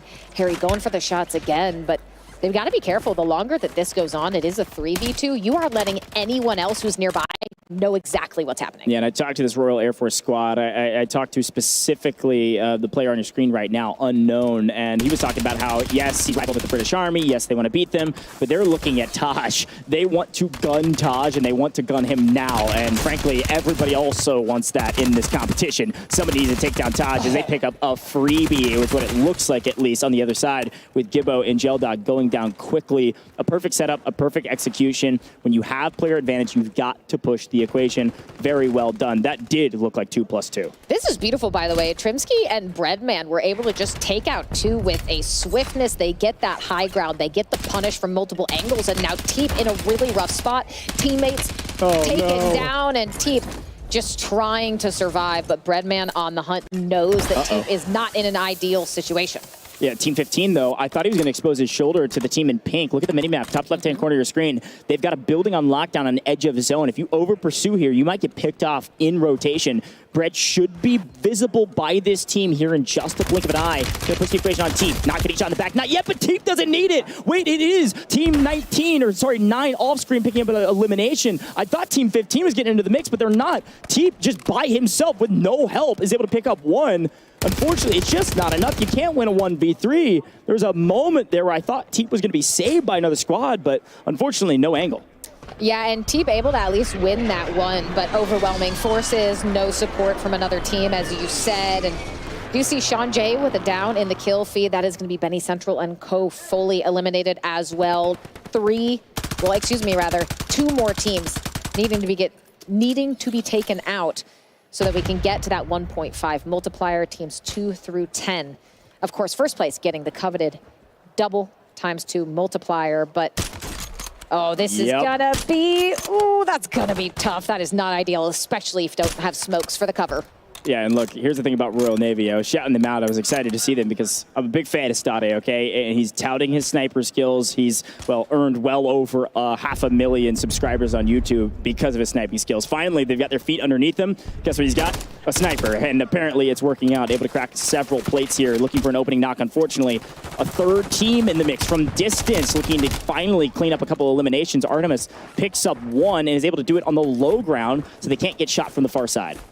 I mean, this is going to be tricky, though. How do you play this? You have a 3-stack in front of you. You are being funneled in by the storm. Your teammate is in a pinch position, but it's not really ideal. And I think that choice to rotate in the storm, perhaps a wise one, not seeing a way to survive and turn that 2v3 into something profitable. So Phoenix and Co. now just trying to figure out where exactly Sean J went, but it is going to be, unfortunately, Smixy and D-Lo going down. FIFA on a rampage might be eliminating them, and I think that's what's about to happen here. Just a That was close. That was close. It was very close. Lurking in the shadows, a rat in the sewer almost was able to strike at the heels of 2 out of 3 of these players. And I think a moment like that, it doesn't feel like a massive moment. But if Sean J was able to take out one, it doesn't look like there's a buy station in their path. And they would have gone into the final couple of circles here a person down, and that's a big disadvantage when you need all 3 up for these final couple fights. Look here, Goj, if I get someone down, I'm tunnel vision thirsting them immediately. You're one of those. I'm not worried. I might get traded out, but I'm taking that person with me. Sean J, a very nice attempt. Symph able to get a down, but we're into our 1.5. Just 9 squads remaining for the 4th and final map of Code Bull 5. Who will come out on top? Phoenix and Co, they've got relatively decent positioning here, but you are running up on Get Picked, who was the MVP last Code Bowl. And Harry putting down some punish onto Cryo. I think Spiffy all on their lonesome. Yeah, and again, this is back to the Royal Air Force. Had a decent performance thus far, and I believe they're in the top 5 overall on our leaderboard, so still have an option to move up this leaderboard quite dramatically. The big question is Army in this still, or did they get wiped? I think they might have gotten wiped. I think they did. I feel like we would have shown them if not. So because of that, the opening maybe is there for Royal Air Force. Maybe it's there for the Royal Canadian Air Force. As unfortunately, right as I say that, Z-Lane are falling off screen and getting wiped. That might be the last remaining squad in the Royal Canadian Air Force, which means it's all down to the Royal Air Force to try to make a difference here. Space Force still in it? I don't know, but Stade off screen also eliminated again. Uh-oh, we got a problem, and we got a brand new in-game with a bunch of new teams, and FIFA's on 10. FIFA is on 10. That is massive. But take a look at the positioning of Symphony's team. U.S. Marine Corps, Zach and Snoop. They are in an excellent spot. They are in the zone. They are going to directly be able to hold these teams. FIFA, though, trying to get that streak down to provide the cover. Instead, it is the smoke. The streak does come out, but Symphony, that's not really going to stop them from getting good sightlines onto these teams rotating in. Royal Air Force versus the Marine Corps, and frankly, this is also a grudge match between 2 really good friends. FIFA Kill, Symphony, they play together almost every single day, in the morning for Symphony and in the evening for FIFA Kill across the pond, but good friends usually playing together, now enemies in the final 3 teams. Both of these squads have all 3 of their players alive. This is anybody's game. One team, though, that's going to be FIFA Kill squad, who has more kills and needs this 2x multiplier a lot more than the Marine Corps does. When you can look at Symphony, I don't think they realize how far FIFA has rotated. There's a chance they get caught out, especially if Harry comes in, plays spoiler, gets it down like that. This is a big one. 3v3v3. One of the only times we've seen thus far that all 3 teams remaining have all 3 players remaining on each of their respective teams. So if you get a knock, you got to fly, and that's exactly what's happening off screen. The Marine Corps, they're safe for now on the outside of the zone. Inside the zone, Breadman squad in trouble as FIFA Kill come flying in, looking for more. The Royal Airface living up to their namesake, flying in, picking up a couple eliminations. But Symphony might be the saving grace for them at this point, removing some of that pressure from Breadman and Trimsky. But FIFA, you could not have a better setup than this. You are dead center in this circle. Everyone has to push into you. You are in a potential bit of a pinch situation, but it is FIFA with the third mine out. On the left goes in. Breadman trying to hit the shots, forced to back off, gets downed in the process. Can the team save the day? Breadman taking out Thief, looking for the rest. Harry goes in for one shot, but it's Breadman all the way. Breadman is unstoppable. The Coast Guard making plays when they were down in numbers. All odds against them, and somehow the Coast Guard is coming out on top. The problem is, after this fight, Breadman, well done. You got 10 eliminations. You got a full team of 3. It's the Marine Corps here to make a statement, here to get a win in the final map of the day, and they're certainly able to do it. Zach, the OG, you might be retiring, but you just won the final map of the day for the Marine Corps in our Code Bowl 5. Very well done for the Marines.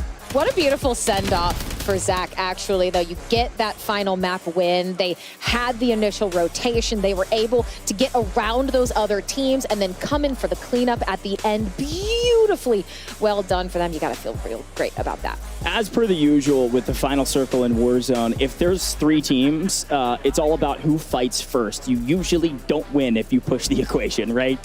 Yes, some of this math is very simple, but in those moments, the Marine Corps made the perfect decision. We said, let them fight. Then we'll swoop in and clean up the mess. And frankly, it was impressive to see Breadman squad, the Coast Guard, they won a 2v3, Katie. And that's a huge, huge value. That is very difficult to do in Warzone. So the Coast Guard win the 2v3. They lose 1. It's just Breadman. Double-digit elims. Congrats. Unfortunately, full 3 of Marine Corps come swooping in and clean up an easy kill. Yeah, I mean, Breadman initially sees them all jumping up on that wall. There's a chance, I guess, if no one looks right, maybe you get that initial pick. You can finesse the wall to stay alive, play your life. But they all turned at the same time. And you could tell Breadman, oh no. Yeah, and here's a quick look back at some of the replays, Katie. I'd love for you to break them down for me because a great start yet again for the U.S. Army, but it wasn't a great finish. For the first time, we don't see the U.S. Army in the end game, so something went wrong, and potentially this leaderboard might be open. That, I like your positivity. I like your optimism on that. I'm not sure if it's going to be the case, but anything could happen. This is here.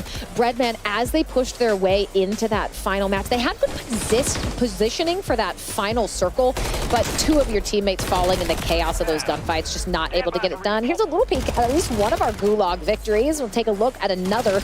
Weren't able to see a ton of them, but I think, was he going up against Teep in that Gulag? That is not someone I would want a gun. But here's that moment you talked about with Sean J trying to make the play, wasn't able to, but could have shaken things up if so. Yeah, and again, look back, Royal Air Force FIFA kill on 11 going into this one. So a big moment. I think got a hair too aggressive right here. This is the problem. He had zone. He didn't have to push out wide out the open. He gets picked for it, and because of that, goes down, lets Brandon win the one. But end of the day, here comes the Marines. They're excited about a victory. They're feeling very good after that one. They needed it bad. The question is, how many eliminations did they have to secure a 2x multiplier? Was it enough? I don't know. A lot of math behind the scenes. We'll see where everybody lines up. But I want to remind everybody that this year, Monster Energy is here and returning as a partner of Code Bowl 5. So to celebrate, we're introducing that new Monster Energy Most Valuable Player, the MVP award. Now, this award will be decided here at the end of this broadcast by the team here behind the scenes. And on screen right now, they'll be given the honor to be the standout performance of a military team member who exhibited a relentless pursuit of victory and unleashed the beast on the competition. I'm excited to see who our MVP will be, all thanks to Monster Energy. So to celebrate all things MVP, by the way, the Call of Duty Endowment and Monster partnered to develop a custom calling card that will be automatically granted when you log into Call of Duty. It's called Unleash the MV Beast. So go check it out now and equip it now while you still can. And that's not all, by the way. It's Code Bowl 5. We've been giving you free things all day, so we're going to keep those free things coming. Scan the QR code on your screen right now or take a screenshot and click the QR code to redeem a free Monster branded sticker and a weapon vinyl. So thank you to Monster Energy for making that all possible. We will be crowning that Monster Energy MVP here shortly, but not yet. We still got to do some calculating here, Katie. I'm excited about it, but the recipient also of our MVP, Monster Energy MVP, will receive this incredible ring. They're going to be crowned this year's Monster Energy MVP of the Code Bowl, but also have some hardware to go with it. So look at this thing, Katie. Talk to me about what you're seeing. That thing is weighty. We had a chance to hold it up here, and I'm excited to see who it is. I'm just saying, whoever ends up winning that ring, if they come back for the next Code Bowl, I expect them to bring it, wear it, and compete with it. It just looks so cool, and I think really a testament for whoever earns it. That's going to be something, if you are a content creator, if you're one of these service members, you can show that off in the background. It's really, really cool, but we still have to figure out exactly who that Monster Energy MVP is. We'll find out very, very shortly, but I think so far we've just been treated to some really incredible moments, Goj, and these players, they have stepped up. Oh, no, they've certainly stepped up, and again, we have to do some math to figure out who's won, who's the Monster Energy Don't MVP. Say we. Not me. I'm not doing we that. is the collective we, okay, the broadcast team, because again, this is the first time that we've gotten to a point in this competition where U.S. Army wasn't obviously on top. Now, they were up by a massive amount of points, but technically the doors were blown wide open, and if Royal Air Force had way more kills than we even maybe saw. I know Viva Kill had at least 12 or 13 by himself, right? A big boon, but only a 1.5x. At the very least, it would have been possible if they would have secured the 2x. I don't know with the 1.5, but I'm not going to do all the math on broadcast. I don't know necessarily. Katie, before we go anywhere else, we're letting them do the math. Any other kind of like big moments from this competition? Because of course, we've been talking about Army all day, but I got to give a huge shout out to the Marines for winning that last one. I think that's a great shout. I want to go back to map 2. They didn't end up winning it, but Smixy's team, they had really incredible plays. They looked like they were in great positions to get things done. It didn't work out, but it showed why they were that team that won last year. You saw what they were able to get done. So shout out to Smixy and Co. They looked great, but I think across the board, from teams that might have been a little bit quieter early on, like the Marines, to the teams like Army that were doing it all day long, we saw the best gameplay. No, and I think that's such a great call out, Katie. And I frankly, I was very impressed with all of our teams today. We saw some high octane action here in Code Bowl 5. Some great Warzone competition. Look, I haven't been here the last couple Code Bowls. I've watched all of them, but I will say this might be the best one yet, okay? And I think they're only going to get better down the line. I know we've got potentially more coming in the future, so you're going to stay tuned and hear a little bit more about that if we've got it. But Katie, again, math being mathed, and I think when we think about the leaderboard, obviously some of the squads not within contention. The main teams, Space Force, they've been the Silver Surfers the last couple years, back-to-back second places. Where are they going to end? Are they even going to crack the top 3? They might be down in somewhere around 4th or 5th, which is where they're at going into that map. And again, I think it was Royal Air Force. Where was the U.S. Air Force? You know, I think there's a lot of math to figure out the actual podium of Code Bowl 5. Well, it's tough, right? Because you can start and have an excellent map 1, you can look like you're on top, but consistency can always be really tricky in Warzone, especially if you're not used to mini royale, you're not used to a much expedited pace of play. So we'll have to see exactly how it ends up on that leaderboard, but I still think we were treated to an excellent series of matches, but we're not done yet. All right, Katie, well, let's send it down to Reflections, who will announce our winner. All right, it's been a long day, but a great day, as you would expect when it comes to Code Bowl. By the way, joining me on stage to present the Code Bowl 5 trophy is the 39th Commandant of the United States Marine Corps, General Eric Smith, who is joined by the Call of Duty Endowment's president and retired Navy Captain Dan Goldenberg. General Smith, first and foremost, it is an honor to have you for the first time here at Code Bowl. Your boys got to win in the end. It's got to feel good. How'd you enjoy the event, first and foremost? I enjoyed it tremendously. I am not a gamer, but I may start becoming a gamer because this is exciting. Maybe we'll have you at the next one. I will be at the next one if invited. All right. I'll be there. I like it, sir. Thank you. And then, honestly, today's event was great, and it was brought together together, or it brought together, I should say, military esports teams from branches all around the world. And, General Smith, any words of encouragement that you want to give to the viewers and give for the service members that competed today and at home? Yeah, I would say that the service members who are competing today, please remember they are service members, and they're dedicated to defending the Constitution and defending this nation. And this is what they do in their spare time. So in their full-time duty, they're aircraft mechanics, they're machinists, they're pilots, they're infantry officers, infantrymen.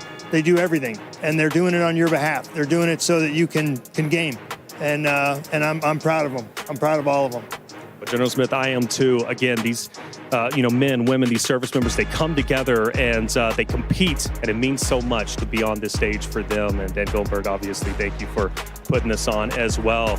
Well, I guess it's time to announce our winner. I am proud to present this year's trophy to the Cold Bowl 5 champions. Bravo Zulu to all participants. You have done your branches and country proud. Semper Fidelis. And by the way, I want to point out, U.S. Army Esports are your Cold Bowl 5 winners. Bring them on up, U.S. Army. Hey, come up, your champions of Cold Bowl 5. And it feels so good. I've been waiting 3 years for this moment for the first time ever when it comes to Cold Bowl. Congratulations. And well done.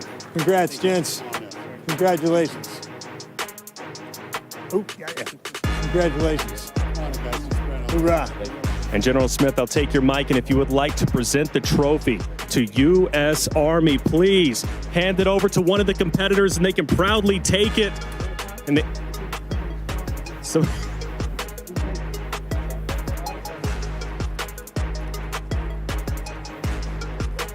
U.S. Army, lift it up, proud as you can be.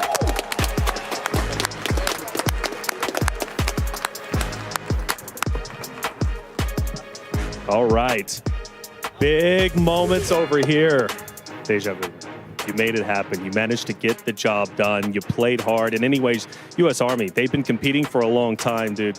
Talk to me about what it means to be here. Oh, it's absolutely amazing. This is 3 years for me and Taj, and just it never coming to U.S. Army, us just coming short. It always hurt us, but finally this year we got the right team together and we worked it and we got that dub, and now it's coming back with us. Coming back with us. I was Army too, so this is a big moment for me myself. I just can't play like the boys up here. Legion, you carried everybody. Come on. You were the most dominant player on the team out there. What does it feel like, man? You're representing U.S. Army. Obviously, this is a great moment. Oh, man, it's unreal. I mean, getting able to do this with these guys and having the other team completely carry us while we were bait was an experience I'll never forget, man. Seriously, so much fun. What an absolute blessing to be able to do this stuff. Fair enough, Legion. Always great to see you, by the way, man. All right, coming from Kansas City, coming out here to represent the best guy out there. Now let's talk to the real competitor, though. Aiden, man, you tore it up. Hey, come on, it is great. But it's the truth, okay? It's the truth. Now, you tore it up, man. And honestly, I know you weren't in the service, but you've represented Army and Cold Bowl for so long now. It seems like, you've been here. It's got to feel great. You tore it up today. What was it like playing with the service members and ultimately now being champions? It feels good to, get my first land win. These two were great. Taj and Quay, man, they were great. Like, you could have put any other third on their team and they would have done amazing. So you got to give the credit to them. They're super good.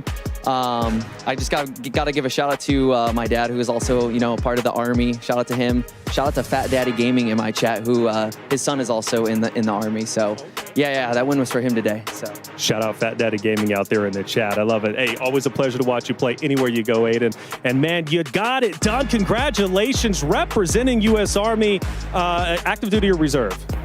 Active duty. So again, balancing is not an easy thing to do, yet you got to this moment. What was it like competing against the other branches? And well, who do you want to shout out?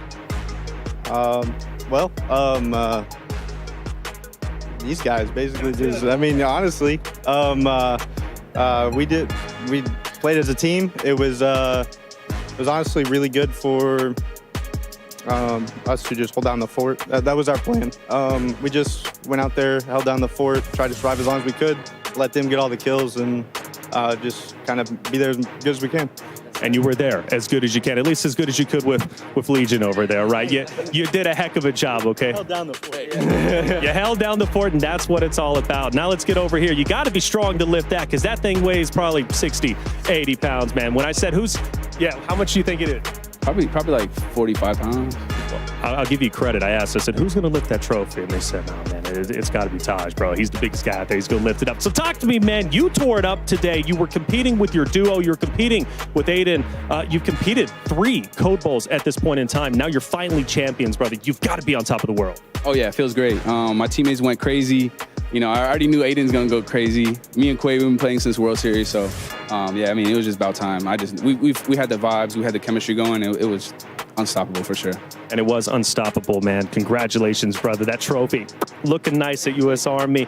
And, of course, we'll come down here. Quay, your first Code Bowl, you made it happen. You played out of your mind. And, in fact, your first LAN, as you were telling me earlier, and you're a champion. Not many people can say at their first ever LAN, they're champions. Hey, man, you see the name on the back, Quay, man. You know, I really do this. You know, it was time to prove myself on LAN, and that's exactly what I did. So we did exactly that, making everybody at home proud, and obviously U.S. Army proud in general. Now it's time to crown our second ever Monster MVP. Dan, if you could please join me down here. You got the ring, and we've got our champion. Taj, you're the Monster MVP. Well done, and a reminder. Congratulations. Show it off, baby. Oh, yeah. This thing is beautiful. It is beautiful, isn't it? And a reminder, by the way, the award has been decided by the Code Bowl 5 broadcast team. They're the ones who chose you as the champion, and you got it done as for your honor and standout performance of a military team member who exhibited a relentless pursuit of victory, unleashed the beast on the competition.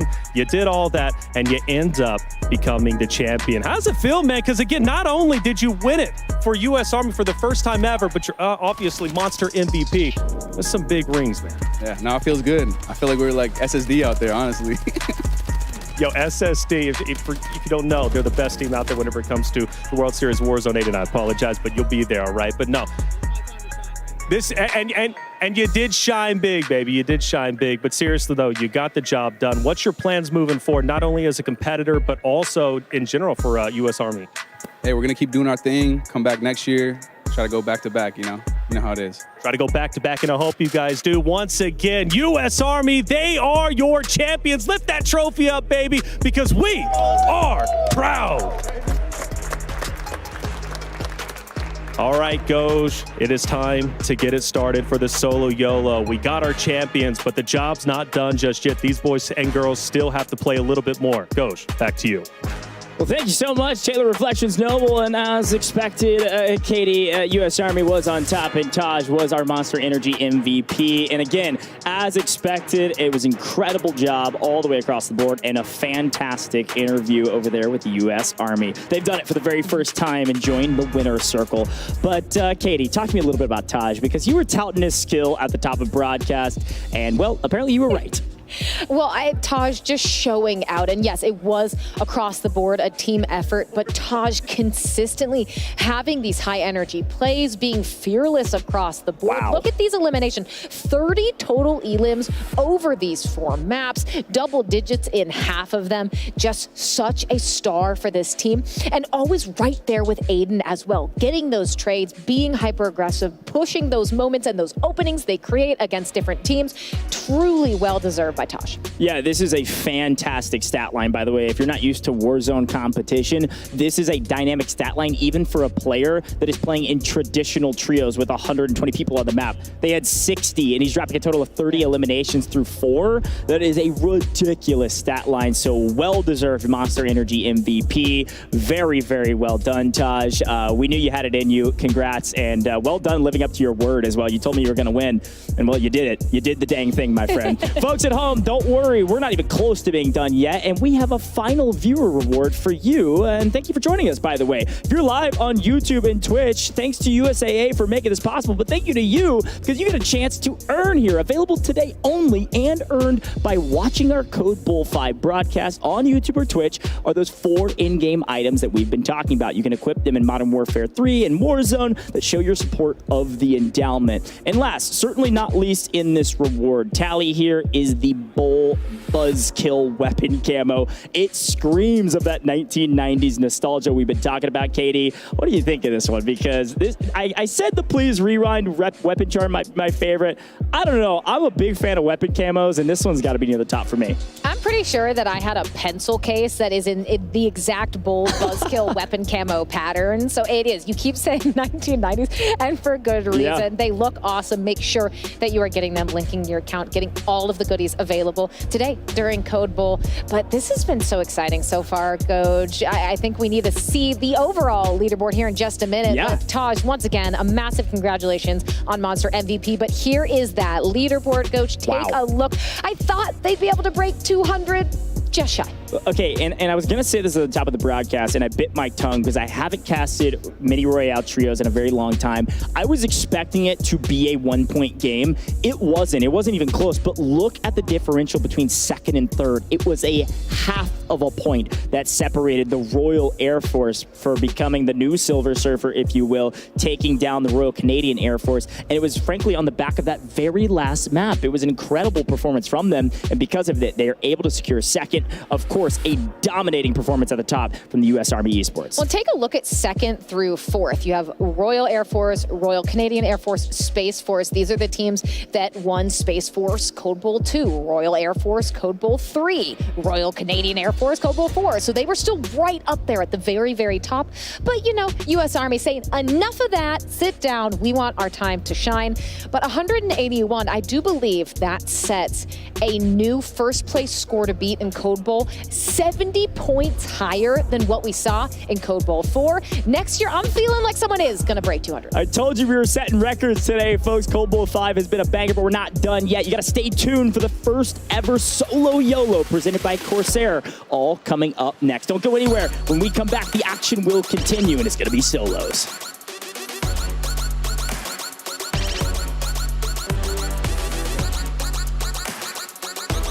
Code Bowl 5 is brought to you by USAA. USAA's mission is to serve the military community and their families wherever they may be. Come learn more at usaa.com/gaming. Corsair. Experience the world of Call of Duty with Corsair, the official gaming hardware and peripheral partner of Call of Duty and Call of Duty Endowment. Visit corsair.com/Call of Duty for more information. Monster Energy. Starting September 1st, head to callofduty.monsterenergy.com to see how you can earn bonus in-game rewards for Call of Duty Black Ops 6. And Pilot Company. Starting October 27th, Pilot Company will be partnering with the Endowment for the 5th year in a row. You can round up your change in-store at checkout with 100% of funds going to getting vets into high-quality careers. Through the partnership to date, Pilot Company and the Endowment have helped over 7,150 vets gain meaningful employment. If you head into any Pilot or Flying J location, you can join in on the fight to help get our veterans back to work. Pre-order Black Ops 6 on any platform. Access.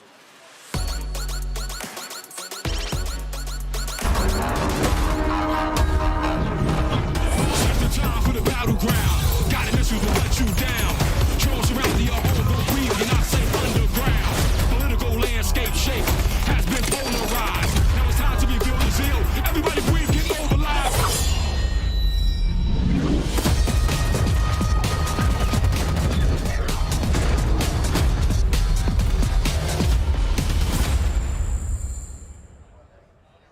Doesn't matter what weapon put on, Lady Ripple are your champions. You're shortly pushes the fight. No!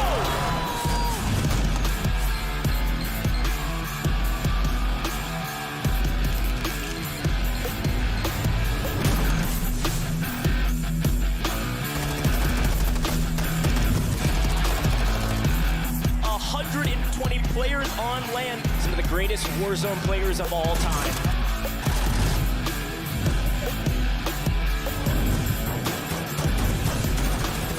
You've got to go on to Brendan. He does it up. Scope's with the solo YOLO.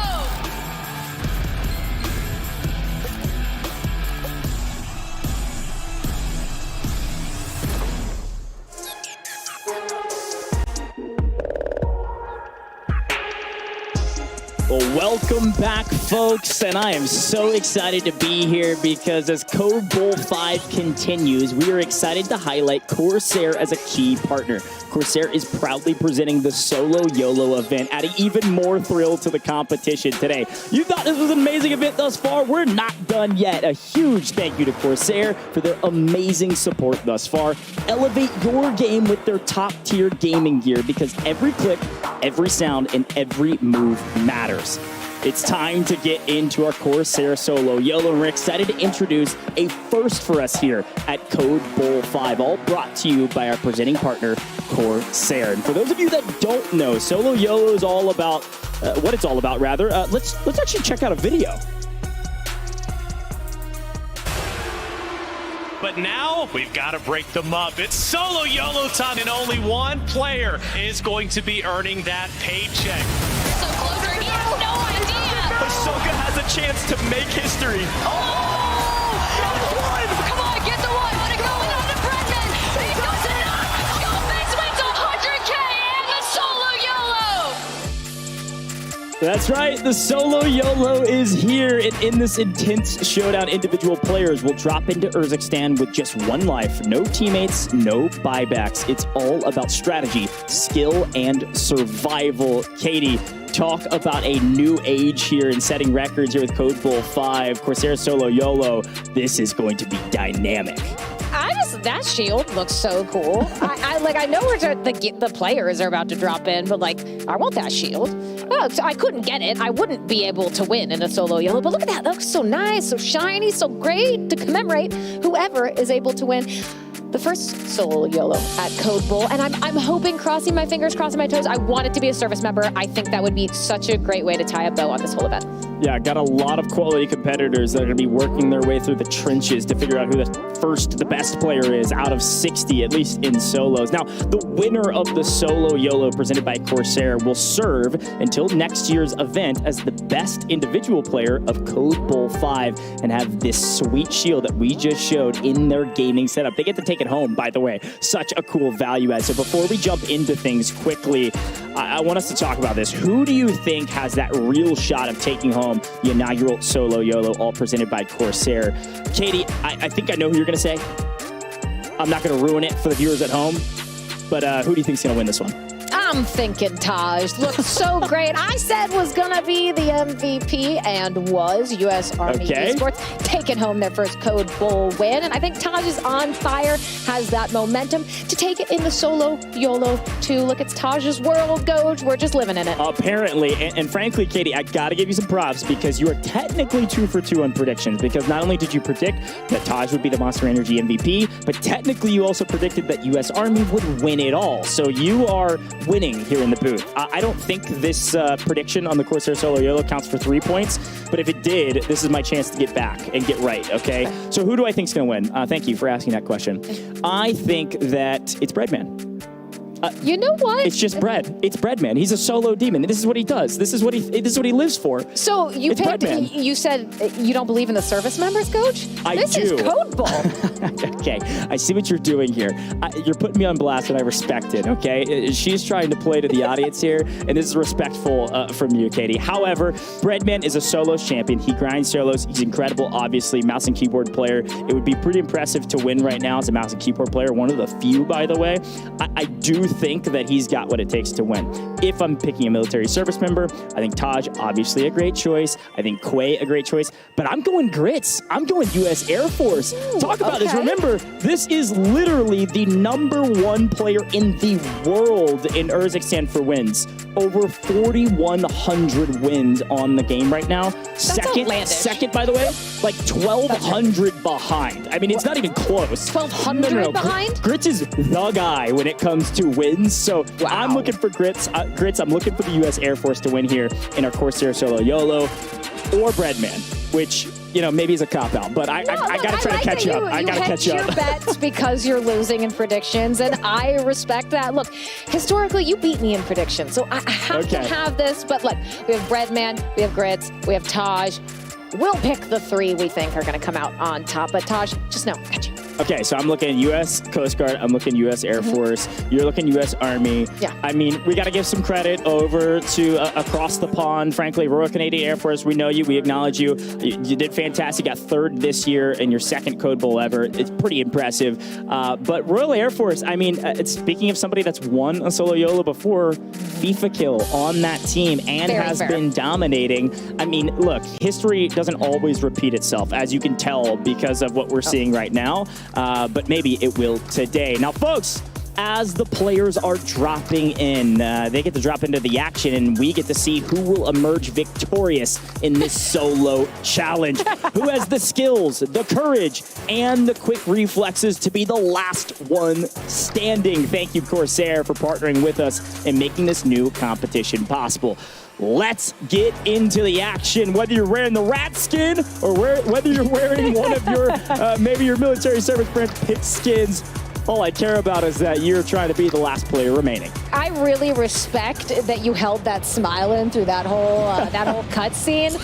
But all I know is if Thief does end up coming out on top here in the solo YOLO, I am going to need Reflections to ask if he's wearing his Lucky Land Game Day socks. That's right. They are tried and true throughout all of these events. But here we go, the first ever Code Bowl solo YOLO. Look at the kill feed. FIFA kills killing Aiden already. What are you talking about? Off rip? We don't even have people on the ground yet. Are we able to see that gulag? That's a Since replay gulags somewhere. here in solo YOLOs, exceptionally important as a last chance, but FIFA out for blood already. These are good friends, by the way, is why I was calling it out. Obviously, the first kill on the map.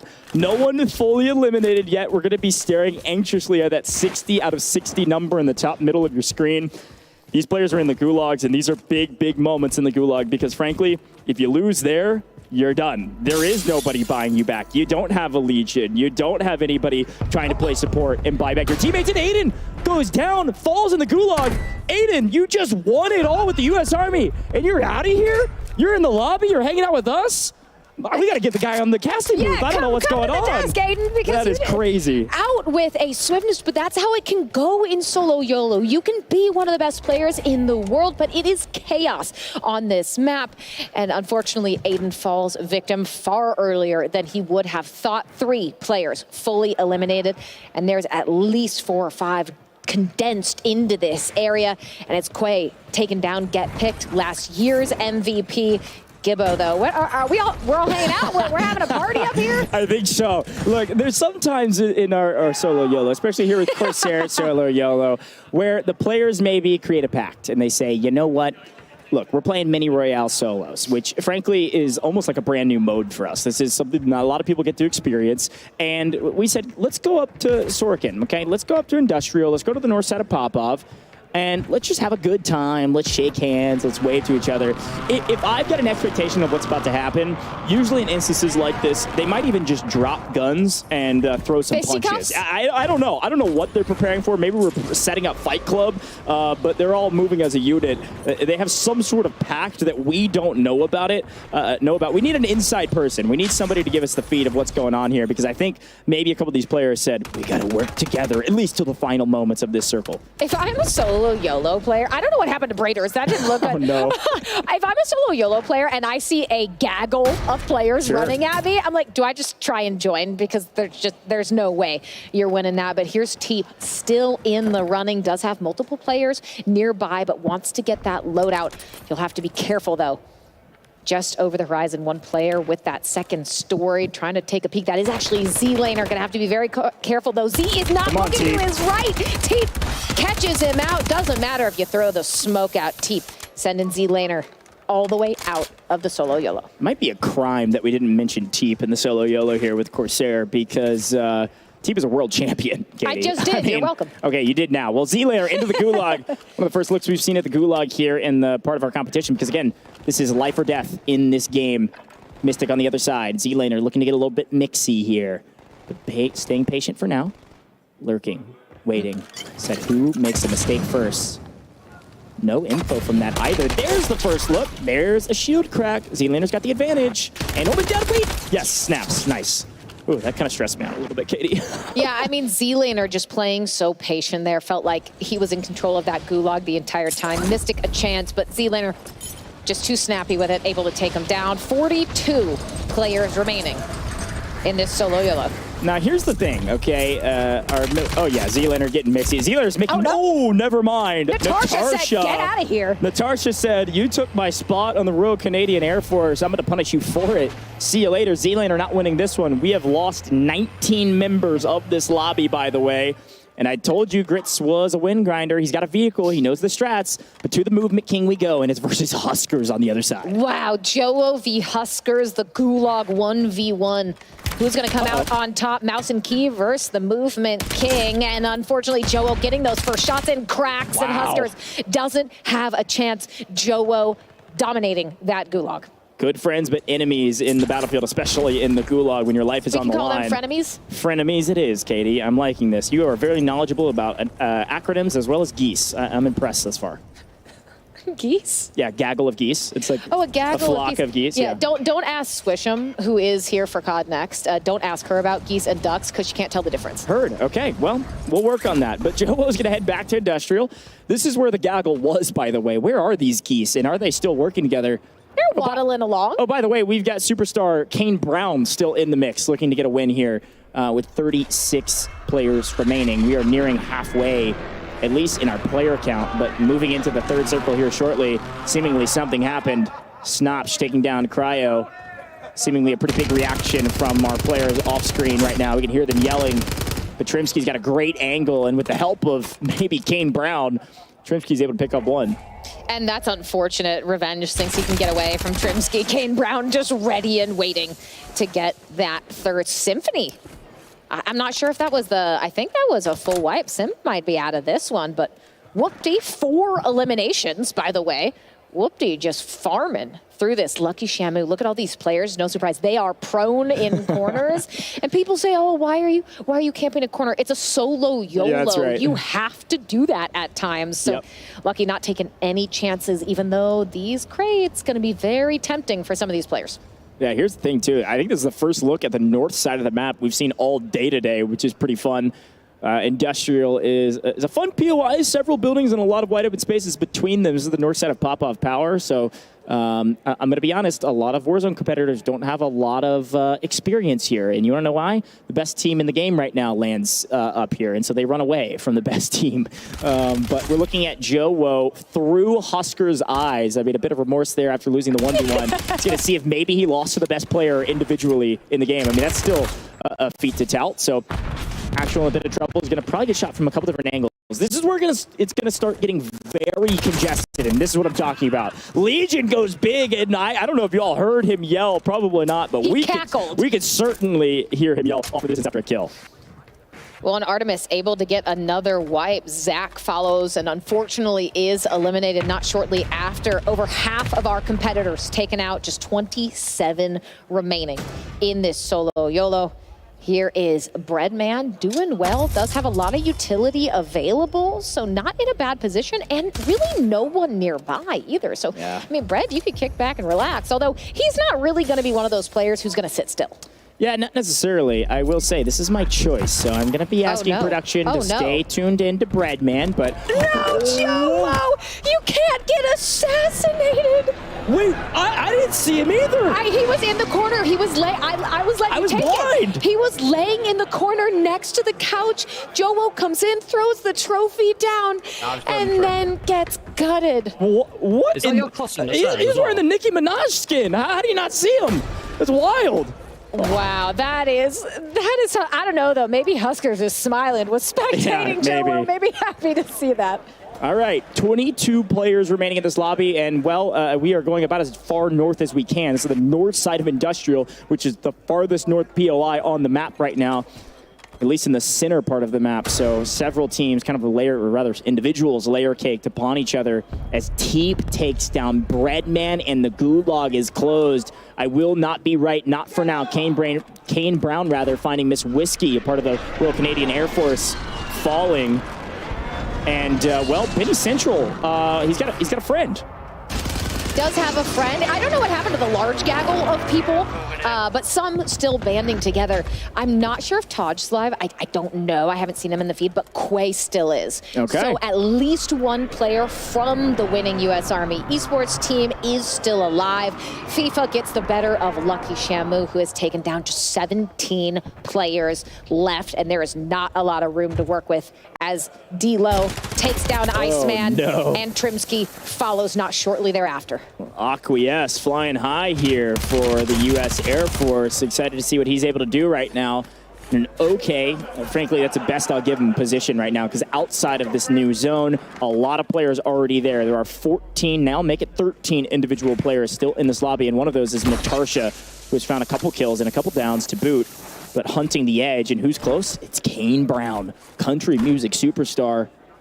Looking to take a fight. It's Florida Man. I know he can drive a golf ball far, but can he get a kill here against Kane Brown? Yes! My man's good on the course and on the map. Come on, that's not fair. Look, diversifies, able to get it done IRL and in the game. Florida Man, a man of many talents. Staying alive in the solo YOLO, just 11 players. D-Lo goes down. D-Lo is wiped. Teep still in the running. 10 players remaining in this solo YOLO. Florida Man in a bit of trouble, tries to get away, but Quay ready and waiting in the wings with 4 eliminations. 8 players left. Who is going to come out on top?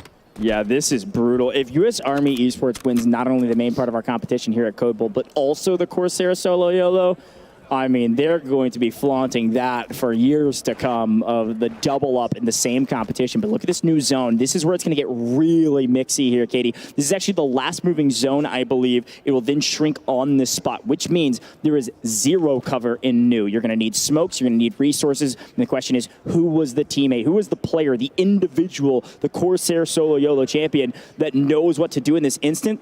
Look at the world champion in new zone on the one piece of cover out there, which is a singular rock. A singular rock, but sometimes that's all you need. Now, we have teams like the U.S. Navy still in this. Royal Air Force is still in this. A lot of teams that can make it happen. Natasha as well, still alive and well for U.S. Coast Guard. So there's a chance for some of these branches. Uh-oh, though, Natasha not checking that left, not checking through that. Maddie ready and waiting, but Natasha says you take too long, and I will punish you for it. Drops the smoke, scurries away. 7 remaining. A chance for other branches who couldn't get it done in the main Code Bowl to walk home with a victory here in the solo YOLO. Teep is just lying in wait. Just hanging out. He's just going to be out there by himself while everybody else fights each other. This is where everybody else is on the map. Everyone is south besides Teep. This is huge. Quay going big for U.S. Army all by himself because, well, everybody is. Kill after kill, elimination after elimination, fighting in the gas, and who is waiting for all of them? It's Teep representing the U.S. Navy. Benny Central had a friend, and no longer all by himself, looking to make a move towards Teep with a little bit of cover, the last remaining piece of cover, but the entire zone is going to close on Teep. Navy, Goats, and Glory have a chance to win this. And this is Benny Central for British Army trying to stay alive. But again, it's the U.S. Army taking them down. FIFA trades them out immediately after the 2v2. FIFA versus Teep gets initial shots in, but the smoke causing chaos. Teep goes for the down. Can't quite find it. The spray, the hip fire through the smoke. Teep from the beginning to the end is crowned your first Code Bowl solo YOLO champion. You said it, Coach. The experience came in clutch. Teep getting it done. And look at that cool, composed, a little smirk, feeling good. Are you kidding me? Why did we not shout out the world champion at the top of this? The Corsair solo YOLO. The champion is Teep, a world champion. This continues to prove that apparently multiplayer is better than Warzone players. I don't know. But Teep dominating in the Corsair solo YOLO, winning it all. We got to head down to reflections, and this is wild. This is wild indeed. Teep gets it done. U.S. Navy, Goats and Glory, man. And you're representing them, but you're also representing yourself. You've done, I think, a little bit in your career in esports and competitive, a couple things. But hey, what does it feel like to win the solo YOLO for the first time at Code Bowl?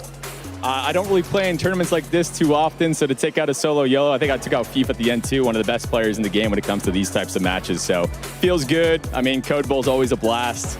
try and show up and do what I can. So to take home a trophy like this it's a great honor. It's a great cause, and we're all just happy to be here. Happy that you're here, man. So talk to me about the team that you competed on today, the branch that you were representing. And again, you obviously said it meant a lot to be here, but really, what does it mean to represent those service members, right, competing and while playing their heart out? It's been a blast every year. I've been representing it with the Navy guys for the past couple of years here at Code Bowl. And, the trios didn't really go our way, but, the effort that these guys are putting in day and day out, it's like none other. So it's always just a blast coming out here and trying to put on a show for them, especially playing this game as much as I do. I'm just trying to do the best I can and put on a show. So at least I got something for them here. Absolutely. Well, the thing is, you're consistently playing in Code Bowls, it seems. So why is it so important for you to play in Code Bowls? And I believe always for the Navy, if I'm not mistaken, unless you maybe played for somebody else. But why is it so important for you to be here as a competitive player? I mean, showing love to the vets, man. That's what we're all here for, right? And an endowment like this, the Call of Duty endowment, I mean, there's no other way I'd rather do it, right? I feel like the fact that they're able to put this on and so many people are supporting like this and they got the in-game items, things like that, people can show their respect for these people putting their lives on the line for us and, just being service members in general. So huge respect. Thank you, everybody, for your service, and pleasure to be here. Pleasure to be here indeed, Teep. You got the job done, and we'd like to extend our gratitude to Corsair for sponsoring the Solo YOLO and helping us celebrate these incredible competitors. One final time, Goj and Katie, please take it away.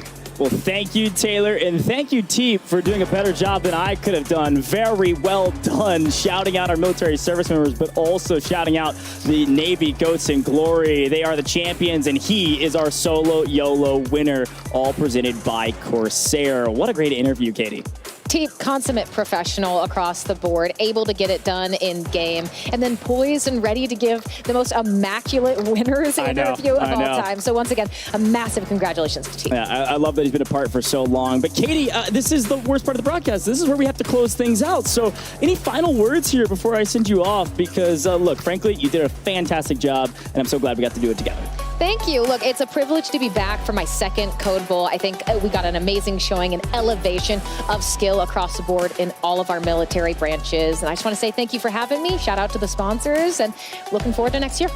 Yeah, looking forward to it as well. We're going to take a quick look at replays before we send it out here today, folks, because, well, we have to, right? Replays, this is such an incredible moment. Looking back at the Corsair Solo YOLO, all of the competition that we had in front of us was amazing, but a great way to finish things out here. Looking back on some of these fights, some of these moments where Teep was able to set up his successful win. Such an opportunity to showcase all of the assets, all the facets of Warzone, rather, from gulags into the final circles, and Huskers gets a win there, but unfortunately doesn't win at all. And I think, again, looking at these replays, I mean, Z-Laner, all of these incredible content creators, I mean, they're fighting every inch, tooth and nail against our military service members. Tit for tat, it was an incredible competition, and excited to see the rest of these replays, Katie, because I sent you off, but we got to shout out Legion one more time. Come on. He got a great kill there towards the end. He was fighting for his life. And in this moment... No, don't play it again. No, not the roundhouse Chowo. Look, I was letting you take these replays because I wasn't sure if I was out, but I'm back. No, you're back. You're back. This is Creators, so cool. All of the service members, just an impeccable job from them, and these are the final moments. Goj, I took it away in real time. Please close it out here in the replay. Yeah, and again, such a great moment where Teep was just waiting on his competition. It is the making of a great player, a great Call of Duty player, a great Warzone player, takes down FIFA kill, a friend, and like you said, one of the best players in the space in solos as well. So shout out to FIFA, of course, but shout out to Navy Goats in Glory, and of course, Teep for winning it all and becoming our very first Corsair Solo YOLO champion. Folks at home, thank you all for tuning in to Code Bowl 5. It was an incredible event, and we also want to give a huge shout out to our incredible partners, USAA, who has been the cornerstone of this event since Code Bowl 2. A big thanks to Monster Energy for crowning our second MVP, and Corsair for introducing the Solo YOLO, as well as Through Dark and Pilot Company on making Code Bowl 5 possible. We appreciate everyone's support and look forward to seeing you next event.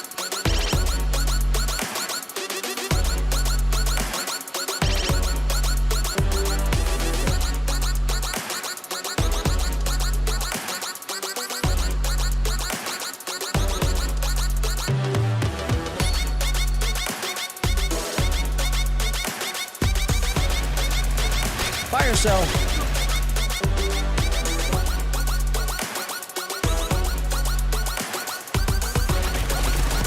Slam, Dr. Luke. Oh no, hold up. He's also ult. Don't touch shit.